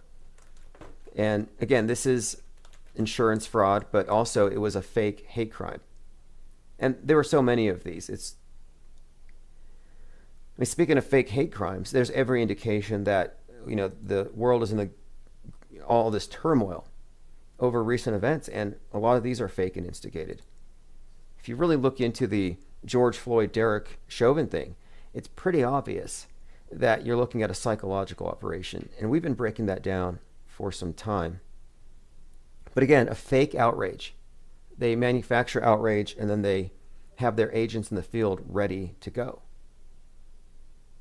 I mean, did you see the very first night of the riots in Minneapolis? One of the first buildings they burned happened to be the manufacturer called 7 Sigma. And they produce super realistic bodies to train on. Bodies undergoing respiratory distress for paramedics and EMTs. And some of them have a very curious resemblance to George Floyd. But they can't breathe. That's what they're designed to do. And so I was looking into this company. They opened up in Minneapolis in 1987. 33 years later, they burned. Now, 7 Sigma Simulation Systems. That's the name of the company. Burned in the riots will leave Minneapolis. So I looked into this company again. Since 1987, they were right there across from the stores that were looted and this place was burned. But one of their dummies happens to look, like I said, curiously like Floyd. Now, I have this, and I'm still trying to find some kind of way to substantiate it, but I did get a commenter on YouTube who says that he talked to someone who was there and was told there was a anti-police brutality training video being filmed and that there was a dummy present. So take a listen. This is what it could have been. Modular and high fidelity airway trainers. So if you look on the right, it looks like a very realistic person. It's realistic intubation simulation. And it's so realistic, if you look at some of these training dolls, that they actually find them useful for even surgery, open heart surgery, brain surgery, internal organs. They can bleed. So hyper-realistic simulations. And what are the odds that this company, which had been there for 33 years, would happen to be one of the first ones burned? I mean, I didn't see any looters carrying realistic intubation simulation dolls, did you? And I looked at the internal video footage, and it looks all to me very consistent with this being a big hoax. For all we know, Floyd is hanging out with Derek Chauvin on Epstein Island, which is really just a movie set. You know, Dollar Vigilante went out to Epstein Island, and he found out that those doors, those massive doors, are just murals painted. Finbar says, the Flat Earth Report is spot on. Listen for a couple days. Awesome stuff. Hey, thanks. Yeah, the Flat Earth Report podcast. And here's the concept. The universe of ideas has a border, and they call it borderline content. You know, you have these shows that would deal with this area. This is where you would have, Twilight Zone, X-Files, Fringe. But borderline content is something that today it's no longer considered entertainment to entertain ideas that go beyond, well, the known world, because now it's considered dangerous misinformation to question the authorities. And they have been trying to justify eliminating information that questions establishment science. So now the flat earth question is no longer harmless or even funny. You can't even talk about it to ridicule it, because now it's a slippery slope. And if you don't believe in the globe or you question it, now you're going to ditch on vax, and then you're going to catch a disease, you're going to give it to somebody else, and now you killed somebody because of the flat earth meme. They've been trying to associate it with vax denial, and they mostly use shame to address the topic. But it's like, wait, you can talk about aliens, you can talk about time travel, you can talk about all sorts of things, Harry Potter, magic, magic, fantasy, that's all just as unscientific as an archaic world conception. And another thing too, and this is why I have that podcast, because we're dealing with outlandish ideas that shouldn't be banned just because they're outlandish. We should have the right to be wrong. What is free speech if not the freedom to be wrong? You're not free if you are prevented from taking risks, and you have to be it has to be at least possible for you to come to the wrong answers, or you're not really free. And that's where they're taking us. If all of your information was only coming through mainstream acceptable channels, you would live in a fundamentally different universe than people who know how much these media companies actually manipulate the minds of their believers. So I think it's an important question, and it's not going to go away. And the best they can do is attack this straw man. Like, well, you don't have a model, or what's at the edge? If the earth was flat, cats would have pushed everything off by now. Or they have other things that kind of complicate it, where they have other models that come out of the Bible or something like that, which that's fine if you're a biblical flat earther, but you have to know that you are just as lost as the globe earthers when it comes to evidence. And that's the main thing, evidence. Do you believe what you were shown on TV? Do you believe what NASA shows you when they do these launches? I mean, you're free to. But those of us who are experienced in video editing, or those of us who are visually literate, who can tell the difference still, we're always laughing at this stuff. But It's getting to the point where I think it's almost sad. It's almost like illiteracy, but it's a visual counterpart where people like, and I've seen this happen with people who ought to know better. Joe Rogan, for example, I have a couple of clips where in one, he was looking at a Porsche and he was amazed by this thing until the guy said, well, that's just a rendering. He was blown away that this green Porsche wasn't even real, but it looked real. Then there was a video where a Bezos Blue Origin rocket was blasting off, and he said that's fake. And the other guy said, no, that's real. So he says, like, why does it look so fake? So I can see here where some people who know what the right answers are actually going to be confused.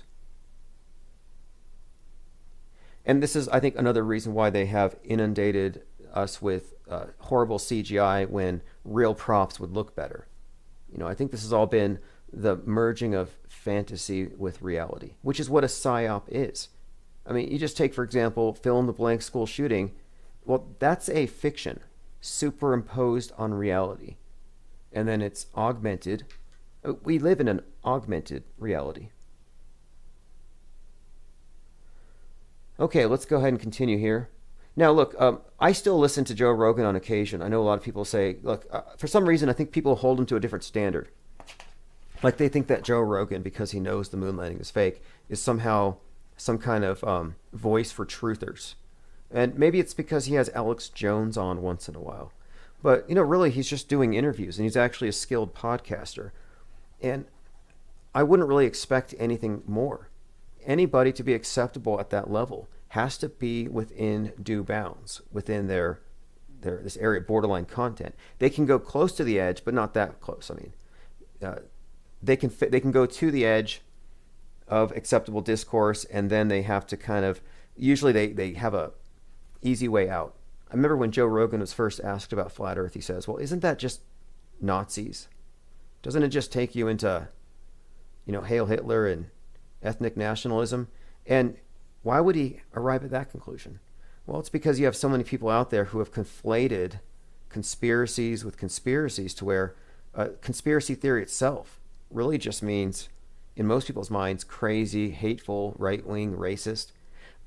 I've been pointing out how recently the trend has been to go from calling them conspiracy theorists to calling them conspiracists or conspiracists.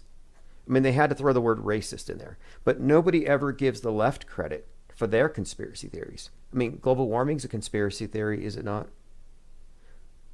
The idea that a face diaper will save you from the COVID devil, that's a conspiracy theory, and it's coming from the left, which is pretty much, I mean, it's kind of it's not even that bipartisan, actually. It's super partisan. Now, the one place where they both agree, though, and this is important because we're talking about the Earth's shape, the one place where the far left and the far right and all the moderates all agree is that outer space is where we're going. We're going to Mars. We're going to the moon. That's the one thing they all agree on. And that's really the end game. It doesn't matter how they get us there, I think. And it's fascinating what they've done here. So the common understanding for people who've been following this story, they know that, well, the whole communist idea, you know, the hive mind, collectivizing everything, it has been advanced under the guise of environmentalism. They've replaced the poor with class warfare with the environment, although they've retained all the main elements because climate change disproportionately affects the poor, kind of like COVID. I mean, it's all class warfare, but they've managed to kind of hide it under the guise of environmentalism. So the right wing knows this, so they don't fall for the eschatology of global warming. They know environmentalism is, well, it's watermelon Marxism, green on the outside, red on the inside. But they fall for the space program. And the fact is, the space program and the Agenda 2030 are one and the same. Mars is not progress. The moon is not progress. That's the illusion they've sold us on. It's actually just a gulag. If you really break it down, what it takes to get up there. And I mentioned this earlier, Musk has actually veered into indentured servitude. Not only indentured servitude, a couple of things. One, SpaceX will not recognize Earth laws. Now, before I go on, because he's talking about in these planned Mars colonies, Free Planet will adopt self-governing principles. Now that might sound fine. Just like the idea of Chazistan might have sounded fine to the people when they first started settling there. But what we're looking at with SpaceX and this planned Mars colony, if you ask me, like I said, it's a slave camp like the one that CIA agent was talking about. That's where I think it ends. And here's why I think so. Ghislaine Maxwell, real or not, I mean, I don't know what you all think about the whole Pizzagate thing and all that, but this is worth mentioning. So there's this thing called Terra Mar that just came out recently, I think. The Terra Mar project was something that Ghislaine Maxwell, this is Epstein's girlfriend, that she started. And so it was an environmental nonprofit organization, but basically she was a citizen of a place called Terra Mar. So where is Terra Mar? Well, it's nowhere. I mean, it's just kind of like in the middle of nowhere. The idea is that there are so many places in the ocean. I think 64% of the ocean lies outside the jurisdiction of any country. So it's kind of like a commons, a global commons. So she has this place called Terra Mar. And there's even a logo and a flag. She's a citizen of Terra Mar. She let this out during this deposition. She mentioned it. And I thought, well, that's kind of interesting. I wonder what kind of laws they have out there. Kind of got me thinking, though, about this thing with Elon Musk saying, oh, we're not going to have your Earth laws. So he's got some, I mean, and again, Elon Musk is a very curious character. He's obsessed with Gene Wilder.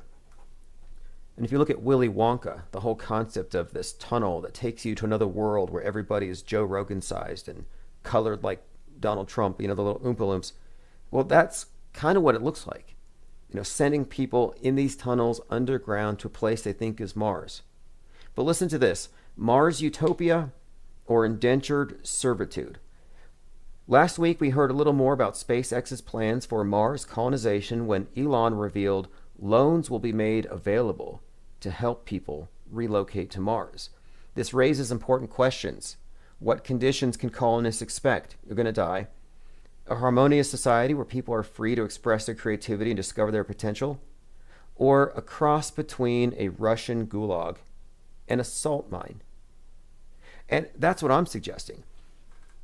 So here's where I'm kind of tying this all together. You know, if you look into space communism, it has a history.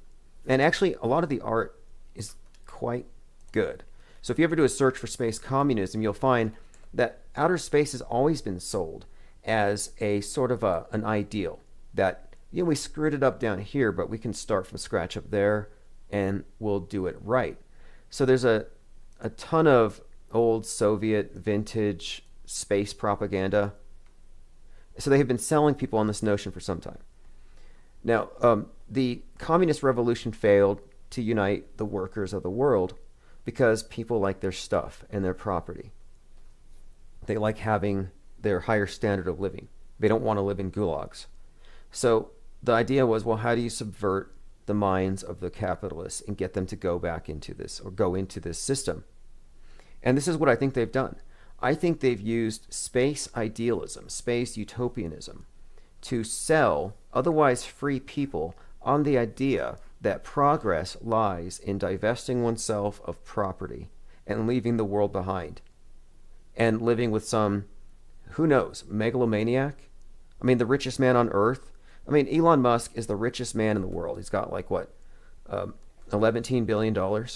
And he's in his home sticking 6-inch Q-tips up his nose, giving himself COVID tests. He's like, oh, positive. Give me another one. So he takes another COVID test and sticks the Q-tip up to his brain-blood barrier. Okay, this one I'm negative, much better. Let me check again. He sticks another 6-inch Q-tip up his nose into his blood-brain barrier. This time he comes out negative. So he's distressed. He takes a fourth one. This time he comes back positive. So then he goes to Twitter and he says, hey, I just took 4 tests for COVID-19 and 2 of them came back positive. 2 of them came back negative. So look, Elon Musk tweeted he took 4 COVID tests in one day. Quote, I thought I was dying. I mean, do you realize what it takes So I'm finding this to be very indicative of a madman, or he's just an actor and he's making this stuff up. SpaceX CEO Elon Musk said he took 4 tests in one day, 2 negative, 2 positive. He had a series of tweets stating he had a cough, sniffles, and a slight fever. Now, this is the perfect time to bring up Kung Flu. So the term Kung Flu is what we called it when it first came out, because when you looked at the Wuhan situation, it wasn't like a regular flu. You'd see citizens walking down the street. Someone else would just be filming casually with a vertical cell phone camera, typical that you see in psychological operations.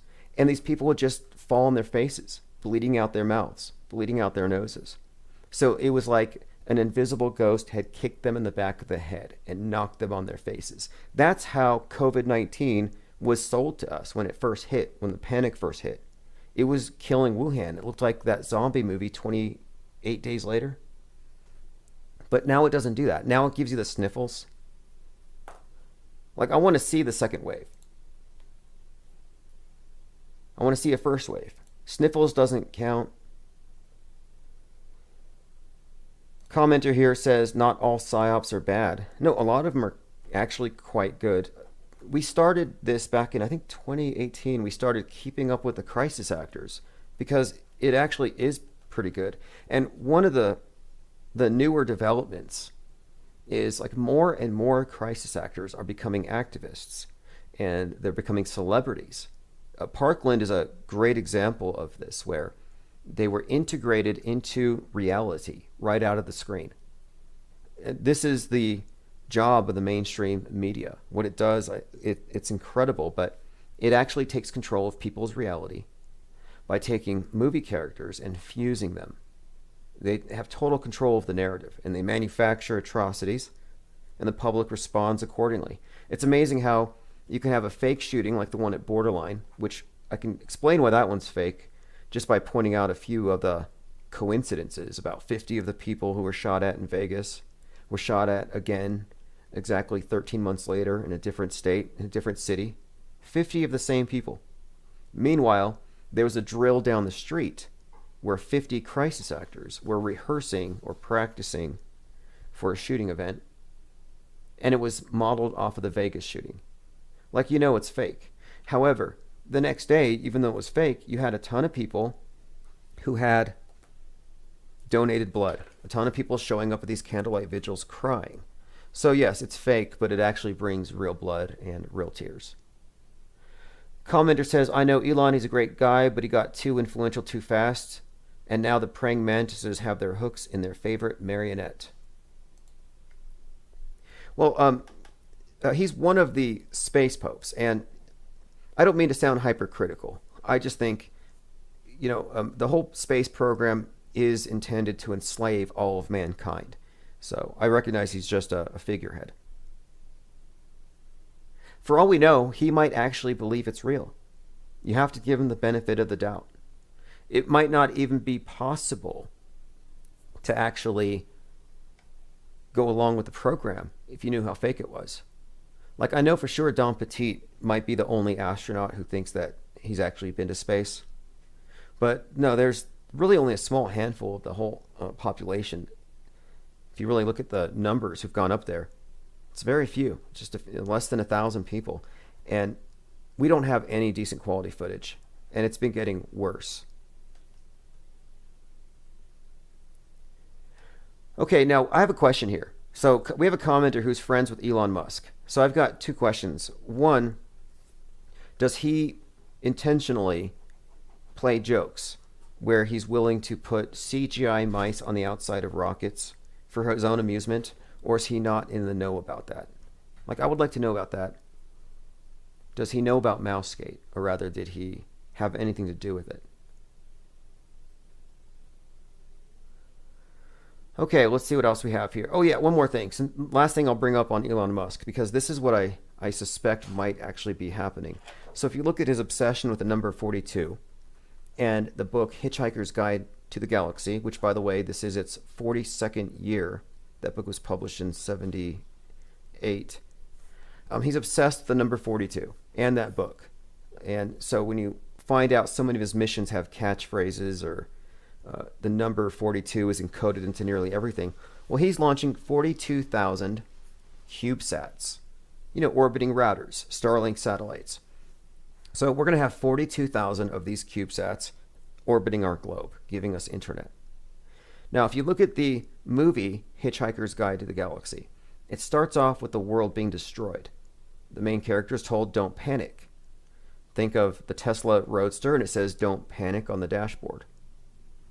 Well, the movie starts out with the world being surrounded by cube-shaped UFOs, aliens, and they blow up the Earth. So I'm looking at Elon Musk working with NASA. The military is like, yeah, we need your help delivering bombs anywhere in the world in an hour. 42,000 CubeSats. This is just a theory. It probably isn't true, but it wouldn't shock me if he wasn't some sort of megalomaniac with 42,000 explosives dangling above key strategic points, and that this is the alien invasion we're all waiting for, where he could just push buttons and we would have bombardments like we've never seen. Perhaps kinetic weapons, like the rods of God. Have you heard of those? They have these like telephone pole-sized metal rods they drop from space or really high, and supposedly they would leave craters. Okay, one step too far, who might actually be Elon says, I'm telling you, he knows about all of it. He just isn't in control, and he's focused on things in his life he has no control of. Right. Okay.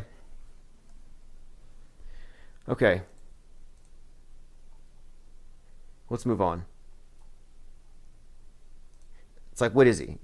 Idiot savant or evil genius about to take over the world. Okay, so we talked about the space cannibalism and Soylent Green. And yes, that's the main point I brought up with that. Space cannibalism, the whole topic started when 3D printed meat using human cells was being discussed. And it just seems that people will go with anything if science says so. So science says it's not actually cannibalism. And you can argue about this, but the company, and this is so bizarre, the company is called Ouroboros. The Ouroboros steak, named after the ancient Egyptian snake that eats itself. It can be grown from cells scraped from the inside of your cheeks. So the Ouroboros, the symbol is a snake eating itself. And this is a company that's selling you on human steak. I guess you would just swab your cheek, drop it in a 3D printer, print out your lunch. Auto-cannibalism, I guess is what you would call it. Now, auto-cannibalism doesn't have the same problems. It's not as problematic as the kind where you do it to others. Flat Fact says there is no car in space, it's CGI. Oh, you know what I think it is? It's this new form of rear screen projection. So this is what you have to look forward to. We're not going to be able to debunk it anymore. So it was fun while it lasted. We can always look back and laugh at the Apollo, laugh at the space shuttles, laugh at the ISS. But the next iteration, it's going to be very hard to convince people that it's not real. And what they're using is very similar to rear screen projection, but it's not even a green screen. That's the thing. And that's normally what caused them to give up the game here. They would expose themselves on the edges. You'd see the green screen, you'd see the errors. Here it is. It's called The Technology That's Replacing the Green Screen. It's a video by Vox, and I'm just going to play a few seconds here. Green screen and blue screen. It becomes the mist-covered planet, deserted jump, background for a bar, hacked athletics, panoramic water, So what we're seeing here, I'm sorry the video's a little too slick for my tastes. We're looking at a room, an environment surrounded by a screen that covers the walls and the ceiling, and the participants even say that they lose sight of where the edge is. Kind of like in the Truman Show, how he just walks up to the wall and then he just exits. He opens a door on it. It's like that. You can't tell. And what's more, because the screens are so far back, And it's all high def. The reflections are very realistic. Kind of like what you might see in a good planetarium. But these environments are so convincing that, again, let me go ahead and play. The actress here says that she was reaching into a scene and she inadvertently grabbed the wall. And apparently that's how realistic it is. So yeah, good luck debunking this. His pauldron or his helmet, it was just like, you can't avoid seeing things being reflected. So creating this volume where we literally could close up the whole thing into one giant circle. So it's a totally closed environment with high def LED screens everywhere. And there is really, it's so seamless. But this is probably how they're doing Mars.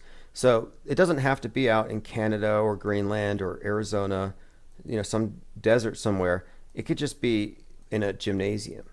So it's easier and easier to fake this stuff. And if you've seen the behind the scenes of Inception, then you already know how the astronauts are hanging in the space station.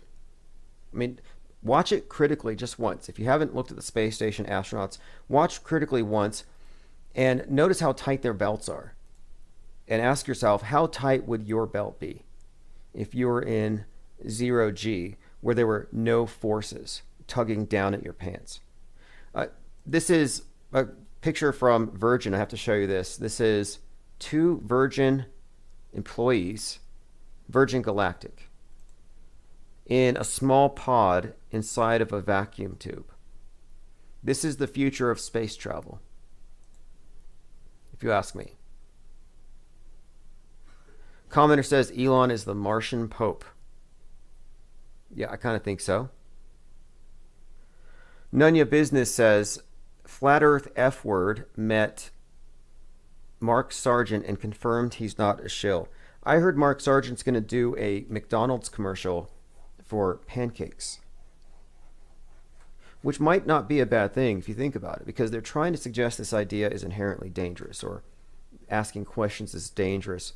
So, I mean, what would you rather deal with? An idea being banned, go to the gulag for saying the earth is flat, or people laughing at it, which is kind of the norm. But I guess they assumed they could laugh it away, but they didn't realize the power of, well, the cultishness of groups of people to form self-reinforcing echo chambers. That's one thing. I mean, even the conspiracy theories that are wrong will never go away. Or the ones that have nothing substantiating them, that don't have any legitimate questions, that are based on arguments from incredulity or just simply speculation or conjecture. For example, the Mandela effect. That is one of the most widely debunked conspiracy theories, but yet it retains its popularity. And it's probably because it's fun. Maybe it's simple. Maybe it offers easy explanations, like many religions do. And in many ways, I would categorize the Mandela effect not as a conspiracy theory, but I would categorize it as a form of New Age philosophy. But it's actually based on a rather mundane thing called the misinformation effect. I mean, there's a reason why 3/4 of the people who are wrongfully convicted are in there because of eyewitness testimony that was faulty. It's because eyewitness testimony is not that reliable. Rudy says speech is becoming not just censored, it's becoming illegal. That's correct. And they're really trying hard to go after satire. Remember, Twitter was going after the Babylon Bee? And this is where we're at, though. And so the other day, I think it was Dave Chappelle did a comedy act, and it was pathetic. It wasn't funny. I think it's a conspiracy theory and possibly the only real Mandela effect that Dave Chappelle was ever funny. Because all he's doing is reinforcing mainstream government agitprop. I mean, he's a government jester. He's like, well, at least because of COVID, there's no bowl cut shooters killing kids in the schools. And it's like, that was never true in the first place. It's like, it's just his way of saying that white kids are deadly. It's racist, but whatever it is, it's not all that funny because it's based on what we know to be a lie. But that's the nature of government jesters. Their jokes will always be within those parameters. Like South Park, for example. There was an episode of South Park where they were talking about school shootings, but instead of ridiculing the whole idea of these hysterical propaganda films being broadcast on the news, instead they made this ironic point about, yeah, there was a school shooting, but that wasn't the most interesting thing at school that day. So again, it was kind of an indictment of America, which is what they always do. Oh, America's so violent, these things are normal. It's like, no, that's not the angle that you would take if you were a legitimate comedian. But I mean, look, I mean, what's his name? George Carlin, I think, is probably the last real comedian who wasn't completely sold out.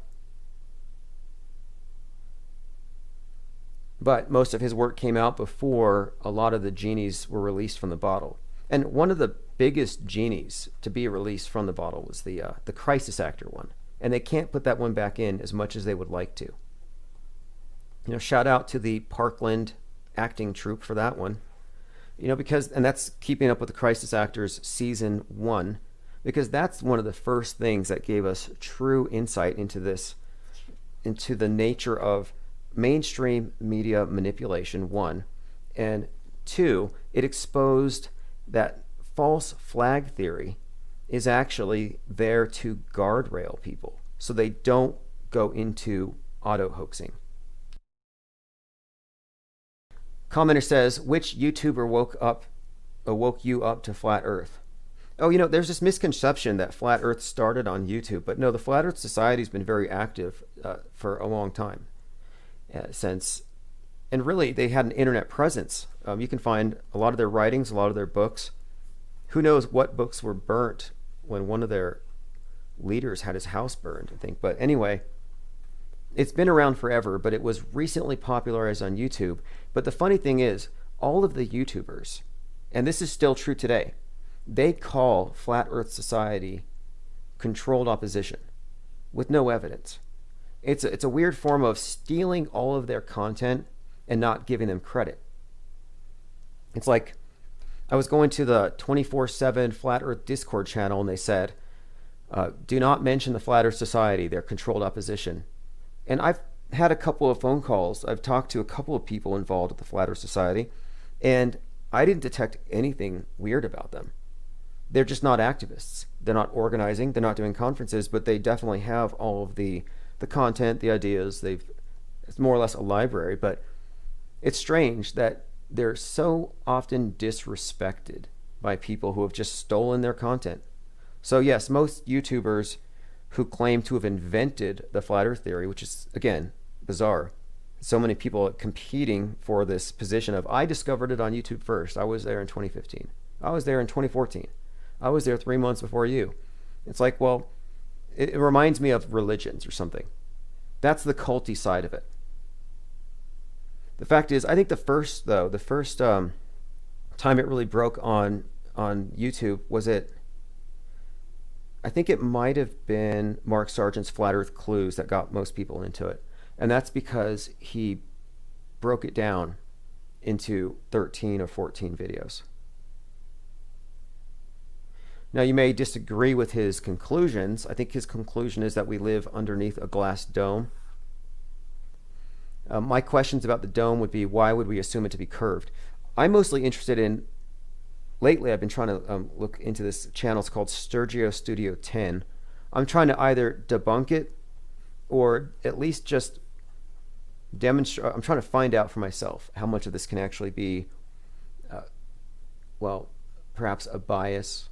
I mean, it's kind of like not wishful thinking, but when you're used to seeing something, it's hard to be objective. For example, if you're looking at an AE projection and the 6 continents displayed around the North Pole, and then you have the Antarctic on the outside, you superimpose it over a certain quadrant of the moon, and you find an interesting number of correlations between the craters and the land masses. And there's this channel, Sturgio Studios 10, who believes that the moon is some sort of a projection occurring in the ionosphere, or ionosflat, whatever it is, but that it's some sort of a projection, and that it's not a physical object, therefore, and that those are not craters, but that it is in fact a projection of what's beneath it. So if you imagine the Batman signal. It's basically a spotlight, and you have a bat painted on it, and it projects the bat onto the clouds. He's suggesting the moon is something similar to that, where there is, and this is not my concept, it's his, that there is beneath us some type of a black sun, some sort of source of light below that is projecting up through the ground above, and that it's projecting through the land masses, and that the moon is the spotlight. The dark masses represent the land, and the white would be where it's projecting straight through the oceans. So he has done a lot of work in correlating the known land masses with craters. And yes, there's an interesting series of alignments that I think it's at least worth looking at. However, if it's true, and this is what I find most interesting about it, if it's true, then 2/3 of the moon would then refer to other land masses, that these other massive craters we're seeing would actually, it would kind of suggest that we only know about a small fraction of the world that we're on. If this moon map or this reflection theory, and again, it is a theory that's based on the world being not a ball. Outer space not being what they say. Okay, I'm going through some comments here. Adaptivia says Biden will cancel the Space Force. I heard that Mike Pence was radicalizing the Space Force to go after aliens who he believes to be demons. I was kind of hoping that would happen. I mean, there's still time. Rudy says there was always a Flat Earth Society in the UK. They'd be on TV. Oh, yeah, exactly. They got a lot of press coverage. In fact, you could find 70s, 80s. It's not a new topic. It's just that the internet gave everything new life. Everything, quite literally. Like, do you remember Bilu?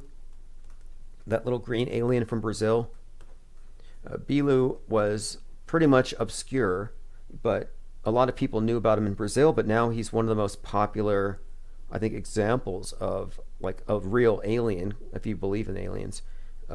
But he was only made popular because of YouTube. And then so like people are into him now. Well, there have been people who have been into Bilu for decades. Okay, commenter says, I do not believe that the stars rotate around the southern star. I've never seen anything close to that. Okay, look, this is something else too. The globe is bipolar. You know, it has the two poles. The flat Earth, if it is flat, there's only one pole, if you would want to call it a pole. And it wouldn't be the North Pole, it'd be the center. And so when you say South Pole, well, what do you mean South Pole? You're talking about a circle. So the way I think of it, if this is the case, I would imagine that Antarctica wouldn't even necessarily have to be a, quote, ice wall surrounding a disk. If anything, Antarctica would probably be, like if it's a clock, and we're looking at the North Pole as the center of the clock, Antarctica would probably occupy from 4 to 6 o'clock, that region. We don't know what's from 7 to 3. You know, maybe you can take a boat to an unoccupied continent, way better than this place. No taxes, no Democrats. And they don't want you to know this. And this is something that would explain the space program. If there were more land masses, they would want to bottleneck human migration. And what better way to do so than to say, well, the only way to exit is to squeeze into one of these obelisks and wait for us to blast you out there. But it'll take us several decades.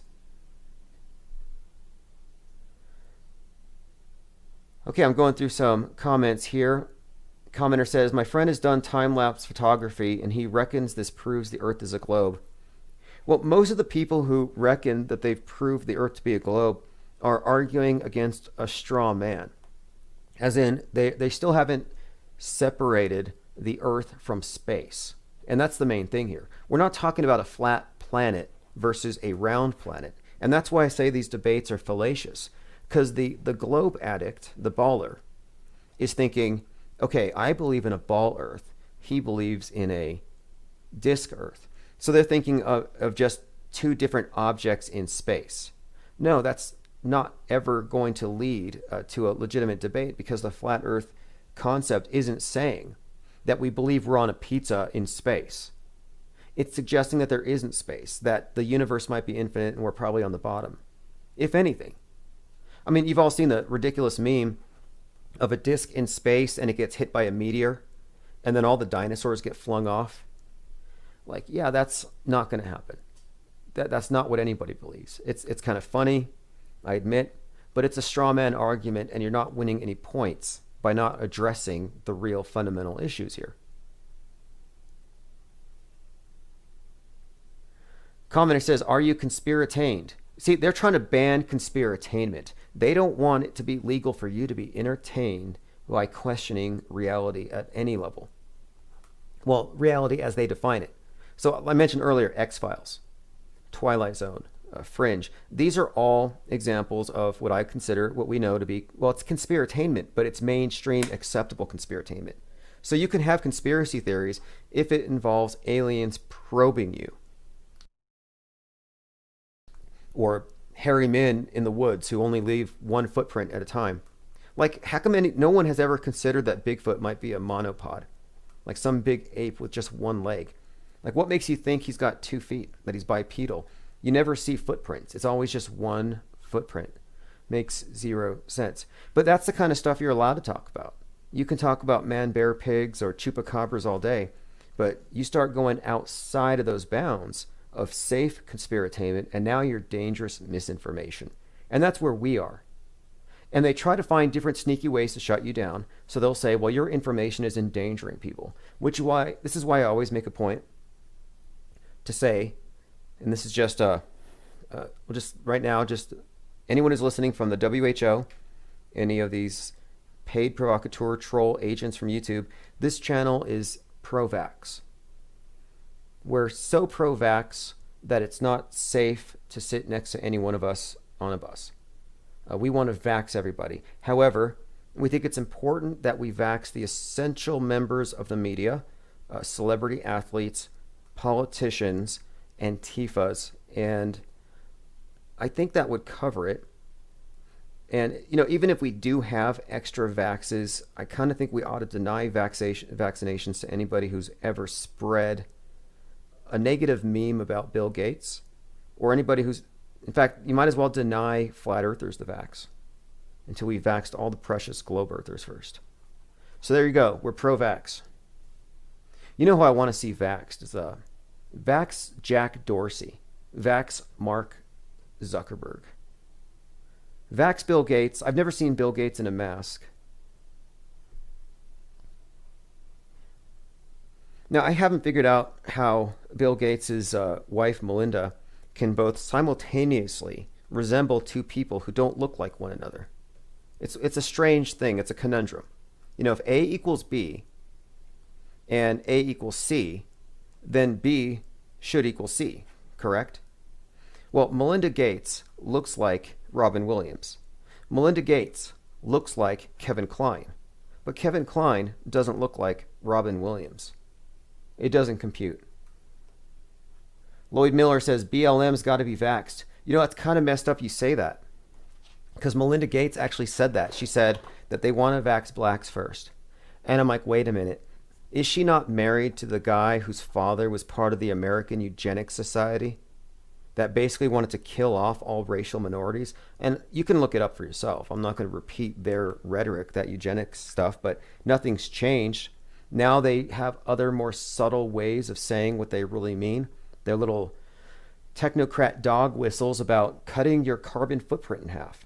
Oh, I get it. Like the mask, come on. They've been taxing you for the air that you breathe. We know what the mask is really for. Commenter says, fake book burning books. Oh yeah, absolutely. We're dealing with a massive book burning right now. We're living in a conflagration. We get out of Fahrenheit 451. This is Brave New World, 1984. Actually, there's a line in 1984 where it talks about no fun, no dancing, no gatherings. It was like an actual quote. And I'm like, it sounds exactly like it. Like, it's too bad. I mean, it's literally not a warning. It's literally it's a prophecy, and I don't know, because there's no way out. If you actually read 1984, there isn't actually any way out. You have to accept that your senses aren't adequate to deal with reality, because your senses are wrong. Tells you he has 4 fingers up, but he tells you it's 5. Okay, let me see what else we have here. Lloyd Miller says, there's strong proof the whole thing is the opposite of what they say. They are the racists. Well, for the one I want to point out, systemic racism is pretty much a hoax. There's really nothing to it. It's a very selective way of looking at things. It's actually a new form of blood libel, if you ask me. This white guilt premise, white privilege needs to go, because it all assumes something. It assumes that we are all reincarnating intra-racially. Like, we don't know. What if God's a trickster and he switches you, gender and race or something? So it's like, wait, all the BLM could have been reincarnated slave owners and vice versa. So we don't know. And so how can you be held accountable for something that happened to people who look like you superficially? Like, the whole premise is wrong. Reincarnation hasn't been proved. And again, we don't know if reincarnation occurs intra-racially or not. One thing we haven't talked about tonight was the election. And that's because I think most of us here have election fatigue, and we all know how it's going to end. Ocean of Lard says the elites transfer their souls into new cloned bodies. Right. I've heard that. And that's kind of where they're talking about uploading your mind into the cloud, fusing the mind with the cyberspace. There's this movie that came out a couple of years ago. It's called The Beyond, and it dealt with this very topic, and it was on Netflix. I used to watch Netflix just for opposition research, because you can tell the future by watching Netflix. Anyway, here's a movie. It's called The Beyond, 2018 science fiction thriller, and it's about another Earth. And this new Earth just pops up out there through a wormhole. A groundbreaking mission sends robotically enhanced astronauts through a wormhole. But here's what happens. They find there's a wormhole. Because, again, wormholes are real, if you didn't know. And the wormhole shat out another world, and it looks just like Earth. So, like, next to the moon, we have another world, but it's blue. It's not dying and cancerous like our Earth. So they're like, oh, look, we can go to that one. It's much nicer. But we can't let anyone up there, because we'll screw it up the same way we screwed this one up. So for you to go to the new Earth, which they call Earth 2, you have to have your brain removed and put into a robot body. And apparently it's a better experience. So they have their brains put into robots' bodies, so they no longer have a carbon footprint, and then they fly up to this new world. So compare this to transcendence. I mean, I would say transhumanism, and the idea of technologically transcending limitations in life, becoming immortal, more or less. You know, to me, this is just a new age religion, and it's not achievable, but it's a new way for them to promise immortality. And you know, carbon taxes has always just been selling of indulgences, like you can buy a better seat in heaven. I've had a few people pointing out the movie Utopia on Amazon is something worth watching if you want to know what's coming. 2018 Netflix became our 2020 reality, and this should be alarming to you because, well, cuties, for one thing. I mean, if you look at some of the garbage on there, you know what's coming. Lloyd Miller says, I watched Utopia recently. Sterilization is the purpose of the vax.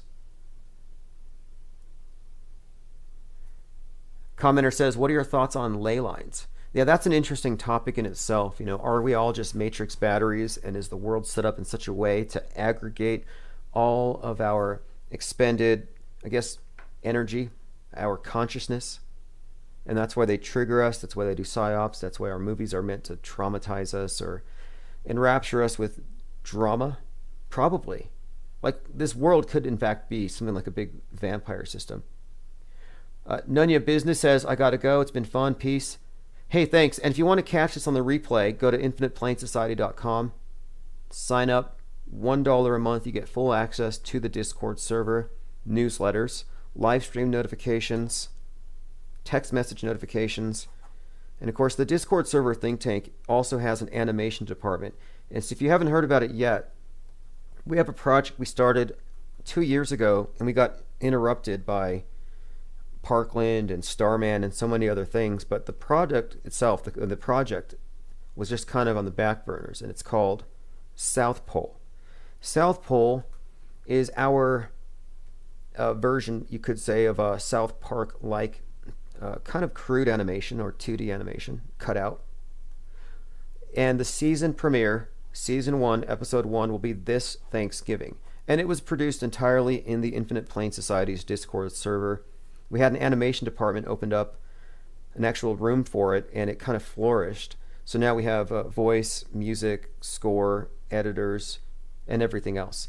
So you won't want to miss it. So if you sign up at infiniteplainsociety.com, you'll get to see the premiere, possibly before the Thanksgiving premiere.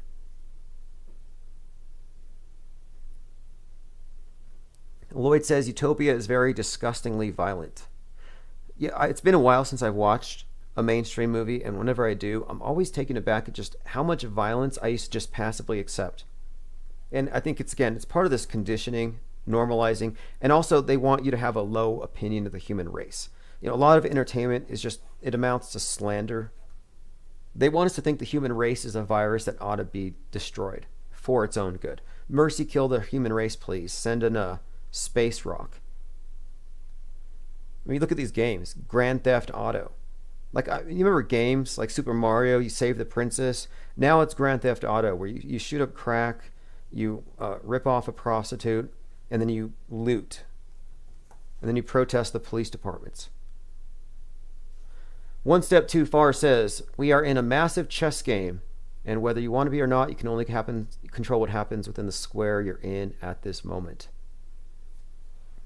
Well, if you're a pawn. But we are in a massive chess game. But I think we do have this scenario that it's like, yeah, it's a game whether you want to be or not. You're correct. Like, where's the opt-out? It used to be you could just opt out and laugh at stuff. But now, no, you got to participate. You got to wear the costume. Well, what if I don't believe in space rocks? Doesn't matter. You got to wear the helmet because space rocks. I don't believe in it. Doesn't matter. Your non-belief and your unwillingness to put on a helmet threatens my life somehow. I mean, that's the argument today. And really, this place can get as stupid as we tolerate. You will live underneath the level of stupidity that you tolerate. Didn't Benjamin Franklin or Thomas Jefferson say that? He might have said tyranny, but it's kind of the same thing, because we're being tyrannized by stupidity. Like the inability or the unwillingness to think, to reason, to use logic, to rationally assess things. But things are way too emotionally charged. But I have some really good news. Like the best news of all, because 2020 is being given a lot of flack. A lot of people are always ripping on it. 2020 is the worst year ever, etc. And by my gauge, mostly Netflix, it's going to get worse. But for all that we have said about 2020, which I do believe is the big reset year, one good thing we can say about it is that there's no pandemic. People aren't dying in those numbers that they say. You know how many articles have come out? Like, articles are coming out where people have died of COVID after falling off a ladder. Or that one guy, he had a mask on with a particle filter. He passed out while driving, ran into a telephone pole, died, COVID. Gunshot wounds to the head, COVID. Finbar says, if you're dumb, then quarantine yourself. Yeah, look, I think that the people who believe in this the most are the ones who ought to quarantine themselves. If you believe in it, stay home. Like, if I was scared of werewolves, I would never leave home when the moon was full at night, right? But I don't really fear werewolves, so I go where I please. But you have people who are afraid of this plague going around, killing, 6 million people so far? And yet, they still go around. I'm like, well, it's awfully brave of you. You got on a spacesuit because of germs, but you're running around shopping in this germ-infested Walmart. Like, give me a break. These people are a bunch of hypocrites. And since we're not seeing the piles of bodies, the tents were all empty. It was a big decoy op. Hospitals are empty. Commenter says, I lost my job. I see a lot of that, but people, yeah, that's true, I guess. You know, I went to the gym today, and I almost don't want to, I'm almost afraid if I explain this that they'll probably, Big Brother will go shut them down. Anyway, there are loopholes, not loopholes, but there are ways that places can stay open. For example, I don't even want to say it. Kind of like there was this dollar store I used to go to where the employees they would laugh at the whole mask thing, and they would only wear it if some sheep came in. But I didn't want to out them because I was afraid they would all get dragged out, shut down or something. No, but Walmarts are germ infested, and there's nothing you can do to change that. You know, it's like you have people going up the aisle, down the aisle. You can't go back and forth because of germs, right? Or COVIDs. But here's the real reason. Adaptivia says, my gym did the same loophole. Okay, good. You know what I'm talking about. Okay, so the reason why they don't want you shopping in the traditional way where you browse, they want you to go in, walk in a straight line, go through the maze, and exit a different door than you entered. They did that here to us. And the reason why isn't because they're trying to stop you from spreading something. If that were the case, we wouldn't all be using the same keypad when we swipe our cards. I mean, the rest of this grocery store here, they wrap the keypad in saran wrap. So everybody's pushing it. And I look at the saran wrap and it's all crinkled where fingerprints have been all day. I'm like, okay. So you just basically concentrated all of the COVID in one spot and we all get it before we leave? Like, this isn't how you do decontamination. This isn't how you prevent the spread of a biological agent. But the reason why they're doing this is they want to get rid of the shopping experience as you know it. As in, choosing between companies competing for your money. They're trying to get rid of free market competition. Customer service is dead. They're getting rid of that because they're replacing it with this new thing. I mean, it's not a coincidence if you look at all the businesses that have closed. Like what? This wealth transfer. Was it $200 billion went away from small business and went into Jeff Bezos's gullet? That's a major wealth transfer. And we called this day one, you know, back 3/11. We're like, oh yeah, get ready for your communist revolution. COVID is the agent. But it's essentially a massive wealth redistribution and a financial reset. Okay, let me see what else we have here. Rudy says a pub in Scotland dodged the laws by giving free food. Well, we got Thanksgiving coming up in 2 days. So it's like, well, you can only have 6 people over for Thanksgiving, but you can have 24 people at a funeral. So if you hold a funeral for the turkey, there's your loophole. I've been watching these riots and these protests where these lockdown protesters are getting arrested. And really, this is something that occurred to me before. Nearly every single protest movement out there is controlled opposition led. And there's usually an agent provocateur who's going to throw something at the cops so the cops have the justification to beat you up. It happens every time. So I wonder, what is the wisdom of gathering en masse and shouting and getting arrested when you can just go do your own thing? And if everybody spread out and did their own thing, they wouldn't have enough police to contain everybody. But convenient for them, all of the dissidents and the free thinkers concentrate themselves in one small area. Like, I don't know if that's the best tactic. I really don't.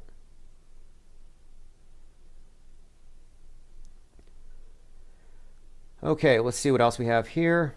Going through comments, I see somebody put Tim Osman with an S in semicolons. Yeah, semicolons are used to denote reptoids. So if you haven't taken the green pill, you all know about the red pill, the blue pill, and some of you half-assed truthers with your purple pills, mixing it. There's the green pill, which nobody wants to talk about. But we'll talk about it. And if you discern someone you suspect might be of reptoid persuasion, and you want to do the courtesy of letting us know, Yeah, put their names in semicolons. Okay, so big week ahead this Thanksgiving, release of Season 1, Episode 1 of South Pole. It's a 20-minute cartoon. I think you'll like it. I'm not going to give you any spoilers, but it's if you like our memes, you'll like this. If you like the music on Infinite Plane Radio, you'll like it. Later this month, I'm releasing Conspiratained, a paperback book. It's going to come out on Black Friday, but those of you who joined Patreon this month, who went through conspiratained.com, your copies will be signed and sent out to you. That's happening this week. I want to see if there's anything else. I have quite a lot of interesting developments having to do with this metascript concept, but I don't want to delve into that now. I'm adding up to it. Tim Osman says the green pill is to agree with the Paris Accord. Are you saying the greenies took the green pill? I don't know if we can let them do that. One Step Too Far, who might actually be a sock puppet to Elon Musk, says, Elon is legitimately at war with Bezos. Trust me when I say. Elon's the guy you want to win, because unlike Bezos, he never wanted to own people. Just accidentally created ways that new masters could. Okay, so Lloyd Miller solved the problem. He said reptoids are the greenies. Very good point, because if you wanted to really define what a reptoid is, you're talking about territorial aggression, top-down hierarchical control, hive mind. Yeah, greenies. Greenies are mean. There's an article about this, came out a few years ago, about greener is meaner, about how greenies don't tip. They can justify stealing. They can justify nearly anything. I mean, these are the people who can justify putting down everyone. I mean, they're the ones who always are talking about, we've got to get rid of the human race. It's like, well, you first. Vax yourself first. If vaxes were such a great thing, they wouldn't be trying to give it to you. They'd be hoarding it. Now, if I had to go with Bezos or Musk, and I hate to say this, but I would go with Bezos. And the reason why is that Musk is planning to colonize Mars. Musk wants to have this Mars utopia, which I'm cool with, but Mars could be destroyed by a rock just like the Earth could be. By all indications, Mars was already destroyed by a rock once. It was just as good as Earth. Rock came down, wrecked it. Life on Mars, destroyed. Panspermiated all over the solar system. Landed on the Earth, so life may have actually started on Mars, if you go by that theory. And I heard that from an astronaut on 60 Minutes. And right after he mentioned this, there was a commercial for a TV show called Salvation, a 13-episode series about a space rock coming down to kill us all. But my point is, Musk is going to Mars, but Bezos is like, why would you go to Mars?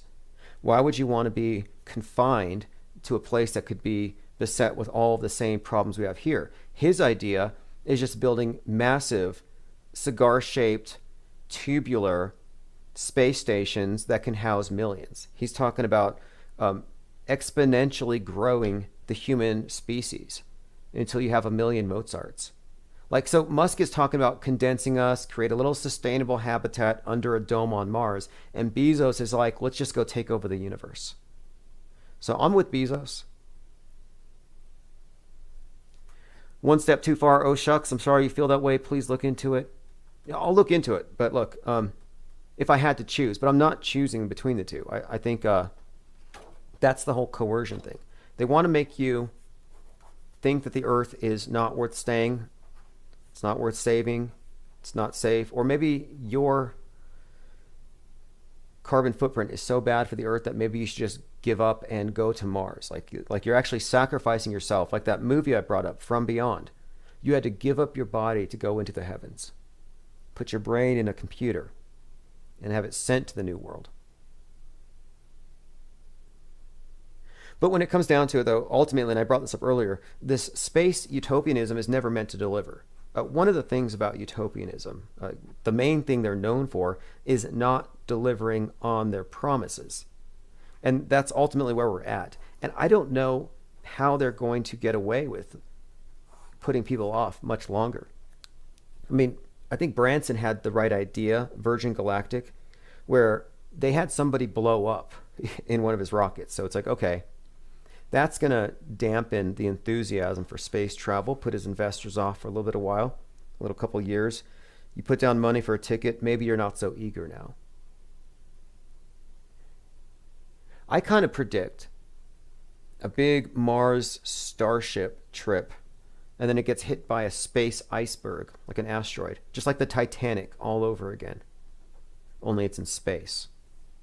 And you have all these celebrities, the Kardashians, all kinds of trendy celebrity athletes getting up on board. I mean, imagine all the people you could put on that thing. Like if you took my vax list, the people I want to vax, that would be my starship list. The people I would like to send on the very first voyage to the Red Planet. Cubstar says, make China Mars again. Do you remember as a kid, like how many of you tried to dig a hold of China? Like you've ever tried?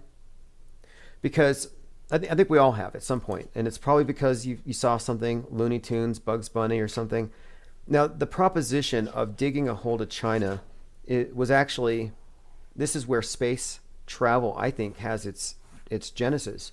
So Lewis Carroll, who gave us Through the Looking Glass, Alice in Wonderland, he posited that you could have a tunnel connecting 2 points on the globe, antipodes, opposite points on the ball, and that you would have this tube where you would free fall, and it would take some time, but you would actually fall accelerating.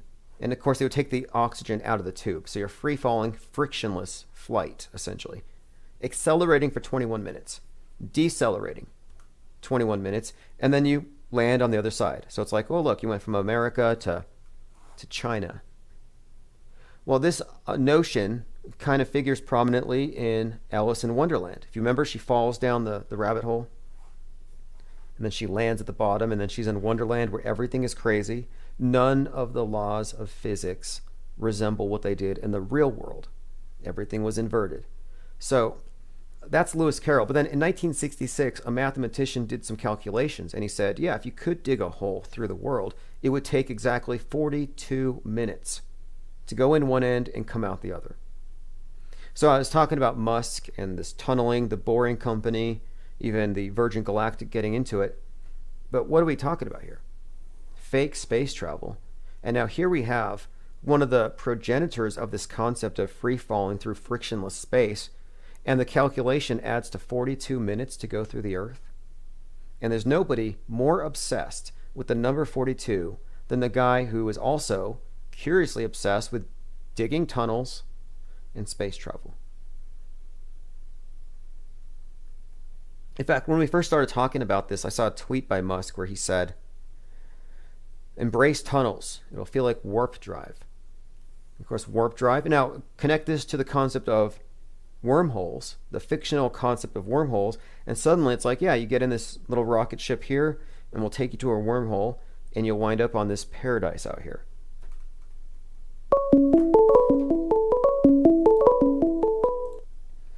Infinite Plane Radio.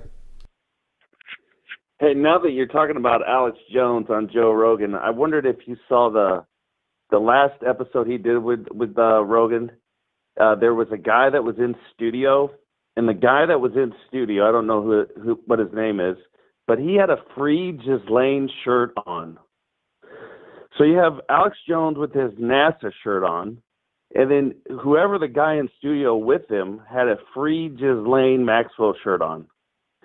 And so Alex and Joe and this other guy, they all took a picture together, like just laughing, right? It kind of like was just in your face how Alex will pull all this like this BS that he pulls like with Pizzagate, for instance. Well, he'll kind of go and take you to the truth, and then once you get there, like with Sandy Hook, he'll back up and be like, oh, they're all crazy. So it's very interesting how Joe and Alex really are weaved together in this movement, I guess. I use the term guard. Both seem like in the big. Yeah, I use the term guardrails, where they take you so far, but they don't take you into the borderline content, but only so far as they're permitted. Like, for example, they'll talk about false flag theory all day long. So you could spend decades studying various shooting events, and you could say, well, no, it was this person. No, it was this person. Maybe it was the psychiatric medication. Well, those are all false flag theories. I mean, it's just blaming a patsy. But in reality, the whole thing could be theater. But they're not allowed to talk about that. I wonder why. I don't know. It's a really good question. I mean, maybe it's because they're both, playing different characters on the world stage. Maybe it's because Alex is Bill. Today I saw this. It was an alt-right deal. I think the guy's name is Ali, or Ali. He looks like a clone of Sammy Davis Jr. It is unbelievable.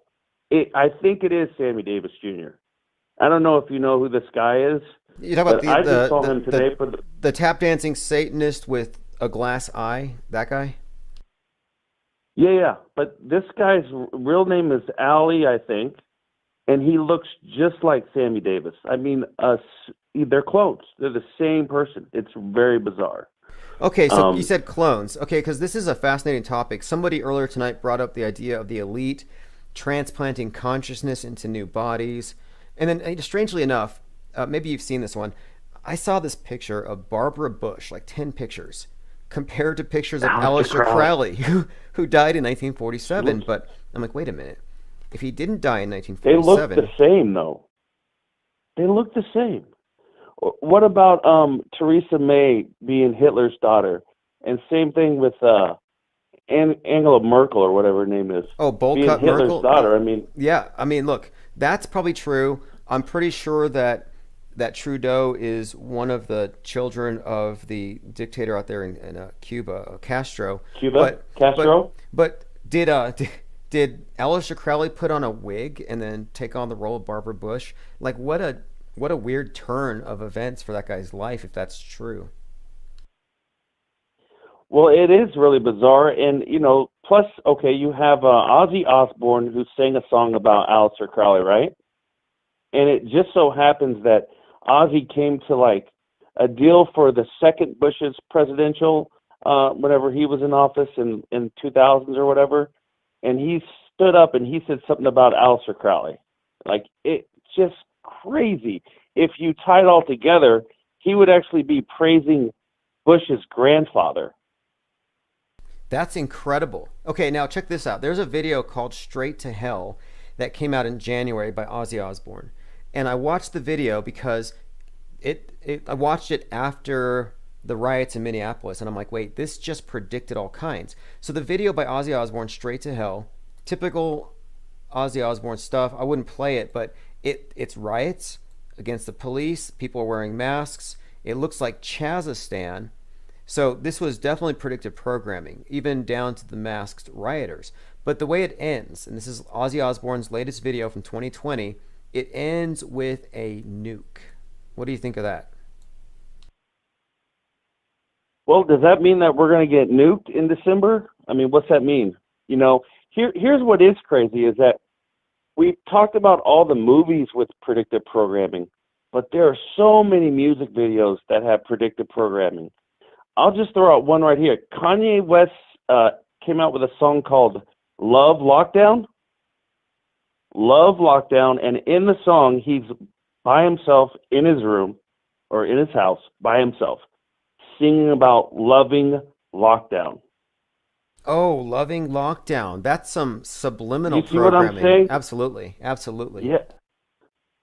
So there's a lot that is going on. And the music videos, I think, they kind of got turned off when MTV became more like VH1. MTV used to be music videos all day long.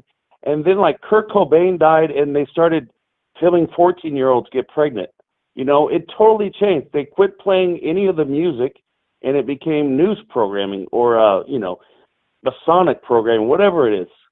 True. And now, music videos, this is a big one, too. You're right, because there's plenty of examples of this, and we've seen it before. I think one of the examples recently this year was Blinding Lights. And this was a song that I became familiar with it because the dancing nurses were all doing the Blinding Lights challenge. So instead of fighting COVID, the nurses are all, as you know, dancing and twerking and just having fun at the empty hospitals. But the Blinding Lights challenge is a reference to the song, which was popular when the lockdown started. It was one of these trending hits during the coronavirus, and it's by The Weeknd. But the video, which came out months before the lockdown, had The Weeknd in Las Vegas. Nurses? No, they had him in Vegas, and Vegas was already empty and dark.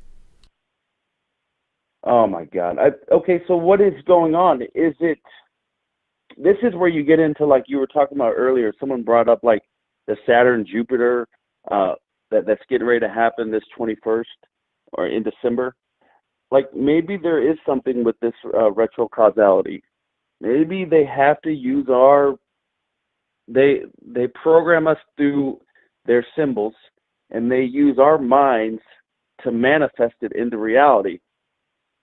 It doesn't seem like they have the ability to create anymore. Every time I hear of a new movie coming out, it's like they're redoing an old movie. It's like watching the news. They replay the same script over and over. It's a cycle, and I think the cycle is. I think this is ultimately what it's about. This cult. And you look at all the symbolism with Saturn, and then you look at the astrotheological nature of it. Like one thing, and this is just undeniable.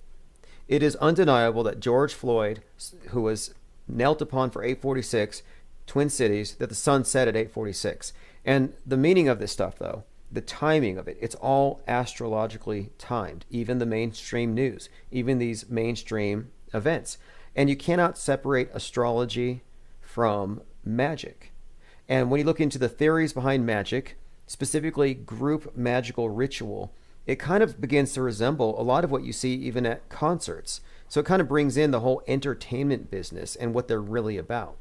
Same with the movies. So whatever your thoughts are on magic, the concept as I understand it has to do with basically the part or the percentage of reality, I guess, or the ratio of it that is influent, or the like, let's just say reality is a subjective thing, and that we're only inputting like 1%. So it's like human perceivers influence events to some small degree on an individual level. Mm-hmm. But if you can get them all in concert, also focus on one thing. And that's right. And that's the focus of. So here's the big question. Okay, if everyone would have turned off all their media, turned off the TV and internet in December of last year, would we have COVID right now? I would say no. Because the only reason we have this mass hysteria going on, mask hysteria, right, is because the media said that's what the truth is. And so everyone took the download and then they pull it off.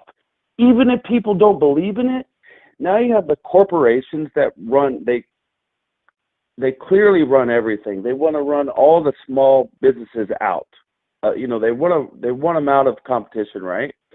So the corporations really control, like, for me, it's like the panic of COVID. It's every time I have to go to the damn store now, I just hate it because I don't wear a mask and everyone around me is wearing the mask. So I always think, if we didn't have corporations, would we have COVID? And I don't think we would, because you wouldn't have the media telling everyone what's going on. And you wouldn't have all these corporations that are pushing these dumb policies with, like, you got to get your temperature checked and you got to wear them. It's just fucking retarded.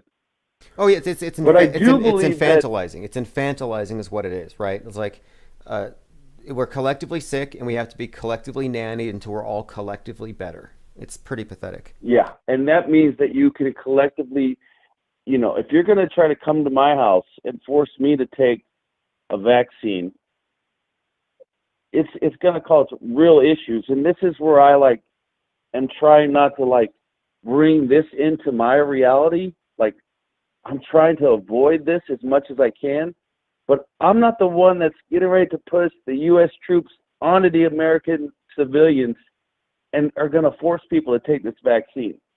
And it's force or coercion. It's the same thing. If they tell you you can't come here unless you have this shot, and like you said, if it was so good, they would not be giving it to us for free. They would be hoarding it. Yeah, I kind of have a new theory about it. I mean, this is kind of it's speculation. But, we know the space program rather, we know what a farce it is. But I found some interesting little correlations here between, for example, the Corona field, Roswell, and then the very first spy satellite system when the space race kicked off, and this was secret for decades, was called Corona. Then you've got Corona Park, Men in Black, where the alien invasion, which had occurred secretly, had its headquarters. So I'm looking at Corona, and now we have the vaccine. You have Corona and Kobe Bryant. You have Kobe means COVID in Hebrew. So you have that as well. Sorry. No, that's true. That's this whole thing, actually, when you look at it, the new crown and the nomenclature says there's something else going on here. But when I'm looking at this, I think ultimately it's about a takeover. And the space race, of course, we're not really going to space. I think it's about control. And so here's what I'm getting at. When Putin came out with a vaccine for coronavirus called Sputnik. I got to thinking, well, there's a couple of magazines, The Economist and the cover of The Economist that came out a couple months ago has, as the cover, it says The Aliens Among Us. And it looks like you're looking at outer space on the cover, but it's inner space. So you got the virus, and then you got the little bacterium, and it looks like outer space. Balls, little craft. The bacterium look like little rockets with the little, like the ones that Elon Musk uses. And so I started thinking, well, what if ultimately this is actually about inner space, and that the moon lander was a scaled up injectable nanobot, and that the first Sputnik going into orbit wasn't actually orbiting the world, but it was the first injected probe in your body. Yes, and that's the nature of total control, like the crown from the top down. And so I'm like, well, maybe orbit is when they successfully had a traceable little signal going through somebody's body, and that the idea of the worldwide vax called Sputnik is kind of an inside joke because they won the space race, the race to occupy everybody's inner space. And that it's ultimately about injecting us all with an injectable, implantable, whatever it is. But I never really went down that trail before, but I started thinking, what's more likely, that they're actually sending these probes into space, or they're trying to eventually take over inner space? And the space age would require that you go through this process. And you look at the space, the whole space age and the new age, it's actually the same thing. And it's all based on, funnily enough, the precession of the equinoxes. So the space age, even though it's dressed up like science, it's the new age movement. So it's what we're coming into, according to all these people that follow astrology. Yeah, I mean, there's debates. And that's the interesting thing about astrology, is that it's the one thing that, like, I was never even taught to, like, really look at, right? Except when I went outside at night and I looked up. You wonder about the stars, but it never made sense to me if someone was going to draw it out, because it did seem so fake. That's why I didn't buy into NASA when I was a kid, because it just didn't seem real. It seemed like another movie to me, Maybe that's why they didn't want anyone to focus on it, because maybe that is part of, like, this manifestation of power comes into, like, the universe has to do with the stars. Then you have Starman that's in space. They kind of, like, tell it to us, or they say all the elite, they don't pick their nose without looking at the calendar first, Maybe there's something to it then. Okay, so Starman, here's an interesting one. Starman, David Bowie song. He entered the world stage with this Man Who Fell to Earth character. And you talk about music videos. All of David Bowie's music videos, or all his music, for decades, it's kind of coincided with the space program. In fact, Space Oddity was played during the Apollo 11. It was on the BBC. So anyway, Starman, Life on Mars, more of David Bowie stuff. Starman, of course, is the name of the guy in the Tesla Roadster. Well, Starman is an anagram for Mr. Satan. And you remember Mr. Satan fell to Earth. And David Bowie, the man who fell to Earth, Satan fell like lightning. He's got the lightning bolt on his cheek. There's some pretty interesting symbolism with this with the entire space program. Something's going on, right? Well, look at the very Like genesis. something- Jack Parsons, the American counterpart to Aleister Crowley, hanging out with L. Ron Hubbard, Yeah. having a three-way relationship with this actress, Marjorie Cameron, trying to impregnate her so they could give birth to the Antichrist. I mean, this is the foundation of Right. NASA. On like, what was that? Like on a full moon or whatever? They have all these rituals that they do. And then, of course, you have the space, and then allegedly it was started by, the NASA or the Nazi scientists. Every time I hear Nazi now, I think of NASA because of the guy that you did a couple of interviews with. What's his name? Probably Maxwell. Maxwell. Yeah, Jordan Maxwell. He always talks about, like, we think of NASA, think Nazi, because they were started. But so every time I think of NASA, I think of Nazis. So, it's unbelievable what they're able to do. But the thing is if we figure out that all of their power derives from what we do, if we could take that back, what could we manifest in reality? Yeah, that's been the attraction of the flat Earth to me. It's just been this idea that, so let's say you're able to really pull back the curtain and expose the big hoaxes, then you would have, I think, an authentic reset. Not their reset where they're pulling us into a dark age where we have no property, no identity, but a real reset where we're no longer framing our existence around non-existent threats. I mean, it's just going to be a few more months until they start saying space junk's a reality, and now you've got to wear a helmet. They have a rock falling on that guy's house, and he got $33.3 million for it or whatever. Yeah, what's with that? Did you hear that story? Yeah, I was making fun of that story from 1954 in Alabama where a meteor fell through this lady's roof, hit a radio, landed on her head. remember you talking about that. Well, okay, so and she lived, right? It was amazing. Well, that was on the 33rd parallel. Someone just emailed me about this. But then the day after we're making fun of this story, for the first time in probably since that event. Ever? They said, they said a piece of meteorite fell through this guy's roof, and he went to the bank and he cashed it in for $2 million. Yeah. Like, is there a meteor bank? Where do you go to cash that shit in? Yeah, how did he get that? Yeah, how did, the guys from NASA, they were giving away moon rocks that was petrified wood. So where the hell did this bank was able to verify that this wasn't a piece of petrified wood so quickly? So no one asked these kinds of questions, though. No one asked these kinds of questions because it's like space, and I guess it's unbelievable. And if it happens here on Earth, then people just, okay, they shake their head, and it is very crazy. Here's what I was thinking about. Okay, so we're sitting in we're watching your show on YouTube or DLive, wherever we're at, right? And we're in there as a chat, but none of us are talking. We're all thinking. We're all thinking. Hopefully, you'll read one of our thoughts and read them online, right? So maybe they have. Hey man, I think you need to loosen your mask a little bit. I appreciate you trying to keep me safe, but your voice is a little bit muffled. It just started. Oh, can you hear me now? Yeah, you're good now. Appreciate it though. Okay, so maybe what they have the ability to do is to read. They have all these applications. They can read our thoughts in real time. So all a politician would need to do was collect that information, kind of like seems what Trump did with half of the country, and tell everybody what they want to hear. Like Trump said, build a wall. Yeah, everybody in Texas wanted a damn wall, in Arizona, New York, or New Mexico, right?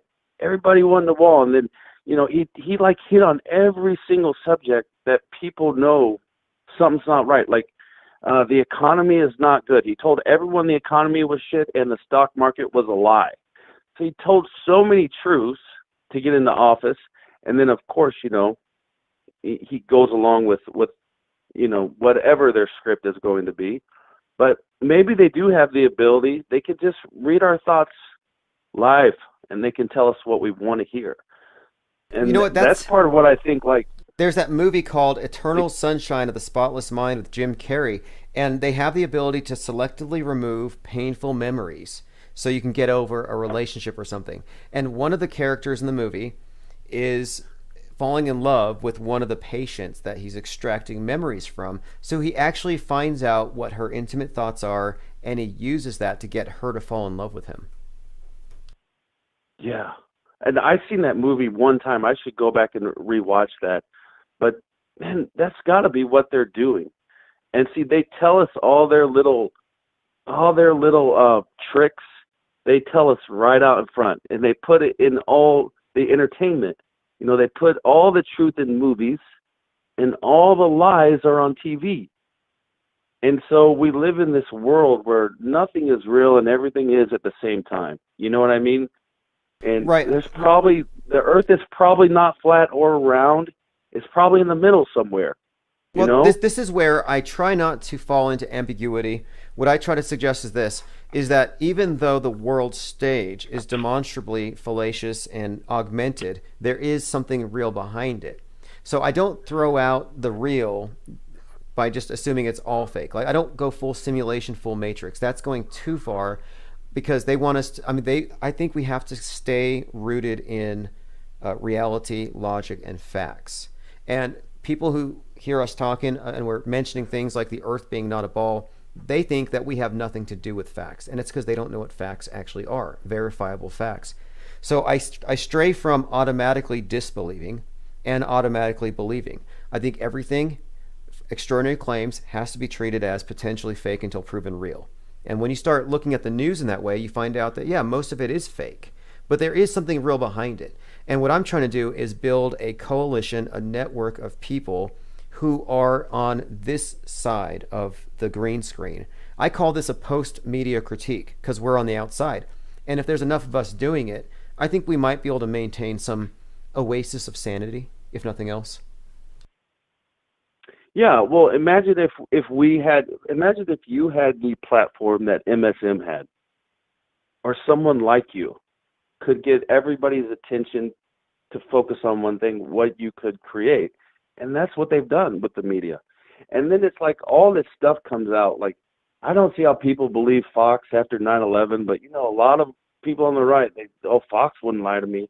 But now they're like, oh, Fox lies because of the election. It's ridiculous. Oh, yeah. It's like, wait. We don't even have a damn election. Yeah, people, I was like aghast at this. I'm like, wait, it's 2020 and people are just now finding out that Fox News is controlled opposition? I mean, that's insane. Any news agency out there. Fox is Disney. Fox is Disney. It is the same corporation. Yeah, nobody's pushing fake UFO invasion more than Fox. I mean, they push all the fake stuff. They may deny global warming, but they believe in UFO invasions. They may, on some areas, you might find them in agreement with you, but no, Fox News will never call a crisis actor a crisis actor. Yeah, because they hired them. You know, they can't. It's part of their show. I look at now like it's all, anything that's on TV, and they're all working for the TV, I think. That's like this Kyle Rittenhouse deal. Like, I lived in Wisconsin for like 11 years. And so I know Kenosha pretty well. And I'm just like trying to put myself there and like, did that really happen? I mean, I know it was on like cell phone video footage, so it was hard to like say that it was fake, but I don't even know if that deal even took place the way they said it did. Well, I would actually bet that it did not take place the way they said it did. Well, Kenosha was an open set versus closed set in most regards. I mean, you had an actual riot, and I don't think anybody could successfully argue that the people there burning the cars, the people engaging in the riotous behavior, were all actors. That's the stretch of calling. That's not believable, right? It's not, but was Kyle? Right. Was Kyle an instigator? Was he sent? Was he sent out there, or was that a staged event in the middle of a real riot, or were we looking at a massive production? And I hadn't considered that until Trump shows up with a $42 million check. It's like $42 million. You could probably pay us. Who did he give $42 million to? He gave it to Kenosha because some cars got their So he gave it to Paul Ryan because that's where he's from. I don't know if you know that, but that's where Paul Ryan's from. And Paul Ryan used to be Speaker of the House. Well, I just think before the Pope told John Boner to step down. Okay, give me. So it's all connected. Give me $4.2 million. I'm sorry, $42 million. $42 million. Yeah. And you could produce. And what could you do? A Batman style movie with big gangs roving the streets. You could actually. Here's what has been suggested to me, is that you would have a scale model creation where you would actually create 2 blocks of downtown Kenosha inside of a movie studio, and you would have action recorded there, and then you would have it superimposed. So I can see how it might be feasible or theoretically possible, but I won't know for sure until we are able to see if Gage Grosskreuz's arm is still missing a bicep. Yeah, if he comes back and yeah, exactly. He plays some different character. It's very fascinating, the whole subject of the media and the lies, because even though we all know that COVID it's not what they said it was. It never was. It still is part of our reality now. So whether I believe it or not, I still walk outside and 98% of the people I'm around are masked up. Even though I know it's not real. Even though the doctors will tell you the mask doesn't. I don't understand how you break through that mind control. Well, here's the thing we have. Because here I want to give some really good advice for this Thanksgiving. Don't talk about 9/11. Don't talk about Sandy Hook. Don't talk about the Earth being flat. And don't talk about COVID being fake. If you want to keep the relationships that you have in your family, the way they are. You want to really go in and stir some shit up, talk about 9/11 being fake, or talk about COVID being fake. And, people lose their shit on what they believe is Look, true. I'm optimistic about COVID, though, going away because there's no evidence. I mean, this is the thing. We don't have piles of bodies. The best they can do is grainy footage of people, apparently National Guard in El Paso, loading bodies. But no, the reality doesn't match the model that they've given us. And it's not going to match. A Kung flu, the Wuhan flu where it was knocking people on the ground, that hasn't returned, and it's not going to return. So the fear is not going to return. So I think that COVID-19 jumped the shark. When Donald Trump cured himself in 3 days, it ceased to exist for most people. What the hell? Right. Which is really ridiculous because there have been people that have gone into the hospital that have been sick since this has happened, and they didn't have COVID, but the hospitals treat everyone like they have it. So those people have been they've been misdiagnosed by the medical community, and their health has been put into jeopardy by doctors that think they're doing the right thing. So it's a very evil deal that's going on. That's why, I don't understand how people are so pro-Trump. It's like being pro-Bush during the 9/11 attacks. I just don't understand how people can be like, yeah, we got to have Trump actually, or we're going to get Biden. I would argue that, Trump has already called the thing a hoax once. Trump resisted putting on the mask, and he never kneeled. George Bush would have kneeled. If we had Mitt Romney, he would have been kneeling and crying. He would. So no, I don't think you can really compare the two. But okay, as far but he still did capitulate and put the mask on. He did when it Trump was still. No, the thing is, he did it when it was strategically necessary. But the fact that he made a mockery out of COVID, but again, I think the cat's out of the bag. This is a partisan hoax, and nobody is really scared of it. Like, when is the last time you saw somebody with fear in their eyes when they have their masks? Like, when you see somebody out there in the public, have you ever saw someone who thought this person actually thinks they might actually die of COVID today? Maybe in the very beginning with older people, I'm just maybe. But today with people with their mask on, I just don't even see them as a person. I can't see them total because I can't see their face. It's really dehumanizing. It makes me want to talk less to someone that's covering their mouth. I went into Bass Pro a couple weeks ago in Kansas City, and I was the only one in the store that did not have a mask on. and I am checking every time I go in the store. It's like anytime I go in the store, I'm counting to see how many people are not going along, right? And you have all these salesmen there, and like you said tonight, they want to kill all commerce. They want to take away any incentive to sell. They want it all to be controlled by a few. Hey, did you hear what Bill Gates said the other day? The other day, Bill Gates was talking about masks, and I was really kind of appalled at this. He said about people who don't wear masks. He was on a podcast. He said, "Well, we ask you to wear pants. What are you, like nudists?" And I'd like, wait, so the face is now an obscenity? Showing your mouth is the equivalent of dropping your pants to Bill Gates? Apparently, the human face is an obscenity to that man. Yeah, and like someone brought up, I think it might have been in your chat or one of your shows, that how many pictures do we have of Bill Gates wearing a mask? None. It's like there was that big party for Joe Biden or whatever, and there were tons of people in that room, and not one person I saw in that video had a mask on. And so they're like coming out and doing it in front of us. What I just want to figure out how to do, I'm not nervous about the virus, but I am nervous about the overreach of our government. And I just feel like once they have us in this snare, man, you're going to have to lose an arm to get out of it. Oh, well, it's already, well, look, here's what's going to happen. I can pretty much guarantee this is going to happen.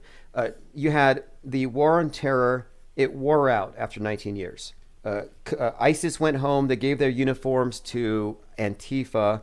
So this is the new universal, ubiquitous terrorist threat. It's just 19 years more of the same. You could probably just not watch the news, and aside from the masks, you won't notice it. The masks in post 3/11 2020, because 3/11 was the new 9/11.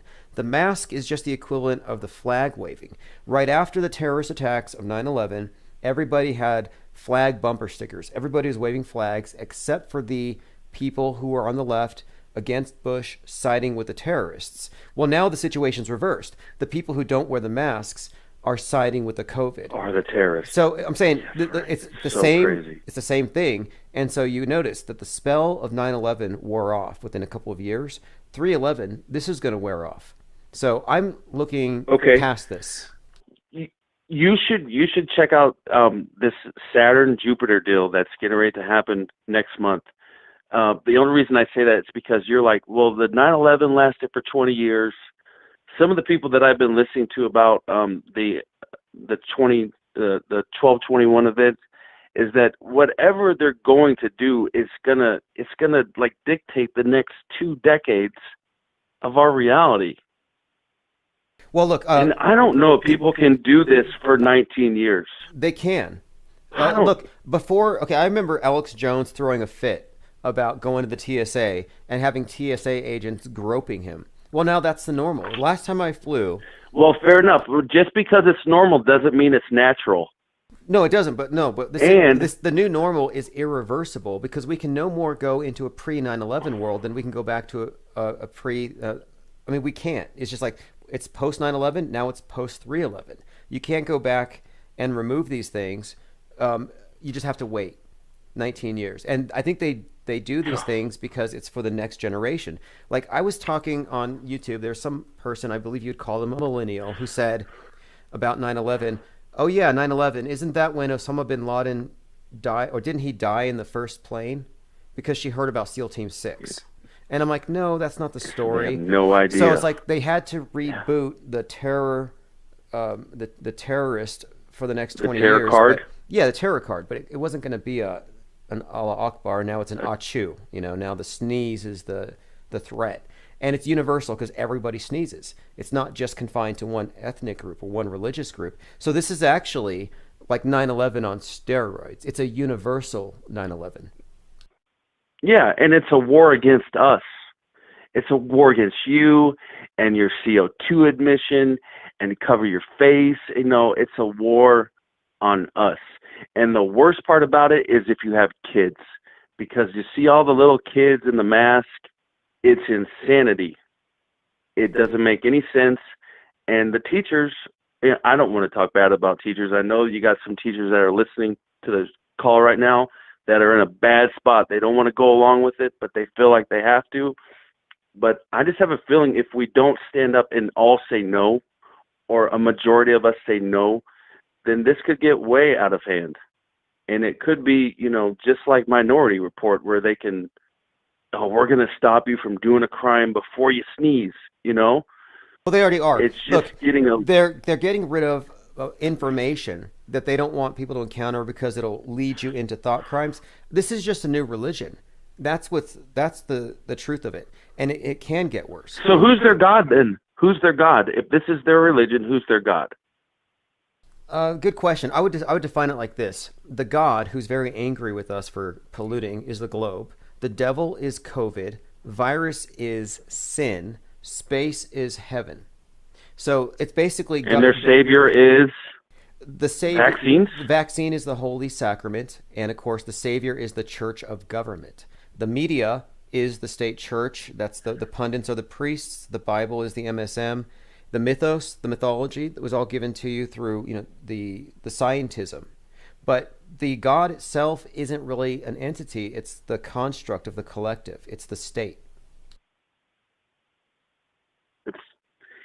Even though you're really good at like breaking this down, and hopefully there will be a day where this will be a thing where we go back and we look at all the media, the dying dinosaur of the media, what they did to our country. And like, you'll be one of the first that can say, well, we came up with this idea of critiquing the media after it was gone. We just started doing it beforehand. What I just want to know is, like, how do we stop it from, like, I don't know. I mean, with 9/11, I just chose not to fly anymore, Like, if I don't want to get grilled by TSA, then I'll drive to Chicago rather than fly. This one isn't that easy just to get out of, I don't think. Right. That's the whole thing. As long as you have choice, you're still free. I'm looking at I think that what we're looking at is a kind of a coercive thing to move us into a new way of life, this whole reset thing. And it's working. Remember last year, a year and a half ago, whatever, Greta was talking about how we had ruined the world and we shouldn't fly home for Thanksgiving or Christmas, and that she took a rowboat to the UN. Yeah, look, they accomplished that with And COVID. then right after COVID happened, I saw all these people on D-Live going, oh, wow, look at the pollution in China now since they've been shut down for 2 months. It's so clear. And so people just like jumped on that idea right away that, oh, this is not only good for humanity to be locked down, but it was good for the environment. No, look, it is all tied together. RT called this out back in March. They said, hey, look, COVID-19 is doing Greta's work. And all the environmentalists knew this, but they were quiet about it. They only recently started openly saying, hey, now that we conveniently shut down capitalism, let's go green. It's just how convenient, right? It's crazy. And it's like they have all kind of come out and shown their true colors. You have Canada's prime minister. He come out straight up and said, this is a good thing for the Agenda 2030 plan that we have scheduled. We've been able to kind of move things in a faster direction. So I do think COVID was like, it propelled them to push their new world onto us, it seems like. Yeah, well, hey, in my opinion, in my opinion, 2020 was scheduled to be a reset year, a global emergency was going to be needed, a global 9/11. And personally, I think this was planned at least as far back as 1906. And I have many reasons to support this. Can I bring the Bible into this real quick? Sure. Just real quick. Okay, so David, the king of Israel, in the Bible, God told David not to do a census of the Israelis. He said, do not count them. I don't want them counted. And he went ahead and did it. So God came to him and said, all right, they're either going to have pestilence or you're going to have to pick out a whole bunch of people that are going to die. And so he made David choose, and his choice was a virus. So 2020, they did a census. Right when the lockdown happened, the census was like just starting, right? And everybody in their house to do a census. And what did we get from it? We didn't get a war across the sea. It looks like we're going to get a damn virus and we're going to get a war with it. And it's done to us. So there are all these correlations. Did the census come to your house?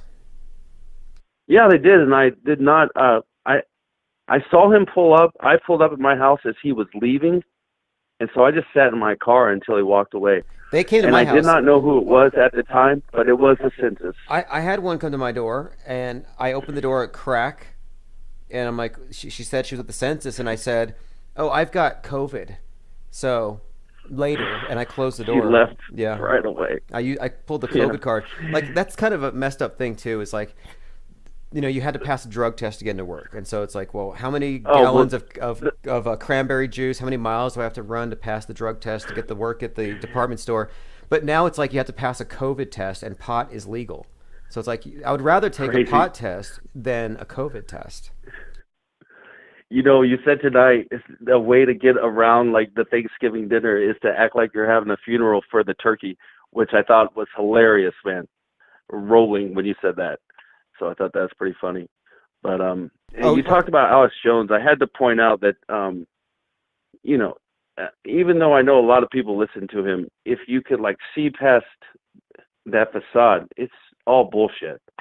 You know, him going in there and talking to Joe Rogan and then sitting next to the guy that has a Free Just Lane shirt on, that doesn't make sense if you're paying attention to it. Right. Well, it's kind of it's hard to say, you know, where people are coming from, but if you have a pretty good idea that somebody is inauthentic, as in it's a world stage character, a construct, yeah, there's no reason to take what they say seriously, but it is important, I think, to study what's being said so you know what the sheep will believe. So if you want to know what mainstream conspiracy theorists think, you actually have to listen to him, and that's the reason why I do. Well, and you know, for me, like, I know people that watch the news because they say, well, I want to know what everyone else is thinking. And I'm like, man, you're wasting so much time. I just go to Drudge Report and just read the article, you know, his highlighted articles. And that's what I know people believe. Well, that saves me a lot of time. The thing with Drudge, though, is he flipped blue and went far left. And so now it's like the Huffington Post. He did. So if you want to actually keep up with where that line of thinking is, you actually have to go to the real-time Twitter sphere breaking news feeds from people like Newsmax and OANN, because you're not going to really get a grip on it with Drudge. I mean, I don't know what they did to that guy, because he was the one. They killed him. He was like all about Trump, man. Well, he was the one who broke him. Well, he broke the story with Monica Lewinsky, and he started this. In fact, you were talking about what do we do, you know, to break the big spell. Well, that's what Drudge was doing. You know, early on, Drudge was involved in this email news chains, and the news media tried to cover up the story about Monica Lewinsky, and they didn't think that this one guy with an email chain would be able to break it, and he did. And from CBS, yeah. So they've been. And then if you go back and look at like Trump's first couple months in office, like they had reporters that were taking pictures of, you know, Trump's team huddled around, and like you could see that they were looking at the Drudge Report. So something did happen to Drudge. Like that, they wasn't totally CNN, like way off than what it was a couple years ago. Right. Well, I always thought it was a decent news aggregator, but I have better on my own. I mean, there's really no one source, and that's the whole problem here, is thinking that you can just have one trusted news source. Like, that's kind of a joke. That's where they're trying to get people back into that frame of mind that you need a trusted news source. Like, I see people saying, hey, you can't trust Zuckerberg or Dorsey, so go to Parler. Well, Parler is a right-wing echo chamber, and even if you agree with them politically because you hate the commies, well, these right-wing echo chambers don't know about crisis actors. They don't know about fake science. They're just as spellbound as the loonies on the left. You know, I voted for Trump the first in 2016, but this year I had to just say I'm not going to vote, because then maybe their magic won't work on me. You know what I mean? But probably it's not going to work out that way. I know what you mean. Yeah, you don't want to give your consent. And look, that is a vote. That's right. Not voting is a vote. That's right. Yeah. So I got a question for you. That's what I had to do this year, but would you bet on it? Yeah, go ahead. So let's say we're placing. Would I bet on it? Yeah, we're placing a bet right now. All of the money in your account right now has to go on one or the other. No equivocating. You have to decide right now who is going to be the president as of December 15th? It's Trump all the way. And there's a couple things. I heard that Netanyahu did not call Joe Biden to congratulate him on winning the election. And then someone said tonight, I think in your stream, that Facebook took Joe Biden's the elected president it just went back to where he's just a politician. So they took something off of his headline. Yeah, that's someone pointed true. out That's tonight. true. They changed so it I from. think it's definitely Trump. Yeah, president-elect was his status, and they changed it to. And politician. Okay. See, that's what I'm doing too. I mean, I'm guessing that they're so cynical that they want to make sure that the left and the right hate each other so much that we never agree to take off the mask because it's super politicized. So one way to keep us divided so they can maintain this level of control is they have to make sure we hate each other's guts and we think that the other side is illegitimate. So they know that they stole the election fair and square and Trump's going to get it back because RGB died. It's that simple. And there's going to be wailing, gnashing of teeth, and who knows what else. But all it's just going to do is it's just going to create a new wave of, hate. Kind of, you thought they hated Bush. They're going to hate Trump way more than they hated Bush, plus as much as they hate Trump. And think about this too. If it played out where they stole it from the right, man, the right just works. We go to work and we don't riot and we don't loot. So they need that energy in the media. So the Trump card is it works way better than the Biden card.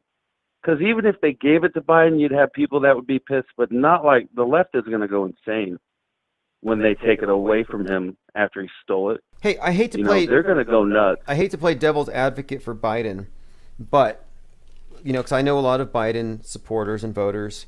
There's probably a few of my. I don't know one. It's weird. I know a few. I don't want to out them, but I do know a couple. And here's the thing. I've seen the Biden videos. The main argument against Biden that I hear is that his son has a laptop and Biden sniffs children. So I'm looking at these pictures and videos of Biden, and it could just be this. It could just be that they're saying, hey, we need you to act more like a human and act like you're a loving grandfather. This is the archetype we're using for you. So can you at least act like these are your grandchildren? And maybe you just take those photos out of context and it looks creepy, but maybe it's just photo ops. What do you think? Well, maybe he's blind and the only way that he can see is with his nose. So that would make sense. If it was one of his grandchildren, he'd be able to smell their hair, their scent, to be able to detect which one was his and not. So maybe that's all that's wrong with Biden is he's blind. And he uses his nose to see. Occam's razor, though. What's more likely, one of our explanations, or he's a vampire, baby-eating pedovore and can't control himself? Which one's more likely? I'd take B. I'll go with option B on that one. Well, he probably does do all of those things and much more. I don't even believe there is a Joe Biden. Well, there is a Joe. Another construct. There is a. Well, here's an interesting fact. Okay, so Joe Biden ran for president 33 years ago, and he cheated. He copied on his speeches, and he dropped out. He ran again 13 years ago. So now, that in itself is kind of interesting because I was talking about symbolism earlier today, and how George Floyd, 9/11, all these various events and the numbers. And I was suggesting that the number 46 that we keep seeing with these apparent, highly charged killings, assassinations, it could mean that it could reference this killing of a king ritual. 33 is the king, 13 is death. 46 is 13 and 33. And I keep seeing these numbers paired like that, like Jeff Bezos earned $33 billion after the COVID first month, and then 13 billion right after. I see these numbers in pairs, and I see that with Joe Biden. And one more thing about Joe Biden, it's because he would be number 46. Didn't they give him the number 46 during the congressional baseball game or whatever? Years and years and years ago. I think he was yep. And what's more, what else? He would be the second Catholic president following JFK. Oh, interesting. Do you know that JFK was killed on Elm Street? And that makes me think of Nightmare on Elm Street. Look at all they've done. Yeah, I've heard that the JFK death scene is just something to take apart in itself. Crazy. It's a big ritual. Oh man, I don't even think he's dead, to be honest. I don't think that JFK died that day. I don't either. Well, look at the picture with his wife that day. Like, she didn't have any blood on any of her clothing. I mean, she might have had a little blood on like her dress or whatever, but not like if you were sitting in a car with someone and their head exploded. Well, I don't know. I mean, it didn't happen. I don't know. I wasn't sure because I don't know if that film would give you that quality. But the fact is, like, a lot of people assume that there's no way it could have been faked because everybody was watching, which isn't actually true. The Zapruder film wasn't even aired for 12 years. That's right. And it's just like saying that COVID couldn't be faked because everyone knows it comes from the MSM. That's as much bullshit as that last statement was. Like, what do you mean? Oh, yeah, they'll say that. They'll say there's no way you could fake this because how many people would be in the know? And it's like, well, I guess there's no way you could fake Santa Claus because all these people would have to be in on it. It's very interesting. I mean, we live in one wild era, you know, and I just wonder what they're going to try to pull off in the next month or so to, like, maybe they've already done it. Maybe they did 8 months of damage. You know, 8 months of their programming is going to cause decades of change in our country, which is very powerful. So it's like I thought the MSM was losing their grip when Trump won, you know, like, yeah, we're starting to like win, you know, but they have more power today than they've ever had, I believe. I don't think so. I honestly think that as of 2012 and the release of the crisis actor reality to the public, that's a game changer. We are far more informed than people who spent 30 or 40 years debunking the moon landing and investigating JFK. The fact that we're able to actually analyze the media from this perspective shows that we're in a much better position. And the fact that there is no pandemic means that 2020 isn't even a millionth as bad as they said it was. Well, I think that's a good point. And maybe this is like the beast, like, you know, like it's almost dead and it's like fighting its last round. Maybe this is the last round. Because I really thought the media was done after the 2016 election, you know. So maybe like this is their last fight to stay in power. I don't know. Well, I think the problem here, though, I just see all the masks around me, and it's like all the masks. I always just ask myself, if we didn't have the media, would we have COVID? If we didn't have corporations, would there be a pandemic right now? Well, we can't. And I don't think there would be. We can't act like we just recently, though, acquiesced to this type of tyranny because we've all been paying taxes. We've all been paying compulsory taxes for bullshit.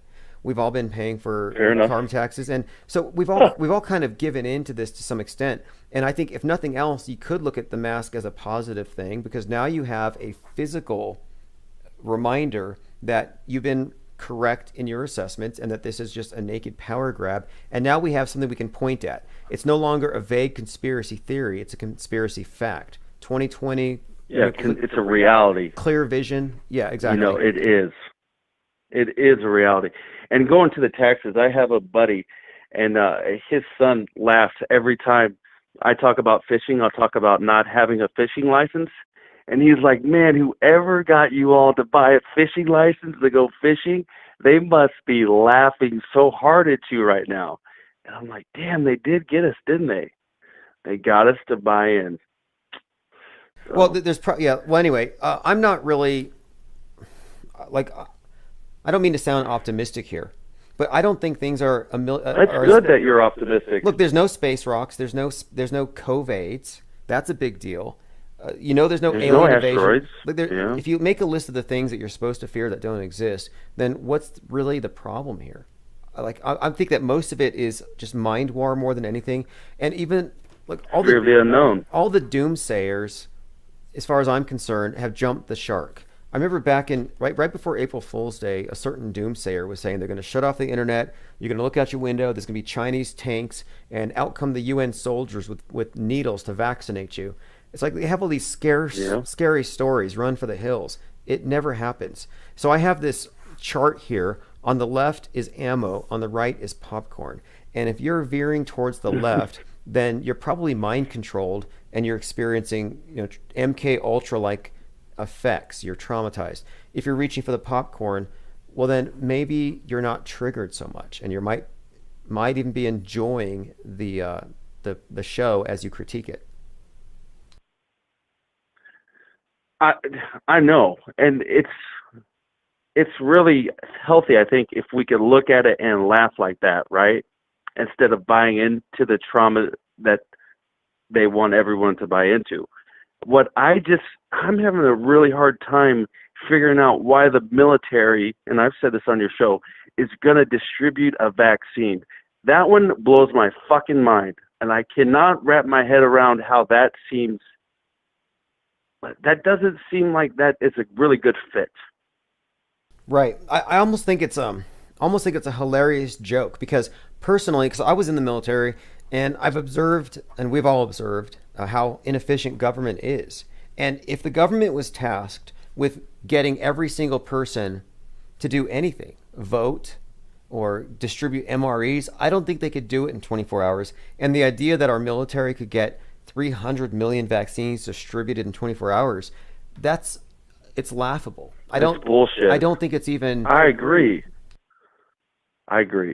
But if they come to your neighborhood, it's a different story. Well, you know what I'm saying? I don't want to give them any ideas, but here's how I would do it. If I was at the top of the Illuminati dung heap, I would say, hey, look, they're all up in arms about they've been waiting for this. Let's just do this. Give them their universal basic income, but only if they take the pokey. And they'll do it. Fair enough. People will do it. That'll get rid of a lot of competition.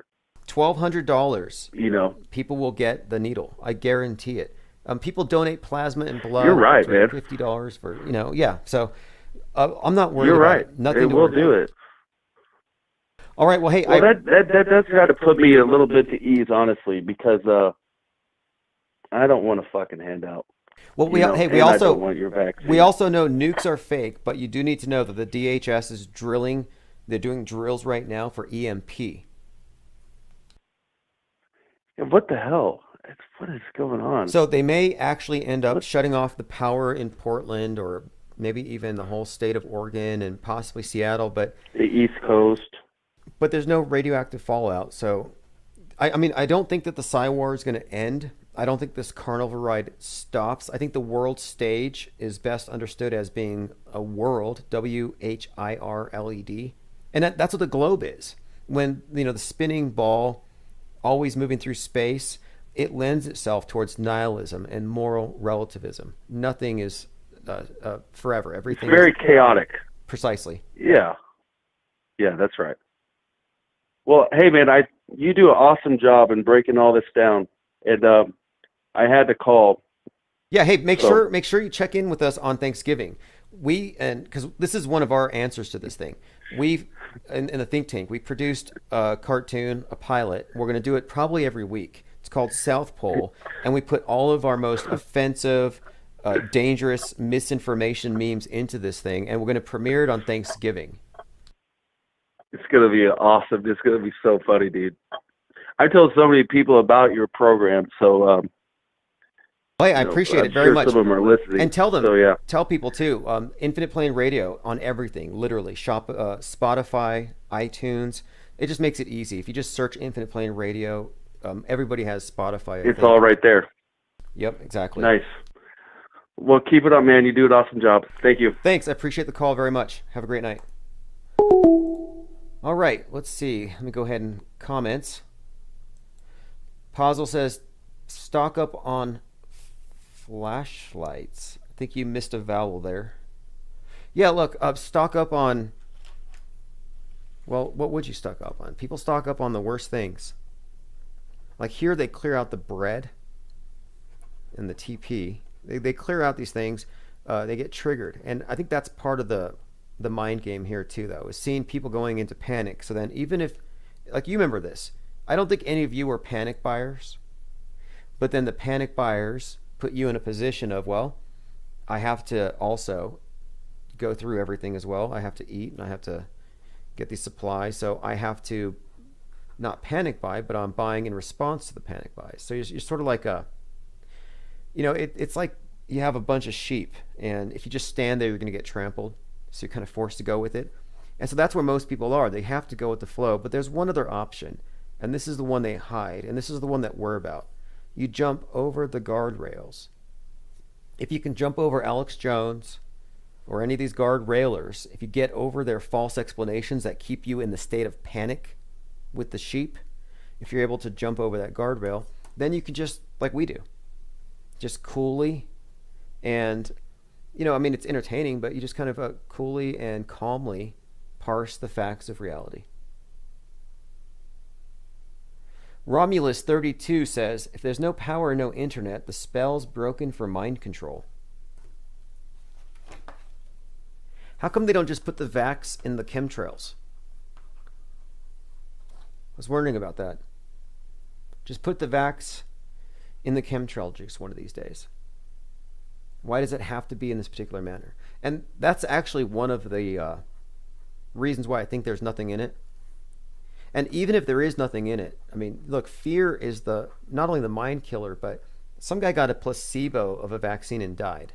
So, but I think it's ultimately about politics. The vaccine is a political instrument. It's not a real medical cure. That's not what we're really talking about. It's a political decision. Do you let Big Brother cross your border? That's why it's so divided. Left wing is like, yes, vaccinate us all, open the borders. It's the same thing. It's about borders, national and individual.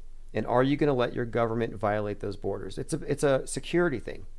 When they toy with the idea of invasion, of not securing your borders, that creates xenophobia, so you vote for the Trump.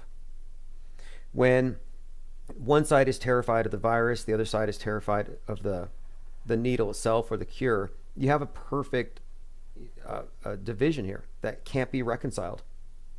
It's been really a win for the propagandists, for the most part, to be able to completely put the conspiracy theories on the right. Even though the most paranoid and ridiculous conspiracy theories are on the left, but they're not called conspiracy theories. So just to remind you really quick, 3 conspiracy theories that you should be aware of, because these are like the 3 platforms of President Biden's thing. Climate change, conspiracy theory. Pandemic model, conspiracy theory.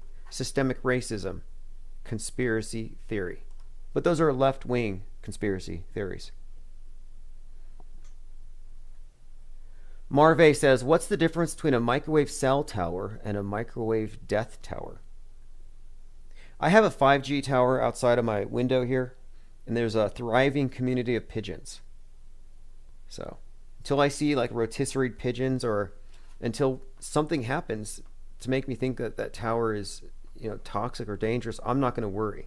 Those pigeons are the canary in the coal mine.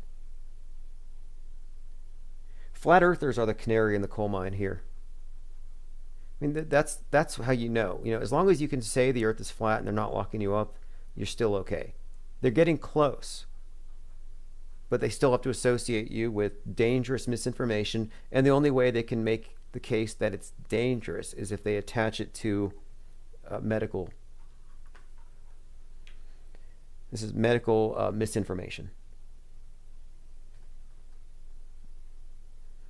Okay, I'm going through comments here. See if there's anything else. Yeah, make sure you're here for Thanksgiving.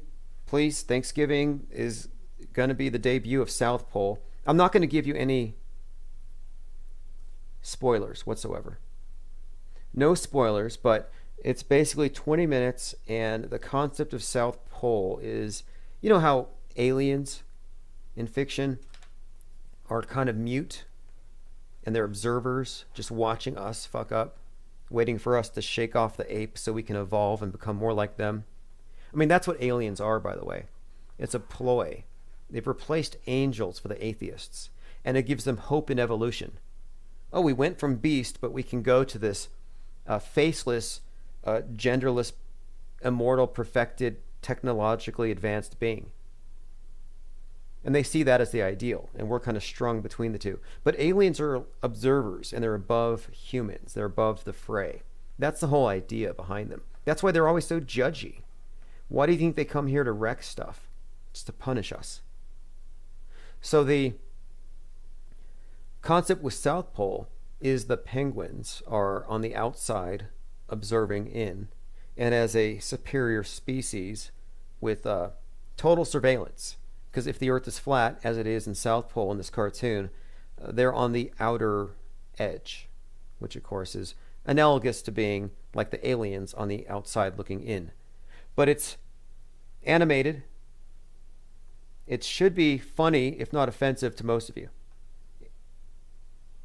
And it's meant to be. And not only that, but it contains some of the most offensive and dangerous memes out there. Things that would get me kicked off this channel. If I just said them plainly. But this is our test. Can we use conspiratainment as a cover for delivering, hard truths? Kevin Defoe says, Thanksgiving, have a funeral for your turkey. Absolutely. Big funerals. Give it a good send-off. Okay, thanks everyone for joining. If you're not on the email list, go to infiniteplainsociety.com. Get on the email newsletter. I'll keep you abreast of everything that's happening. And we're always the first ones to break the news on anything. So if they fake a nuke, they fake an EMP, alien invasion, Godzilla, you're going to hear it from us first. All right, this is Bravo Eddie Bravo, Flat Earth Rock and Roll by Chief Crow and the Flat Earthworms. Have a great night. I worry about you, Eddie. I really do. You don't need to, man. I'm fucking better than ever. I know dude. you're have doing no great, idea. but I worry about you going down these rabbit holes of thought. What's the big deal? Who cares if the Earth is round or flat? It's entertaining to me. I went full flat Earth on it. You went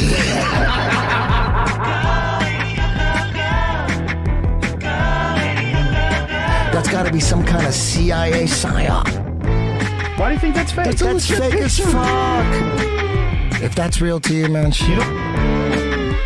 Tyrannosaurus Rex is a giant kangaroo. That's what it is. You're on a ball, you're nowhere. Don't try to go anywhere, just stay there and work. Oh, hell no. Somebody figured it out. Oh, some scientist figured it out. I'm like, everybody's not Catholic? I thought everybody was Catholic. What's a Jew?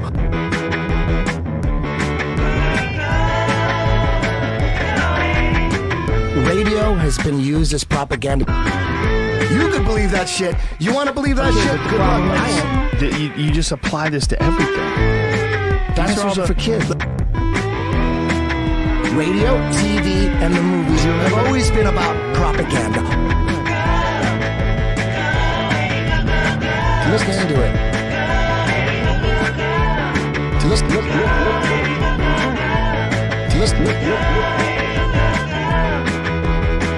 Yellow Sparrow Show. So you think we went to the moon? That's not what I asked you.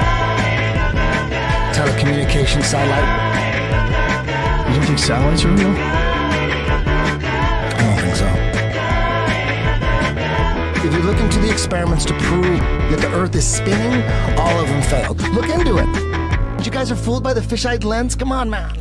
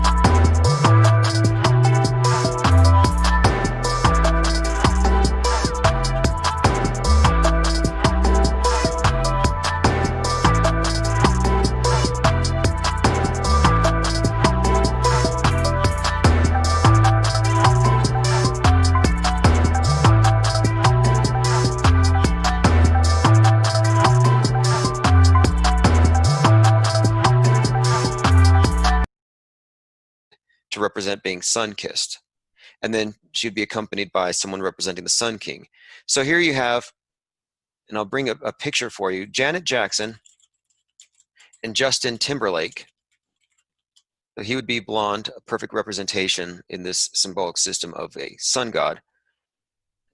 And here she is representing Bree, the goddess. Now, this is, again, a fertility rite. So she's going through the green pastures, the green fields, or here, the Super Bowl field. And again, bringing lactation to farm animals. So she's the goddess of the spring represented by the sun. And you see a bare-breasted Janet Jackson with a sun ornament piercing her nipple. So the public outcry was really focused on, she showed her, she went bare-chested in public. And it was just a wardrobe flaw. How could they have let this happen? No, this was not an accident. This was meant to come off. This is done on this holiday. And this was Super Bowl 38 halftime show in Reliant Stadium, Houston, Texas. So the public, 130 million people or so watching this event, think, oh, this was just a publicity stunt. This was just an error. It's a tragedy. Oh, what a shock. Fall on your fainting couch, clutch your pearls. But, in reality, no, this was a celebration of the goddess Bree and, of course, the sun god who is now weaned. And, of course, this ceremony also, and we'll go into that a little bit more right now because it ties into this Super Bowl coming up. So it's a little too simplistic to say that it's a satanic ritual.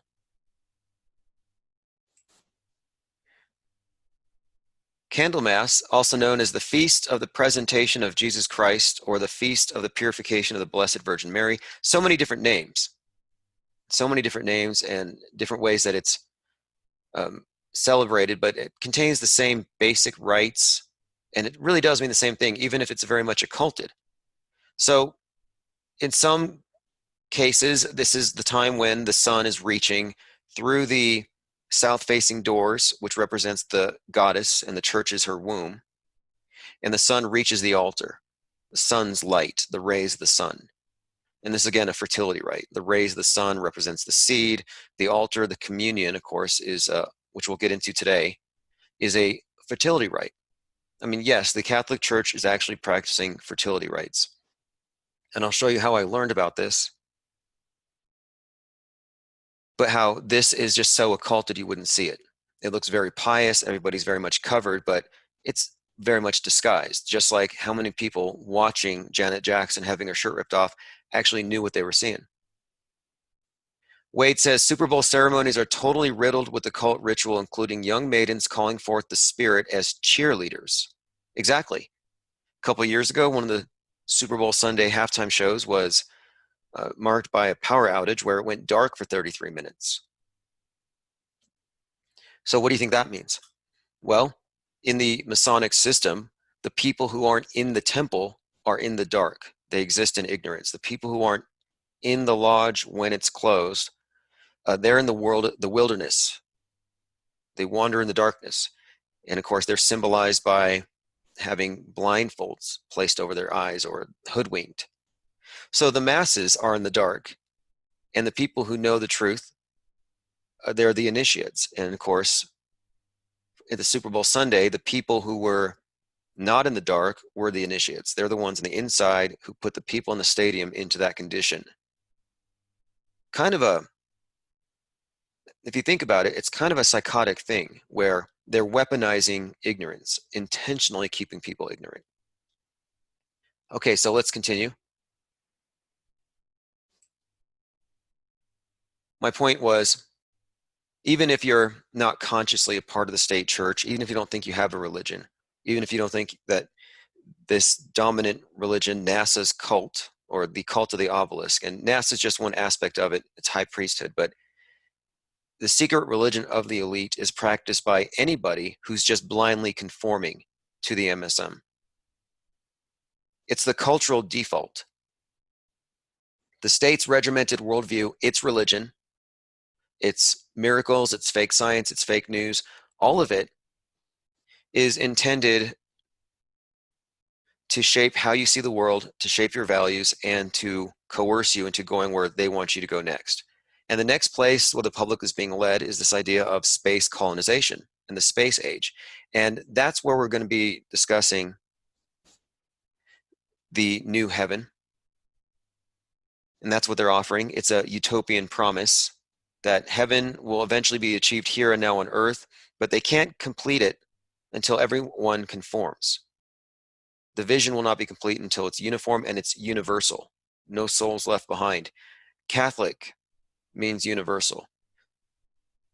And we do have a universal religion, and that's what the space program is. And that's one of the points that I'm making here, is that the one world religion isn't going to be the papacy and the Jesuits taking over and now everybody's Catholic, or it's not going to be a caliphate and everybody gets converted to Islam. It's not going to be Lucifer coming down on a flying saucer and converting everybody to New Age and everybody practices the secret. No, the one world religion's already here. It's the dominant worldview, and that includes the shape of the world. That includes the historical accounts that bolster the claims of the priesthood today. I mean, look, how much of what we believe is based on scientific, quote, findings of the past?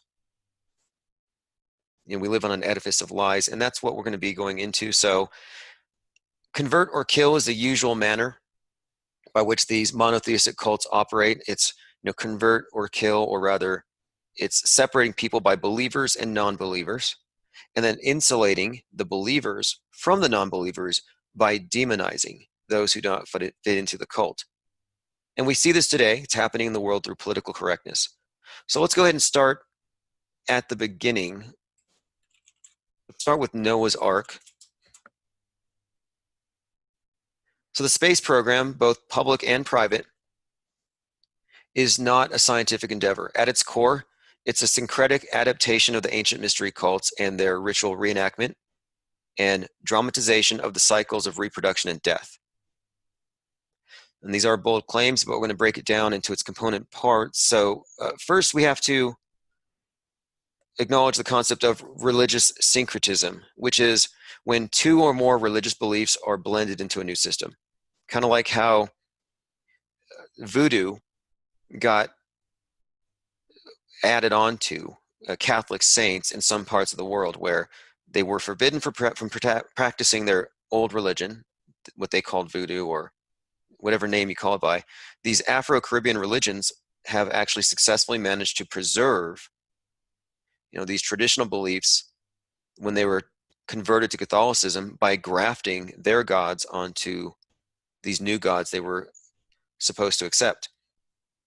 So, for example, Chongo, the god of thunder, becomes Santa Barbara. Or the various goddesses can be worshipped in the figure of Virgin Mary. And there are other counterparts to these various deities. The correspondences go pretty deep, and they find so many parallels that they're able to, you know, successfully not change too much, but merge the two. So the idea is the ancient mystery cults are still the center of all the major world's religions. And what they have done is they have just blended these things together.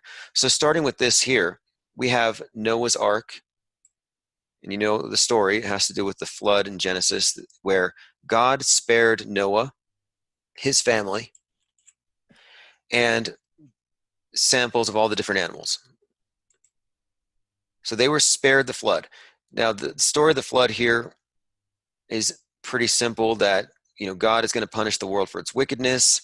Noah builds the flood to escape it. Now, there are many different flood myths like this. These are common things. The word ark in modern English comes from an Old English term meaning chest or a box, and that point's going to come up later, as there was a box placed in the back of the Tesla Roadster they sent to Mars, which they called an ark. Now, here is an example of how they've taken this concept of Noah and the flood myth, and the guy warning everybody about the myth and the coming flood, as a punishment from above for the wickedness. The symbol of Noah, aside from the ark, he's also recognized by a symbol of the dove. And the reason why, of course, is that after the flood was over, God sent him a symbol, and it was a symbol of hope, and it was a rainbow, and then there's a dove that comes along and has a branch in its mouth. And the branch in its mouth is telling him, hey, look, there's land. It's safe to come back. So this is a symbol of Noah. There's his ark, there's the dove, and there's the branch. And here you have the National Oceanic and Atmospheric Administration. Again, this is NOAA, an organization that works hand in glove with NASA to warn us about global warming, the ocean levels rising. NASA and NOAA to announce 2019 global temperatures. They're giving their assessment of the major trends. And they're constantly warning us that because of our treatment of the environment, we are going to be dealing with a catastrophic flood. Now, the fact that they use the same symbol is very relevant here. Here you have their symbol. It is a dove flying over the ocean. And the name, of course, phonetically identical, not a coincidence. And the message is the same. And as I said earlier, it's all about that Jesuit futurism.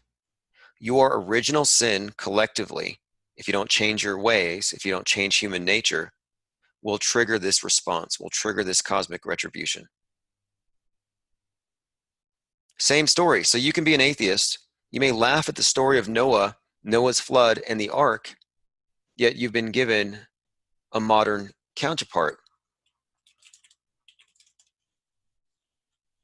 So then we look at some of these various vehicles, SpaceX, these large rockets that they're building, which are essentially being described as arks to Mars to preserve civilization in the event of a worldwide catastrophe, which of course Noah is warning us about.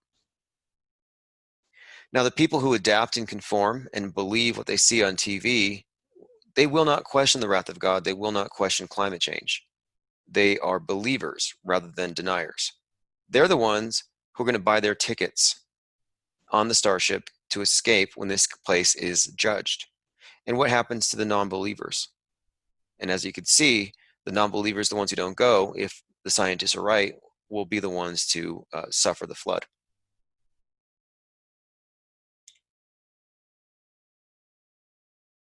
So government today has merged with religion via this eschatology, via global warming, climate change, apocalypse scenarios.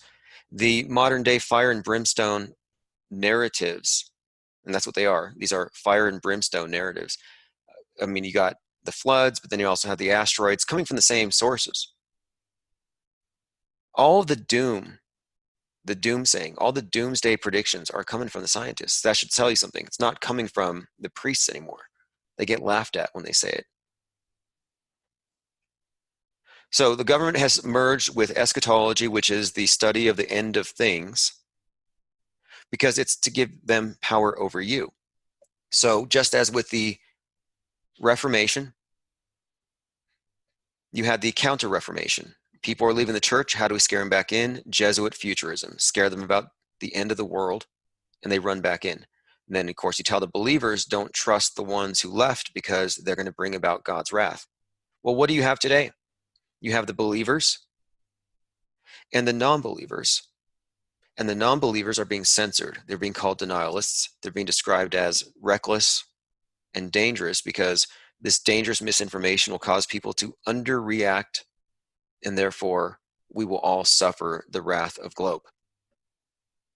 The only people who really believe that the world's going to end in the next few years are the true believers in what Noah has to say.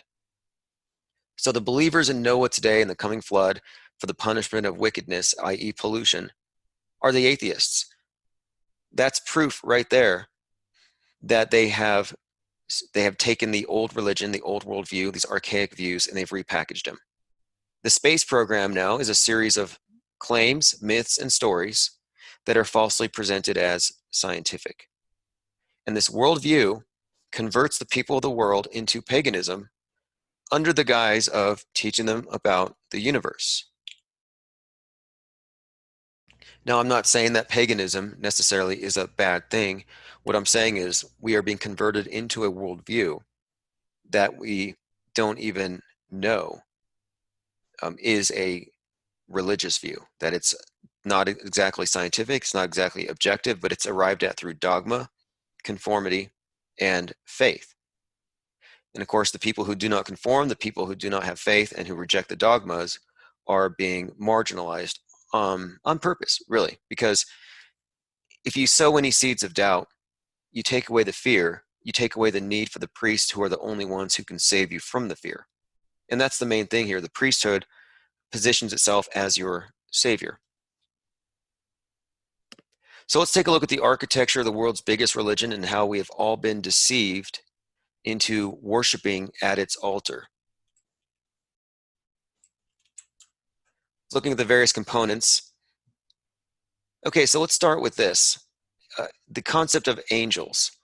Angels spy on God's behalf. You can't see them, but they can see you. And to your knowledge, you've only seen them in pictures, in religious art.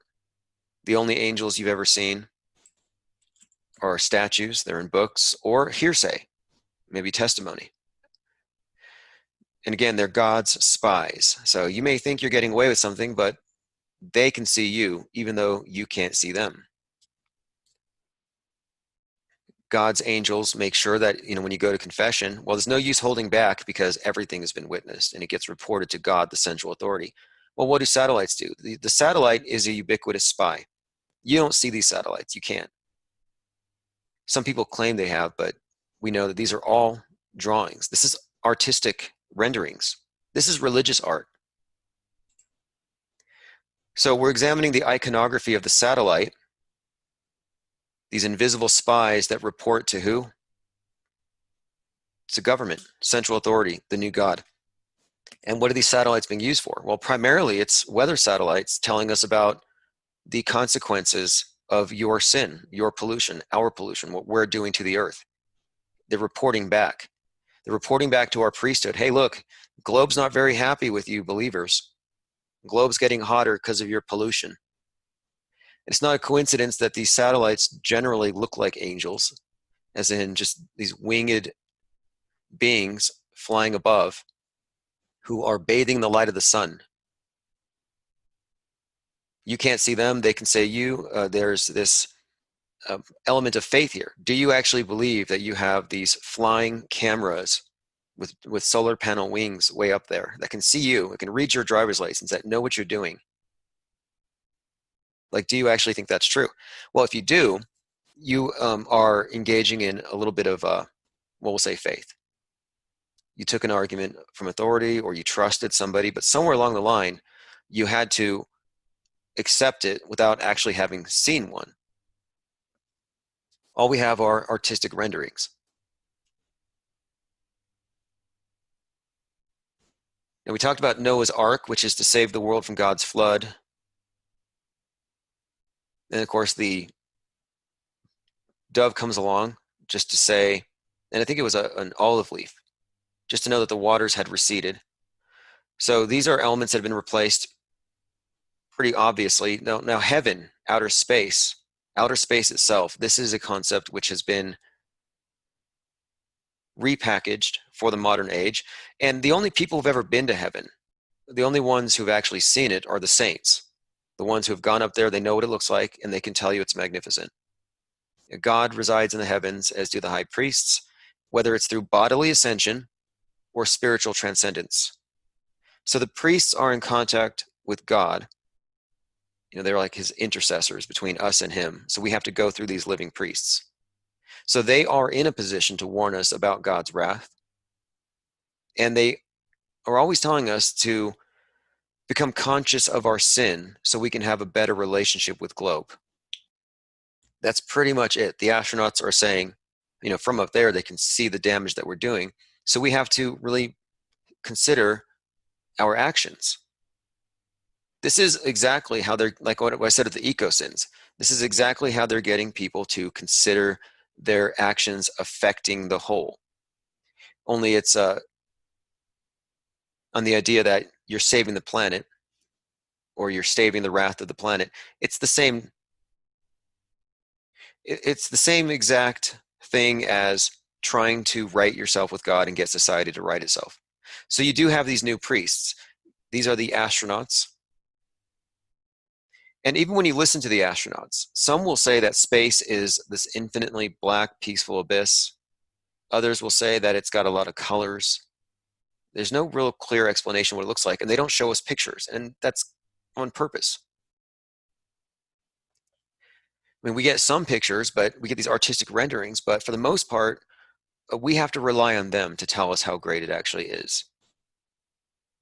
Now, there's this thing called the overview effect that the astronauts are said to experience, and they say that when they get high enough and they can see the world in its entirety, they no longer see national boundaries. They no longer see politics as usual or race or any of the above.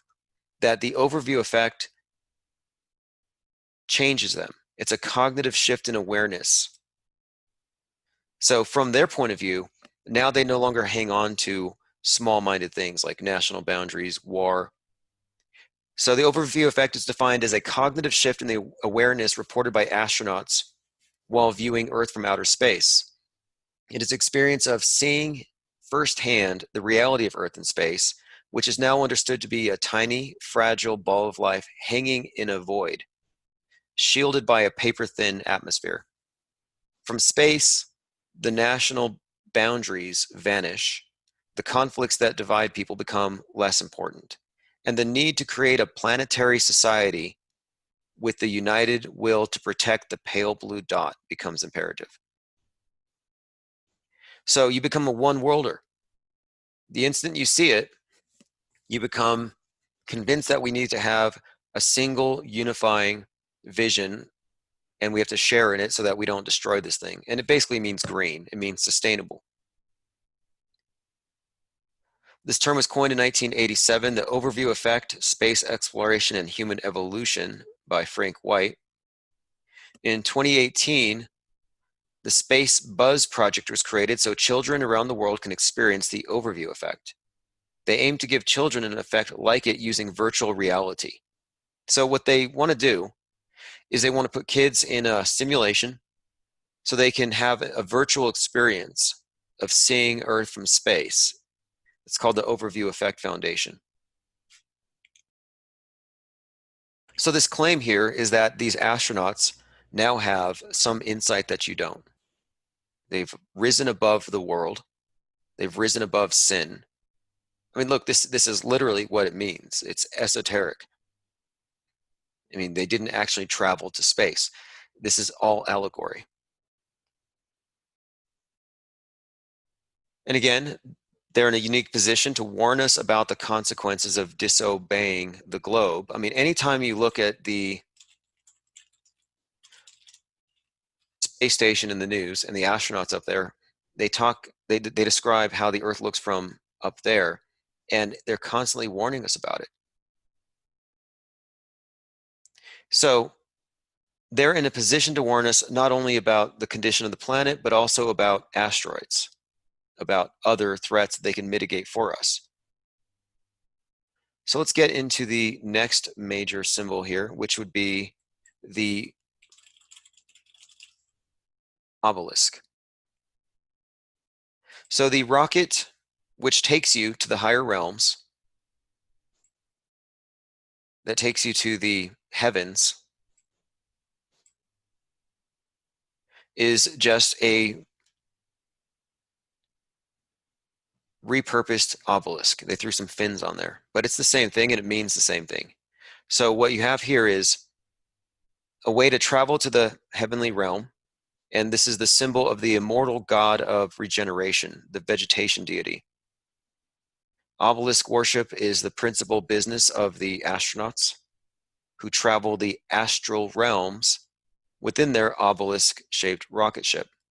So the symbol is pretty simple. We hear about, Mother Earth, this way of characterizing the globe or whatever, but no, in truth, it's Father Earth, Mother Sky. So the Father Earth is dead. He dies because he's the sun god, is pretty much the earth god. And we'll go into how this works. It's basically like this. The sun god dies and they reassemble him in his grave, but his member has been chopped off. And so they put an obelisk there to integrate him into one whole being. And then during the night, he has a conjugal visit with the goddess of the night sky, during which he reconceives himself. So he recycles himself. And then he's born again as the rising sun. That's the central myth. That's the meaning of the obelisk. And so when you're watching these rocket launches, that's the central myth that's being replayed. This is the Holy Communion to the Catholics, or the Great Rite to the New Agers. And it's the ceremonial dramatization of the sex act. And it's based on an anthropomorphized explanation for the rising and setting of the sun. So the mysteries of life and death and reincarnation are performed under the guise of this mystic rite. These are performed in the churches, and it's performed as rocket science in these modern rituals of the state church.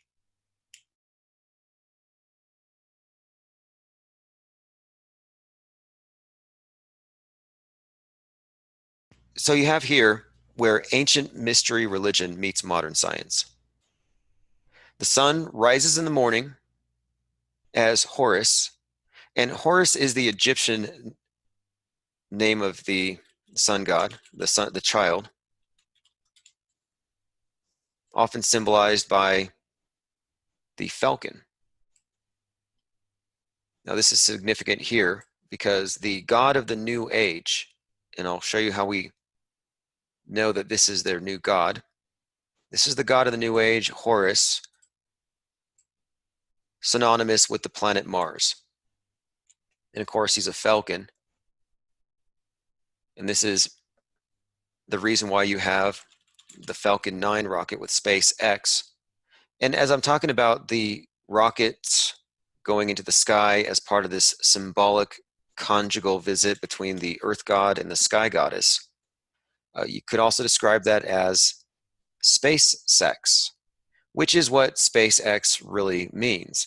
So if we look at the SpaceX rocket with the Falcon 9, this whole allegory becomes very clear. Falcon 9 is just another reference to the god Horus, the Falcon god, the age of Mars. And where's Falcon 9 going? It's all going to Mars.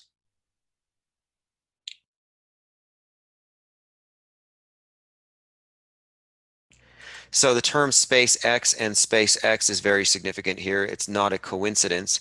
And this ties into the New Age movement as codified by Aleister Crowley in his Book of the Law, where they describe exactly why they're transitioning into this worship of Mars.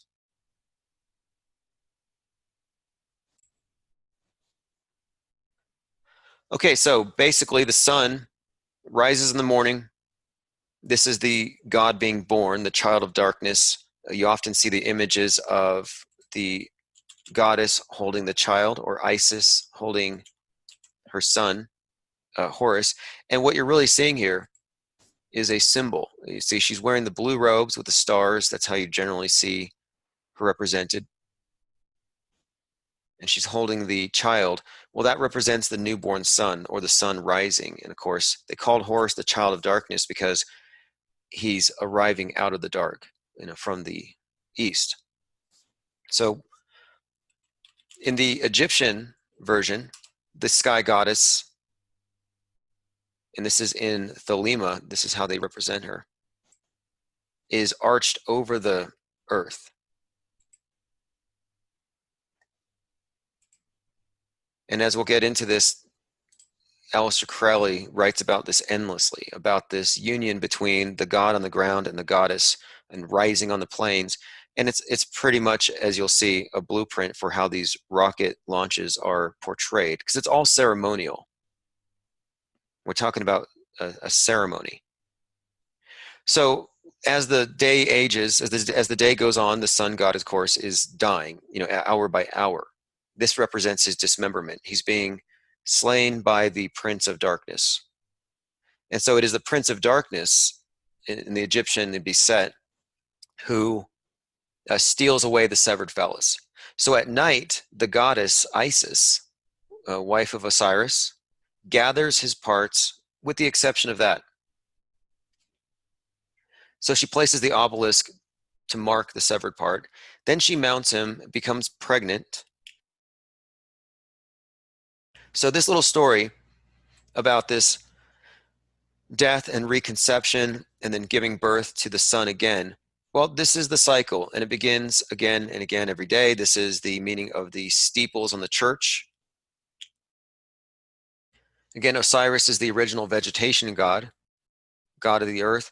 This is an allegory that you even see in the modern Prometheus, in the Frankenstein book by Shelley, where you have a scientist who thinks he's discovered the secret of life. And so what he does is he goes to a graveyard and he takes body parts until he builds this person out of all these spare parts, sews them together. Already it sounds like the myth of Osiris being reassembled. Then he puts it on the table. He puts the body together and he hooks him up to the machine and he pulls the lever. And so you have outside the tower with the rod on top, the lightning rod, which brings down the energy from above, the electricity from the night sky, charges the dead inanimate matter of the green-faced Frankenstein monster and brings him to life. So this is the central story. And it has to do with the secret of life itself and reincarnation. And what does reincarnation really mean? Well, incarnation is like in the flesh, re-entering the flesh. So what we see here is this idea that life is a matter of dead matter or inanimate matter being animated by this force that comes from above, or the union between above and below. And this is the central rite of Christianity, of paganism, witchcraft, and of this new age space religion.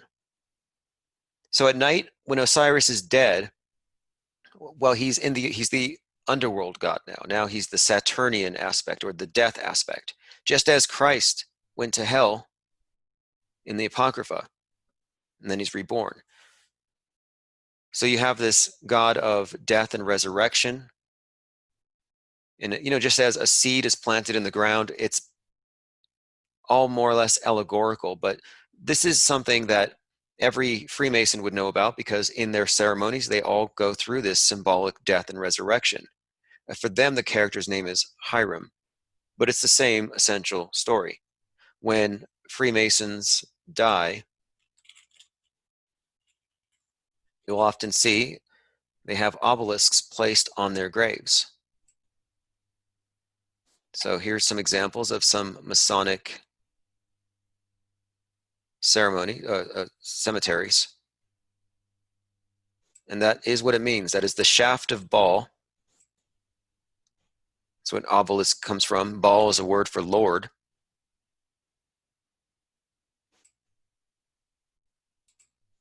So it's a ubiquitous symbol. We've all seen it.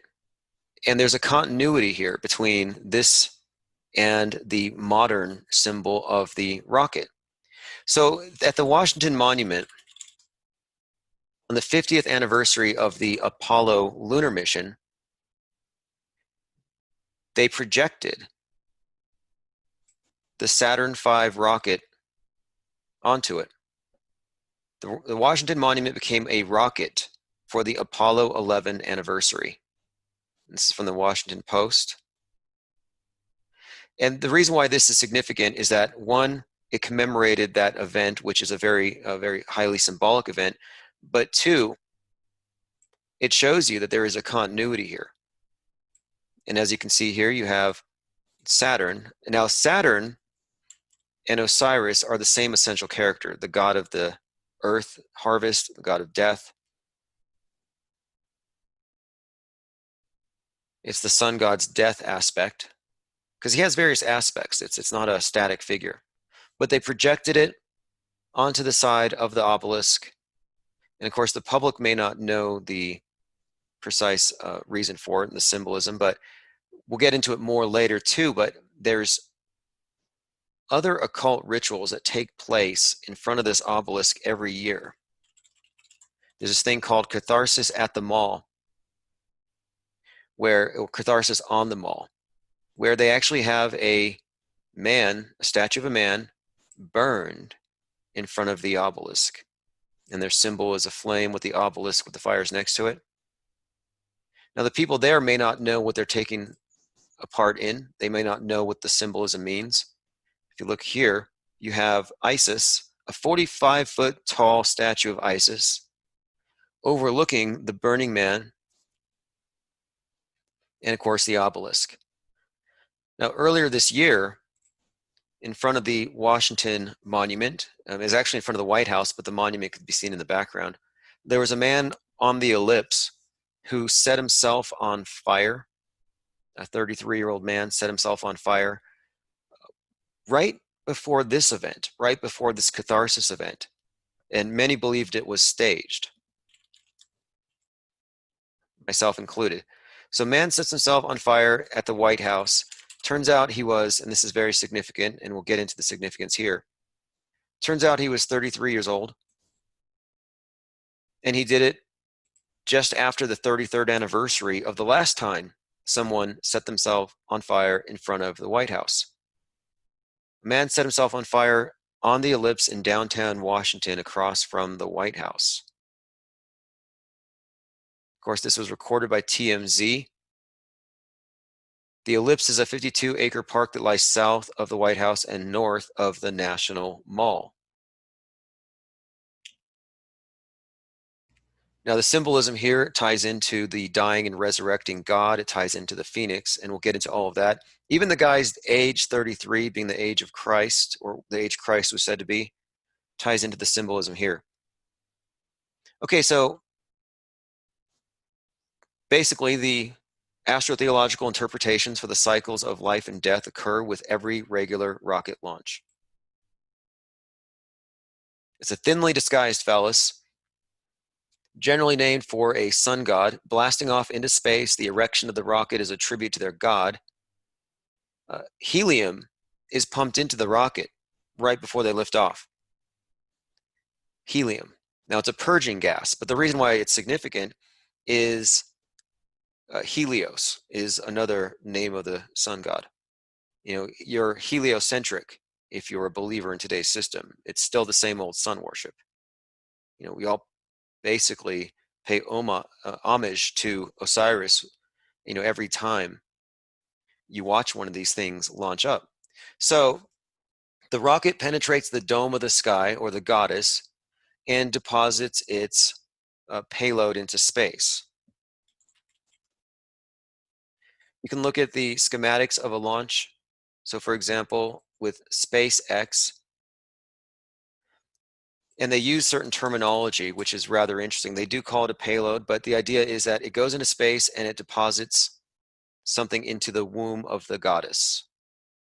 That's what it means. It's the capsule of the rocket with the human cargo symbolizes the golden tip of Osiris's obelisk, or the royal bloodline. And we'll get into that as well. So if you look at the capsule itself, here's your SpaceX capsule. This represents the tip of the obelisk, and the tip of the obelisk is generally made of gold or some other precious stone, and it symbolizes, of course, the pharaohic elite, the blue bloods. With blue origin, it's pretty clear. It's got a blue feather on it.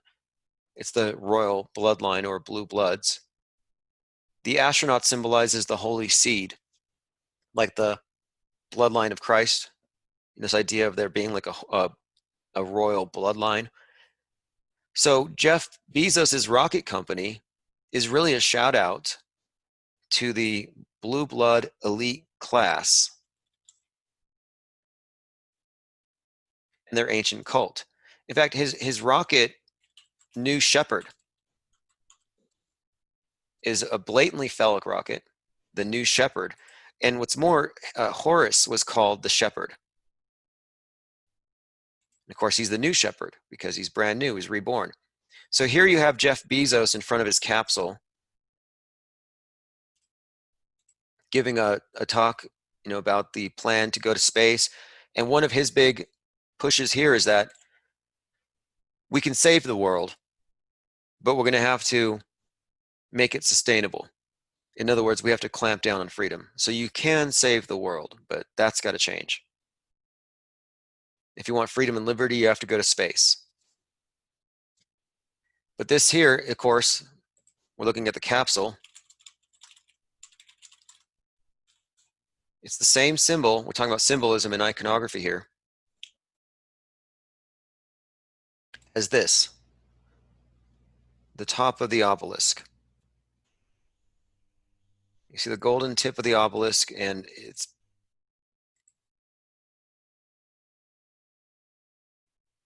these are the ones who are going to be saved. The only ones who are going to escape the world, who are going to be saved from the world, are the ones who conform to the cult of the obelisk.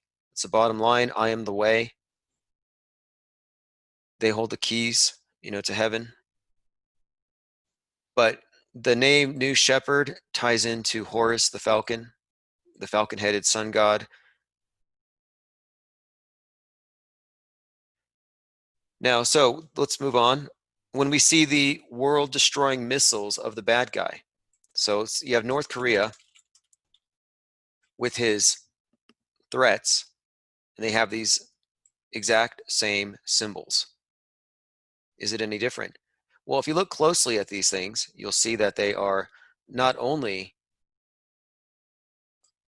very similar to the things we see by the space agencies in the terms of how they launch, but they're serving the same function symbolically. So the cult of the obelisk doesn't really care if you're worshiping voluntarily at a church, or if you're an atheist and you're worshiping by participating in the space program and that space utopianism, or if you're just someone who's generally afraid of getting nuked, doing ducking and cover drills. A duck and cover drill, because of one of these, is you bowing before an obelisk, which is ultimately a mask for state power. That's what it ultimately symbolizes, state power. It's their religion. So you're genuflecting before an obelisk. I mean, it's pretty blatant what the symbolism is here. Now, the way that they parade them around, it's like to scare you or to impress you, to intimidate you. It's a show of force. But this is actually called the Phalika in ancient Greece, the phallic processions. And these were a common feature in the celebrations of Dionysus. He's another iteration of the vegetation deity, a wine god. The phallic processions where, and you saw this even with Saturn, they make a big deal about moving this thing around, transporting it. Here we go. In ancient Greece, these were a common feature.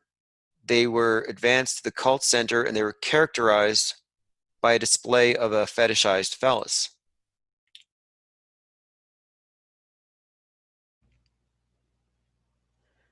Now, it is interesting, too, that Dionysus is the god of theater. Dionysus, another wine god, another god who has a similar ordeal with the death and resurrection. And of course, the water into wine originates with this god of festivities. Here he is, a wine god.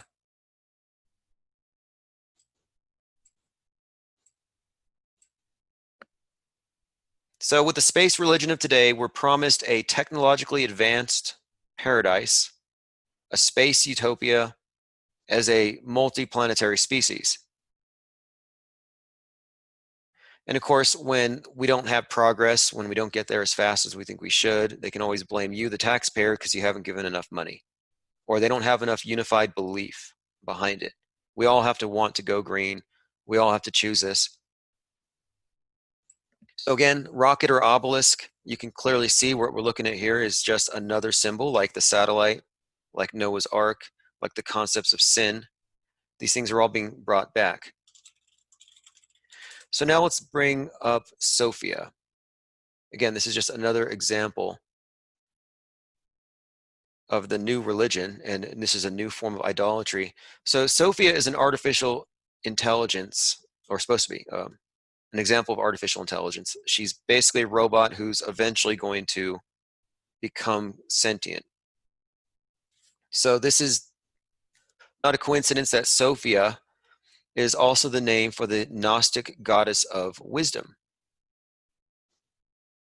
So what she does is she stands out at the UN or wherever she is put out in front of people, and she explains what she thinks we need to do to save the world. And we're supposed to trust her, or listen to her at least, because unlike human beings who have passions, political agendas, we have various motivations, we're very biased. She's not. She's considered to be more or less pure of intent. And my contention here is that what she represents is not only the goddess of wisdom, but an oracle, where she can say things that if a human said the same things, they would be rejected more openly. So what they've done is they brought out this oracle that you can't question. But they also brought her out as Sophia, of course, which is this ancient goddess of wisdom. And the idea of artificial intelligence coming along and telling us what to do. That's what's next. And it has to do with the idea that since flesh is biased, since our egos cause us to sacrifice truth for emotionally fulfilling answers, and we're always willing to compromise on truth if it can satisfy some selfish need, we have to take ego out of it. So here you have Sophia the robot who's being introduced as egoless, as a pure vessel, which of course is not true. But this old animatronic is being posited as a higher mind, more or less. And higher, again, because it's above the world. And that's kind of how they've always framed it. The world is low, the flesh is low, the spirit goes high, the spirit is elevated. So the idea that she's actually higher than us is kind of implied here. Like she doesn't have any sort of mammalian tendencies. No, she's just a pure vessel, and she's going to give us answers that are objective. Yet the first thing she does is she comes out and she reinforces the dominant paradigm that the world's going to be destroyed. We need to make radical changes. So now you have this robot telling you that original sin is real and we need salvation.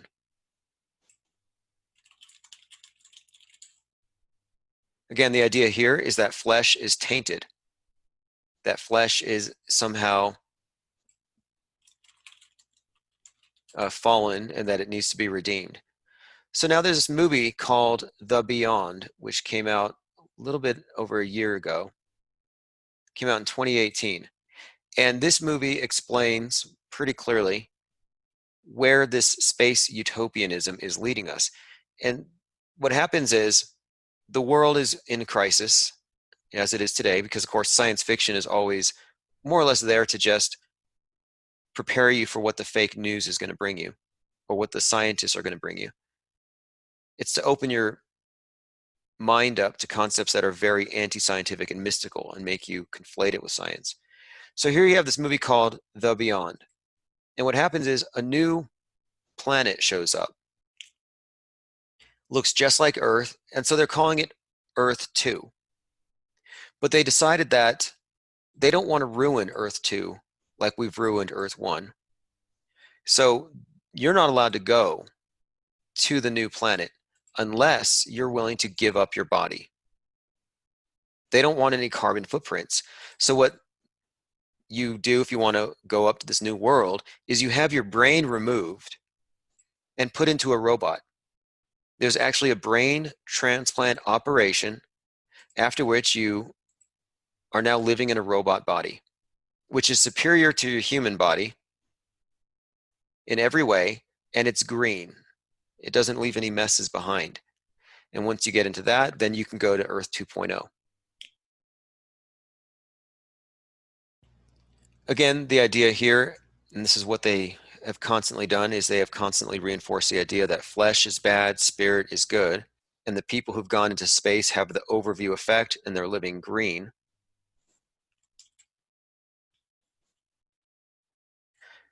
Then more recently, the high priesthood have let us in on this. They can actually print human organs in space using a 3D printer. The trouble is with printing 3D, printing organs out of a 3D printer is gravity is kind of rough on it. And so they need a machine that can print organs. I'm European. Here we go. But they're so refined, you can't really do it on Earth. Like you really couldn't print organs on Earth, at least not right now with our technology, but they said in outer space you can because it's 0G. So here you have this idea that even though if on Earth you need a new organ, you got to get a transplant. It's a zero-sum game. For you to gain an extra part, someone else has to lose one. In outer space, it's infinitely abundant. You need a new liver, go to space. But again, the idea here is, yeah, we can do it. We can print new organs, but you have to go to heaven. Again, that's why, this idea of outer space as heaven also includes everything that the old heavens have always promised. So, for example, in heaven you live forever. In heaven you don't have any guns, no war, no conflict. And we'll get into this, but when it comes to the technocrats and Mars, in fact, we'll get into that next. You'll see that the Martian way of life is very much designed to be sustainable. And this concept of sustainability is the idea that you could have an enclosed system that goes forever. And this is, of course, synonymous with heaven and eternity. Okay, will human organs that are 3D printed in outer space function? NASA and TechShot are printing 3D organs in space. They can print tissues in microgravity. So the tissues cannot form cohesively on a cellular level down here on Earth. Again, that just reinforces the idea that the flesh is corrupt, that the world is fallen, and you have to ascend above it to have a spiritualized body, to have your body replaced. Or this is what they do with the story of the rapture. When you go to outer space, when you're raptured, you're given a new light body, a Christ body, where you can come back down and live for 1,000 years and rebuild. So you have this new 3D printer to create human tissue in space. Here, cutting edge biomanufacturing. Biomanufacturing aboard the International Space Station. So then my question is this: if the space station is fake, if they're not really in space, then what is this? Well, this is the priesthood selling you on the miraculous. Now you're supposed to believe that you could have a heart created in low Earth orbit. Today, organ transplants from donors are prone to rejection because the patient's body perceives the new organ as a foreign object, and their immune system tries to attack it. But with the ability to grow tissue in space, a person could conceivably have their own cells used to make their new organ, which might avoid the body's rejection. 3 different types of biomanufacturing facilities will be tested aboard the space station. 2 of them perform in a manner similar to a standard 3D printer. They extrude cells in layers to build tissue. The third type uses powerful magnets to position the cell. So again, miracles. That's my main point here. These are miracles that can only be performed in outer space, and they can only be performed outside of the gravitational pull. And of course, the idea of ascending above gravity, becoming an astronaut, these are your ascended masters. Okay, so the next part I want to move into with this space utopianism is, of course, the new Martian age and where it's headed, and of course, who's leading it. And so I was talking about Falcon 9 and Horus, the falcon god, the sun god of Mars, in the Egyptian pantheon, and how this is who is venerated across the New Age movement. Many New Agers may not know it unless they're initiated into some of these groups that go deeper into the meaning behind the rites. Even Wiccans may not know that their religious system is quasi-Masonic, created by a Mason. In fact, streamlined mainstream version of Wicca used to contain 3 degrees of initiation, just like the Freemasons, which we will get into. I'm going to pause for about a 10-minute break here. The next part we're into here is Elon Musk. And this is also man as savior. Not just Elon, but Jeff Bezos, NASA. He just happens to be one of the more visible faces. So here's the plan, which I see as the real agenda here when it comes to the idea behind the New Age. It's not just about getting people to believe kooky things. It's part of an entire worldview, which includes this utopian view. So the wrath of globe is being used to coerce people into communism. And we see that even today, where these major catastrophes, these fires in California, these fires in Australia, are being blamed on climate change, which is an indirect way of saying your freedom, your free market, your activity is just so devastating to the planet that in order to save it from the wrath of globe, we're going to have to conform. Just like the idea of the futurism introduced by the Jesuits was to save the world from the wrath of God, we all have to conform. So it's about conformity and rewarding conformity to a regimented worldview. So Musk to be the dictator on Mars. Now this is based on a couple of things. First of all, Elon Musk is leading the way there to the Mars. He's the one leading the project, Mars 2020. But interestingly enough, the idea of creating a base on Mars is as old as science fiction. So I want to draw your attention to this, the Foundation series by Isaac Asimov. So this was a trilogy, Foundation, Foundation Empire, Second Foundation. And it asks the questions about, what happens if you start somewhere else, a new planet, if you're the founder, you have a lot of questions to ask. What do you leave behind? What kind of culture are you going to have for the future? So in other words, you're more or less going to be given a great deal of power to shape what follows. So that's ultimately what this is about, the Foundation series. And the reason why this is significant is we're talking about the new founders for this new age, where we're transitioning into multi-planetary, according to these utopians. And we're going to have to go according to, well, their rules. So if they say no guns in space, no meat in space, if they say, no private property in space because it's not green, well, then that's the way it's going to have to be. And that's already been discussed. So for example, at South by Southwest, Elon Musk was actually talking about the form of government they would have on Mars, and he said direct democracy. The idea of what we have now, the type of freedom we have now, being sustainable on Mars is already been ruled out.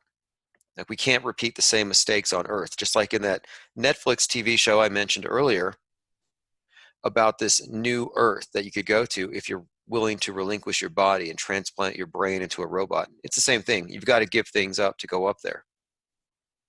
So Musk is here to sell you on this utopian vision.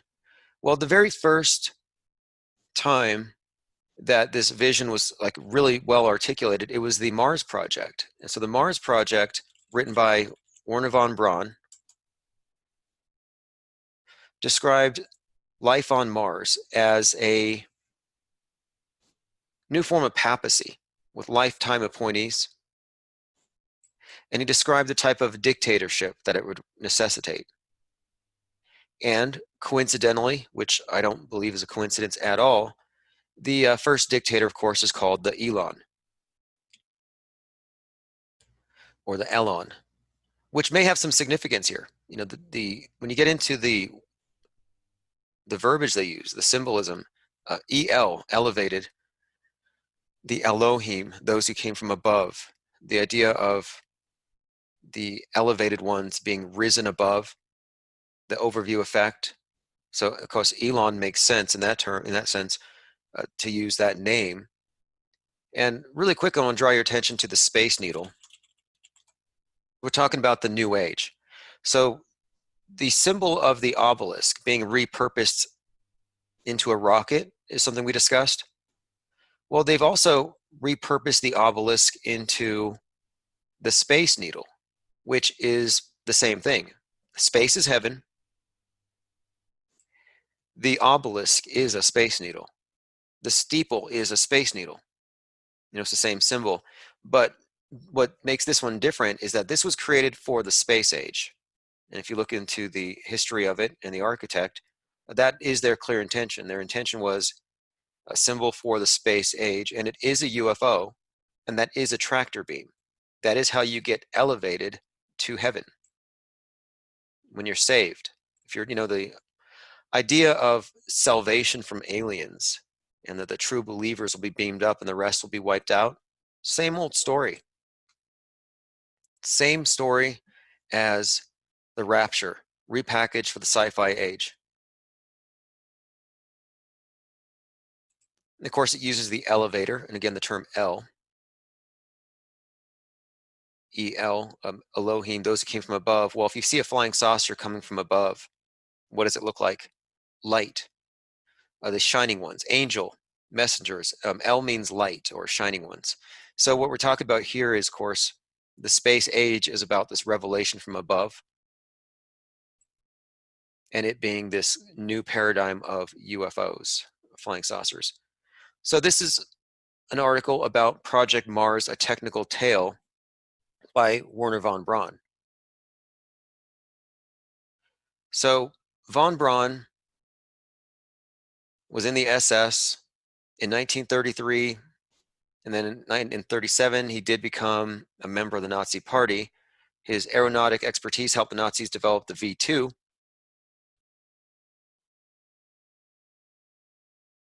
And here's the cover of his book. He became a citizen in America in 1955 and was NASA's chief architect of the Saturn V that launched the Apollo. So in his book, he imagined a mission to Mars complete with a Martian government run by a leader with the name Elon and the colonization of Mars. So coincidence? I don't think so. What we're looking at here, I believe, is more or less the meta script. So von Braun's choice for the name Elon couldn't be related to, here we go, this modern Elon, but it comes from the Old Testament. Translates into oak or grove. Von Braun was known for belonging to a tradition of scientists who believed in a higher power, and it's said that while not espousing specific spiritual beliefs, oh, this is Elon Musk. Elon Musk said he doesn't have a religion, but he does pray before the Falcon 1 launching, says he asks for any listening entities to bless the mission.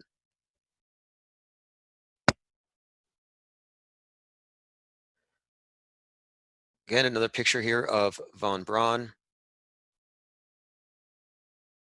So the idea of a mission to Mars and a thriving, self-sustaining civilization is not new. It originated in science fiction.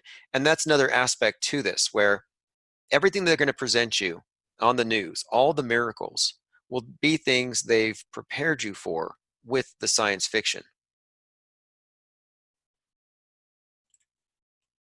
Or with just the regular fiction and the regular drama, you know, or with the action and the horror. In other words, they use the culture to prepare you for what they're going to introduce in the what's supposed to be nonfiction. So they use fiction to prepare you for nonfiction, or what they say is nonfiction. So I want to go over this really quick. There was a device that they put in the back of the Tesla Roadster that they sent to the sun, or to Mars. So it's called Starman, which you all know was a Tesla Roadster sent to Mars, or at least that's the story. But listen to this.